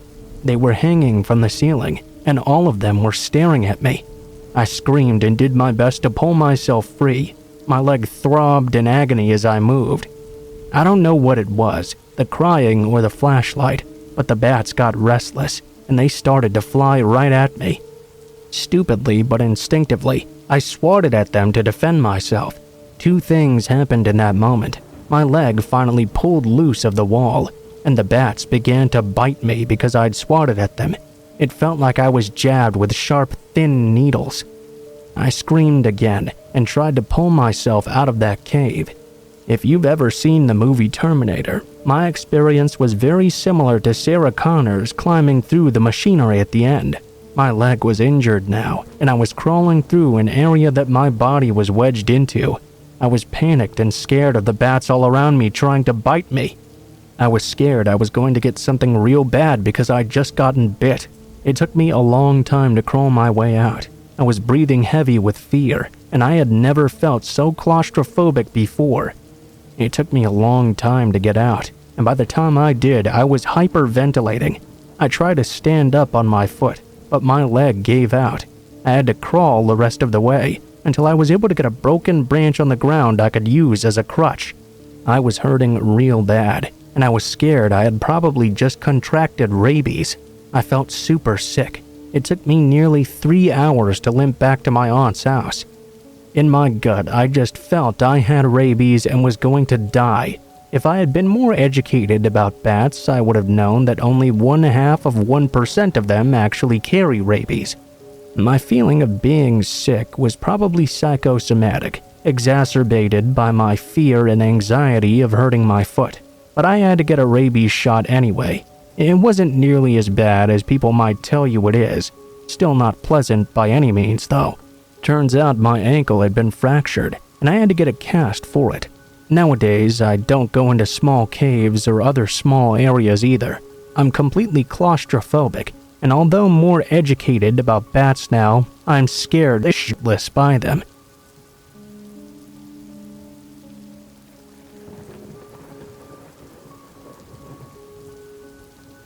This is the story of the strangest thing that ever happened to me in my life. At the time, I lived in the suburbs of Chicago. I'd just gotten my heart broken not long before this, and was trying to get back into the dating scene if I could. I was quite lonely, and I went for trying to meet someone online. I began to speak with a man named Robbie. He was a bit younger than me, which wasn't something I really liked. I was in my late 20s, and he was exactly 20 years old, and still lived at home with his parents. He wasn't going to community college at the time either. I would normally have dismissed him because of this, but he was very persistent talking to me, and he seemed to be an interesting person regardless. He liked horror just as much as I did, so that got me interested in the very least trying to meet him. He lived in Wisconsin, but he lived in the rural part of the county. I didn't have a GPS, and this was before smartphones as well, so I had quite a bit of trouble finding his place. Eventually, I was able to find him though, and picked him up. I should mention that all I wanted to do was go and have dinner and talk, get to know each other a little bit. We were getting along very well. He hadn't seen nearly as many movies as I had, and by talking a lot about them, he asked if I wanted to go buy some maybe, go back to his house and watch them together. I was a bit hesitant because he lived with his parents. You probably figured out by now that I'm a gay guy, which I guess I should have mentioned first. I felt really uncomfortable going back with his parents still there. Especially when he told me they didn't even know he was gay. They weren't gay positive at all either. He told me he would tell them that I was just a friend passing through, who needed a place to sleep and couldn't afford a hotel. He told me the many things he would tell his parents as lies. You know, this should have been like 1,000 red flags at once, give or take. I was extremely uncomfortable with all of this, but I was on the rebound and Robbie seemed like a likable guy. Despite my apprehension, I decided, why not give it one try? We bought a couple of movies. I don't really recall all of them other than that one was a remake of the movie House of Wax, I think. I mostly only remembered that as well because of the weird shit that happened while we were watching it. After shopping, we drove out to his house again. As I mentioned before, he lived in a very rural part of the county. His house was very old and sat on what I supposed used to be an old farm that was no longer tended to. The fact his house was so isolated made me feel really weird. Things were even stranger when I met his parents. I could tell right away something was off about them, and they didn't seem to like me either. I don't remember much about the father, but the mother was very overbearing. I could tell right away that if they didn't know their son was gay, they at least suspected it very strongly, and they were very, very angry about it. While we were watching the movie, I was sitting in a recliner that was in the middle of the living room. We had the lights off, of course, because it was a horror movie. Although the parents had said they were going to go to bed, there were times when I could hear something shuffling and sneaking behind me. I would turn around, only to see the mother peeking around the corner of the dark hallway, watching me. She would linger there for a moment, before seeing I'd noticed her, and sprinting around the corner. Her absences would never last long, though. She would creep back through the darkness of the hallway, and hide and keep watching me. There was one very scary moment. We were watching that House of Wax movie, only for me to turn around and notice her hiding in a doorway again, this time holding a knife in her hand. She held the handle with one hand and was lightly slapping the flat part of the blade with her other. I certainly knew she was not doing anything in the kitchen at the moment. It was even more scary because I knew she knew I'd keep looking back and catching her there. This was something she wanted me to see. I really should have left right then and there, but Robbie didn't seem to think anything was going on. For some reason, the idiot in me decided not to leave. Robbie told his mom we were going to go to sleep. He showed her he'd made up a bed on the floor of his room for me to sleep on. Then he closed the door. He waited until she was gone in order to lock it. I laid down on the floor, not really knowing what was going on here. Robbie asked me to come up to the bed to cuddle with him. I liked him a lot, but I'm sure everyone listening to this story can realize how blind I must have been by this point. I guess I really liked him. I should have never gotten into this position. Needless to say, I didn't sleep so well. There were several times throughout the night I could hear the doorknob being turned and scraped against. I knew that was dear old Mom checking to see if the door was locked. She was probably trying to open the door as well, to see if anything particularly gay was going on. This happened no less than 5 times. Each time it did, all I could think about was her standing there in the darkness with a knife in her hand. Somehow I managed to survive the night. The way his mother had acted didn't seem to bother Robbie at all either. He went through the entire experience as if nothing had ever happened. He was also completely oblivious to the fact his mom knew he was gay and was willing to try and scare his date with a knife in order to keep him from being so. I left the house as soon as possible to avoid encountering Mom again. Not long after, I got a call from Robbie. His mom told him I wasn't allowed to come back, and he was really confused. Didn't matter much to me. I wouldn't have gone back there if he paid me. Strangely enough, not long after, Robbie decided he didn't really feel like being gay anymore. Last I knew of him, he was dating some girl in his church group. I really hope his mom didn't threaten him or something like that. The whole thing was way too weird and scary, and I was happy to never have to meet any of these people again. Like an idiot though, a while later I looked him up on Facebook, and to my surprise, I found him. Honestly, what I found is pretty disturbing though.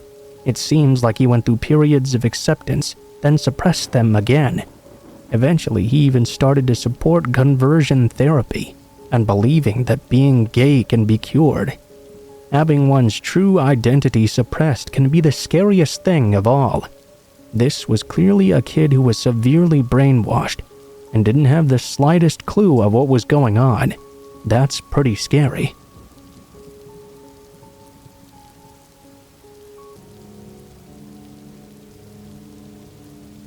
There was an old abandoned cat shelter just outside of town. It had garnered quite a reputation concerning why it was closed down.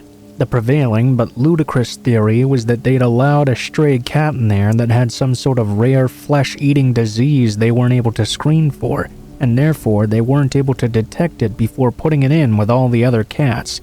All the others supposedly died, and the shelter lost all its funding as a result, and was forced to shut down.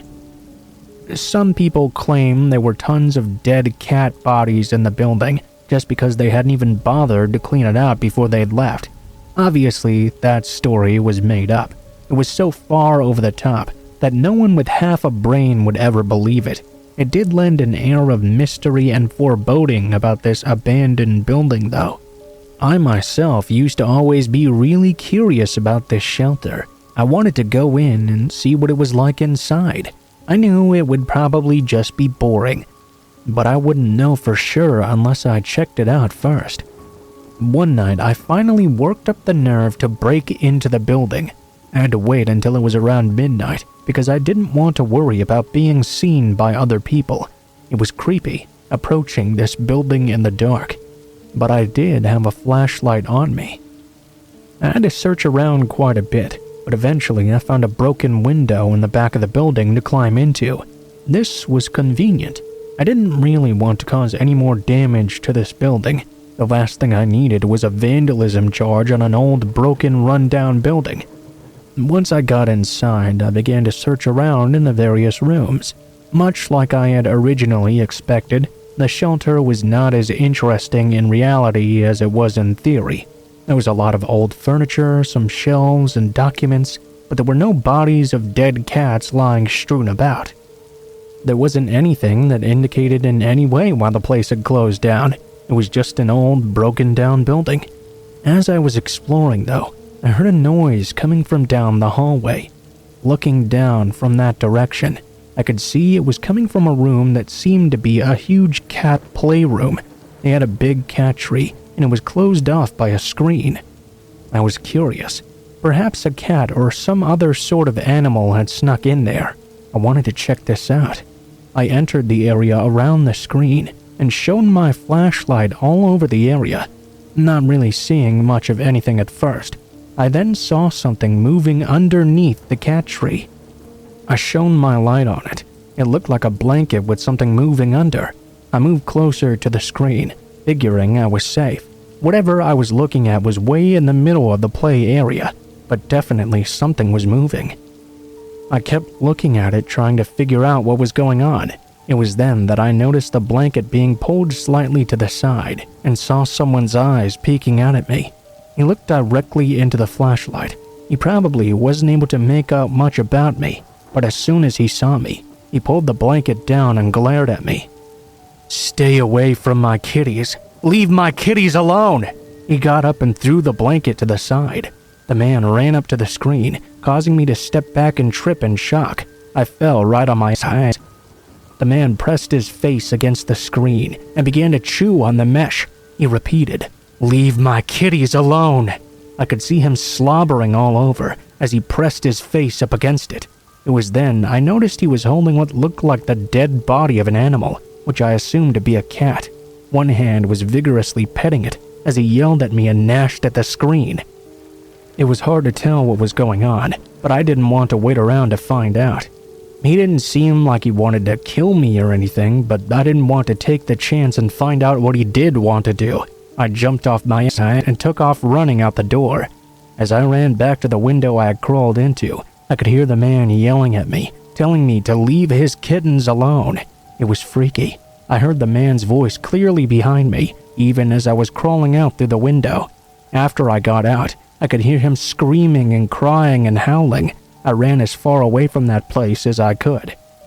I suppose the experience wasn't life-alteringly scary, but it was pretty creepy in the moment when it happened.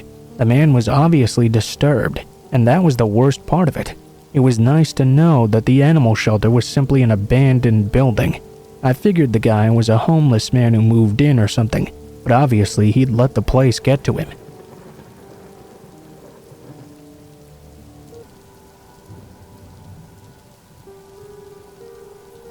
I live in a medium-sized apartment building in a fairly major city. While the neighborhood I live in is more on the safe side, violence is very high in my city as a whole, and we have a big fashion problem as well. Despite this, I feel pretty safe going out, especially close to my apartment building, where it's mostly well lit. I'm friendly as well with a few of the regular homeless people, so they usually look out for me. Last night, I got a reminder that my safety isn't guaranteed though, and I've been pretty shaken ever since. Last night, at around 12:20 a.m., I asked my partner if he wanted to share a joint with me. When he declined, I locked the apartment and went downstairs myself. The exit I take spits me out onto the main street, where there will still be the occasional car driving by at this time. Usually this type of human presence comforts me walking late at night, but tonight, a lone black van approached my peripheral and started to drive slowly behind me, matching my walking pace until I rounded the corner. The van was stopped by a stoplight then. I found it very strange at the time, of course, but the van was on the other side of the street, and there were 1 to 2 other cars as well. I kinda brushed it off a little bit. Around the corner, there was a little food truck area with a bunch of picnic tables. They had these Christmas string lights hung up, and a few other ambient lights that were kept on the whole night. It barely illuminated the area, though. As I was walking past the picnic tables, I noticed a large man dressed in dark clothes, sitting alone in the dark at one of the back tables. He was wearing some kind of hood that covered his whole face. I could still tell, though, that his eyes were following me as I walked along. My usual smoke spot was behind a fence on the other side. I was a little shaken by spotting that guy, so I chose a slightly further spot against the side of a construction vehicle. I lit my joint and started puffing away, reading something or other on my phone. I soon started to get a very uneasy sensation, though. My hairs were standing up on end, and I got the most intense goosebumps I've ever felt. My phone was still playing music. As I turned it off, I could hear shifting and rustling of gravel on the ground right behind me. I swung my head around, only to see a man reaching towards me with his hands. I only caught a glimpse of his face before I fell to the ground. His eyes were wide and bulging, and they terrified me. His mouth was agape, and he was basically snarling at me. He scared me so bad I fell to the ground, stumbled, and broke into a run in all of 1 second. I ran for a few moments before I peeked over my shoulder and saw him following a couple of yards behind me. At this point, I saw it was definitely the same man who had been sitting at the picnic table. I saw he was wearing what looked like a dirty fishing hat. He had shoulder-length, dirty, light-colored hair and was way bigger than me. He was definitely gaining on me, too. I had lost ground by turning around, and I was not in the best shape to begin with. I was about to reach the first entrance to the building. Issue was, 1, there were double doors at this entrance that closed quite slowly, and 2, the only way up was an elevator, so if he got inside with me, I was out of luck. I kept running, of course, taking my chances with my running ability versus my quickly opening doors ability. I kept running along the other side of the building to get to the second entrance. This one was just 2 single doors, which opened up to the stairwell. As I was nearing this entrance, I noticed another man who appeared to be running straight towards me from the opposite direction. I should note as well that throughout this, I had been hearing the guy behind me growling and snarling. As the second man got closer, I could hear he was growling at me too. I reached the keypad and unlocked the first door, then quickly slammed it closed behind me. The second man reached the door first. I could see his face more clearly as it slammed against the glass window of the door. He was taller than the other guy, with longer hair as well. Mostly I remember his wild eyes and his teeth gnashing at me like an animal right before I turned away. I opened the second door and booked it up the stairs. I didn't even stop until I was in my apartment, had all the doors locked and was under the covers. I think in retrospect, I didn't hear any sign of them following me up the stairs, but I was convinced they were still on my tail in that moment. I think the only reason I got away from them was that they didn't know about the side entrance to my building. They hadn't expected me to keep running past the first one. I got up to get my inhaler since I was having a near asthma attack at this point. As I walked by the window, I peeked out and my heart sank.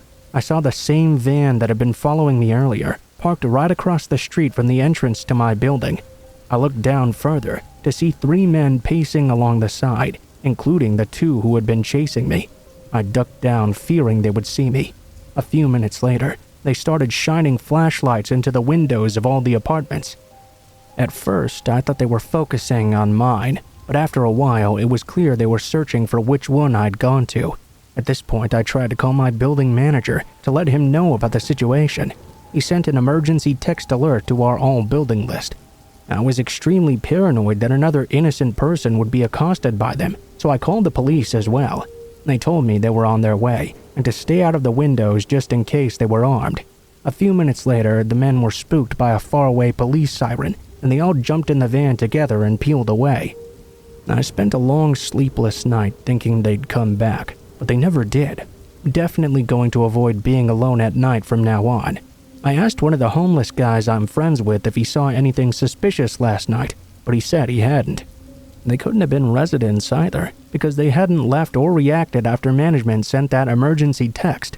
The part that sticks with me the most is the growling and the intense look in their eyes. I don't know if they were on drugs or what, but they never said any words to me or each other. Haven't heard any updates from the cops, but it's only been a few hours. They didn't seem that interested in my statement, as the van had already disappeared when they left.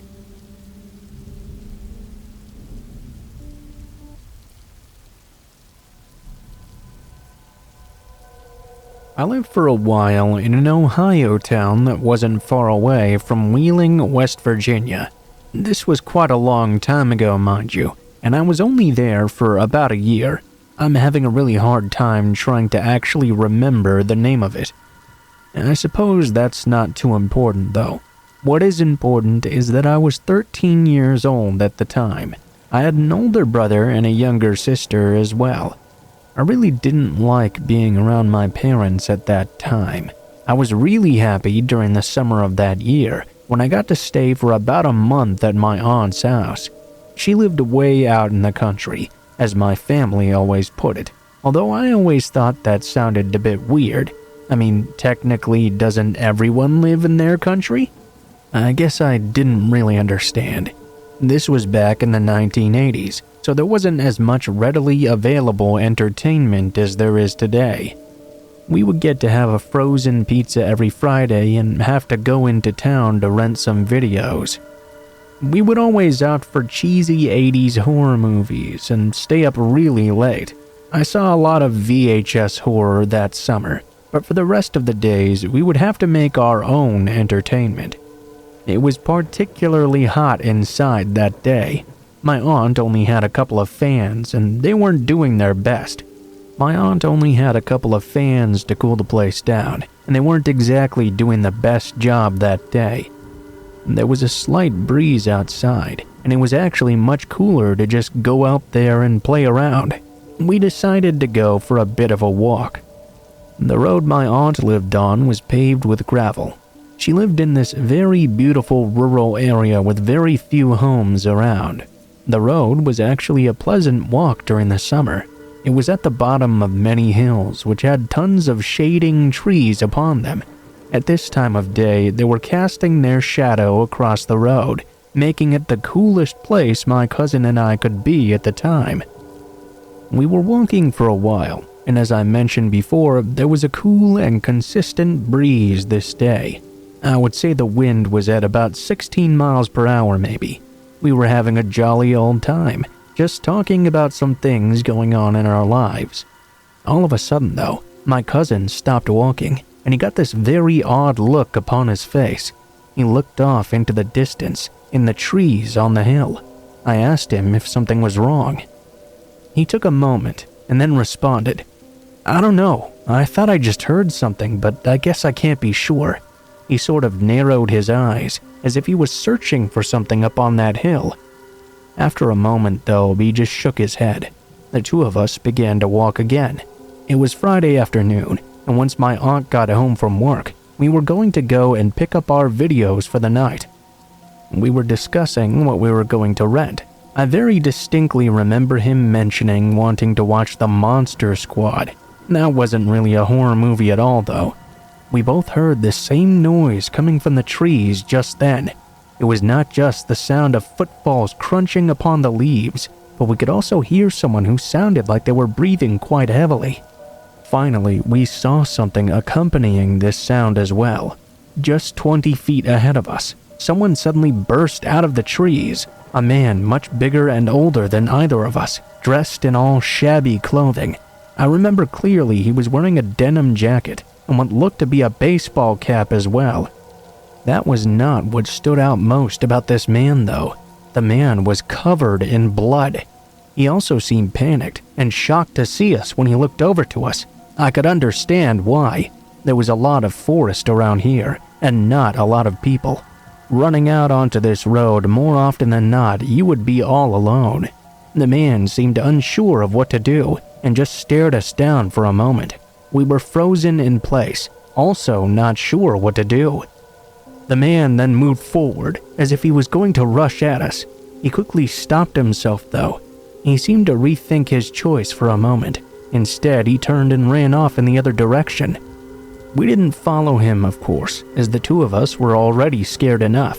Remember, we had been watching a lot of scary movies that summer, and this seemed like a scene right out of one of them. The last thing we needed to do was follow someone who might be crazy, dangerous, or both.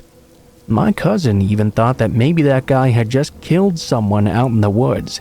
He suggested we should go and see if someone was out there. If the man really had attacked someone and that someone was still alive, then it wouldn't be good to just walk away now, would it? I agreed, and besides, We were two 13-year-old boys. We should be able to handle ourselves. We cautiously started up the hill in the area we had seen the madman run down from. I would like to tell you I was being brave as what, but honestly, I was terrified the entire time.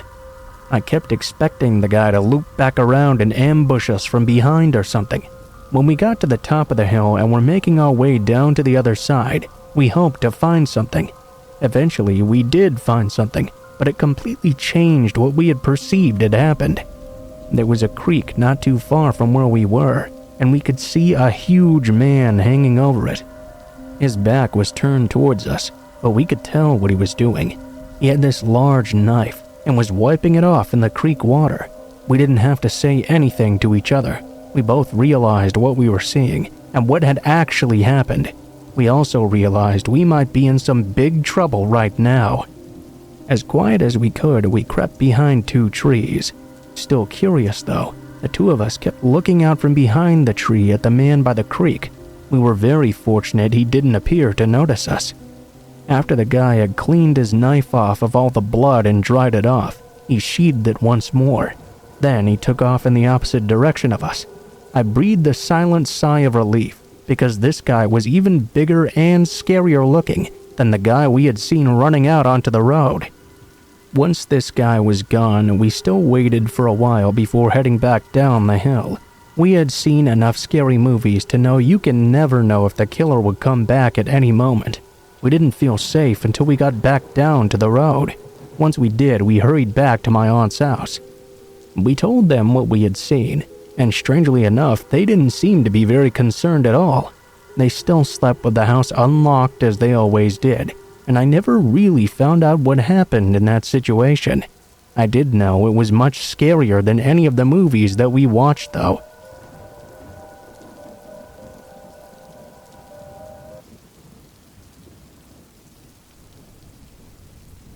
A lot of neighborhoods have quote-unquote haunted houses in them. You know the exact kind I mean. Houses that are for some reason abandoned and boarded up for a long time. No one really seems to know why, so all the children just decide the house must be haunted or something. The older kids make up weird stories about it, just in order to scare their siblings and their friends. It's always just a bunch of bulk, but it becomes legend with the kids in the neighborhood. My neighborhood had something even better than that. You see, we had this old abandoned hospital. That's all I really knew about it, really. I knew it had been abandoned for a very long time. The kids in the neighborhood all claimed it was a mental hospital, but I never really verified that for sure. We had this little town legend about it, at least amongst us kids. So the story went that this was a mental hospital, but when they closed it down, the patients were released back into society. One of the patients, a man the kids called Lucky, not the cleverest nickname, but we're kids after all, considered the place to be his home and returned to living in it years afterward. Supposedly, this man lived in the basement and would try to kill anyone who ever entered his home. The kids in the neighborhood would always dare each other to break in and spend time in that old hospital. No one would ever actually do it, though. I'd been dared before myself. The closest I'd ever gotten was climbing over the gate. Once I was on the other side, though, I'm not too proud to admit I chickened out immediately and hopped back over. There was one kid in the neighborhood that did take the dare completely. So, this story is not a first-hand account of what happened inside. It almost scared me to death not knowing what really happened to him. I was a high school freshman on Halloween. A bunch of us headed down to the hospital to go about the usual daring. Some of us would go right up to the gate, begin to climb over, and then chicken out right away. One kid, though, that I didn't really know well, named Tom, was teasing us all mercilessly for being such cowards. He kept telling us that the stories of Lucky were just a bunch of baloney, and we were dumb for being so scared. About 6 of us had all chickened out and were being teased by this guy. We'd had enough of his power. We told Tom that unless he was willing to put his money where his mouth was, he needed to shut the hell up. We were wrong in assuming that Tom was going to chicken out like us, though. He readily accepted our challenge and began to climb over the gate. He climbed over easily and jumped down on the other side. Then he waved at us and walked over to the door of the hospital. He actually tried to open the door as well, and that was more than any of us had ever done before. It didn't work though. The door was locked. This actually gave Tom the chance to back out, but he didn't. After looking around for a bit, he found a large rock and used it to shatter one of the windows. We all got worried, of course. We thought the noise would attract somebody to the site, but that didn't happen. Tom broke the glass out of the basement window and then carefully lowered himself inside and out of sight. We were all pretty shocked at this point and a bit ashamed of ourselves as well. The shame that we felt, though, in no way compared to the paranoia that settled in on us as we waited for Tom to come back out. At first, we were just impressed he'd even gone in. Then, we were more impressed that he was staying in there for quite a while. And that feeling of being impressed, though, began to fade into worry. Longer and longer, Tom still did not come back out of the hospital. It was bad enough when an hour had passed, even worse when 2 hours had passed, and absolutely dreadful when nearly 4 hours had passed by and not a single peep from Tom. It really began to bug us. We weren't sure why he hadn't come back out yet, but we were definitely speculating on it. Our first thought was that he was taking his time to try and scare us. The worst thought, and the one that became more and more realistic to us kids as time went on, was that Tom must have really come across lucky, and he must have been unhappy to have someone invading his home. And Tom's disappearance put us all in a bad place. We weren't supposed to be hanging out here. If he didn't come back, we were going to have to go to our parents or the police, and neither of those choices were going to be easy.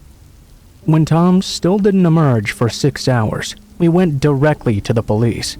Maybe we should have gone to our parents first in hindsight, because when the cops called our parents out of the blue, the situation got even worse. I got chewed out in front of all the cops and all the other parents as well. While the chewing out was quite bad, what happened when the cops went to the hospital to look for Tom was much worse. They searched the entirety of the property. The basement, the rooms, the hallways, everything.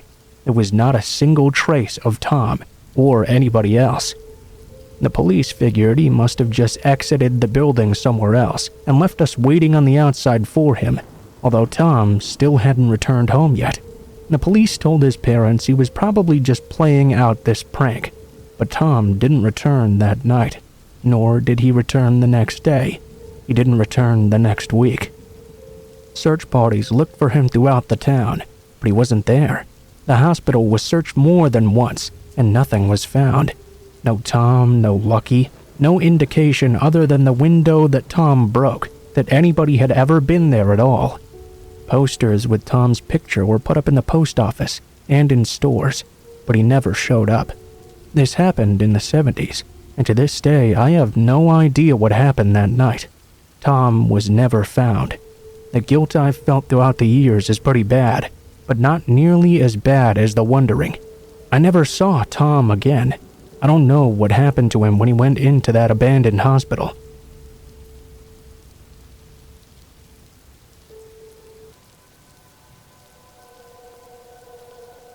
So this happened well over a decade ago.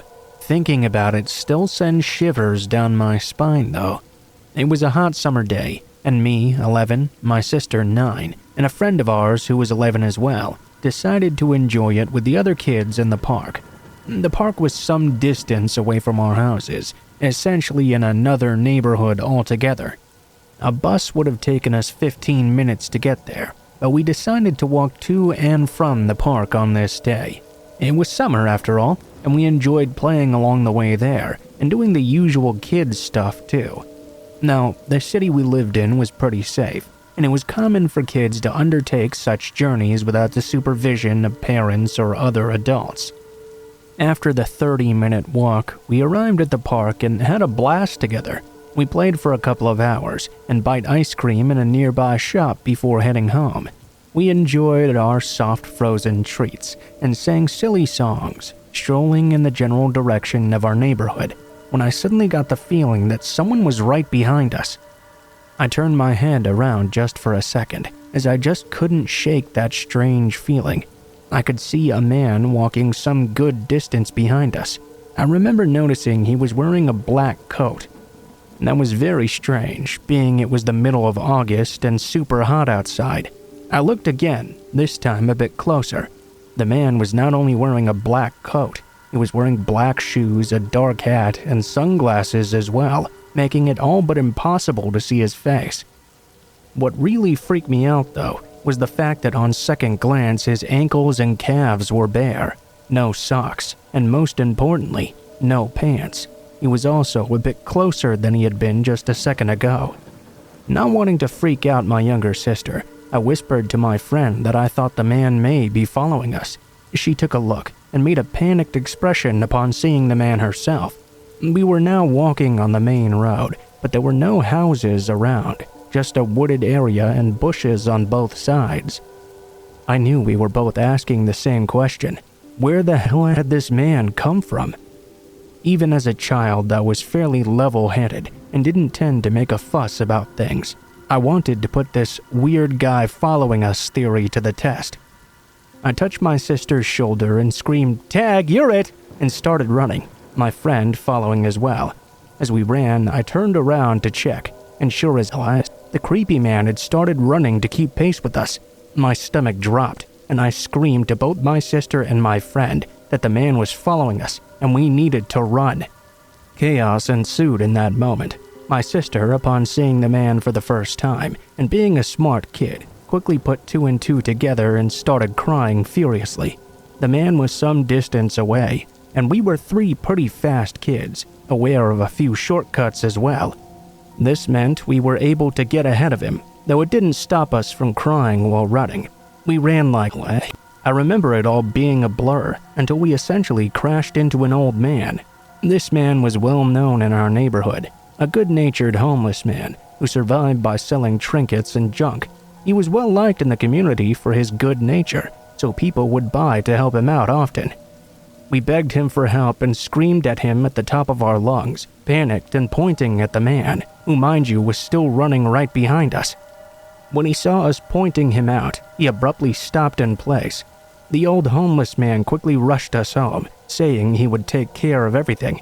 To this day, I couldn't thank him enough. We made it safely to my friend's house, where her grandmother did her best to calm us down.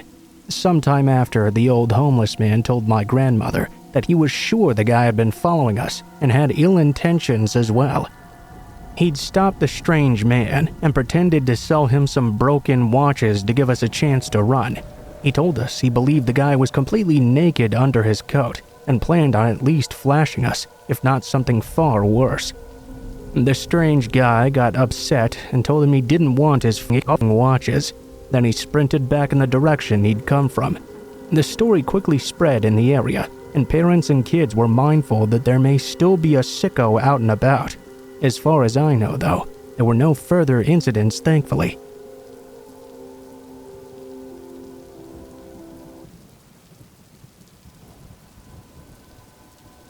So let me start off by saying I really like to explore old mines. It's kind of a thrill for me because I'm mildly claustrophobic. That sounds weird, I know. Why would someone explore an old mine if they're scared of enclosed places? The thing about it, though, is that it really gives you a kind of a rush.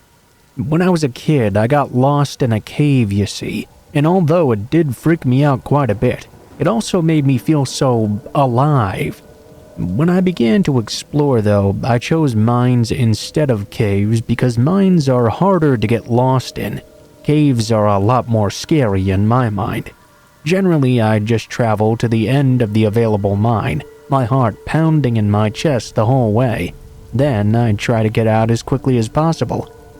Each and every time I swore to myself I would never again go into another mine. But I'd always get the itch to go just once more, almost immediately after I'd left.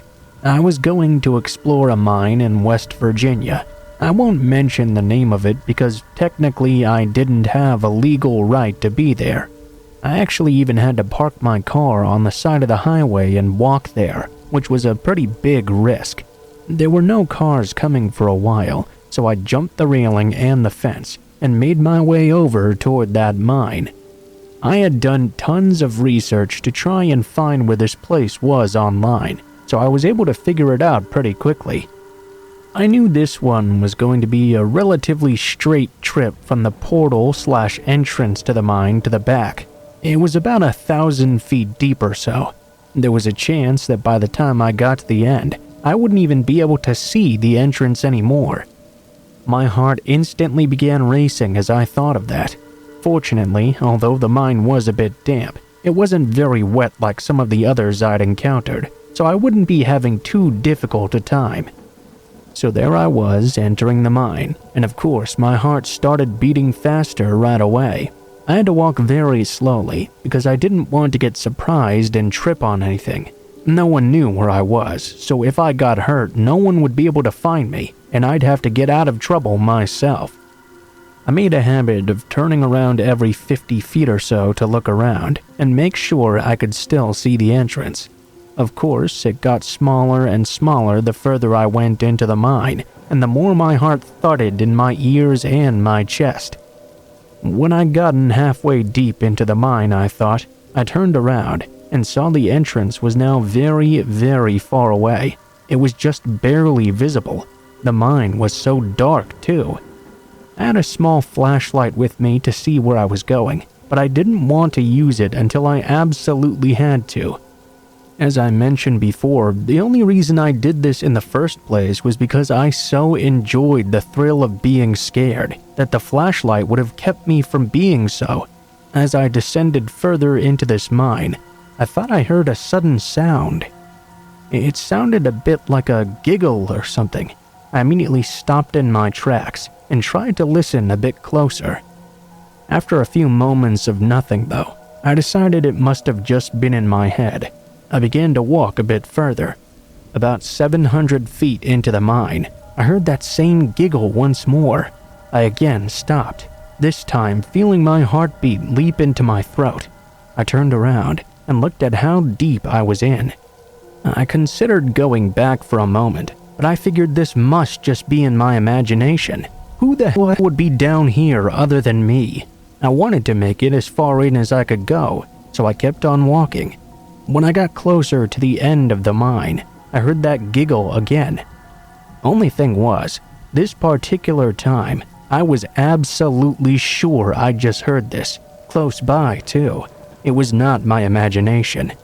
This time it didn't stop either. It was coming from right behind me. I fumbled in my pocket and pulled out my flashlight. I flipped it on, turning around. Sitting right in front of me were two little girls, holding their hands over their mouths while they were laughing. They looked at me, and in the darkness their eyes looked completely black.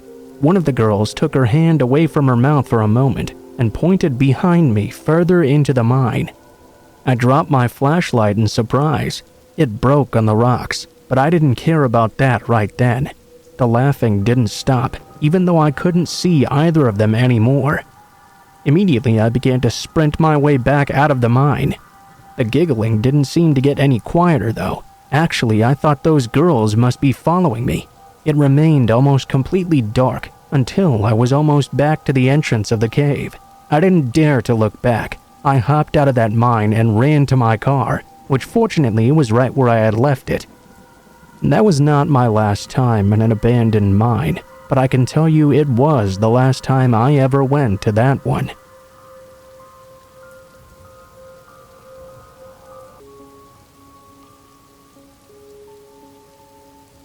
While out one night, I ran into a guy who was a really good friend of one of my ex-boyfriends.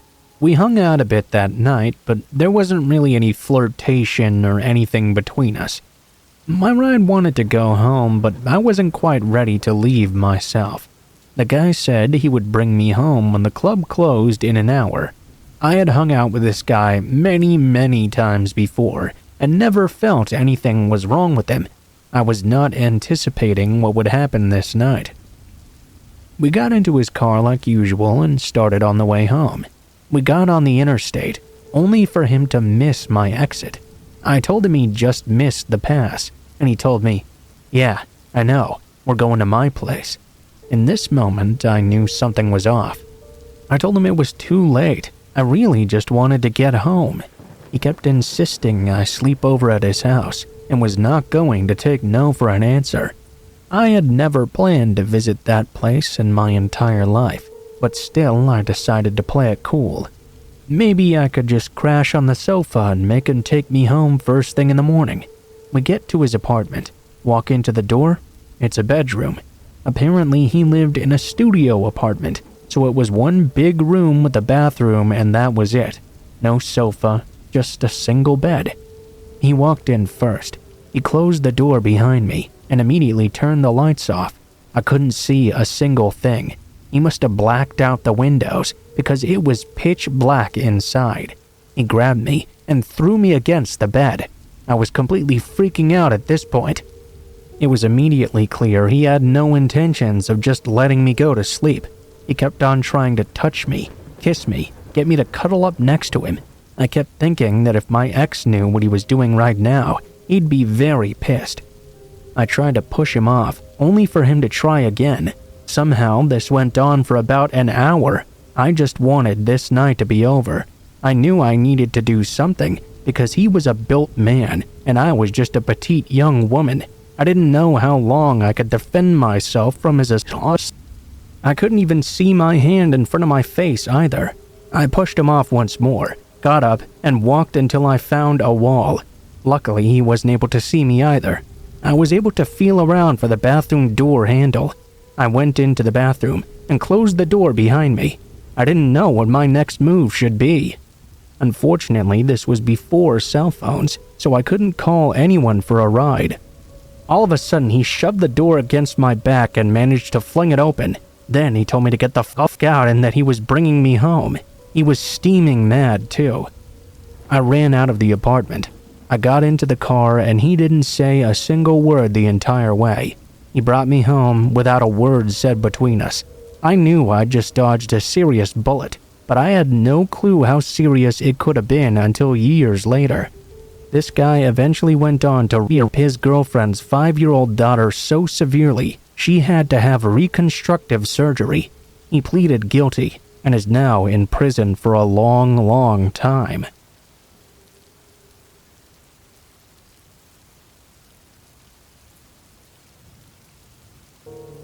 A couple of years ago, my parents went on a vacation together, and me and my ex-boyfriend who lived with us at the time stayed home.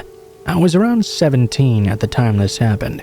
One of these days, it all got to be too much for me, and I decided to kick the mentally abusive asshole out of our house and break things off cleanly. I decided I needed to take my mind off of things and called one of my friends who lived in a city an hour away from me. She was fine with me coming over, so I took the first train there, and we met up at the train station. By this time, it was somewhere around 2300. This city is known for not being the safest, and she lived in one of the sketchiest parts of town. I'm not much of a scaredy cat myself, so I didn't really think too much of it. We grabbed something to eat real quick, and were off on our way to her house. We had been walking for all of 10 minutes, when suddenly this huge guy on a bike started riding next to us. He greeted us way too happily, and started talking right away with this huge smile on his face. Immediately, I felt stressed out by this behavior. He was acting way too enthusiastic towards us. We kinda tried to make it clear we had no interest in talking to him, without being rude. He continued to follow us for 5 more minutes. I was starting to realize there weren't any people ahead of us, and to any outsiders, it seemed like this guy and us must know each other, and were having a normal conversation. All of a sudden, though, just when I was beginning to get freaked out, he looked behind him a couple of times. I swear to God, I was sure we were going to be murdered in just a moment. Instead, he leaned in and softly whispered to us, "I'm sorry for freaking you out. I saw you guys leave the food place. I saw a couple of guys start pointing at you and stand up to follow you. I decided to follow as well in case they had any bad intentions. And just keep walking. Pretend you know me." I looked behind me.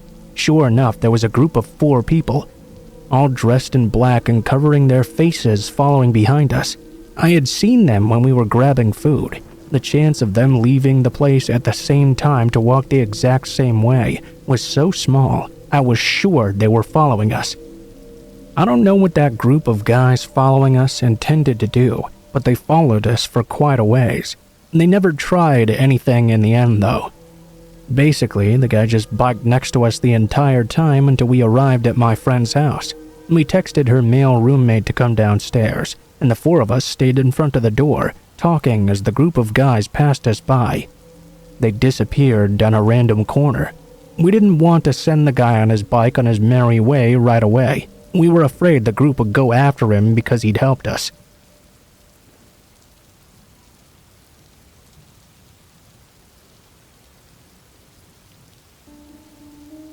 I just recently got a new job at the time this happened. At my job, there was this one guy who used to watch me whenever he was around.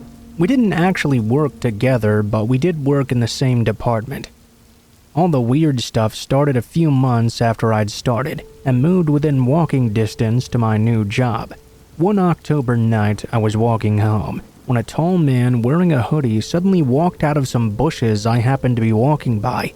I found this extremely strange, of course. As I looked back before I entered my apartment, I noticed the man now standing by some trees, seemingly not noticing I'd seen him and watching me. When he realized I did, he jumped behind the trees to hide.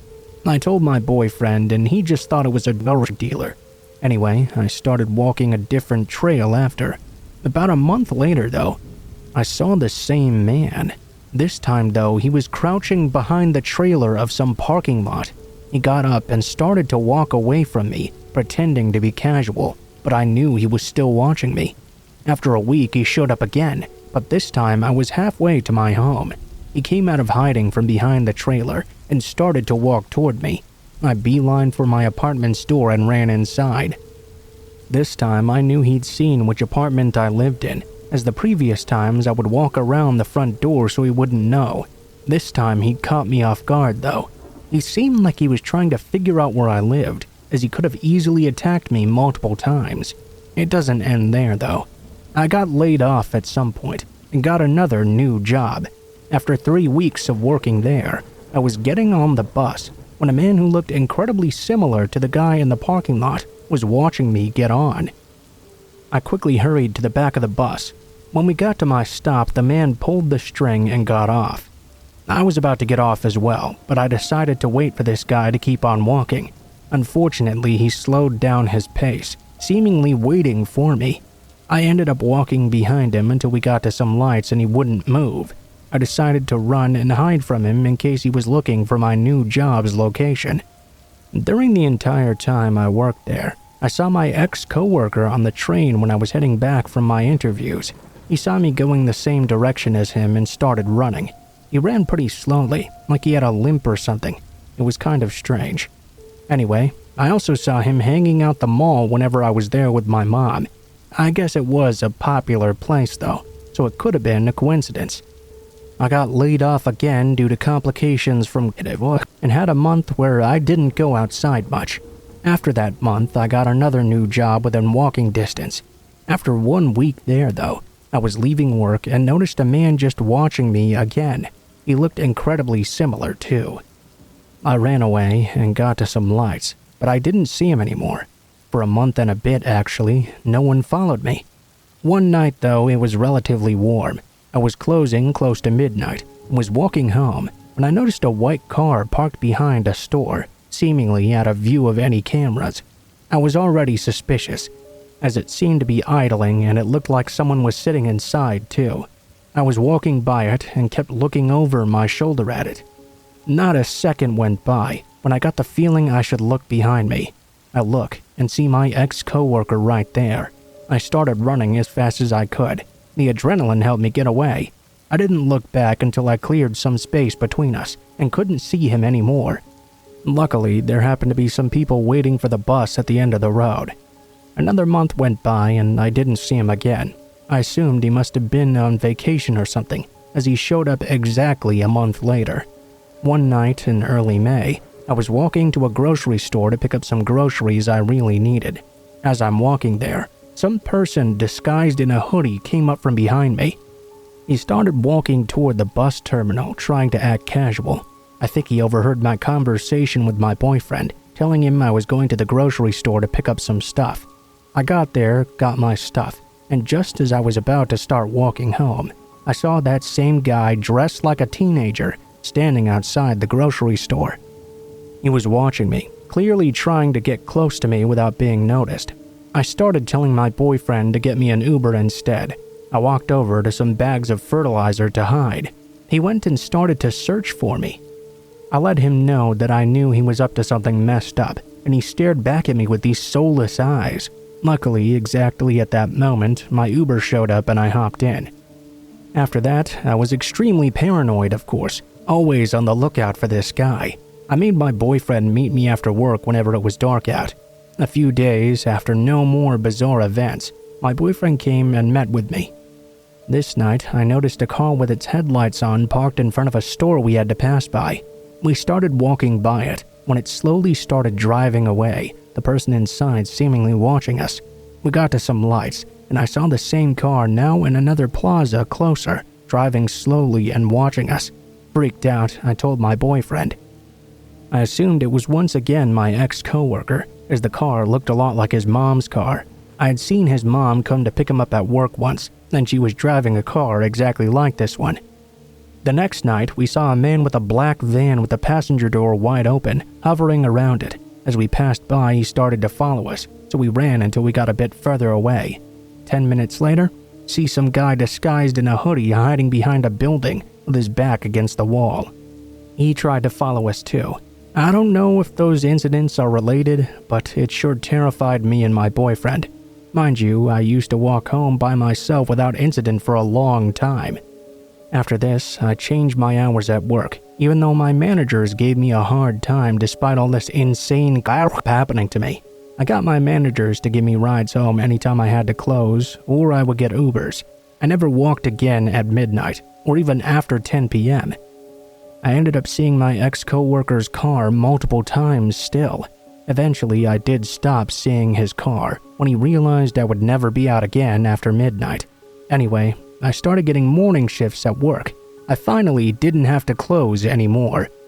I don't know if I'm done being stalked or not though. Last month, the sun was starting to set around 9ish. I was walking by myself to the grocery store when I saw my ex-coworker drive past me. I ignored it as I've seen him in this area before, probably just unrelated. 30 minutes later, as I'm walking back with my boyfriend though, I see him watching me in the parking lot. He was back, lurking around. He saw my boyfriend and I and started to walk away, but kept an eye on us until we got into our apartment. Unfortunately, due to having in-person classes at my university, I'm back to working until 10 p.m. I'm worried it's going to start back up in earnest again.